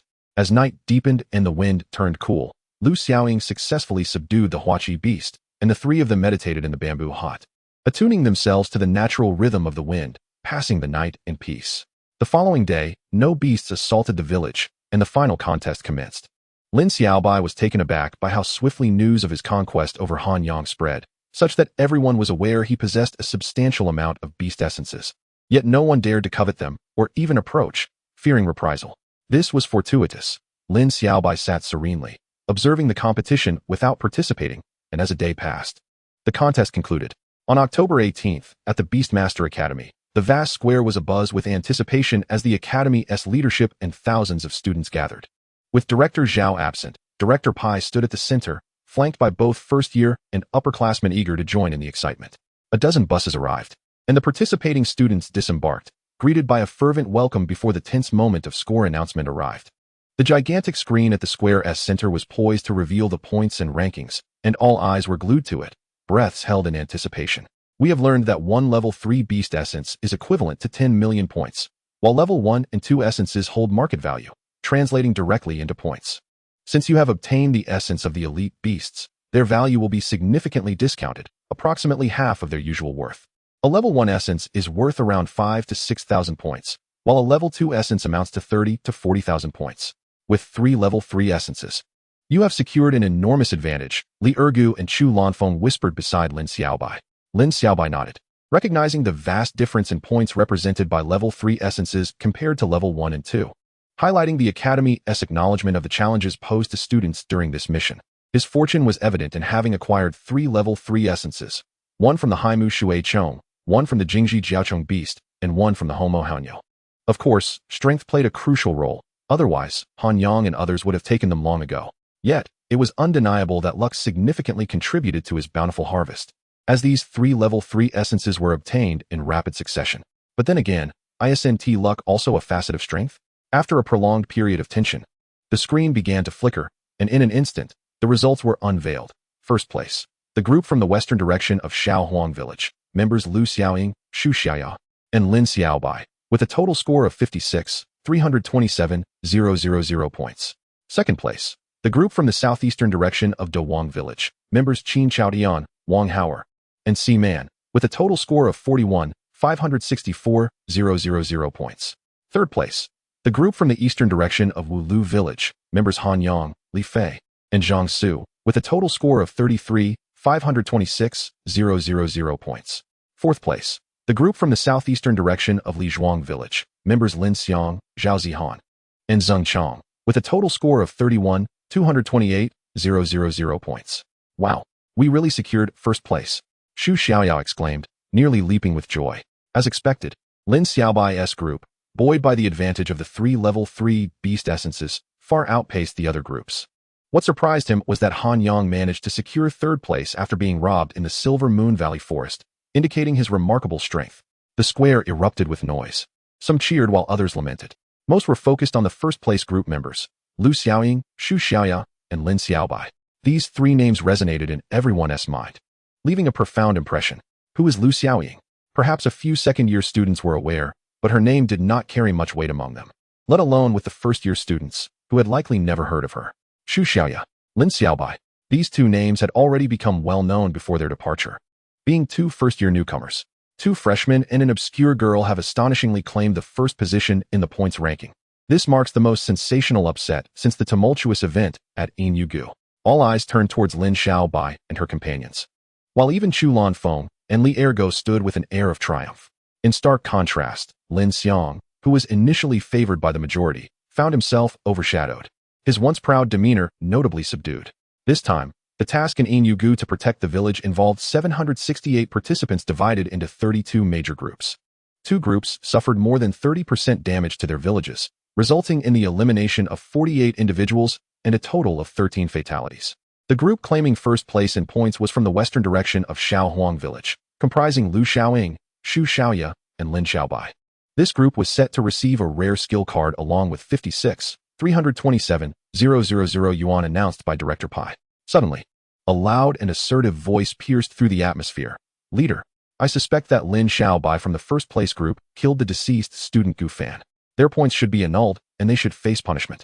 This statement sent shockwaves through the crowd, rendering the square momentarily silent. Lin Xiaobai's heart sank. This was serious trouble. In this era, danger lurks at every corner. Engaging in outdoor missions carries the risk of death at any moment, be it from a ferocious beast or other perils. However, being killed by a fellow student during a mission is strictly forbidden and considered a grave offense that incurs severe penalties. Now, with Lin Xiaobai accused of murdering a fellow student from the same academy, if proven true, not only would her points be revoked, but she could also face expulsion from the academy, a dire consequence. At this moment, Lin Xiaobai felt a tightness in her chest as her mind raced with questions. How could anyone know about her involvement in Gu Fan's death? The incident had occurred in a secluded ravine, hidden from the many beast tamers of Wangnan City. If word had indeed leaked, it could only mean one thing. Gu Fan had companions. But Lin Xiaobai quickly dismissed this thought. It was impossible. With Gu Fan's sly and secretive nature, he would never have traveled with others. So, what other possibilities could there be? As Lin Xiaobai pondered intensely, the square erupted in murmurs following the accusation. Even Director Pai furrowing his brow. The first-place ranking of Lin Xiaobai accused of killing a fellow student was indeed a sensational matter. The expressions of her companions, Li Ergo, Chu Lanfeng, Xu Xiaoya, and Lu Xiaoying, transformed, with Chu Lanfeng displaying a look of disbelief. Xiaobai, did you really kill a fellow student? Bang! Li Ergo slapped Chu Lanfeng on the head, scolding. Is that even a question? Would Xiaobai do something like that? No, she wouldn't. Chu Lanfeng replied glumly. Who would dare to falsely accuse Xiaobai? Xu Xiaoya frowned tightly. While Lu Xiaoying also expressed her indignation, having accompanied Lin Xiaobai, they were oblivious to any such occurrence. What is going on? Director Pai inquired sternly. The speaker was a black-haired youth who proclaimed confidently, I was in the same group as Gu Fan.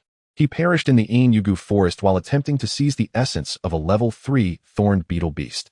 He never returned, and later, I learned that Lin Xiaobai acquired the essence. The revelation caused an uproar. So now we're accusing her of murder based on that. How absurd. I thought there would be some solid evidence. I even prepared my popcorn for a good show. It was indeed possible that Gu Fan had been killed by another, or even a beast.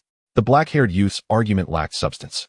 Merely competing for the same item at the same location did not equate to murder. Did you see that? The black-haired youth is standing next to Qin Xiaotian, the second-place contender.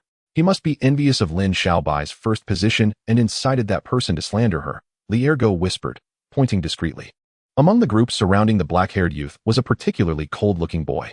Qin Xiaotian was known for his aloof and malicious nature. He was indeed capable of such underhanded tactics, Lu Xiaoying mused.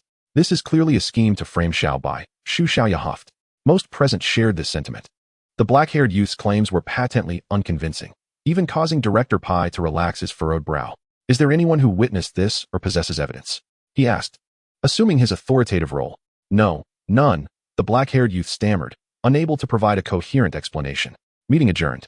The awarded group should proceed to the Academy Hall to collect their rewards, Director Pai stated decisively, and the crowd began to disperse, with little regard for the incident.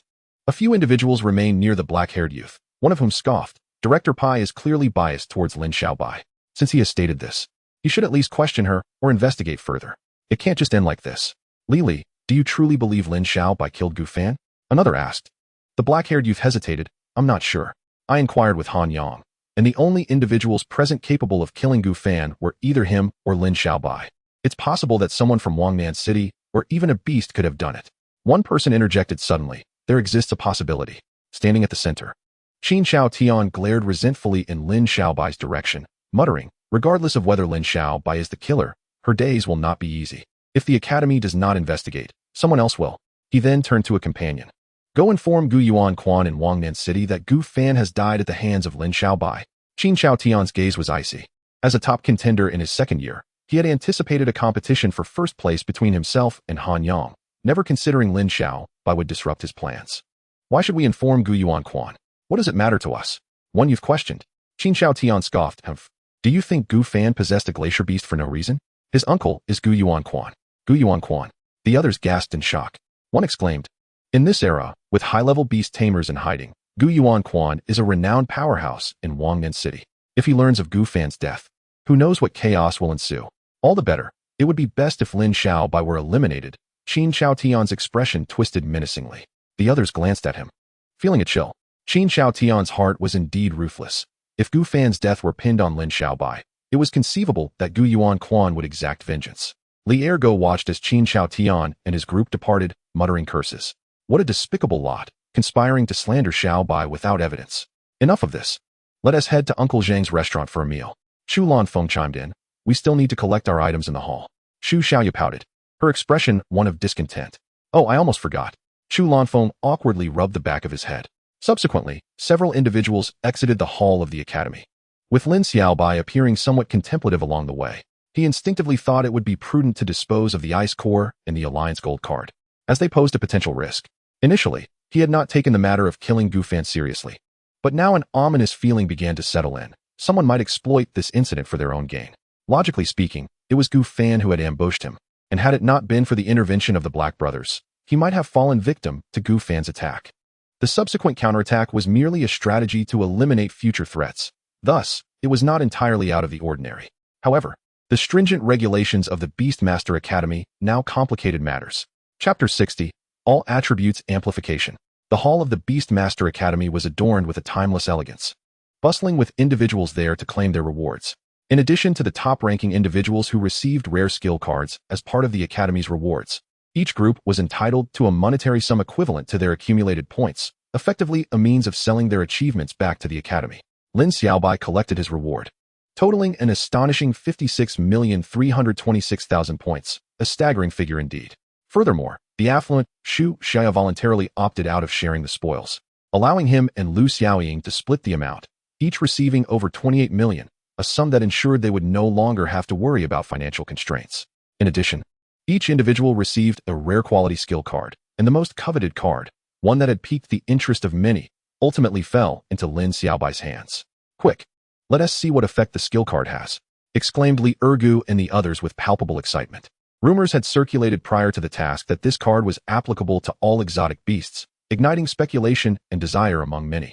And now they were eager to discover its effects. Lin Xiaobai activated the skill card, and with a resonating hum, moments later, words resembling tadpoles appeared upon it. All attributes amplified by tenfold, lasting for 10 seconds, requires continuous activation to trigger effects.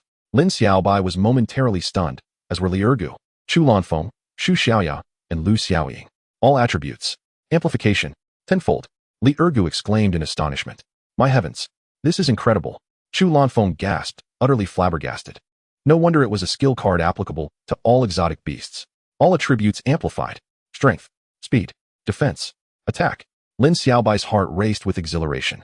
What does it mean to have all attributes amplified tenfold? Such a concept could equate to a leap in power levels. This was simply astonishing. It was hard to believe that this was merely a rare quality skill card. One could easily imagine it being legendary in nature. What does it mean that it requires continuous activation to trigger effects? Xu Xiaoya inquired, peering curiously. The group then regained their composure.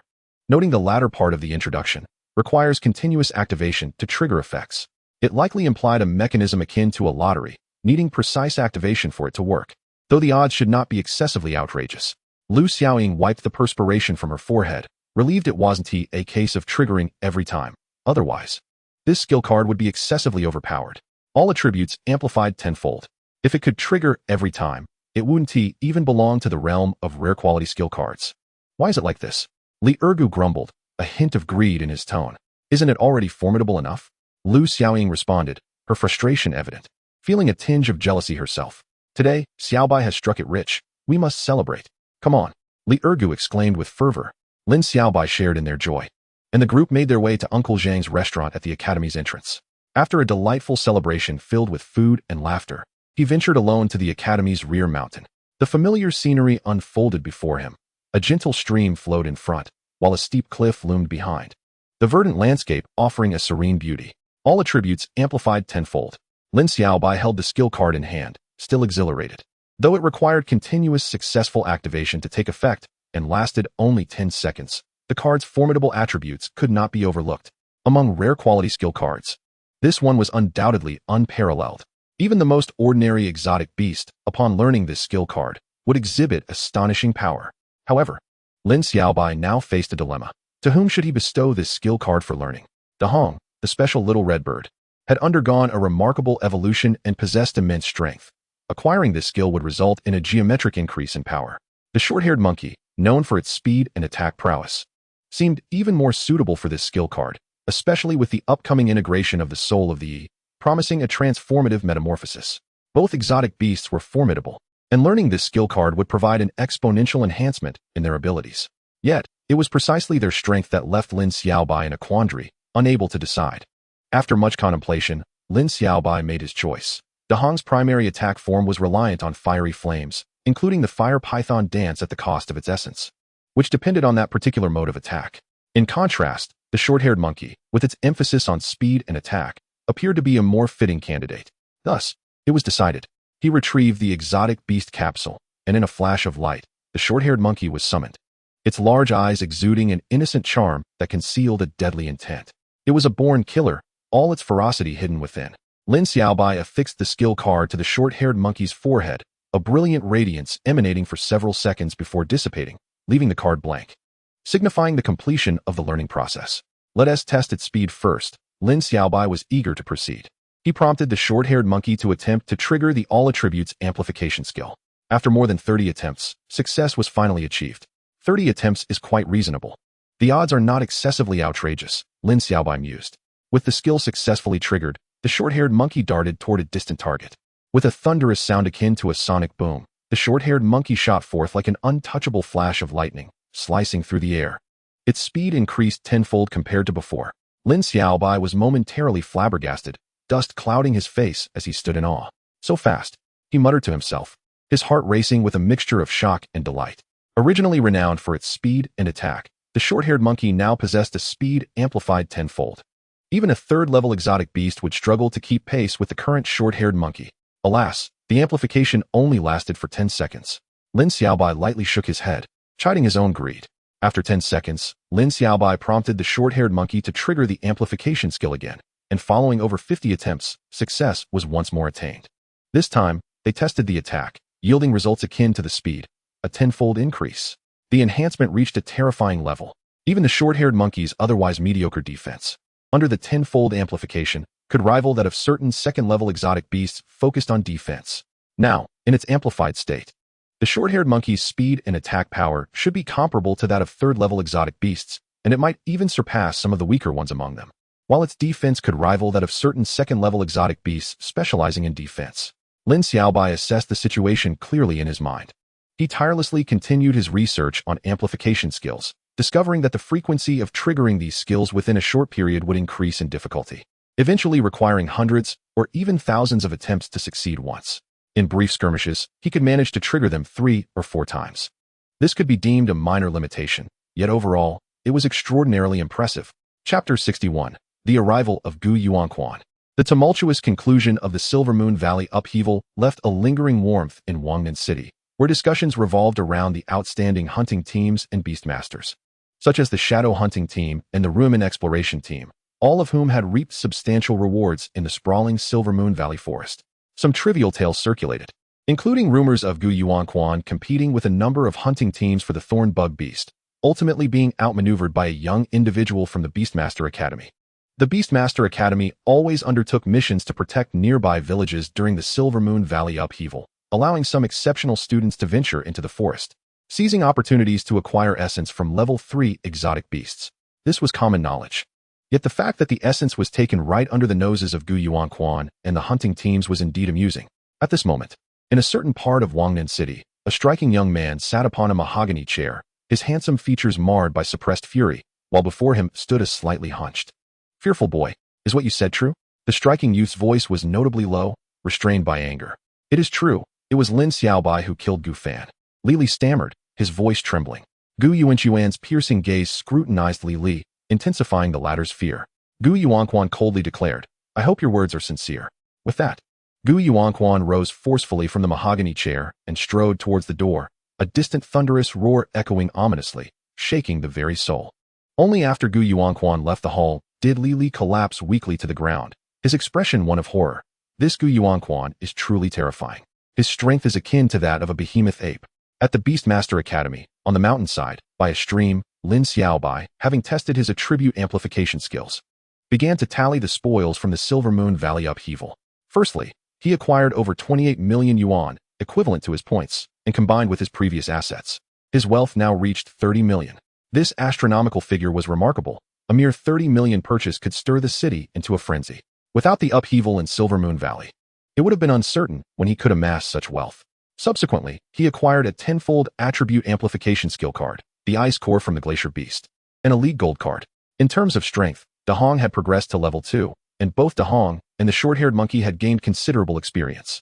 Currently, Dahong's experience stood at 4,681,000 points, while the short-haired monkey's was at 8,273,000 points.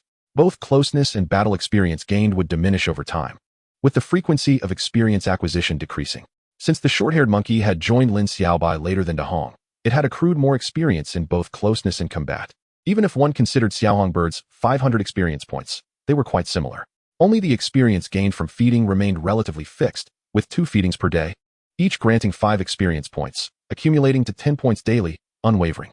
By this calculation, it would take some time until the next evolution, and indeed, it had only been about 2 months since Lin Xiaobai became a Beastmaster, yet his progress had been remarkably swift. In terms of mental strength, Lin Xiaobai had not fallen behind either. Whenever he had a moment of leisure in Shaohuang village, he would sit and meditate. At present, the mental strain from the short-haired monkey was no longer present, although he needed to continue accumulating mental strength for the eventual recapture of another exotic beast. Enhancing a Beastmaster's abilities could be achieved not only by capturing more exotic beasts, but also by improving their combat experience, teaching them skills, and elevating their ranks. Generally, the only method to upgrade a beast's rank was through evolution. For instance, if Xiaohong Bird were of the Black Iron rank, no amount of training would surpass this limitation. To elevate its rank, it would need to evolve into a fire bird, whose quality ranged from bronze to silver. It was also possible for a Beastmaster's same exotic beast to ascend from a lower rank to a higher one, such as from a bronze firebird to a silver firebird. Of course, this could not happen for Lin Xiaobai. As beasts evolved through the system would achieve the highest quality attainable for that species. This was the system's advantage. Besides, Lin Xiaobai's primary motivation for participating in the mission was the soul card. Now that he had become a millionaire, purchasing by Xian Yichao and Xian Wang Yulu for 2 million was merely a trifle, leaving only the elusive Lei Xian Mu. Lei Xian Mu could only be found in Lei Ji Yuan, so he needed to inquire further about it. Xiaobai. Suddenly, the panicked voice of Li Ergu echoed nearby. Ergu, what brings you here? Lin Xiaobai felt a jolt in his heart and descended from the stone. Li Ergu rushed over, panting. Xiaobai, something terrible has happened. Gu Yuanquan has come to the academy. He wants to kill you to avenge Gu Fan. Gu Yuanquan. To kill me? Lin Xiaobai frowned. Gu Fan was indeed Gu Yuanquan's nephew, and it was unclear who had informed him that Lin Xiaobai had killed Gu Fan, likely those scoundrels from Qin Chaotian.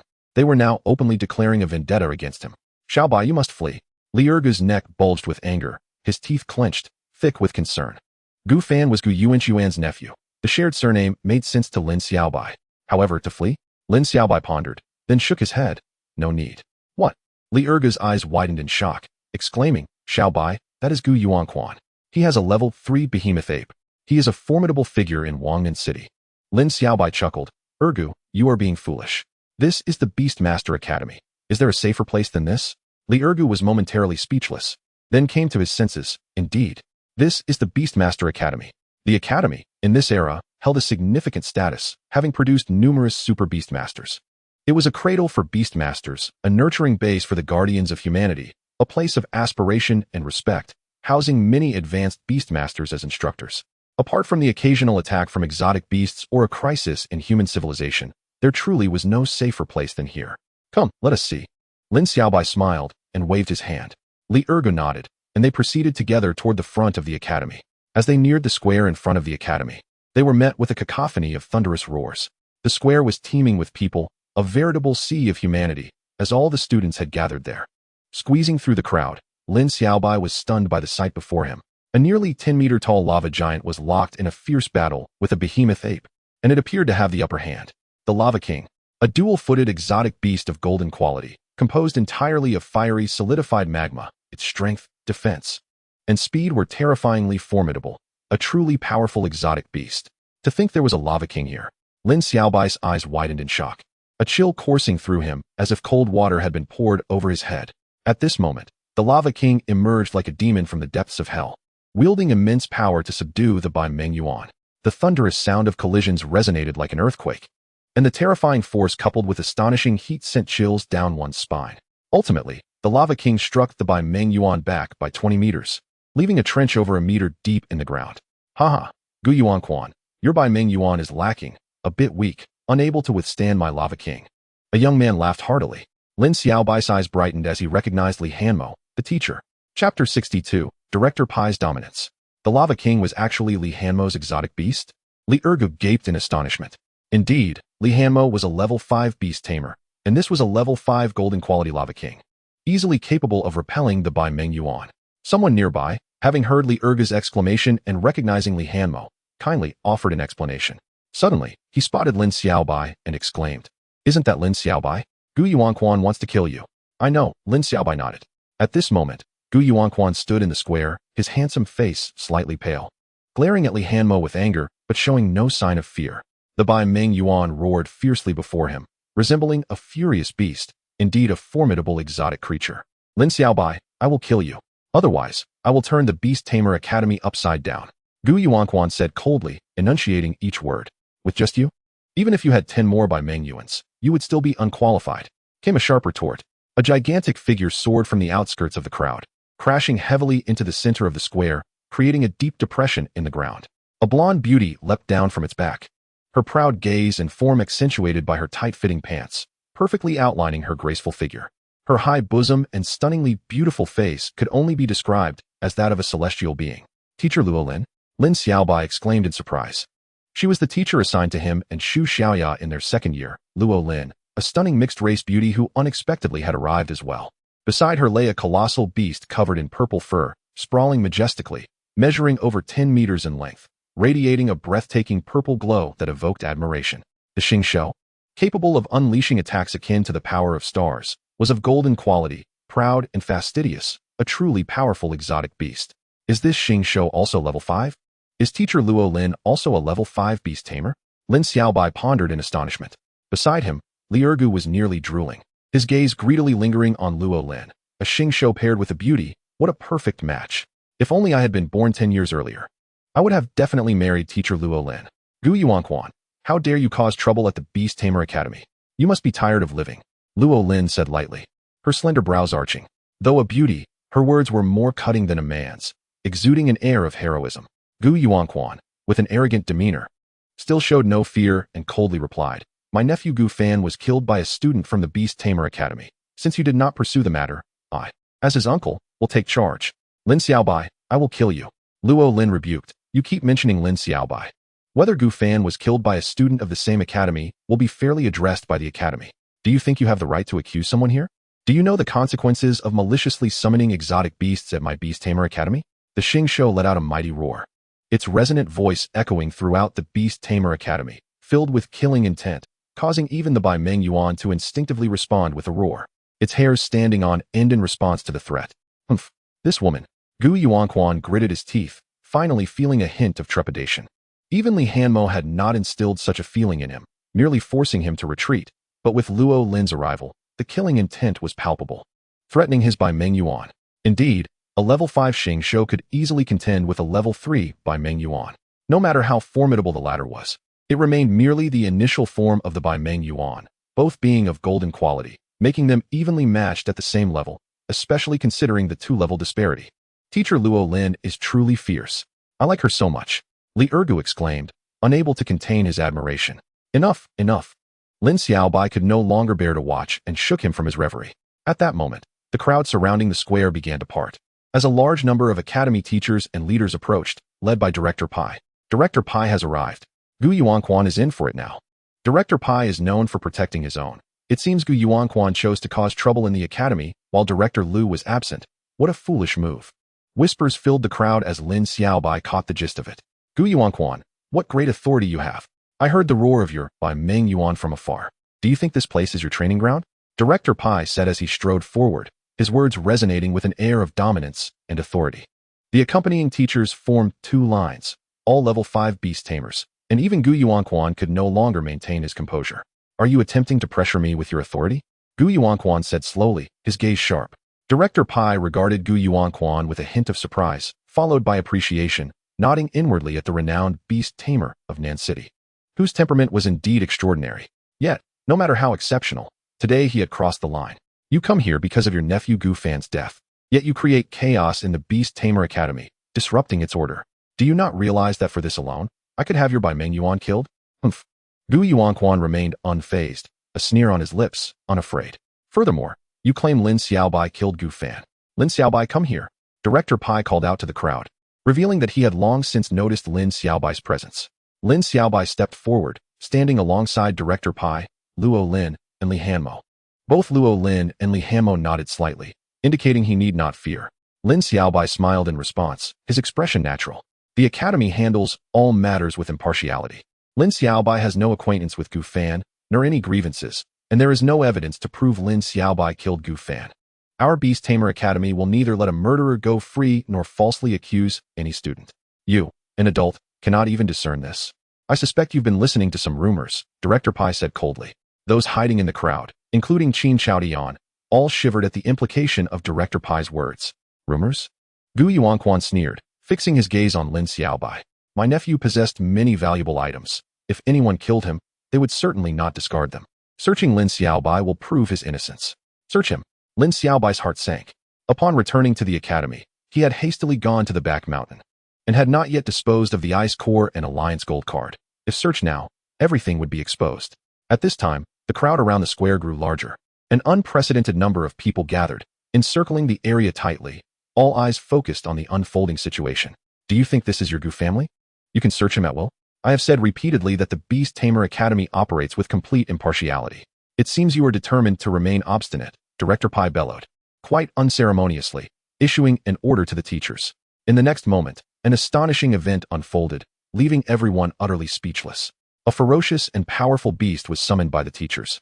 Each of these formidable creatures embodying the essence of a fifth-level beast. They unleashed a relentless barrage upon the Bai Meng Yuan, a sight to behold. You dare to strike at me? Gu Yuanquan's furious roar echoed, yet it proved futile. The Bai Meng Yuan howled in agony. An unprecedented display of vulnerability for a creature of its stature. Faced with such an overwhelming number of fifth-level beasts, even the Bai Meng Yuan could not withstand the onslaught. Amidst the astonished gazes of all present, both the Bai Meng Yuan and Gu Yuanquan were forcefully expelled from the Beast Tamer Academy, each nursing grievous wounds. Do you truly believe that the Gu family is invincible? Not a single member of the Gu family is virtuous. Should they dare to wreak havoc here, it would not merely be a matter of one Gu family member perishing. Should all fall, I shall strike them down without hesitation, murmured Director Pai. Though no one else heard, Lin Xiaobai, standing nearby, clearly caught his words, momentarily stunned. Is Director Pai truly so domineering? Chapter 63, The Cunning One. Lin Xiaobai stood in a daze, aware of Director Pai's protective nature, yet he had not anticipated it to manifest in such a manner. Additionally, it seemed that he harbored considerable bias against those bearing the Gu surname. The Beast Tamer Academy has always been a bastion for those who valiantly protect humanity. Yet the Gu family, being a prominent clan of beast tamers, harbored ulterior motives during the Beast Wars, failing to exert their full strength. Naturally, a person as forthright and honorable as Director Pai would harbor a prejudice against them, as explained by Li Hanmo, who seemed to perceive Lin Xiaobai's confusion. A prominent family of beast tamers? Lin Xiaobai felt a jolt of surprise. It was the first time he had encountered such terminology, beast tamers and families. He felt as if he had stumbled upon secrets that were meant to remain undisclosed. Why discuss this now? The priority is to diligently complete one's studies, Director Pai admonished, his eyes narrowing. Indeed, Li Hanmo chuckled awkwardly. Even he, a formidable fifth-level beast tamer, did not dare to act with arrogance before Director Pai. Before long, the teachers who had mercilessly assaulted the Bai Meng Yuan returned. Director Pai dismissed the onlooking students, leaving only Lin Xiaobai, Director Pai, and a few teachers behind. Rest assured, Lin Xiaobai, as long as you are within the confines of the Beast Tamer Academy, you are safe, regardless of whether you killed Gu Fan or not. Do not let this incident affect you. Focus on your training. Li Hanmo, Luo Lin, I entrust this young one to your care, Director Pai stated with great nonchalance before departing. However, his words regarding whether Lin Xiaobai had indeed killed Gu Fan sent a chill through Lin Xiaobai, as if he were aware of the truth. This Director Pai was truly inscrutable. Lin Xiaobai was taken aback. The other teachers, upon Director Pai's departure, followed suit. Each a fifth-level beast tamer, allowing Lin Xiaobai to witness their prowess firsthand. Gu Yuanquan, a third-level beast tamer with a Bai Meng Yuan at his side, was already renowned in Wangnan City, while Zheng Yuli, a fourth-level beast tamer, could dominate an entire district. The weight carried by a fifth-level beast tamer is indeed immeasurable. Any one of these teachers could easily rank among the elite in Wangnan City, yet they willingly chose to teach at the academy. Hey, why are you daydreaming? Luo Lin, with one delicate hand resting on her slender waist, and the other playfully poking Lin Xiaobai's forehead, interrupted his reverie. Unbeknownst to him, Li Hanmo had also slipped away, leaving only Luo Lin and Lin Xiaobai in the expansive square. I heard from Teacher Li that you frequently skip classes in your first year, missing out on essential training. Let me tell you, you will not have that luxury here. Attend class diligently. Luo Lin's eyes widened in mock ferocity, yet her demeanor was far from intimidating. Rather, she appeared strikingly beautiful. What? Lin Xiaobai stammered. What do you mean what? Did you not hear me? Luo Lin shouted. Then, with a mischievous glint in her crystalline eyes, she added, I suspect it will be difficult for you to escape now. What do you mean? Lin Xiaobai inquired, puzzled. You will find out soon enough. Luo Lin replied with a playful huff, turning on her heel. If I do not see you in class tomorrow, prepare for punishment. Her melodious voice echoed from her graceful figure as she walked away. Lin Xiaobai touched his nose in silence, feeling as though being placed in the class of this enchanting teacher was akin to donning shackles. After a moment's hesitation, Lin Xiaobai also departed. The square became desolate, marked only by the indentations on the ground, remnants of the Bai Meng Yuan and the teacher's beasts, silently narrating the events that had transpired. The incident of Gu Yuanquan being beaten out of the Beast-Tamer Academy quickly spread throughout Wangnan City, with some students even capturing the disgraceful moment on camera. The once handsome Gu Yuanquan and the valiant Bai Meng Yuan were now both marked with bruises and swellings. Some even recorded videos, the pitiful cries resonating painfully in the ears of those who listened. Gu Yuanquan's arrogance in Wangnan City had reached its peak. Yet he had dared to create chaos within the Beast-Tamer Academy. It was truly an act of foolishness. It was said that Director Pai Changshan oversaw the matter. Provoking such a figure, Gu Yuanquan was fortunate his Bai Meng Yuan had not been slain. This time, Gu Yuanquan had bitten off more than he could chew. The local online forums buzzed with discussion, all speculating on this incident. Naturally, Gu Yuanquan was not an ordinary individual. Harboring resentment, he schemed for revenge. He sought out Li Li and others, uncovering the full details, and learned that it was Lin Xiaobai who had outmaneuvered him to seize the essence of the thorned beetle beast. Enraged, he nearly spat blood, unleashing a thunderous roar that echoed across much of Wangnan City, as if he wished to rend the heavens apart. Sporting a swollen head, he set forth with a vengeance, targeting not only Lin Xiaobai, but also Han Yang. With no evidence to implicate Lin Xiaobai in Gu Fan's death, he resolved to eliminate the two most likely suspects in his quest for vengeance. Lin Xiaobai's name became well known, having outwitted Gu Yuanquan and a host of beast tamers. His audacity and resolve deemed extraordinary by many, ensuring a promising future. Wait, why does this manner of doing things feel so familiar? Someone mused. Such thoughts were not uncommon. And soon, with the insights of those acquainted with Lin Xiaobai at the academy, his past deeds began to surface. The incident involving the fire chicken, worth 30 million, was also attributed to him. This revelation sent shockwaves throughout Wangnan City, shifting from admiration to condemnation. This young man was deemed exceedingly cunning. The uproar surrounding the fire chicken involved not just hundreds but thousands of individuals, with countless citizens flocking to Wangnan Mountain, nearly turning the city upside down. Now that it was revealed that Lin Xiaobai was the one who obtained the fire chicken, many were left breathless with indignation, wishing to see him punished alongside Gu Yuanquan. This young man exhibited remarkable courage and audacity, unmatched by his peers, yet many still longed to confront him, accusing him of engaging in underhanded schemes and deceitful tactics. A young man sipping tea on the street, scrolling through his phone, was incensed enough to shatter his teacup upon reading the news. As the narrative shifted dramatically, countless individuals began to hope fervently that Gu Yuanquan would exact revenge upon Lin Xiaobai, if not through violence, then through a well-deserved beating. This young man was undoubtedly a genius, one who might someday become a formidable guardian of humanity. At this moment, within the confines of the Yusho Shur Academy, Dormitory 440, Lin Xiaobai was busily tidying his bed. Xiaobai, something terrible has happened. Li Ergu and Chu Lanfeng rushed in, their faces etched with panic. What now? Lin Xiaobai inquired. A multitude of suspicious individuals has appeared at the academy's entrance, seemingly sent by Gu Yuanquan to keep a constant watch over you. The moment you step outside, they intend to kill you. Li Ergu gasped for breath. Lin Xiaobai furrowed his brow. Comprehending the words of Luo Lin from earlier, it seems it will be quite difficult for you to leave now. Chapter 64. Unbearable to witness. Who could have anticipated that eliminating Gu Fan would entail such a plethora of complications? Lin Xiaobai mused, his mind racing not out of remorse, but in contemplation of how to deal with Gu Yuanquan. If eliminating Gu Fan was unfeasible, perhaps it would suffice to eradicate the entire family. Yet, such thoughts were merely fleeting. Gu Yuanquan was a level 3 beastmaster, possessing a level 3 Bai Meng Yuan of immense power, rivaling many level 4 exotic beasts, far beyond Lin Xiaobai's current capabilities. Let him be. Let him monitor as he wishes, Lin Xiaobai nonchalantly remarked, as he intended to enjoy a few peaceful days at the academy. Luo Lin was now tasked with keeping a close watch on him, forbidding any absences or truancies, making it improbable for him to leave the academy in the coming days. At least we are safe within the confines of the Yusho Shur Academy. Li Ergu and Chu Lanfeng nodded in agreement. Before long, News spread throughout the academy that Gu Yuan's subordinates were lying in wait at the entrance for Lin Xiaobai, who had now become a figure of intrigue within the academy. His exploits had been laid bare, and he had even received protection from the academy's director Pai, who had brutally thrashed the Bai Meng Yuan on his behalf. All were eagerly anticipating what would come next. Yet, Lin Xiaobai remained utterly undisturbed, content to stay within the academy, leaving many disappointed as he resumed his usual activities. In the blink of an eye, 5 days passed. The previous events were seldom mentioned, and Luo Lin paid particular attention to Lin Xiaobai, seemingly conducting lessons solely for him, vigilantly ensuring he did not skip classes. Gu Yuan's men continued their unrelenting watch at the academy's entrance, showing no signs of leniency.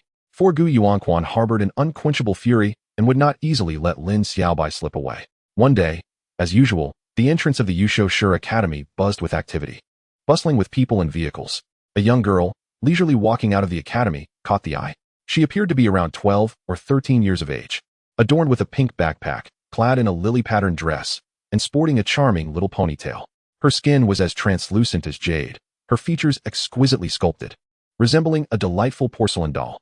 However, her expression was somewhat peculiar, alternating between frowns and moments of distraction, as though she harbored an unspeakable secret within.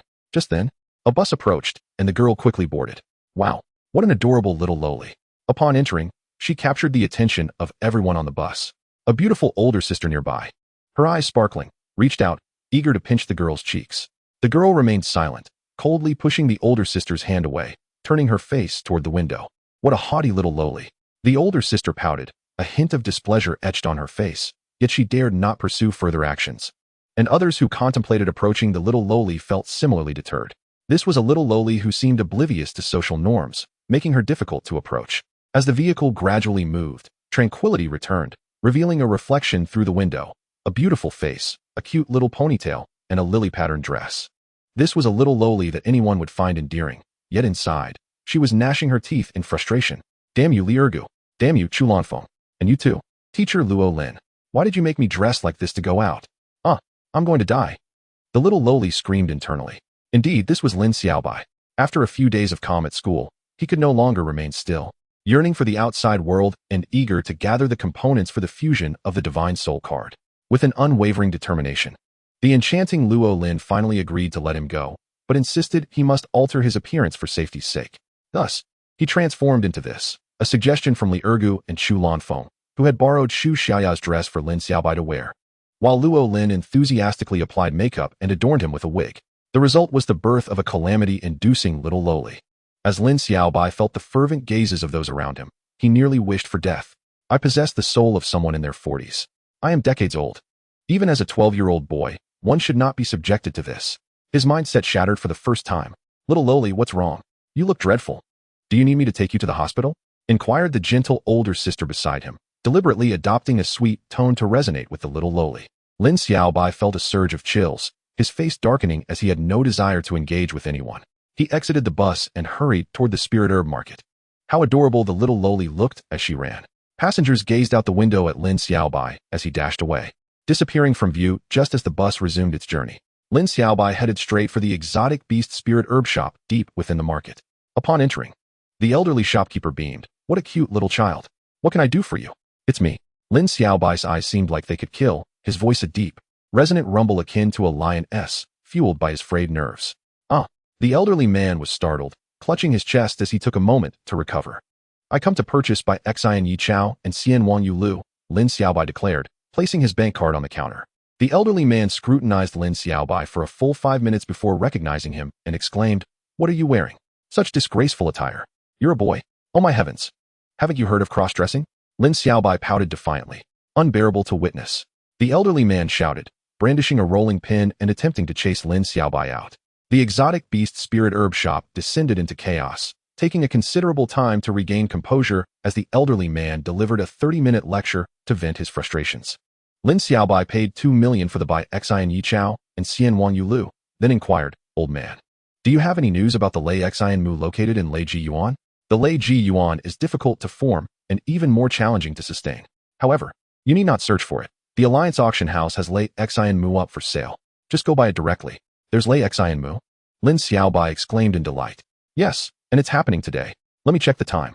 The elderly man donned his reading glasses and pulled out an old smartphone, slowly stating, "The auction should begin in about 3 hours." 3 hours. Lin Xiaobai was taken aback, swiftly gathering the Bai Xian Yi Chao and Xian Wang Yu Lu before rushing outside. "Hey, wait. The elderly man called out. "What is it?" Lin Xiaobai turned back. "Take off that outfit. I'll give you my grandson's clothes. He has always wanted to wear a dress like that." The elderly man chuckled heartily. However, the smile that now graced Lin Xiaobai's face appeared exceedingly lewd in his eyes. Especially since his grandson was, after all, a master of cross-dressing. He had just reacted so dramatically. Lin Xiaobai cast a disdainful glance at him, having no time for arguments. The old man led Lin Xiaobai to the back of the shop, where he changed into his grandson's attire, which fit perfectly. How much more comfortable male clothing is. Lin Xiaobai mused, removing the wig and handing it back to the old man, saying, "This is for your grandson." He then hurriedly dashed out, a pink backpack bouncing on his back as he ran. Chapter 65, A Reunion with Beilu. The auction would commence in 3 hours. The Alliance auction house was located in the Beishui district to the north of the city, a full 80 miles away from the Lingyao market. In the bustling city, even the fastest bus would take over 2 hours to arrive. If the auction house were to close its entrance half an hour or even a few minutes early, catching it on time would remain uncertain. Hurry. Lin Xiaobai sat anxiously on the bus, desperate to find Lei Jiyuan. He had finally come across the rare Lei Xinmo, and if he missed this opportunity, who knew when he might encounter it again? After an arduous journey of nearly 2.5 hours of stops and starts, the bus finally arrived at a stop near the Alliance auction house. Lin Xiaobai hurriedly disembarked, his eyes fixed on the tall, dark building in the distance, the emblematic structure of the Beastmaster Alliance auction house. Esteemed guests, are there any customers wishing to enter the auction? The auction is about to begin, and the entry passage will close in 5 minutes. Lin Xiaobai heard the pleasant voice of the attendant from afar. 5 minutes left. I can make it. A wave of relief washed over Lin Xiaobai, yet he did not slow his pace as he rushed forward. Good day, sir. This is the auction house, not a school. You seem to have taken a wrong turn. The two attendants at the entrance smiled politely at Lin Xiaobai. The Alliance auction house is the most authoritative and reputable auction house in every major city around the world. It is challenging for anyone without significant status or wealth to gain entry. At that moment, the two beautiful attendants not only regarded Lin Xiaobai as someone outside these categories, but also as a child who had wandered astray. Lin Xiaobai glanced up at them, remaining silent. Calmly, he removed his pink backpack and squatted down to rummage through it. The two attendants couldn't help but stifle their laughter. Moments later, a light golden card was retrieved. The Alliance gold card. The two attendants gasped, their eyes widening in disbelief, their astonishment beyond measure. The Alliance gold card cannot be obtained without a certain level of status and wealth. Just a moment ago, they thought he was merely a child who had lost his way, and now he had produced an Alliance gold card. What a slap in the face. Esteemed sir, please come in. The two attendants flustered, their cheeks flushed, spoke with utmost respect. Lin Xiaobai, with a hum, entered while holding his pink backpack. The attendants sighed in relief, their flushed faces gradually returning to their natural color. If they had encountered someone more calculating, their jobs might have been in jeopardy. Esteemed sir, do you require a private room? One of the attendants inquired as she guided Lin Xiaobai. No need. The hall will suffice, Lin Xiaobai replied coolly. Very well. The hall is this way. The attendant gestured in a particular direction. After traversing a dimly lit corridor, they finally arrived at a spacious hall. This indoor hall was vast, capable of accommodating hundreds of people, adorned in splendid decoration that exuded grandeur without appearing ostentatious. It was evident that the Beastmaster Alliance valued heritage over mere wealth. Lin Xiaobai waved his hand to dismiss the attendant, standing at the entrance and peering inside. Many people were already seated in the hall, the air filled with lively chatter among individuals of high status and affluent families, gathered in rare company to converse. Above the hall, there were several protruding private rooms, constructed entirely from special glass, allowing those inside to see out while remaining unseen from the outside. One could imagine that the individuals within were of even higher status than those in the hall. Although Lin Xiaobai could have entered a private room, he declined. He feared that identity verification might occur, and should it be discovered that the gold card did not belong to him, the consequences would be dire. At the very least, Gu Yuanquan would certainly come after him if he found out. This also illustrated the significance of the Alliance gold card, symbolizing a status of considerable standing. It was unfathomable that Gu Fan possessed such a card. Lin Xiaobai recalled that both teacher Li Hanmo and director Pai had mentioned the Gu family. Gu Fan and Gu Yuanquan hailed from that family, a so-called Beastmaster lineage, suggesting that the Gu family must indeed be a family of considerable prominence. After scanning the room for a moment, Lin Xiaobai headed toward the few remaining vacant seats at the back of the hall. The crowd was engrossed in conversation, oblivious to his presence, and could hardly fathom that such a young lad was also there to participate in the auction. As Lin Xiaobai walked, he casually glanced around, spotting several familiar faces, including Zheng Yuli. Zheng Yuli was a renowned beastmaster in the Beishui district, and he too had arrived here, alongside others who were evidently beastmasters. It seemed that entry was not limited solely to those of high status and wealth. The most outstanding beastmasters of the current era were also present. Would Gu Yuanquan show up here? Lin Xiaobai paused momentarily, his steps faltering. However, it was clear he had overthought, for Gu Yuanquan was not in attendance. He was likely still guarding the entrance of the Beastmaster Academy, harboring a deep-seated hatred. Lin Xiaobai exhaled in relief and continued onward. Suddenly, his eyes lit up as he spotted another familiar figure, Beilu. In his line of sight was a handsome man with golden hair and blue eyes, engaged in conversation with a grizzled elder with graying temples. Beilu cared. Stewardly. Just then, Beilu noticed Lin Xiaobai, displaying a hint of surprise before waving his hand in greeting. Lin Xiaobai approached, finding an empty seat beside Beilu, who gestured for him to sit down. I didn't expect to find you here, Mr. Beilu, Lin Xiaobai exclaimed with a smile. Beilu replied with a chuckle. The private rooms felt too stuffy. The hall is much livelier, so I came here. Lin Xiaobai nodded in agreement. Indeed. Someone like Beilu need not sit in a private room to flaunt his status. Residing in Swan Castle was already a testament to his standing. His preference for a lively atmosphere was a testament to his character, making the hall a fitting choice. I didn't expect to encounter you here, Xiaobai. You seem to be quite remarkable as well, Beilu remarked, dropping the formal address to call him Xiaobai more affectionately. He refrained from probing further into how Lin Xiaobai had gained entry, understanding the unspoken etiquette of not prying into others' affairs. Lin Xiaobai and Beilu engaged in delightful conversation. Despite their age difference, Lin Xiaobai's rich experiences from both his past and present allowed for a seamless rapport, even overshadowing the presence of Stewardly beside them.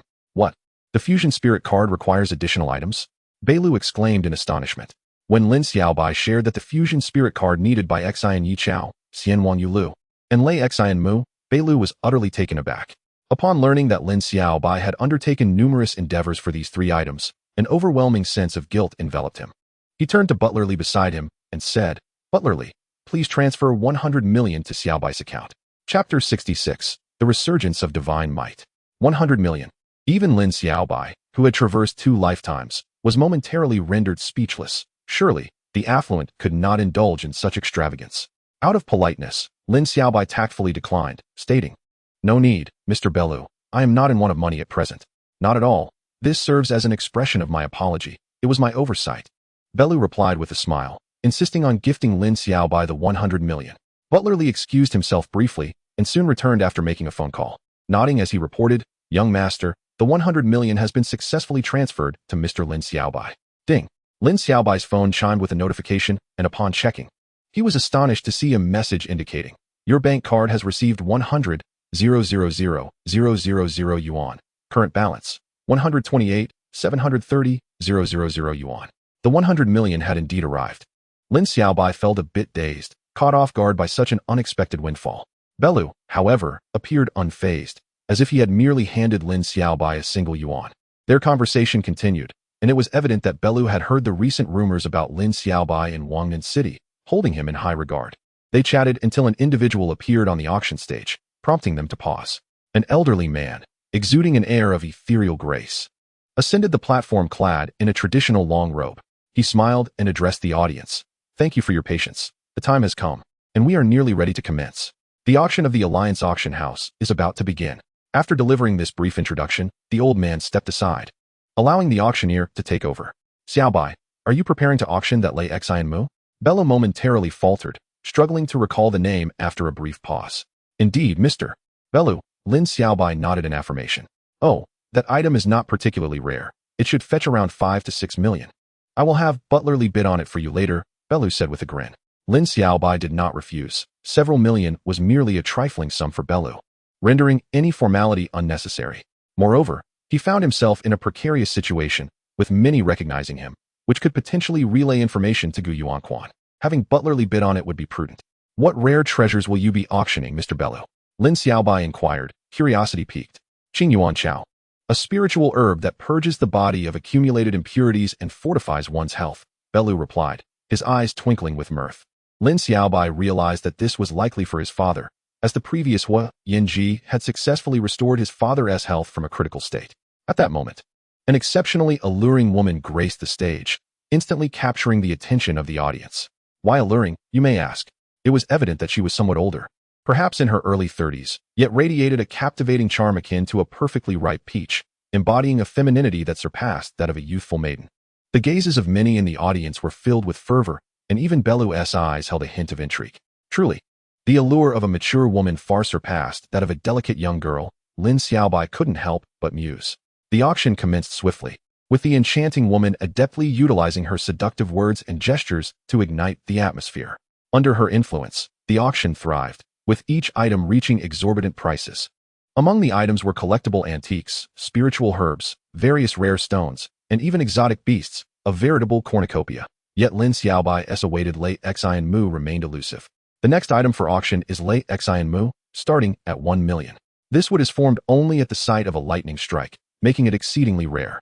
This particular piece has been entrusted to the auction house for the first time in the last 2 years, a true rarity not to be missed. Bidding begins now. Oh, here it comes. Belu pointed towards the stage.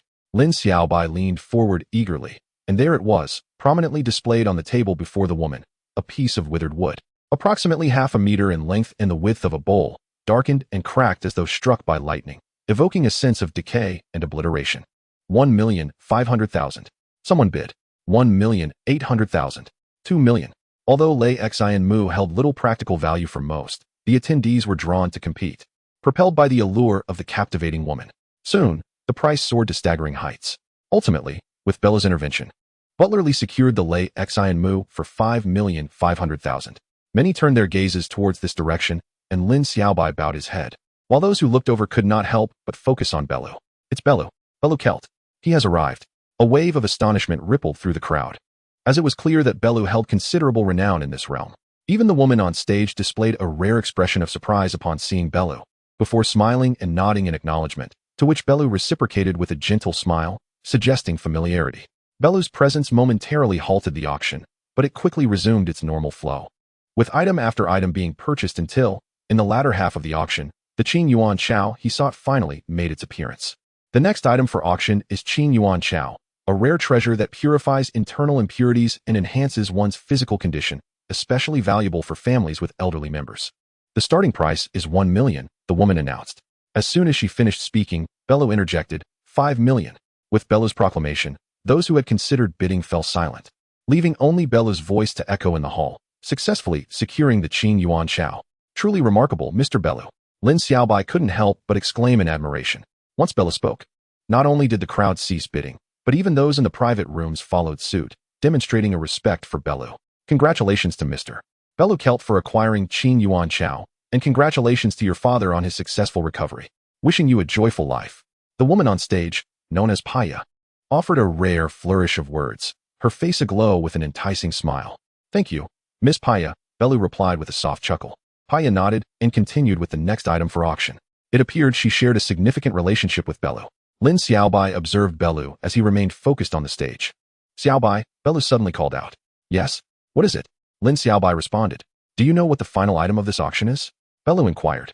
Lin Xiaobai shook his head, speculating. Could it be some extraordinary treasure? You guessed correctly, Belu replied with a smile. Otherwise, why would those in the private rooms be waiting? Lin Xiaobai's heart raced. He realized that throughout the auction, the individuals in the private rooms had scarcely placed bids. Only a select few had participated in a couple of auctions, while the majority seemed to be awaiting something. Those in the private rooms were predominantly elite beast tamers, all poised to bid on the final centerpiece, a spiritual herb known as Ziyi Wu Tong Jin, which enhances mental acuity. Boom.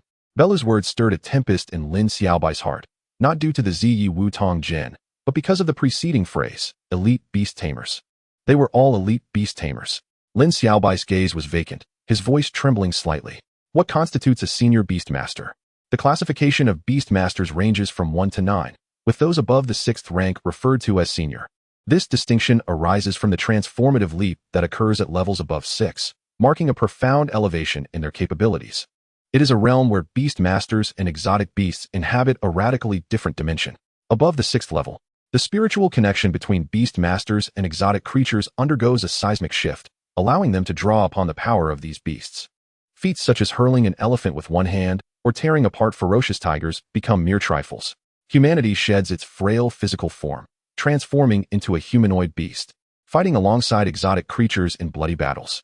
This is the essential capital that enables humanity to stand against powerful exotic beasts. After the Beast Wars, these senior beast masters remain hidden, like silent guardians of humanity as strength, revealing their awe-inspiring power only when the threat of exotic beasts looms large. Presently, these senior beast masters resided in the private room above, leaving Lin Xiaobai astounded. Even after the auction concluded, his heart continued to race. The final bid for the root of the Zai Wudong was placed by a chilling voice at 90 million. A figure far from the actual peak price the root could fetch. This voice, reminiscent of Beilu, commanded the room, causing others to retreat. After bidding farewell to Beilu, Lin Xiaobai hurriedly clutched the Leishin wood and returned to the Beastmaster Academy. At a CAF near the academy's entrance, a man dressed in black sat by the floor-to-ceiling window on the second floor, sipping coffee while his gaze inadvertently drifted towards the academy's entrance. Suddenly, he jolted, spilling coffee onto himself without a care, and hurriedly pulled out his phone. Boss Gu, Lin Xiaobai has returned to the academy. Returned to the academy? How did he manage to leave? An icy voice emanated from the other end of the line. I don't know. A bunch of useless fools. An enraged roar erupted from the phone before it was abruptly disconnected. The man in black stared blankly at his phone, then glanced towards the academy entrance, his expression turning pale as he trembled. Right? How did he manage to leave? Within the Beastmaster Academy, Lin Xiaobai, breathless, raced towards the back mountain, invigorated by the presence of the senior Beastmasters. Although he did not witness their departure through other channels, he firmly believed that Beilu would not deceive him. Senior Beastmasters. This term had only ever been glimpsed in scattered fragments online, with no authentic recordings or even photographs to speak of. Yet, he found himself amidst a gathering of senior Beastmasters at an auction. Since arriving in this era, Lin Xiaobai had longed for the mythical exotic beasts of legend. Having experienced this event, his desire for immense power intensified, yearning to stand shoulder to shoulder with them. At the back mountain, in the familiar spot by the stream and the cliff, Lin Xiaobai gasped for breath as he hurriedly retrieved the Bixin Yi Chao and Xianwan Yulu from his backpack, placing them alongside the Leishin wood.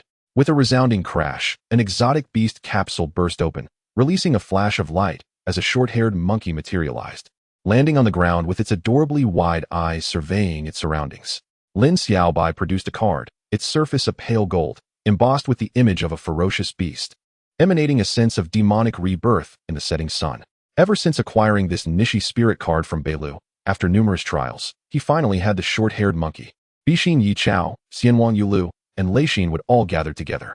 Unknown to the average person, the Nishi beast, a formidable adversary of the world-renowned behemoth, was poised to reclaim its former glory.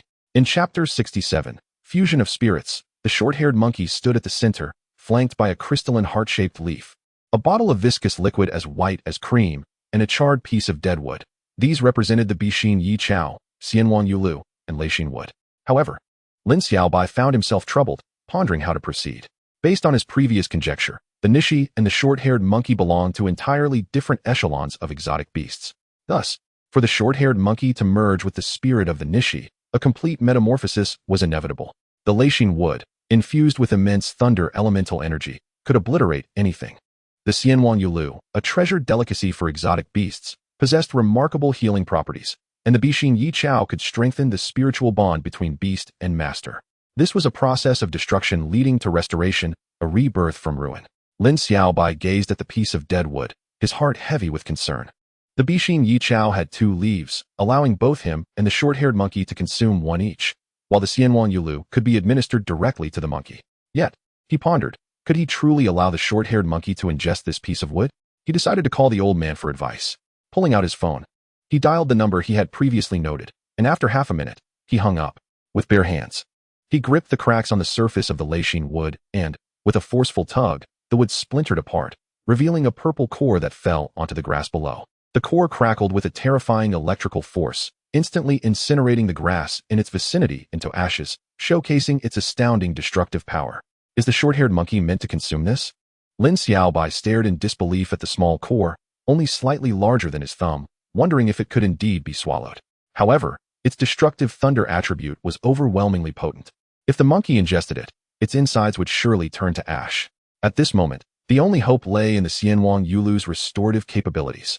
The short-haired monkey dashed 30 meters away, casting Lin Xiaobai a peculiar glance, as if to say that only a fool would consider eating such a thing.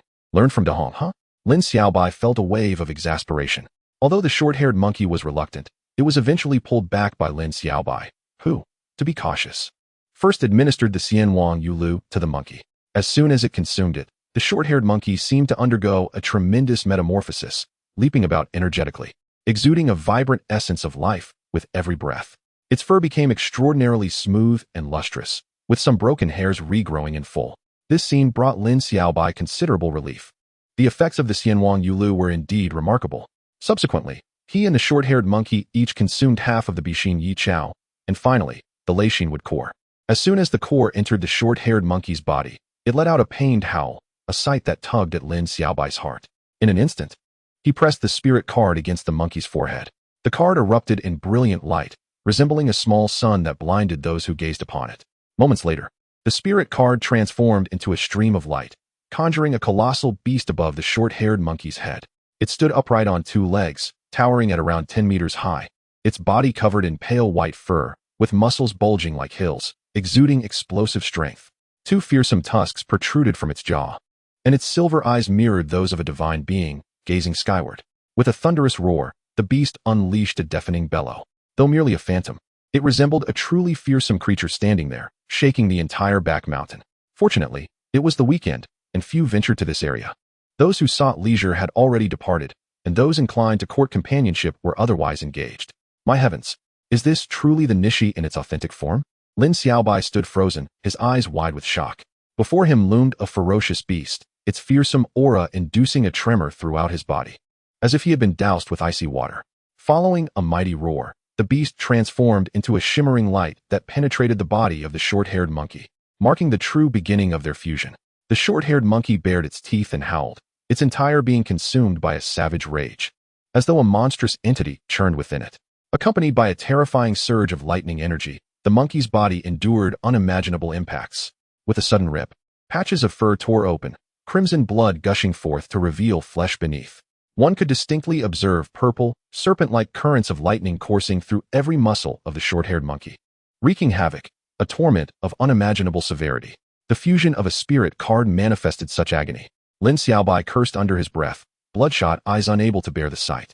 Through their mental connection, he felt every ounce of pain inflicted upon the short-haired monkey. Had he been in his 12-year-old body, he would have fainted within a second. Yet, this was a necessary trial to endure.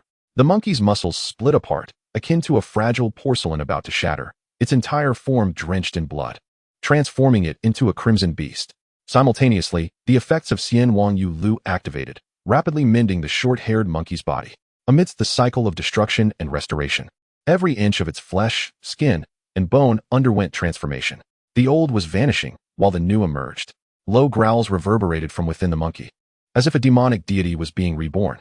The transformation persisted, the former body no longer recognizable, replaced by a sleek and formidable new form, with even the once large, innocent eyes now reduced in size, radiating a fierce intensity that could instill fear with a mere glance. Its once pale yellow fur shifted to an almost white hue. Chapter 68, The Bloodied One. Was this still the short-haired monkey, or rather the Ni? Lin Xiaobai was utterly astonished. The short-haired monkey no longer resembled its former self. The Ni was known for its imposing and robust stature, yet this creature before him bore little resemblance. The short-haired monkey gazed intently at Lin Xiaobai, and for the first time, he felt a sense of alienation. It was as if a true cold-blooded killer stood before him, with a fierce beast lurking within, poised to emerge at any moment. Tentatively, Lin Xiaobai called out, and the short-haired monkey, baring its teeth, softened its fierce gaze ever so slightly, causing Lin Xiaobai to exhale in relief. Where's the Ni? That gigantic creature just now entered your body, he gestured emphatically. After a moment of hesitation, the short-haired monkey began to grow visibly larger, almost instantaneously transforming from a small, slender creature into a fearsome Ni beast. With powerful arms capable of rending anything, it repeatedly struck its chest, producing a deep, resonating sound, before delivering a thunderous blow to the ground. The entire earth trembled. Lin Xiaobai was taken aback by the display of strength. Suddenly, a wave of mental fatigue washed over him, accompanied by an acute sense of burden and pain. The essence on the other end of their mental connection underwent a dramatic transformation, starkly contrasting with that of the short-haired monkey, as if he were now linked to an entirely different beast. Was this the Green Giant? Lin Xiaobai recalled a character from a blockbuster, and the resemblance to the transformed, short-haired monkey was uncanny, as if two monsters resided within one body. This extraordinary phenomenon of dual existence, one being the short-haired monkey and the other the terrifying Ni beast, had emerged from their arduous fusion. The spirit card he had painstakingly integrated had succeeded in manifesting the Ni, and perhaps due to this, the monkey's form had altered significantly. Lin Xiaobai attempted to revert the short-haired monkey to its original state. Despite the ferocity of the Ni, it was not entirely uncontrollable, and the monkey obeyed his command to return to normalcy.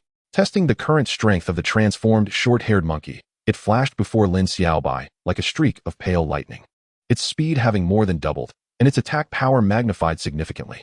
Additionally, due to its unique physical form, it moved without a sound, blending seamlessly with the wind, resulting in a remarkable enhancement in power. A dual benefit. Lin Xiaobai felt elated. The short-haired monkey, already a formidable beast among second-tier entities, had now become nearly unmatched in speed and attack power. If it were to face the previous Lu Xingxiang, the short-haired monkey alone would suffice to deal with it. Given its current velocity, Lu Xingxiang would be unable to defend itself, allowing the short-haired monkey to swiftly strike at its vital points. Furthermore, even without considering speed, the monkey's current attack power was capable of inflicting severe injuries on Lu Xingxiang. Its steel claws now bore a wind blade-like sharpness, surpassing previous capabilities, and even Lu Xingxiang would find itself grievously wounded after repeated assaults. Should the short-haired monkey transform into the Ni beast again, its strength would escalate to unprecedented heights. To compare it with Han Yang's newly initiated second tier by Meng Yuan would be utterly futile. Lin Xiaobai even felt an impulse to confront a third-tier beast. All thanks to the enhancement provided by the spirit card. It was worth it. Lin Xiaobai rejoiced. Voices emerged from afar, drawn by the echoing roar of the Ni. Lin Xiaobai quickly stored the short-haired monkey in the beast capsule and hastily departed the scene. Upon returning to his dormitory, Lin Xiaobai's radiant expression astonished Li Ergu and his companion. What happened? You seem so happy. Did Gu Yuanquan spare you? Lin Xiaobai smiled and shook his head, offering no further explanation. Not quite. Li Ergu, undeterred, ambled around the dormitory with a bottle of spirit-made liquor, occasionally taking a swig, grumbling. That Gu Yuanquan has made it impossible for me to go out for a drink. Due to the influence of Lin Xiaobai, Gu Yuanquan has designated Li Ergu, Chu Lanfeng, and Xu Xiaoya as targets. Capturing any one of them would lure Lin Xiaobai out.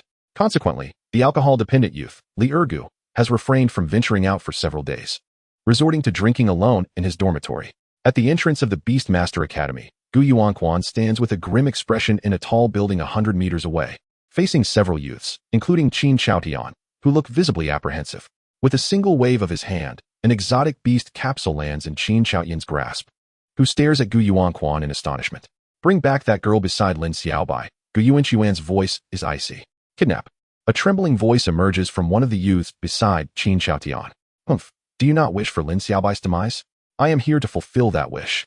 Gu Yuanquan threatens, gesturing behind him. Otherwise, your friend will meet his end. The door behind Gu Yuanquan swings open, revealing two men in black suits escorting a youth bound hand and foot. Lili, the faces of Qin Chaotian and his companions pale in shock. Inside that exotic beast capsule is my dark-toothed tiger. If you fail to comply, not only will he perish, but so will you. Gu Yuanquan's words brim with menace. Qin Chaotian's expression darkens, his teeth clenched, yet he dares not speak further. Outside Wangnan City, on Wangnan Mountain, following the incident with the fiery chicken, the number of exotic beasts has significantly dwindled, with only occasional low growls echoing from the remaining few. Suddenly, a rustling sound emerges from the underbrush. A bloodied figure stumbles through the grass, glancing back in terror as if pursued by some dreadful entity. He is fleeing for his life.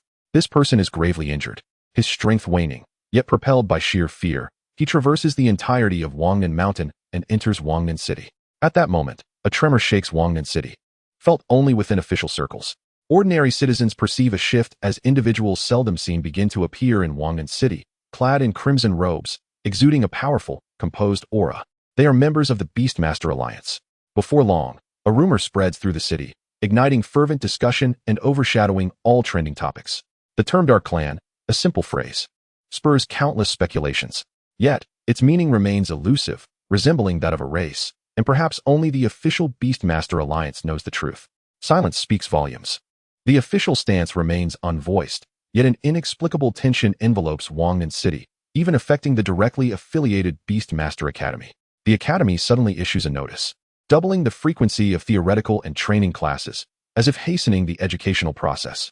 Everything carries an ominous sense of impending storm. Bang! The dormitory door bursts open, slamming against the wall with a heavy thud, and Li Ergu rushes in, panic etched across his face. What is happening? Lin Xiaobai inquires, lifting his gaze. That little girl has been kidnapped by that guy Qin Chaotian. Li Ergu gasps. What? Lin Xiaobai's complexion pales as he rises abruptly. Look at this. Li Ergu holds up his phone, engaged in a video call, revealing Xu Xiaoya's worried face. Her brow furrowed amidst a chaotic background of discarded steel and a vast empty space that does not resemble their school. As the camera shifts, it captures a few despondent youths, bruised and crying on the ground. Xu Xiaoya's youthful voice filters through the screen. Xiaobai. These are the ones who used that big tiger to kidnap me and brought me to this warehouse. Lin Xiaobai's fury ignites. These scoundrels. It was Gu Yuanquan who orchestrated this. He intends to lure you out using Xu Xiaoya, Li Ergu explains. Yet, Lin Xiaobai soon senses a discrepancy. This does not appear to be a typical kidnapping. Xu Xiaoya seems unharmed, while Qin Chaotian and his companions appear battered. Did she overpower them? The camera shifts again. And amidst the cacophony, the sounds of beasts and humans in distress resonate, as a colossal foot sweeps across the screen. Boom. A tremendous crash reverberates, even through the screen.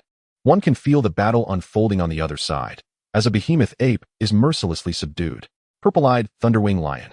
Lin Xiaobai's eyes widen in recognition of the beast assailing the behemoth ape. This is a formidable creature, poised to evolve into the apex beast, the purple-eyed thunderwing beast.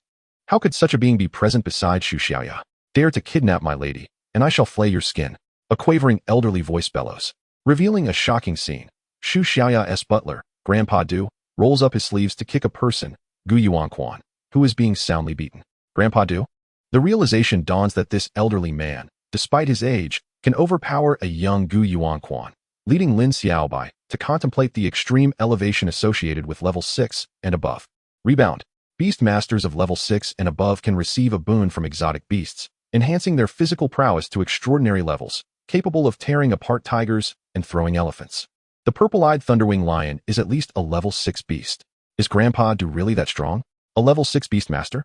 A level 7 beast master? Li Ergu reflects, recalling the astonishing display of power that sent Gu Yuanquan nearly soaring into the air, causing him to drop his phone. Poor Gu Yuanquan has incurred the wrath of this elderly man. Lin Xiaobai wipes the sweat from his brow, re-evaluating Xu Xiaoya's background. Her butler is a level 6 or possibly higher beast master, an unfathomable revelation. Moments later, both the behemoth ape and Gu Yuanquan find themselves in a similar state to Qin Chaotian and his companions, bruised and battered. Even the usually ferocious behemoth ape is left on the brink of collapse, showcasing the immense strength of the purple-eyed thunderwing lion, which far surpasses the behemoth ape by numerous levels. The phone crackles with the sound of surging electricity, revealing the warehouse illuminated by violet lightning. As the purple-eyed thunderwing lion prepares for a decisive strike against the behemoth ape. Alas, Lin Xiaobai shakes his head. The thunderwing lion and the behemoth ape are natural adversaries. Absorbing the essence of the behemoth ape would amplify its power. If it could absorb the essence from Gu Yuanquan's behemoth ape, its strength would further increase. On the screen, a terrifying bolt of lightning shoots forth from the tip of the thunderwing lion's wing, striking the behemoth ape with devastating force, leaving it on the brink of death. The purple-eyed thunderwing beast does not kill the behemoth ape, but rather brings it to the threshold of demise with remarkable precision. Lin Xiaobai recalls the two behemoth apes he has encountered, one belonging to Han Yang, the other to Gu Yuanquan, both meeting unfortunate ends, one beaten by Lin Xiaobai, the other nearly slain by the purple-eyed thunderwing lion. Yet, remarkably, Grandpa Du refrains from killing both the behemoth ape and Gu Yuanquan. What exactly is the Gu family? Lin Xiaobai cannot help but feel a sense of bewilderment. Xu Xiaoya's background is undeniably terrifying, and given that Gu Yuanquan instigated the kidnapping, it is perplexing that Grandpa Du has chosen not to eliminate him. When Gu Yuanquan first arrived at the Beast-Tamer Academy, Director Pai merely allowed the teachers to give him a thorough beating, refraining from outright execution, evidently due to the influence of the so-called Gu family of beast-tamers. It is clear that this Gu family holds considerable weight. Subsequently, Grandpa Du kicked Gu Yuanquan a couple of times, shaking his beard as he expressed his indignation with a few harsh words. Flaying and dismembering would be lenient. See, I told you that old man is quite fierce, Li Ergu remarked. The video call ended, revealing the harsh reality of the kidnapping, as they watched footage of Gu Yuanquan being brutally assaulted. Lin Xiaobai glanced behind Li Ergu and inquired, "Where's Chu Lanfeng? He went out to buy some liquor while that fellow Gu Yuanquan is not at the door." Li Ergu replied. At the entrance of the Beast-Tamer Academy, Uncle Zhang's restaurant continued to host Lin Xiaobai, Li Ergu, Chu Lanfeng, and Xu Xiaoya for their meal. Finally, they could enjoy some respite. Had it not been for Xiaoya's grandpa Du, they might have been cornered indefinitely. Presently, it was uncertain where Gu Yuanquan was recuperating, and the old man's ferocity was indeed terrifying. Li Ergu drank heartily, laughing uproariously. However, it would still be wise to remain cautious. One could never know when that individual might attempt an assassination, so vigilance was paramount, Chu Lanfeng warned. If he returns, I shall have Grandpa Du drive him away, Xu Xiaoya said with a smile. By the way, what level of beast tamer is Grandpa Du? Li Ergu asked. I don't know, he never mentioned it. But he is quite formidable, Xu Xiaoya pondered, shaking her head. If only Grandpa Du could eliminate Gu Yuanquan. That guy is too repugnant.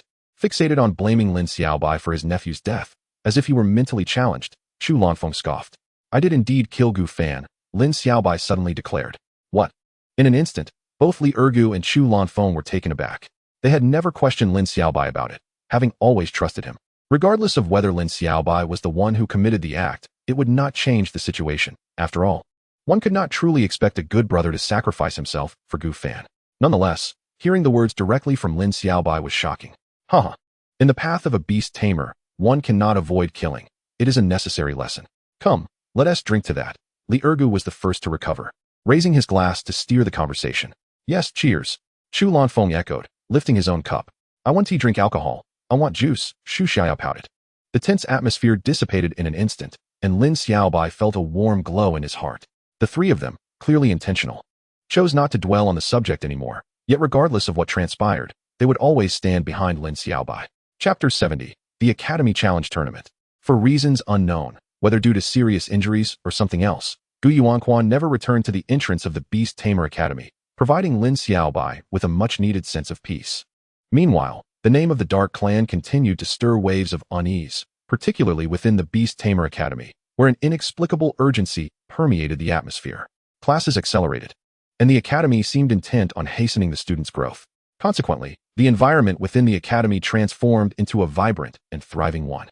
Talented individuals began to emerge, gaining notoriety within the academy. Some possessed a natural advantage in mental prowess, while others demonstrated remarkable insight, leading to a flourishing of talent. Challenges and duels became commonplace, with battles between exotic beasts occurring throughout the academy. Blade Mantis, Blade Stab, Earth Lizard, Earth Impact. On the training grounds, pairs of young students engaged in spirited duels. Bang! With a resounding crash, Li Ergu's rodent-patterned centipede fell to the ground. Well done, Chu Lanfeng. Your three-clawed monkey is quite impressive, Li Ergu remarked as he retrieved his fallen creature. Of course, I just acquired a suitable skill for my three-clawed monkey and thought I'd test it on you. Chu Lanfeng replied with a smile, the three-clawed monkey standing beside him, its sharp claws extended in a posture of having just attacked. This was not their first duel, and in the current atmosphere of the academy, the two were fully immersed in the battles of beast tamers. Though they are both monkeys, your three-clawed monkey pales in comparison to Xiaobai's short-haired monkey, Li Ergu scoffed, bringing Lin Xiaobai into the conversation to regain some pride. You have no idea, Chu Lanfeng replied. Xiaobai's short-haired monkey is simply extraordinary. Its speed, attacking power, and stealth are far beyond that of an ordinary short-haired monkey. It is like a born killer. And I've never heard of any short-haired monkey possessing such a form. What an impressive form, so agile.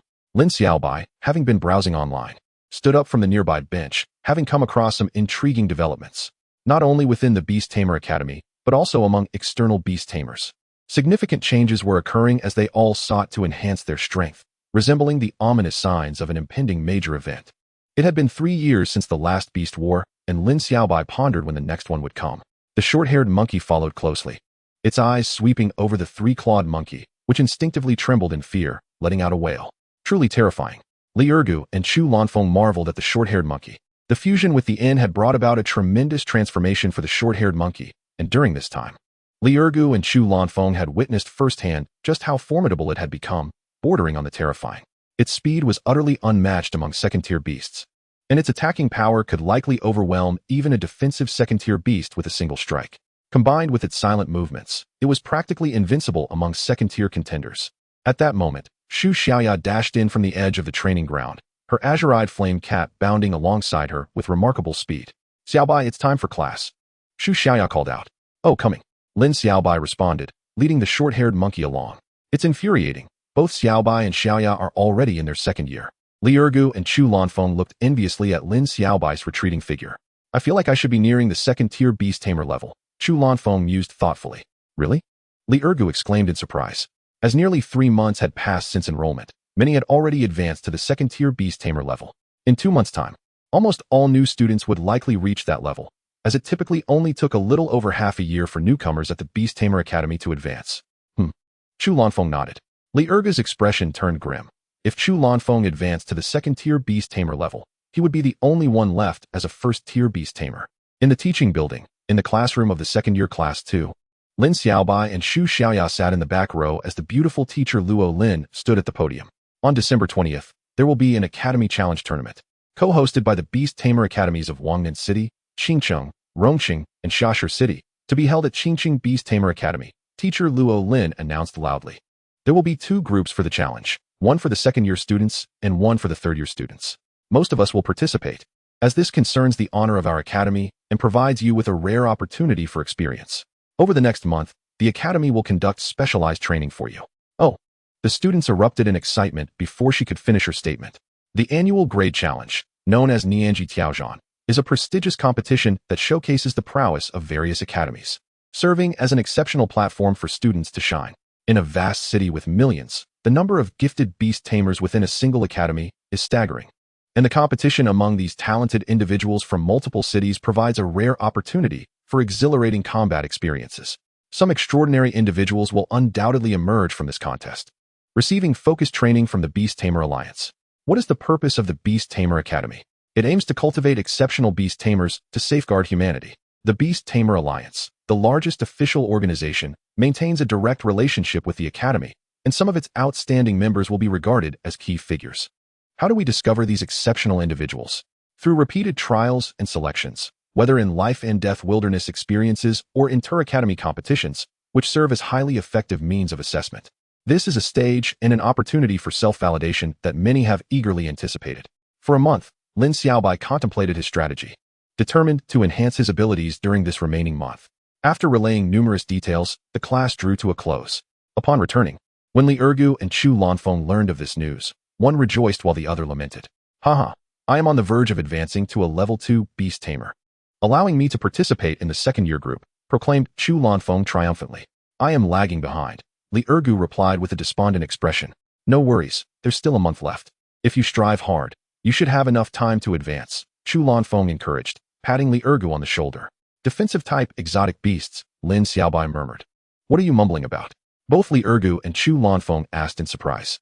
I might need to go out for a bid in the next few days, Lin Xiaobai answered, setting down his phone. What for? To search for a good defensive-type exotic beast. Wow, are you already ready to tame another exotic beast? It hasn't even been 2 months since you tamed the short-haired monkey, Li Ergu exclaimed in astonishment.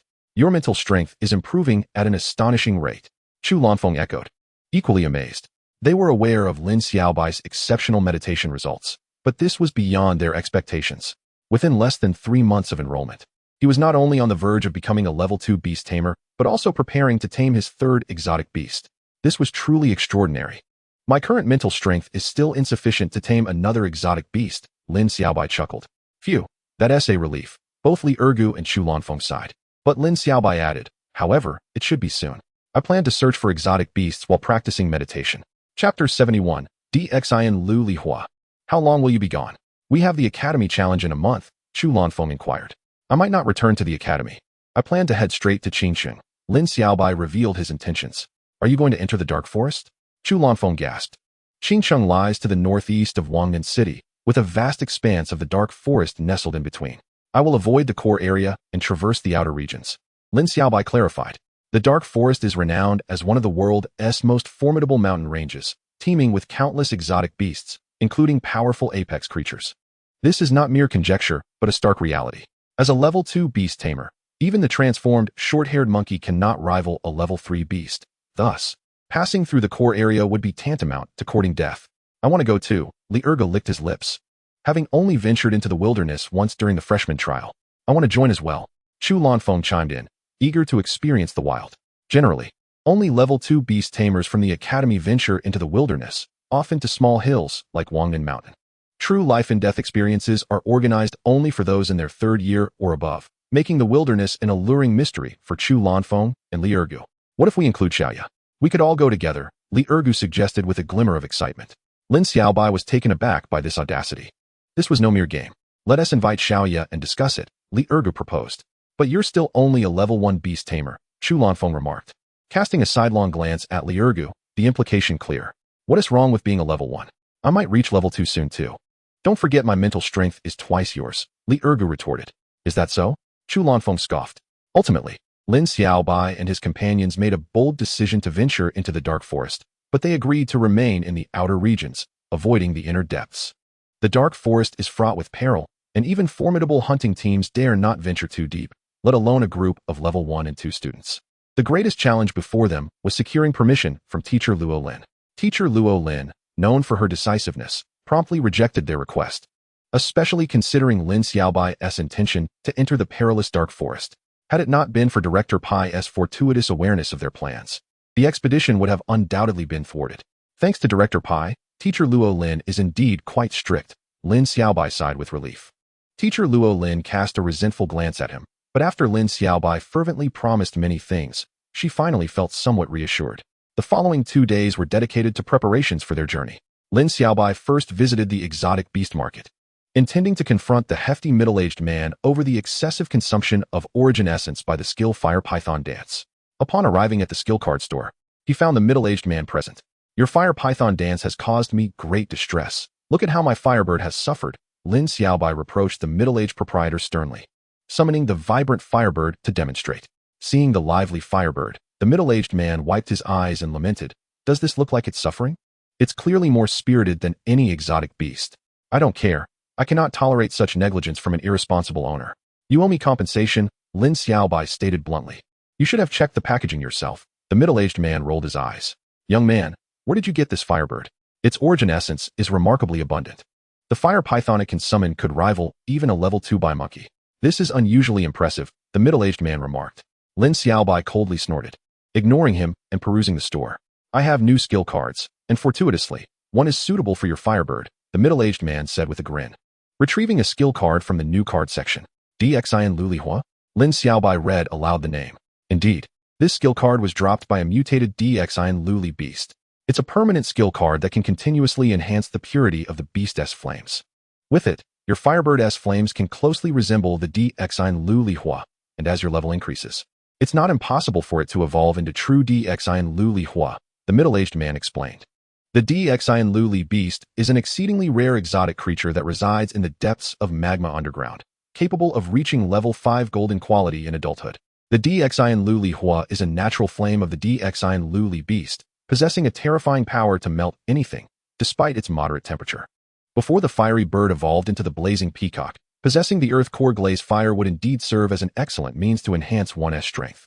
Lin Xiaobai pondered this as the jovial shopkeeper remarked, "As a regular customer, I can offer it to you for a mere 2 million. A cunning merchant." This was Lin Xiaobai's immediate reaction. Rare skills typically hover around the price of 1 million, yet this fellow dared to demand 2 million, as if it were a skill card that elevated all attributes, a rarity beyond compare. 130,000. Lin Xiaobai countered directly. "That is far too low. I cannot accept a cut of 70,000, the stout middle-aged proprietor exclaimed. "I have yet to settle the score regarding the dance of the fire python with you, and it is impossible for the earth core glaze fire skill card to warrant such a high price." Lin Xiaobai raised an eyebrow. After a round of bargaining, they settled on a price of 150,000.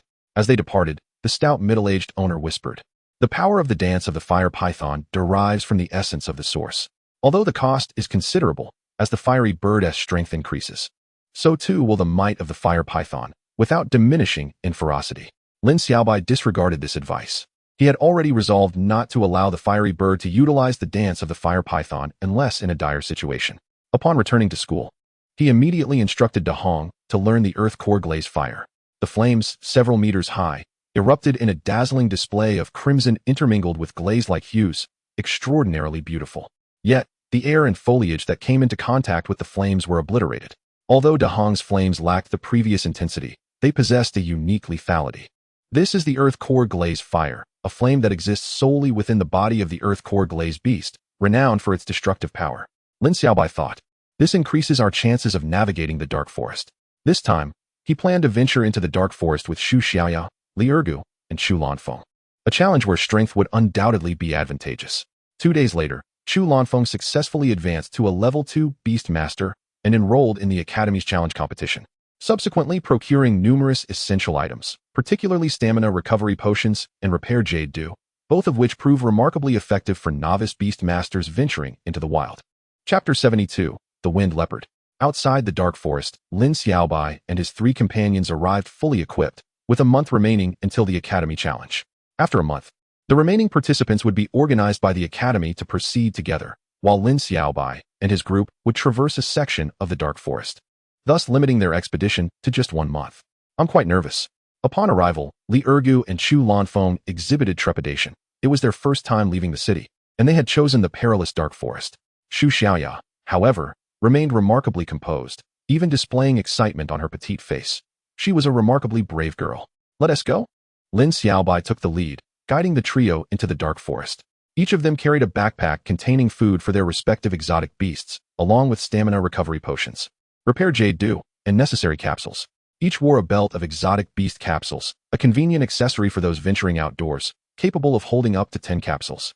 In this expedition, aside from Lin Xiaobai, who had Dahong and the short-haired monkey, Xu Lanfeng possessed a 3-clawed monkey and a swift dragonfly, both at level 2. The swift dragonfly, recently acquired from the exotic beast market, was impressive. Though named a dragonfly, its size approached nearly a meter, and it was once heralded as a perfect creature, excelling in vision, attack, and speed. Now mutated into an exotic beast, it was exceedingly formidable. Its attack methods included not only fierce bites, but also a powerful sound wave attack capable of affecting the psyche of other beings. Xu Lanfeng had carefully selected several suitable skills for it, making this swift dragonfly quite strong among level 2 beasts.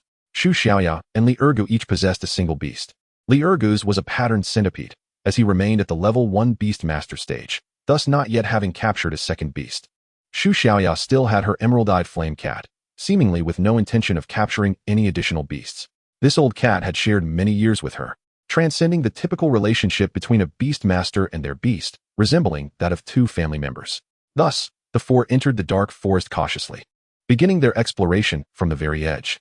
Towering trees obscured the sky, cloaked in vibrant green, the vast canopy intertwined, allowing only scattered beams of sunlight to filter through, resembling shafts of light. The ground was overgrown with thickets, a mix of lush grasses and thorns, rustling as they walked.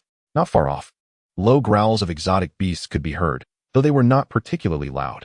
This was merely the periphery, where most beasts were of the lower level 1 or 2, lacking any dominant, powerful creatures. Nonetheless, this was enough to frighten Li Ergu and Xu Lanfeng. It was their first encounter in such a place, and their previous experience had merely consisted of camping a few days outside the forest. Now, in this environment, their smiles had vanished, and their nerves remained taut. Suddenly, Dahong called out, leading the way. It was followed by the 3-clawed monkey, the swift dragonfly, the patterned centipede, and the emerald-eyed flame cat, with the short-haired monkey bringing up the rear. Lin Xiaobai's heart tightened. There were exotic beasts. The dark forest was indeed vastly different from Wang and Shan. They had barely entered the dark forest when they encountered an exotic beast. What should we do? Li Ergu's eyes reflected fear. Kill it, Lin Xiaobai replied calmly, taking several strides forward, with Li Ergu and Xu Lanfeng trailing behind, needing time to acclimate. The wind leopard? The group peered from behind a cluster of grass, their faces peeking through the leaves, with Xu Xiaoya's eyes sparkling with excitement. They were astonished to encounter a wind leopard here. Just 300 meters further lay the edge of the dark forest. To find a wind leopard, a level 2 beast, so close was unexpected. Han Yang had a wind leopard, which was regarded as a top-tier level 2 beast, comparable to an ordinary fiery bird, excluding Lin Xiaobai's special Dahong. The wind leopard moved stealthily, seemingly foraging, yet when it truly sprinted, its speed was akin to lightning, exceedingly swift. Coupled with the sharp claws and fangs characteristic of felines, it could obliterate most similarly ranked beasts. Ergu, do you wish to capture a second beast? Lin Xiaobai suddenly whispered. Why? I only have a level 1 beast. You can't expect me to capture a wind leopard, can you? Li Ergu's voice trembled with fear. This one has recently given birth and is out hunting. Lin Xiaobai explained. What? You can even discern that? Li Ergu exclaimed in disbelief. Of course, Lin Xiaobai replied confidently. His extensive field experience allowed him to immediately identify that this was a female wind leopard, recently giving birth. If that's the case, we could strike it rich, Xu Lanfeng remarked. Why is that? Xu Xiaoya inquired, tilting her little head. As we can trace this mother leopard back to her lair, it is certain that there will be leopard cubs there. The offspring of every exotic beast holds considerable value, explained Chu Lanfeng. We could also procure one for Lurk, allowing him to raise it as a son, Lin Xiaobai teased, quietly trailing behind the winged leopard. The others swiftly followed suit, striving to remain silent to avoid alerting the winged leopard, maintaining a distance of nearly 100 meters. Half an hour later, the winged leopard hunted down a prey and returned to its den. Lin Xiaobai and the others concealed themselves 30 meters away, observing intently. Upon hearing the faint sounds of the leopard cubs, they confirmed their existence and deliberated on their next move. Let my swift dragonfly and three-clawed monkey take action. Together, they should be able to dispatch the winged leopard, volunteered Chu Lanfeng. My Xiaohua can assist as well. Shuxiao whispered. I cannot, Lurk lamented, feeling inadequate compared to Lin Xiaobai and the others. Lanfeng, I leave it in your capable hands. Lin Xiaobai entrusted the task of defeating the winged leopard to Chu Lanfeng, along with his three-clawed monkey and swift dragonfly. Chu Lanfeng gestured affirmatively, directing the swift dragonfly to advance. Before long, the winged leopard was lured out of its den by the swift dragonfly's harassment, its growls low and filled with ferocity. A nursing mother leopard is invariably more savage than usual. Here it comes. A glimmer of excitement sparkled in Chu Lanfeng's eyes. Sonic interference. He commanded the swift dragonfly, and a peculiar sound wave emanated from above its head. Lin Xiaobai and the others hastily covered their ears, but the winged leopard was not so fortunate. This invisible wave, affecting the mind through sound, caused the winged leopard to writhe on the ground in agony as it fell victim to the swift dragonfly's onslaught. Seizing this opportunity, Chu Lanfeng's eyes brightened, and he ordered the three-clawed monkey to attack. In a few nimble leaps, the three-clawed monkey reached the winged leopard, its sharp claws glinting ominously as they aimed for the leopard's skull. With some traits of the short-haired monkey, the three-clawed monkey possessed formidable attack power. If it struck the winged leopard's head directly, it would inflict unimaginable damage. Suddenly, with a thunderous roar, the winged leopard rose from the ground, its claws clashing with those of the three-clawed monkey, producing a resonant sound. The three-clawed monkey swiftly retreated as the winged leopard remarkably broke free from the swift dragonfly's soundwave attack, proving itself to be a formidable beast among the second-tier exotic creatures. Lanfeng, I can't shake the feeling that you might struggle against this leopard, Lurk remarked. Patience. I have other tactics at my disposal, Chu Lanfeng replied, issuing another command to the swift dragonfly. Sonic hypnosis. This technique also influences the mind through sound. But while the former is disruptive, the latter is more of a guiding force, making it easier to affect the enemy's psyche. The winged leopard appeared to be ensnared by invisible hands, growling in frustration while becoming increasingly agitated, targeting the three-clawed monkey. With a powerful leap, the winged leopard soared into the air, but under the effects of sonic hypnosis, its strength was significantly diminished. The ensuing confrontation with the three-clawed monkey was evenly matched, but it could no longer dominate its opponent. Sonic resonance. The swift dragonfly launched yet another sonic attack, this time aimed at physically damaging the winged leopard through soundwave resonance. With the combined force of the sonic attacks bolstering the three-clawed monkey, the winged leopard soon succumbed, falling to the collaborative efforts of the swift dragonfly and the three-clawed monkey. Well done, Lanfeng. Your swift dragonfly was a splendid investment, Lurk exclaimed. Indeed. I selected numerous skill cards for it, Chu Lanfeng replied, holding his head high. Finding skill cards that align with one's exotic beast and possess considerable power is no simple task. Yet Chu Lanfeng invested significant effort and resources to obtain these sound-based attack cards for his swift dragonfly. Let us proceed to examine the leopard cubs. Lurk sprang forth from the brush. The group disposed of the winged leopard's remains and ventured into the den, where, at the deepest recess, they discovered 4 leopard cubs, still not a month old, nestled together. How can this be? The group crouched by the cub's nest, astonished. 3 of the cubs lay lethargically, their eyelids fluttering, the breath of life wavering as if they were on the brink of demise. Meanwhile, one vigorous cub played energetically, tugging at the grass, its vitality remarkably robust, even larger than the other 2 cubs combined. Is this a mutation? Lurk's eyes widened. Lin Xiaobai observed the lively cub, pondering before nodding in agreement. Indeed, it has mutated. Lurk, you've struck gold, Chu Lanfeng whispered. Some exotic beasts are inherently superior to their kin, rare anomalies akin to humans with innate strength. Moreover, mutated exotic beasts possess extraordinary vitality, often monopolizing nutrients while in the womb, causing their siblings to be born with deficiencies and ultimately perish shortly thereafter. The condition of these 4 cubs aligns perfectly with that of mutated exotic beasts. Is it similar to my Xiaohua? Shuxiao mused, resting her chin on her hand. Her Bai Yen Yen Mao is indeed superior to typical Bai Yen Yen Mao. Yet Lin Xiaobai believed it more likely a manifestation of the elder cat's inherent prowess. Regrettably, before Lin Xiaobai and the others could depart, the 3 feeble cubs succumbed to death, leaving only the robust cub to whimper and cry. This is a tragedy. Sharing the same womb as a mutated beast, they were deprived of life essence, born with deficiencies, and destined to perish. After disposing of the mother leopard and the 3 deceased cubs, Lin Xiaobai and the others exited the den, carrying the bewildered cub. This cub now belonged to Li Ergu, who named it Dazhuang. What a splendid name. Ergu, your naming skills leave much to be desired. Shuxiea, chastised Li Ergu. Dazhuang, hurry and catch up. Li Ergu called enthusiastically. In the blink of an eye, 5 days had passed. Lin Xiaobai and his companions had traversed the dark forest for 5 days, navigating through numerous perils and encountering a plethora of exotic beasts. However, it was precisely this environment that fostered rapid growth. And even Li Ergu and Chu Lanfeng had adapted to this lifestyle, no longer gripped by fear as they once were. Feast on the meat of the purple deer, Dazhuang. Consume heartily and grow strong. Li Ergu offered the cub a sizable chunk of meat. This meat came from a second-tier purple deer they had recently encountered, prized for its exquisite flavor. Especially for an exotic beast of such caliber, its flesh was rich in life essence, providing abundant benefits for Dazhuang, the young cub, facilitating swift growth. Generally speaking, creatures like Feng Zhi Bao, upon reaching a month of age, are already nearing adulthood. Regularly consuming the meat of such life essence-rich beasts can significantly shorten their growth cycle, allowing them to mature in just 4 to 5 months. The dietary preferences of these extraordinary beasts are quite particular. What is commonly accepted as suitable food for them today is derived from past experiences that have identified the most conducive sustenance for their evolution.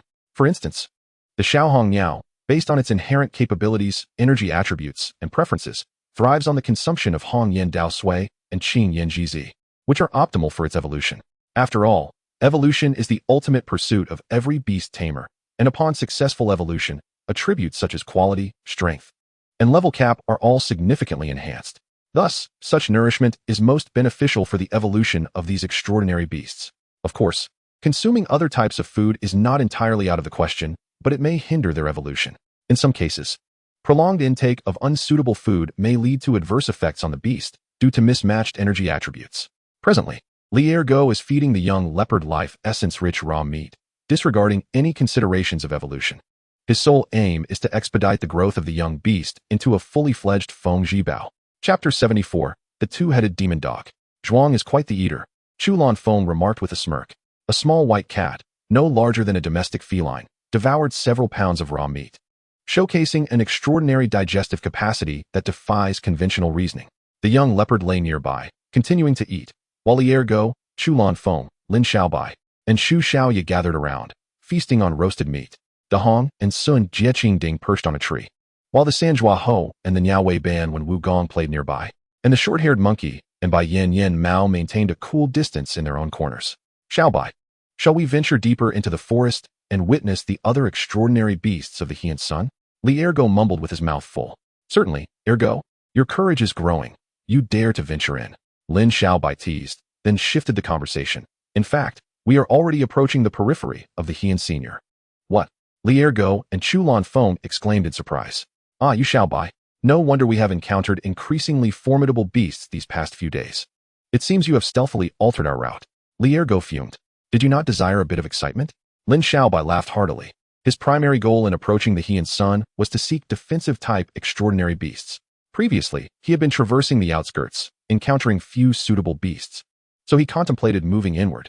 Moreover, with the protection of the short-haired monkey, which could transform into an eye shell, he felt assured that delving a little deeper would not pose significant risks. Xiaoye, what are you doing? Chu Lanfeng inquired, observing Xu Xiaoye diligently jotting down notes. A record book, documenting our experiences. I had prepared it earlier but forgot. I just discovered it. Xu Xiaoye smiled gleefully. An artistic little girl, Li Ergu remarked, his mouth still full. After a brief respite, they continued onward. A day later, Lin Xiaobai and the others had effectively entered the Heian Sun, encountering even more powerful extraordinary beasts along the way. Level 2 Fire Insect.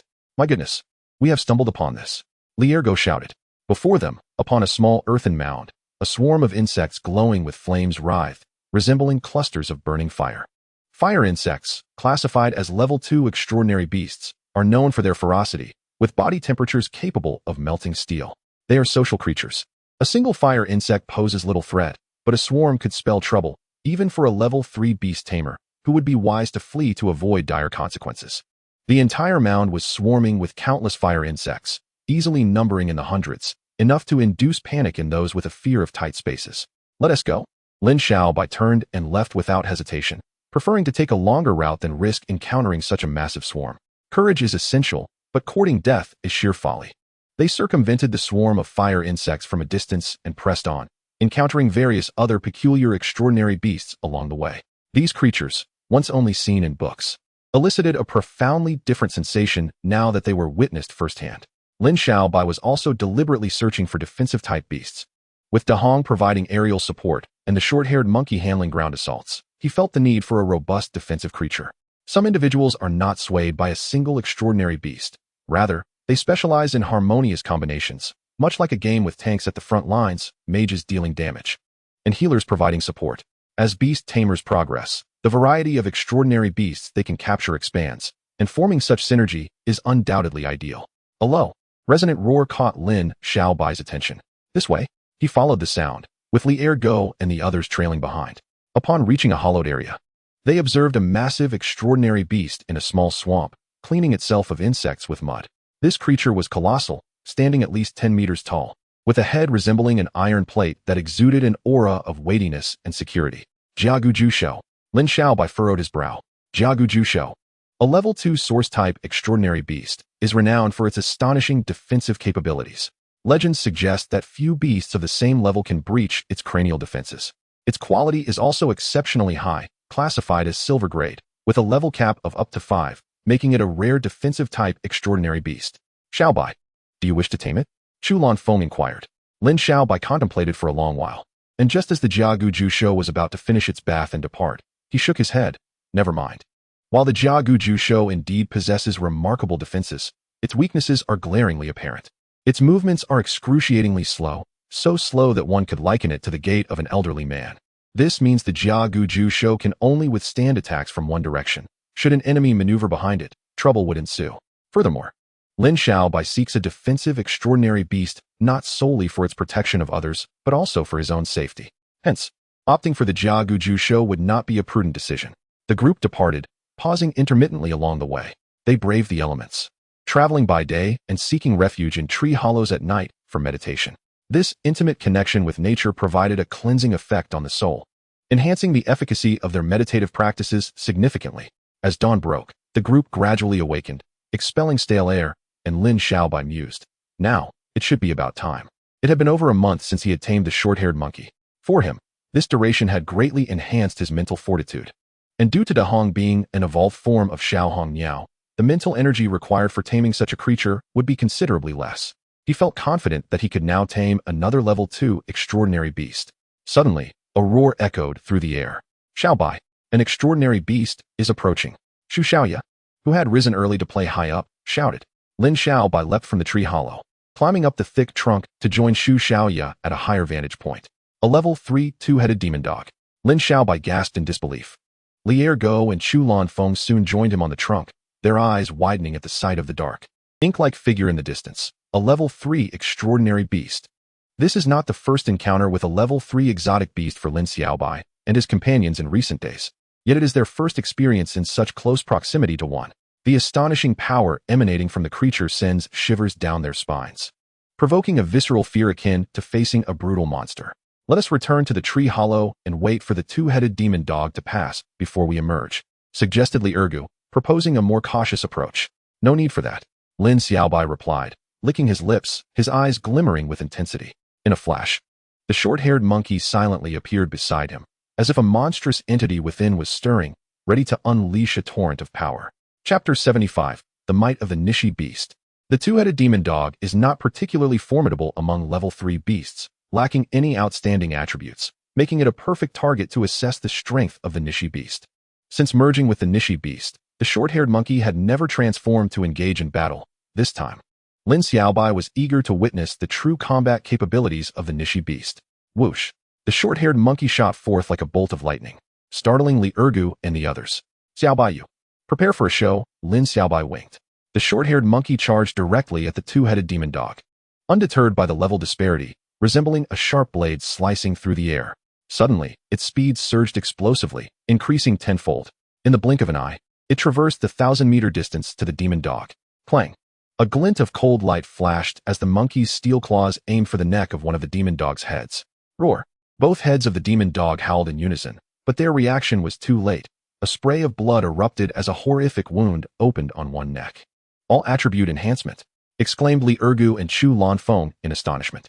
A level 2 short-haired monkey could injure a level 3 two-headed demon dog. An effect solely attributed to Lin Xiaobai's extraordinary all-attribute enhancement skill card. Roar! Despite its severe injury, the two-headed demon dog became even more ferocious, its 4 chilling eyes instilling dread in anyone who beheld it. The short-haired monkey stood a few dozen meters away, poised and ready, its streamlined body slightly crouching as it awaited the expiration of the 10-second enhancement effect. If it transformed into the Nishi beast at that moment, it would undoubtedly defeat the demon dog, failing to achieve the desired assessment of strength. The two-headed demon dog charged, its massive form nearly 10 meters long, one neck still gushing blood, advancing with a terrifying momentum reminiscent of a primeval beast. Boom! Both heads lunged toward the short-haired monkey, which leaped effortlessly into the air, causing the demon dog to crash into the ground like a falling mountain. The two-headed demon dog roared in fury, its head rising swiftly, its powerful limbs propelling its massive body upward, jaws wide open, aimed at the airborne monkey. "This is bad," exclaimed Chu Lanfeng, alarmed. The short-haired monkey, unable to leverage any support in midair, could easily be devoured or crushed by the two-headed demon dog given the vast size difference. Yet Lin Xiaobai remained unfazed, composed. In an instant, the short-haired monkey's body rapidly enlarged, transforming from a mere half-meter frame into a colossal Nishi beast spanning several meters. Roar! A thunderous roar reverberated, causing Lin Xiaobai and the others to feel a ringing in their ears, as if struck by a powerful sonic wave. "My heavens! What is that?" exclaimed Li Ergu, Chu Lanfeng, and Xu Xiaoya, their mouths agape in shock. The towering Nishi beast descended from above, and the two-headed demon dog, once poised to consume the short-haired monkey, was now rendered minuscule, crushed beneath the beast's foot. Crack! The sound of bones fracturing echoed, audible even 1,000 meters away, sending chills down their spines. The two-headed demon dog writhed in agony, one head crushed beneath the Nishi beast's weight, brain matter and blood splattering everywhere. It was a gruesome sight that would make anyone nauseous. Yet the two-headed demon dog, known for its brutality, did not relent, even with one head crushed. The other sought to bite at the Nishi beast's body. The Nishi beast seized the remaining head, its other foot firmly planted on the demon dog's body, its mountainous arms exerting tremendous force. With a sickening sound, blood gushed forth like a fountain, raining down in crimson torrents and painting the ground a deep red. The Nishi beast violently tore the head from the demon dog's body, leaving a gruesome scene of blood and entrails scattered on the ground. The two-headed demon dog lay lifeless. The Nishi beast stood bloodied, one head in hand, its foot crushing the other head, roaring triumphantly to showcase its power, a blood-soaked deity of slaughter. Li Ergu and Chu Lanfeng, observing from a distance, were utterly astonished. A level 3 two-headed demon dog had been dispatched with such ease, a clear demonstration of overwhelming strength. Lin Xiaobai mentally commanded the short-haired monkey to revert to its original form, facing some resistance, but ultimately succeeding. He sighed in relief, feeling the weight of mental strain. Although his mental power had significantly increased, he still struggled to control the Nishi beast in its true combat state. The Nishi beast contrasted sharply with the Baiman, being a thoroughly malevolent creature, which undoubtedly placed immense pressure on his mental faculties. "Xiaobai, what was that?" questioned Li Ergu, Chu Lanfeng, and Xu Xiaoya, their expressions a mixture of awe and trepidation. "It is the Nishi beast," replied Lin Xiaobai. Just then, a resounding roar from another exotic beast echoed in the distance. The commotion from the battle between the Nishi beast and the two-headed demon dog had attracted other creatures. Lin Xiaobai felt a surge of urgency and swiftly moved to dispose of the demon dog's carcass, diligently removing the 8 fangs from its 2 heads. The body of a level 3 exotic beast is a treasure trove, capable of fetching a considerable price, yet the current circumstances did not allow for transporting the entire carcass. And for Lin Xiaobai, wealth was no longer a pressing concern. With over 100 million in his account, he could indulge for quite some time. Lastly, he searched the remains of the two-headed demon dog for any skill cards. Level 3 and above ferocious beasts often drop skill cards, but regrettably, this two-headed demon dog yielded none. Subsequently, he led Li Ergu and the others away from the scene, and along the way, they bombarded him with inquiries about the Nishi beast. Having shared many experiences together, they had become like family, and Lin Xiaobai did not withhold information. simply recounting the essence of the Nishi beast. My heavens, an exotic beast, even more formidable than the Baiman. You are destined for greatness, exclaimed Chu Lanfeng, his eyes wide with astonishment. Xiaobai is truly incredible, chimed in Xu Xiaoya, her mouth agape. Given the ferocity with which the short-haired monkey dispatched the two-headed demon dog, it seems it could easily contend with slightly stronger level 3 beasts, interjected Li Ergu. Lin Xiaobai pondered deeply, assessing the potential of the Yishou in battle. He had gained a preliminary understanding of its combat capabilities, deducing that it should pose no problem against ordinary third tier. Even when faced with formidable third tier, engaging in battle under a tenfold attribute enhancement would also be feasible. However, he was still reluctant to allow the short-haired monkey to harness such an enhancement while in Yishou's state, as the resultant strain could impose unimaginable mental pressure upon him, and a mere misstep could lead to mental backlash, which would be quite troublesome. Chapter 76, The Village in the Great Wasteland. At this moment, Lin Xiaobai felt increasingly grateful for the Bai Xi and Yi Chao he had acquired. Without it, he would likely have lost control over Yishou, or even suffered from mental backlash. After departing, Lin Xiaobai and his companions continued their journey eastward, following their revelation of the short-haired monkey's astonishing strength post-transformation. Li Ergu and others grew bolder, yet they only dared to traverse the fringes of the dark forest, knowing that venturing deeper could lead to encounters with even more powerful. Lin Xiaobai was also on the lookout for defensive, as participating in the Academy's challenge required assembling a well-rounded team of that could provide both offensive and defensive capabilities. Regrettably, he had yet to find a suitable candidate, and thus, half a month had swiftly passed. 20 miles ahead lay a corner of the dark forest, with the vast expanse of the great wasteland in between. Traversing through the wasteland, then entering and eventually exiting the dark forest would lead them to Qingcheng. Lin Xiaobai explained the route to Li Ergu and the others. What? Are we about to exit the dark forest? Xu Xiaoya exclaimed in surprise. After half a month of living in the forest, they had not only adapted to their surroundings, but had also grown fond of it, enchanted by the myriad of peculiar and the countless delicious wild fruits. The harmonious blend with nature and the picturesque scenery offered a unique pastoral life. There are no to hunt in the great wasteland, so we must prepare ample provisions, Chu Lanfeng remarked thoughtfully. De Zhuang, are you excited about reaching the great wasteland? Li Ergu teased, lifting the short-haired wind leopard's front paws, as if coaxing a child. The wind leopard, which could weigh several hundred pounds as an adult, had been in their care for over a month since Lin Xiaobai and the others rescued it from a cave. It had grown remarkably quickly, now weighing around 40 to 50 pounds, already displaying signs of its inherent strength. This rapid growth was attributed to Li Ergu's daily selection of robust meat for its diet, compounded by the fact that it was a naturally mutated leopard, inherently stronger than ordinary ones. The little leopard, oblivious to its surroundings, had come to regard Li Ergu as family, playfully trailing behind him. As it matured, establishing a mental connection would become imperative. Otherwise, once it attained sufficient strength, its instinct as in could lead it to break free from control. 3 hours later, they entered the great wasteland, where were scarce, making it a viable living space for those from the city. I wonder if there are any villages in this expanse. It shouldn't be too far from Qingcheng, Chu Lanfeng mused. Dahong, Lin Xiaobai called out. The flying Dahong responded with a cry and soared ahead to scout, accompanied by the swift Tingtin. Suddenly, a sharp sound pierced the air, and a shadow lunged toward Xu Xiaoya, causing her to scream in alarm. The short-haired monkey, swift as a flash, appeared before her and slashed down the threat, eliciting a gasp from the others. That's a rattlesnake, Li Ergu exclaimed, staring at the lifeless creature on the ground. The rattlesnake, a first tier, resembled the Qing Shi, adept at camouflage. However, it typically dwelled at the borders of the great wasteland and the mountains. Encountering one here was unexpected. It seemed that even in the great wasteland, vigilance was essential, Chu Lanfeng explained. Xu Xiaoya, still shaken, touched her chest. You scared me.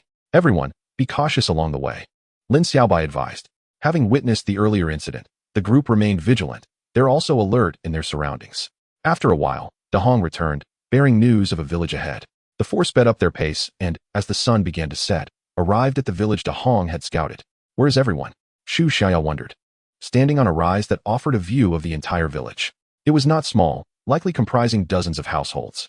Besides a few single-story homes, the rest were traditional brick houses.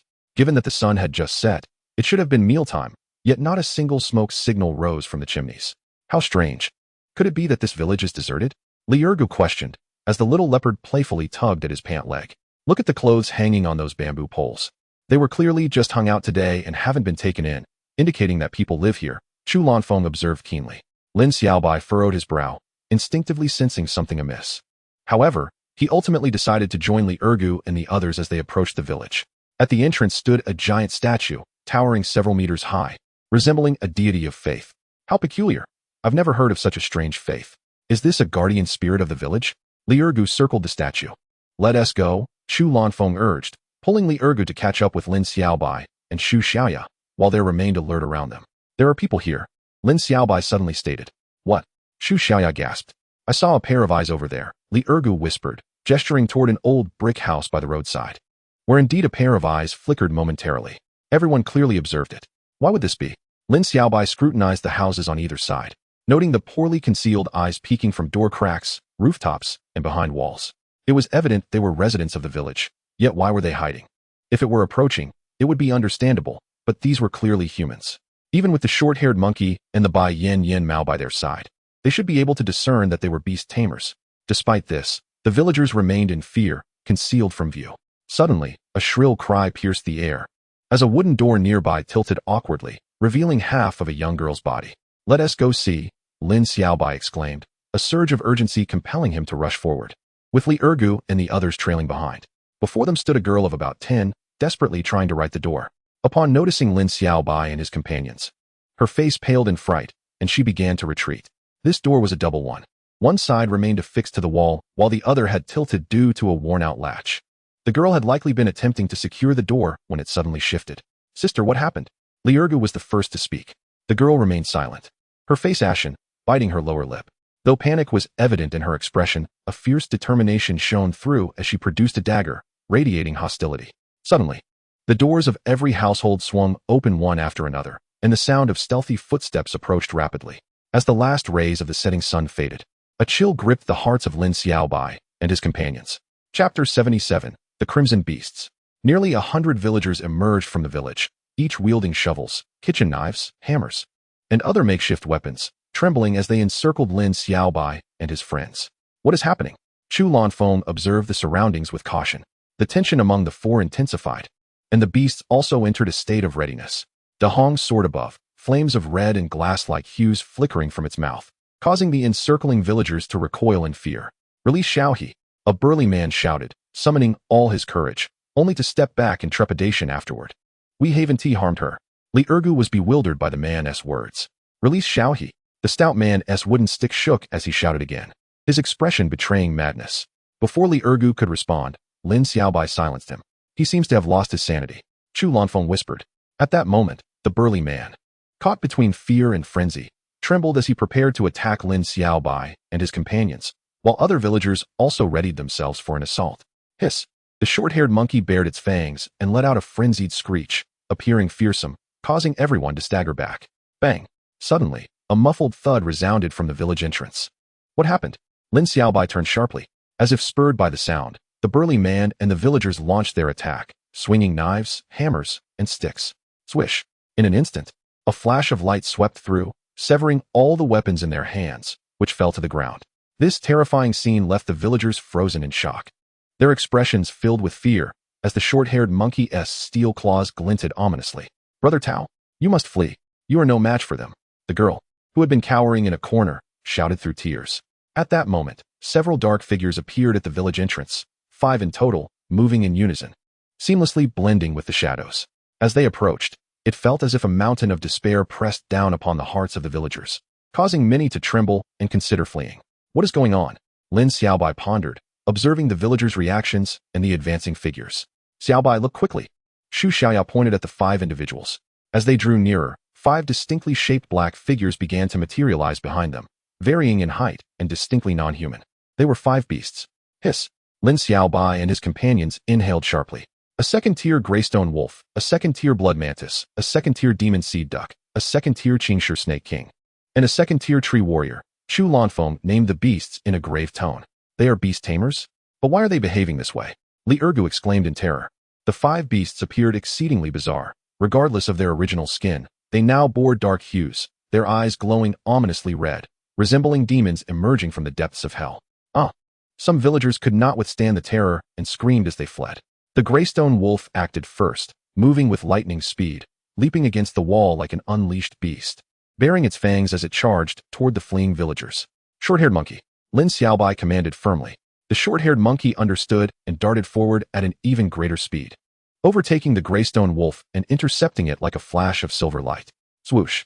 The sound of flesh tearing echoed, black blood splattered, merging into the night. As the short-haired monkey's strike left the greystone wolf eviscerated, rendering it incapable of further combat. Yet, astonishingly, the greystone wolf emitted neither a cry of agony nor a howl, its intestines spilling onto the ground, one forelimb propping up its grotesque form. The villagers gazed at Lin Xiaobai and the short-haired monkey in shock, seemingly astounded by the monkey's ferocity. The previously indifferent expressions of the 5 men shifted to focus intently on Lin Xiaobai, their gazes chilling those who met them. These people are despicable. The inhabitants beyond the city live in hardship and vulnerability. Their lives are already precarious, and now these beast tamers further torment them with cruel intent. Li Ergu gritted his teeth. It was evident that all 5 were second-tier beast tamers, yet they were now attacking the villagers, suggesting a pattern of oppression that had instilled fear deep within the villagers' hearts. The man with the greystone wolf displayed no emotion regarding its injury, coldly stowing it away in a beast capsule. 2 others stepped forward, accompanied by a blood mantis and a Qingshi snake king, targeting Lin Xiaobai and the short-haired monkey. The blood mantis, a second-tier beast with sharp scythe-like claws, is swift and possesses formidable attack power. The Qingshi snake king, an evolved form of the Qingshi snake, although merely a second-tier beast, boasts superior camouflage capabilities and enhanced speed and penetrating power, rendering it exceptionally formidable among second-tier beasts. Both of these creatures exuded a palpable sense of danger. Overreaching, Li Ergu spat the words. While an average short-haired monkey might find these 2 beasts challenging, Lin Xiaobai's short-haired monkey was far beyond the ordinary, possessing extraordinary strength and the ability to enhance all attributes and transform into a powerful beast. The 2 men seemed oblivious to the dire situation, or perhaps were overconfident, commanding the blood mantis and Qingshi snake king to attack. Swift dragonfly, sonic wave interference. Chu Lanfeng promptly issued the command. The silver waves of interference constituted a non-discriminatory attack, affecting even the villagers slightly. Yet the most potent strike was directed at the blood mantis. Li Ergu and Xu Xiaoya urged their respective beasts to join the fray, while the remaining 2, the demon seed duck and tree warrior, charged towards the corner where the girl had taken refuge. Dahong! Lin Xiaobai shouted urgently. Dahong screeched powerfully, activating its gale wings to swiftly ascend above the 2 beasts, unleashing a torrent of flames that engulfed the demon seed duck and tree warrior. Already fearful of fire, both creatures rapidly turned to ashes amidst the flames, while the blood mantis and Qingshi snake king succumbed to the onslaught of the short-haired monkey and the other beasts. The faces of the 5 men paled, and they attempted to turn and flee. Ow! The little leopard howled, eager to join the fray. Yet, the short-haired monkey and the other beasts swiftly subdued the 5, binding them tightly so they could not move an inch. The villagers watched in astonishment, unable to comprehend how events had unfolded in this manner. Chapter 78, The Dark Clan. Are you normal beast tamers? The previously burly man spoke, his voice trembling. What? Are they not normal? Li Ergu countered. They are members of the Dark Clan. The girl, upon realizing her safety, still bore traces of lingering fear and tear stains on her face. She hastily joined the crowd of villagers and uttered a shocking 2-word phrase. Inzu. Lin Xiaobai's eyes widened in disbelief. Xiaobai, they all committed suicide. Chu Lanfeng suddenly exclaimed.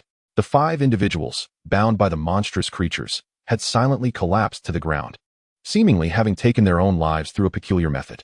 Lin Xiaobai approached to investigate, astonished. What on earth is happening? At this moment, the villagers' gazes towards Lin Xiaobai and the others had transformed from prior fear to clarity. After the recent battle, they had discerned right from wrong, clearly recognizing that these young individuals were not members of the Inzu and posed no threat to them. The Inzu were individuals controlled by a strange beast, which had twisted them into malevolence. Among them was a leader named Ling Kong, who frequently dispatched people to their village to commit slaughter and abduct young maidens, draining their blood. Over the past few months, nearly all the younger women in the village had been taken, with Xiao He being the last remaining villager. As an elder spoke, tears glistening in his eyes, without the elder needing to elaborate further, Lin Xiaobai could surmise the implication. This girl named Xiao He was indeed the final young maiden in the village. The 5 individuals were the so-called Inzu, and the villagers' attack on them must have been a mistaken belief that they were part of that group. Xiao He hid behind the elder, revealing a pair of innocent, tear-filled eyes. Such a small girl, yet she felt compelled to carry a dagger for protection. The atrocities committed by the Inzu against the villagers were indeed unimaginable. What beasts they are! Chu Lanfeng gritted his teeth, his nails digging into his flesh. How terrifying! Xu Xiaoya's face turned pale with fear. Can't you escape? Go to Qingqing and explain the situation, Li Erge suggested. Lin Xiaobai shook his head with a bitter smile. It was evident that the so-called Inzu would not allow the villagers to leave, perhaps intending to confine them or play with them, or worse, abduct the maidens. Could the Inzu be sustained by the blood of young girls? Li Erge posed a question. No, Chu Lanfeng clarified. According to the elder, the Inzu are humans controlled by a beast, merely turned wicked. Their inherent nature remains unchanged. It is unlikely they would sustain themselves on the blood of maidens. Perhaps the act of consuming their blood is merely a peculiar whim of their leader, Ling Kong.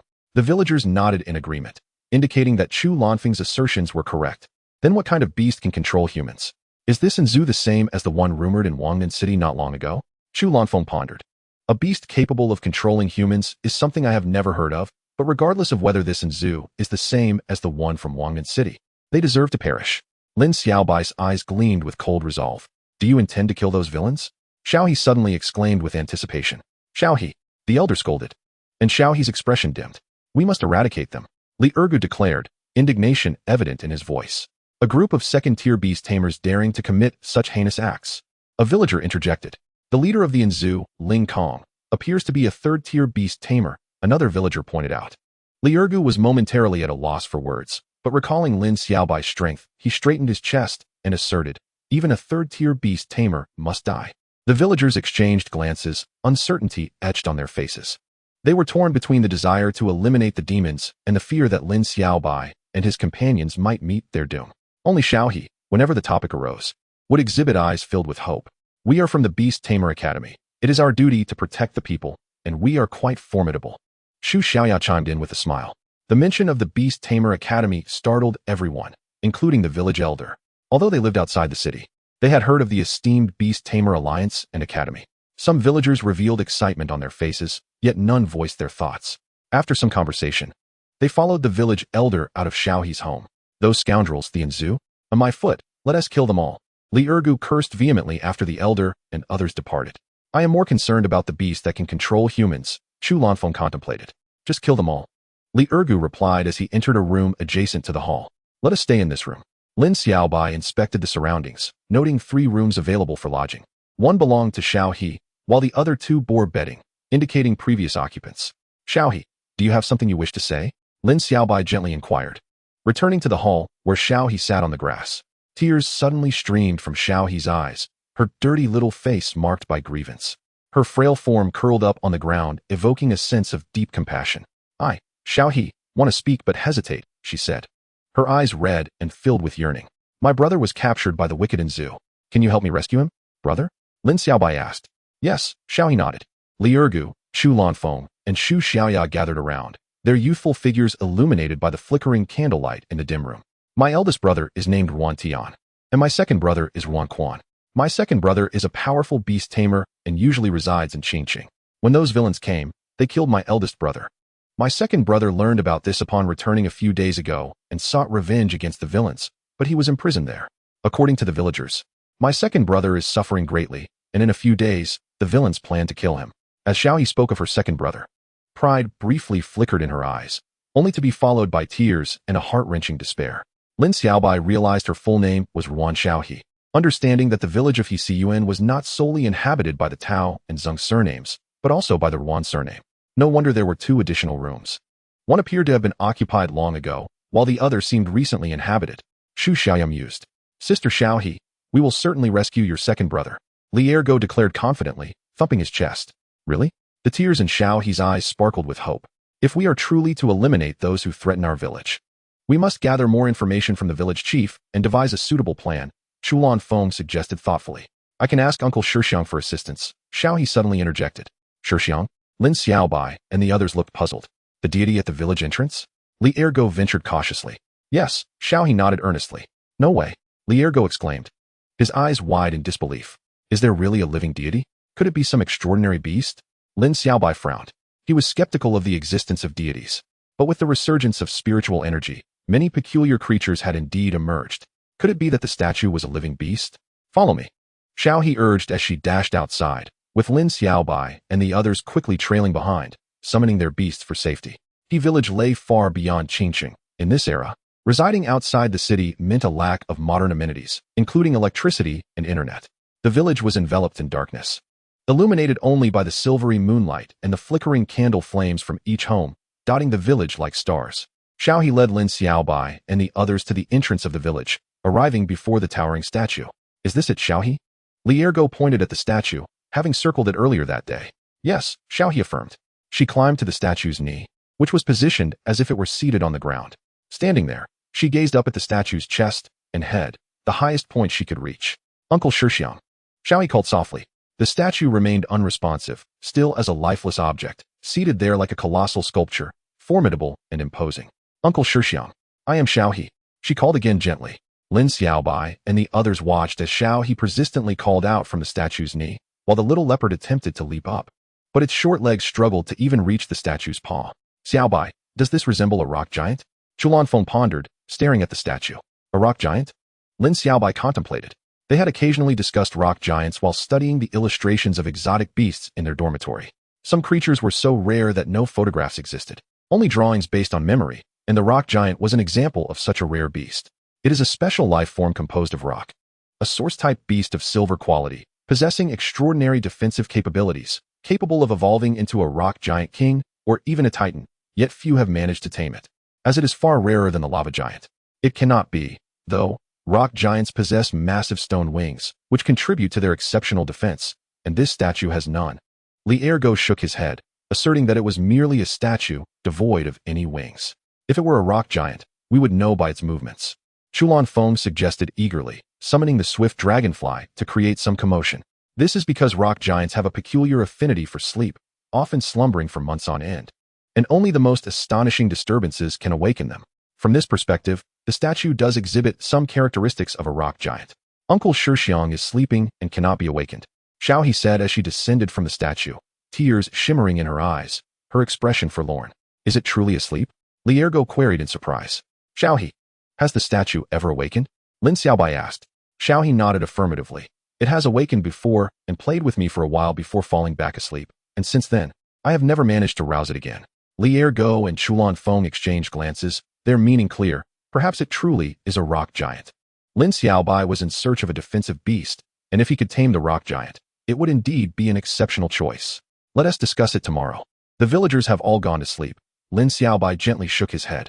Very well then, let us return for now.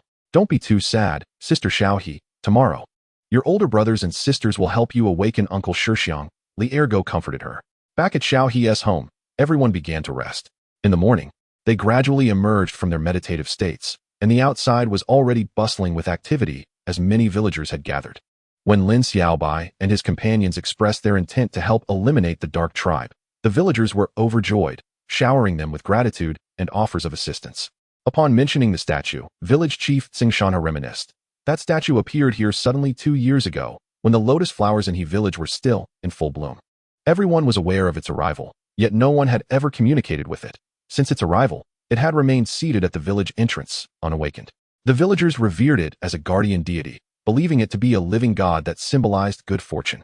In times of crisis, the villagers had attempted to awaken the statue to protect the village, but to no avail. The statue remained as lifeless as stone, and it seemed no one knew of Xiaohe's secret interactions with it. Chapter 8, Awakening. Can you truly awaken it? Willie might just help you defeat Ling Kong. The villagers, led by Tao Yuan, were all aflame with excitement. Uli. It seemed they had given the statue a name, which indeed sounded divine. We can give it a try. Xiaohe has seen the statue awaken before, Lin Xiaobai asserted. Really? Tao Yuan's eyes gleamed as he looked at Xiaohe. Yes. Xiaohe nodded vigorously. Let us go now. Chulanfeng exclaimed, his enthusiasm palpable. The village chief nodded, and a throng of over 100 villagers accompanied them to the statue, some bowing and paying homage to their god. Uli, great deity. Tao Yuan bellowed, his voice echoing into the wilderness, resonating far and wide. Yet the statue remained unchanged, showing no signs of life. Having endured countless similar calls with no response, let the swift dragonfly try, Chulanfeng suggested, urging everyone to cover their ears. The villagers, though puzzled, complied. The swift dragonfly flew before the statue, preparing to emit sound waves, while a little leopard joyfully danced around its feet. Dezhuang, be careful. Li Ergo quickly scooped up the playful Dezhuang, covering its ears with his elbow. Following Chulanfeng's command, the swift dragonfly unleashed its power, sending forth sound waves, not in an offensive manner, but rather as a pure forceful resonance intended to awaken the statue. The air surged with ripples, rolling and tumbling like cotton, sweeping far and wide, rustling the villagers' clothes and hair, and shaking the branches and leaves of the trees at the village entrance. Amidst the astonished gazes of all present, the statue appeared to be stirred by the sound waves, its form quivering slightly, reminiscent of a mountain trembling, sending down clouds of dust that rustled in the air. The swift dragonfly retreated rapidly, while all the exotic beasts shrieked, their nerves taut as they regarded the statue, as if facing a formidable enemy. One arm of the statue extended, followed by the other, and its stone eyes opened wide, akin to two divine rays piercing the vast wilderness without a trace. Boom, boom. The statue stood up. All were left in a state of stupor. A giant, towering over 10 meters, nearly 20, loomed before them. Those less than 2 meters tall stood before it like mere ants.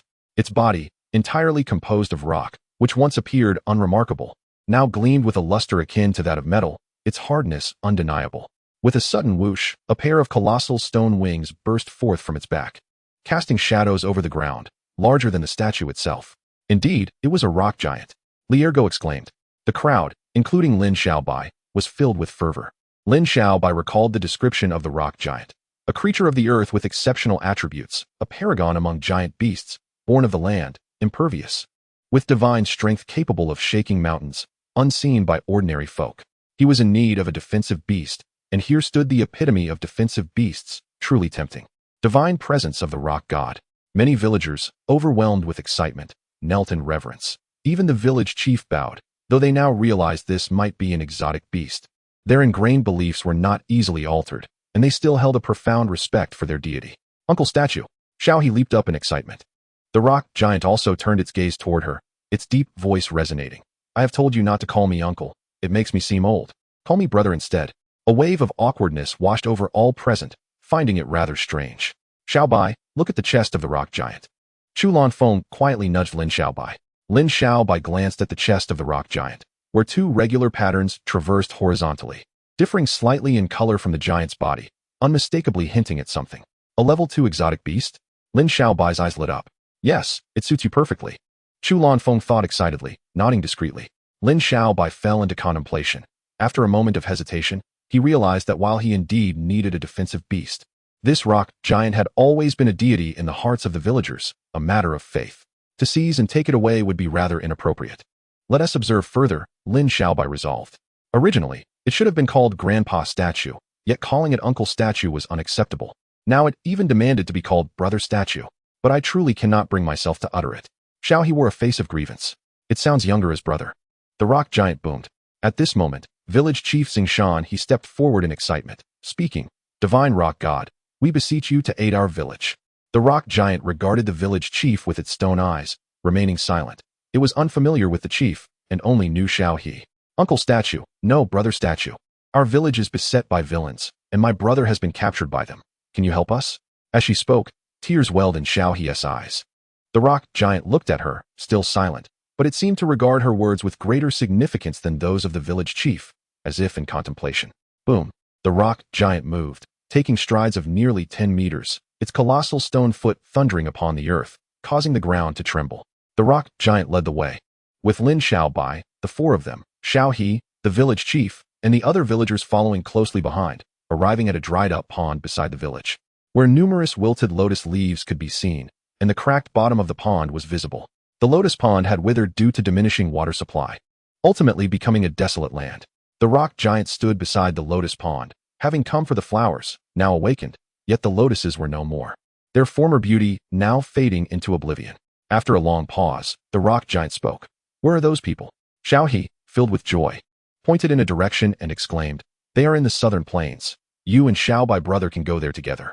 The rock giant lowered its gaze upon Lin Xiaobai, its stone eyes first resting on the short-haired monkey, sensing a hint of threat, alongside a powerful force concealed within.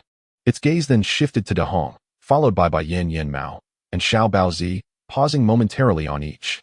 Half an hour later, amidst the fervent anticipation of Xiaohe, the village chief, and the villagers, the rock giant and the four of them set forth southward, its towering form striding into the wilderness. To Lin Xiaobai's surprise, the rock giant was relatively amicable, allowing the four of them to perch upon its broad shoulders as they journeyed together. Brother Rock, where do you hail from? Why such an affinity for lotus flowers? I have never heard of a rock giant fond of lotus flowers, Li Ergo inquired with familiarity. I am an elegant rock giant, came the deep, rumbling voice of the rock giant, akin to the thunderous sound of a war chariot rolling over the ground. Elegance. Lin Xiaobai and the others exchanged glances, their expressions darkening in disbelief. Ahem, Li Ergo cleared his throat, then asked, so you are not of the same ilk as those mundane rock giants then? Of course not. They cannot compare to me. Wildflowers, the beauty of nature, all of it is what I cherish. The rock giant spoke as if it were a poet. Lofty and refined. You stepped on a wildflower. Li Ergo pointed below. Boom. The rock giant stumbled, and Shu Xiaoya cried out. She, Lin Xiaobai, and the others almost found themselves toppled off its shoulders. It was perilously close. Indeed, a small patch of wildflowers lay flattened beneath the rock giantess' foot. The rock giant paused momentarily, as if in remorse, attempting to right the crushed wildflowers with its foot, but they were now beyond salvage, crushed beyond recognition. The rock giant shook its head and continued onward, silent. If you wish to see a variety of beautiful flowers, you are welcome to follow us. Li Ergo began to entice again, the others watching him closely. Hee, Li Ergo grinned. I know a place where vast fields of fragrant flowers bloom, covering the mountains, with colorful clouds rising, fresh scents filling the air, petals dancing through the sky, a beauty beyond words. Is there truly such a place? The rock giant's voice trembled slightly. Indeed, I stake my honor on it, Li Ergo proclaimed, thumping his chest. Thus, once this matter concludes, you may accompany us, and I will take you there. Very well, the rock giant readily agreed. Chu Lanfeng and Shu Xiaoya gaped in astonishment. Is this truly possible? It's settled. Li Ergo gestured triumphantly. The rock giant remained unaware that its naive heart had already been swayed by Li Ergo's words. Yearning for the beauty of nature's flowers and grasses, living like a true poet.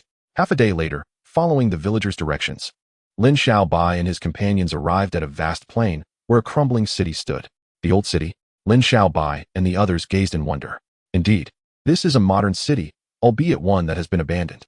Everywhere are the traces of devastation wrought by the monstrous beasts. Crumbling skyscrapers stand amidst shattered pavement, evoking an indescribable sensation. The war with the beasts has ravaged the entire world. Apart from the major cities, nearly all others lie in ruin and neglect. This city must have endured significant assaults in its time, lamented Chu Lanfeng. Let us proceed into the city, suggested Lin Xiaobai. According to the villagers, Linkong resides in the tallest building of this old city, while the dark clan lurks in its corners, using it as a stronghold to terrorize the villages. After the rock giant escorted Lin Xiaobai and his companions into the city, they dismounted from its shoulder, summoning all their beasts and standing guard. As they traversed the shattered streets, the remnants of collapsed buildings flanked them, with sewage flowing freely, and in some places, moss had begun to sprout, emitting an unpleasant odor. Xiaobai, look over there. Li Ergo pointed in a direction. There stood a relatively intact large building, its sign indicating it had once been a bustling shopping mall. Such malls were once the epicenter of human activity, encompassing all necessities of life, yet now lay desolate. Come, let us take a closer look, Lin Xiaobai urged. Leading the way, suddenly, a loud crash echoed through the street, followed by the sound of falling bricks, casting an eerie atmosphere. Be careful, rock brother, cautioned Li Ergo. The rock giant towered nearly 20 meters high, and in the narrow streets between collapsed buildings, any misstep could result in a painful bump to its head. I could smash it with a single punch, the rock giant boasted, its stone wings unfurling violently as it swung its massive fists, obliterating the obstructing debris. The sound of the giant's display of brute strength reverberated through the silent city, traveling far and wide. Lin Xiaobai and his companions quickly moved away from the scene. Their objective was to eliminate the Dark Clan here, but such commotion was unnecessary, especially without knowing their true strength. I hope we haven't alerted the Dark Clan. Lin Xiaobai pondered. They arrived at the large shopping mall, driven by two aims, to see what this long-abandoned hub of human activity looked like, and to search for supplies, such as canned food, which could endure for extended periods. Although canned food may not be gourmet, it could certainly enhance their meals on the journey ahead. The rock giant stood sentinel outside the mall, its stony gaze surveying the surroundings, as its size precluded it from entering. Inside the mall, which boasted 5 floors, the upper 4 levels were dedicated to clothing and dining, while the basement housed a large supermarket. Both the upper floors and the supermarket were desolate.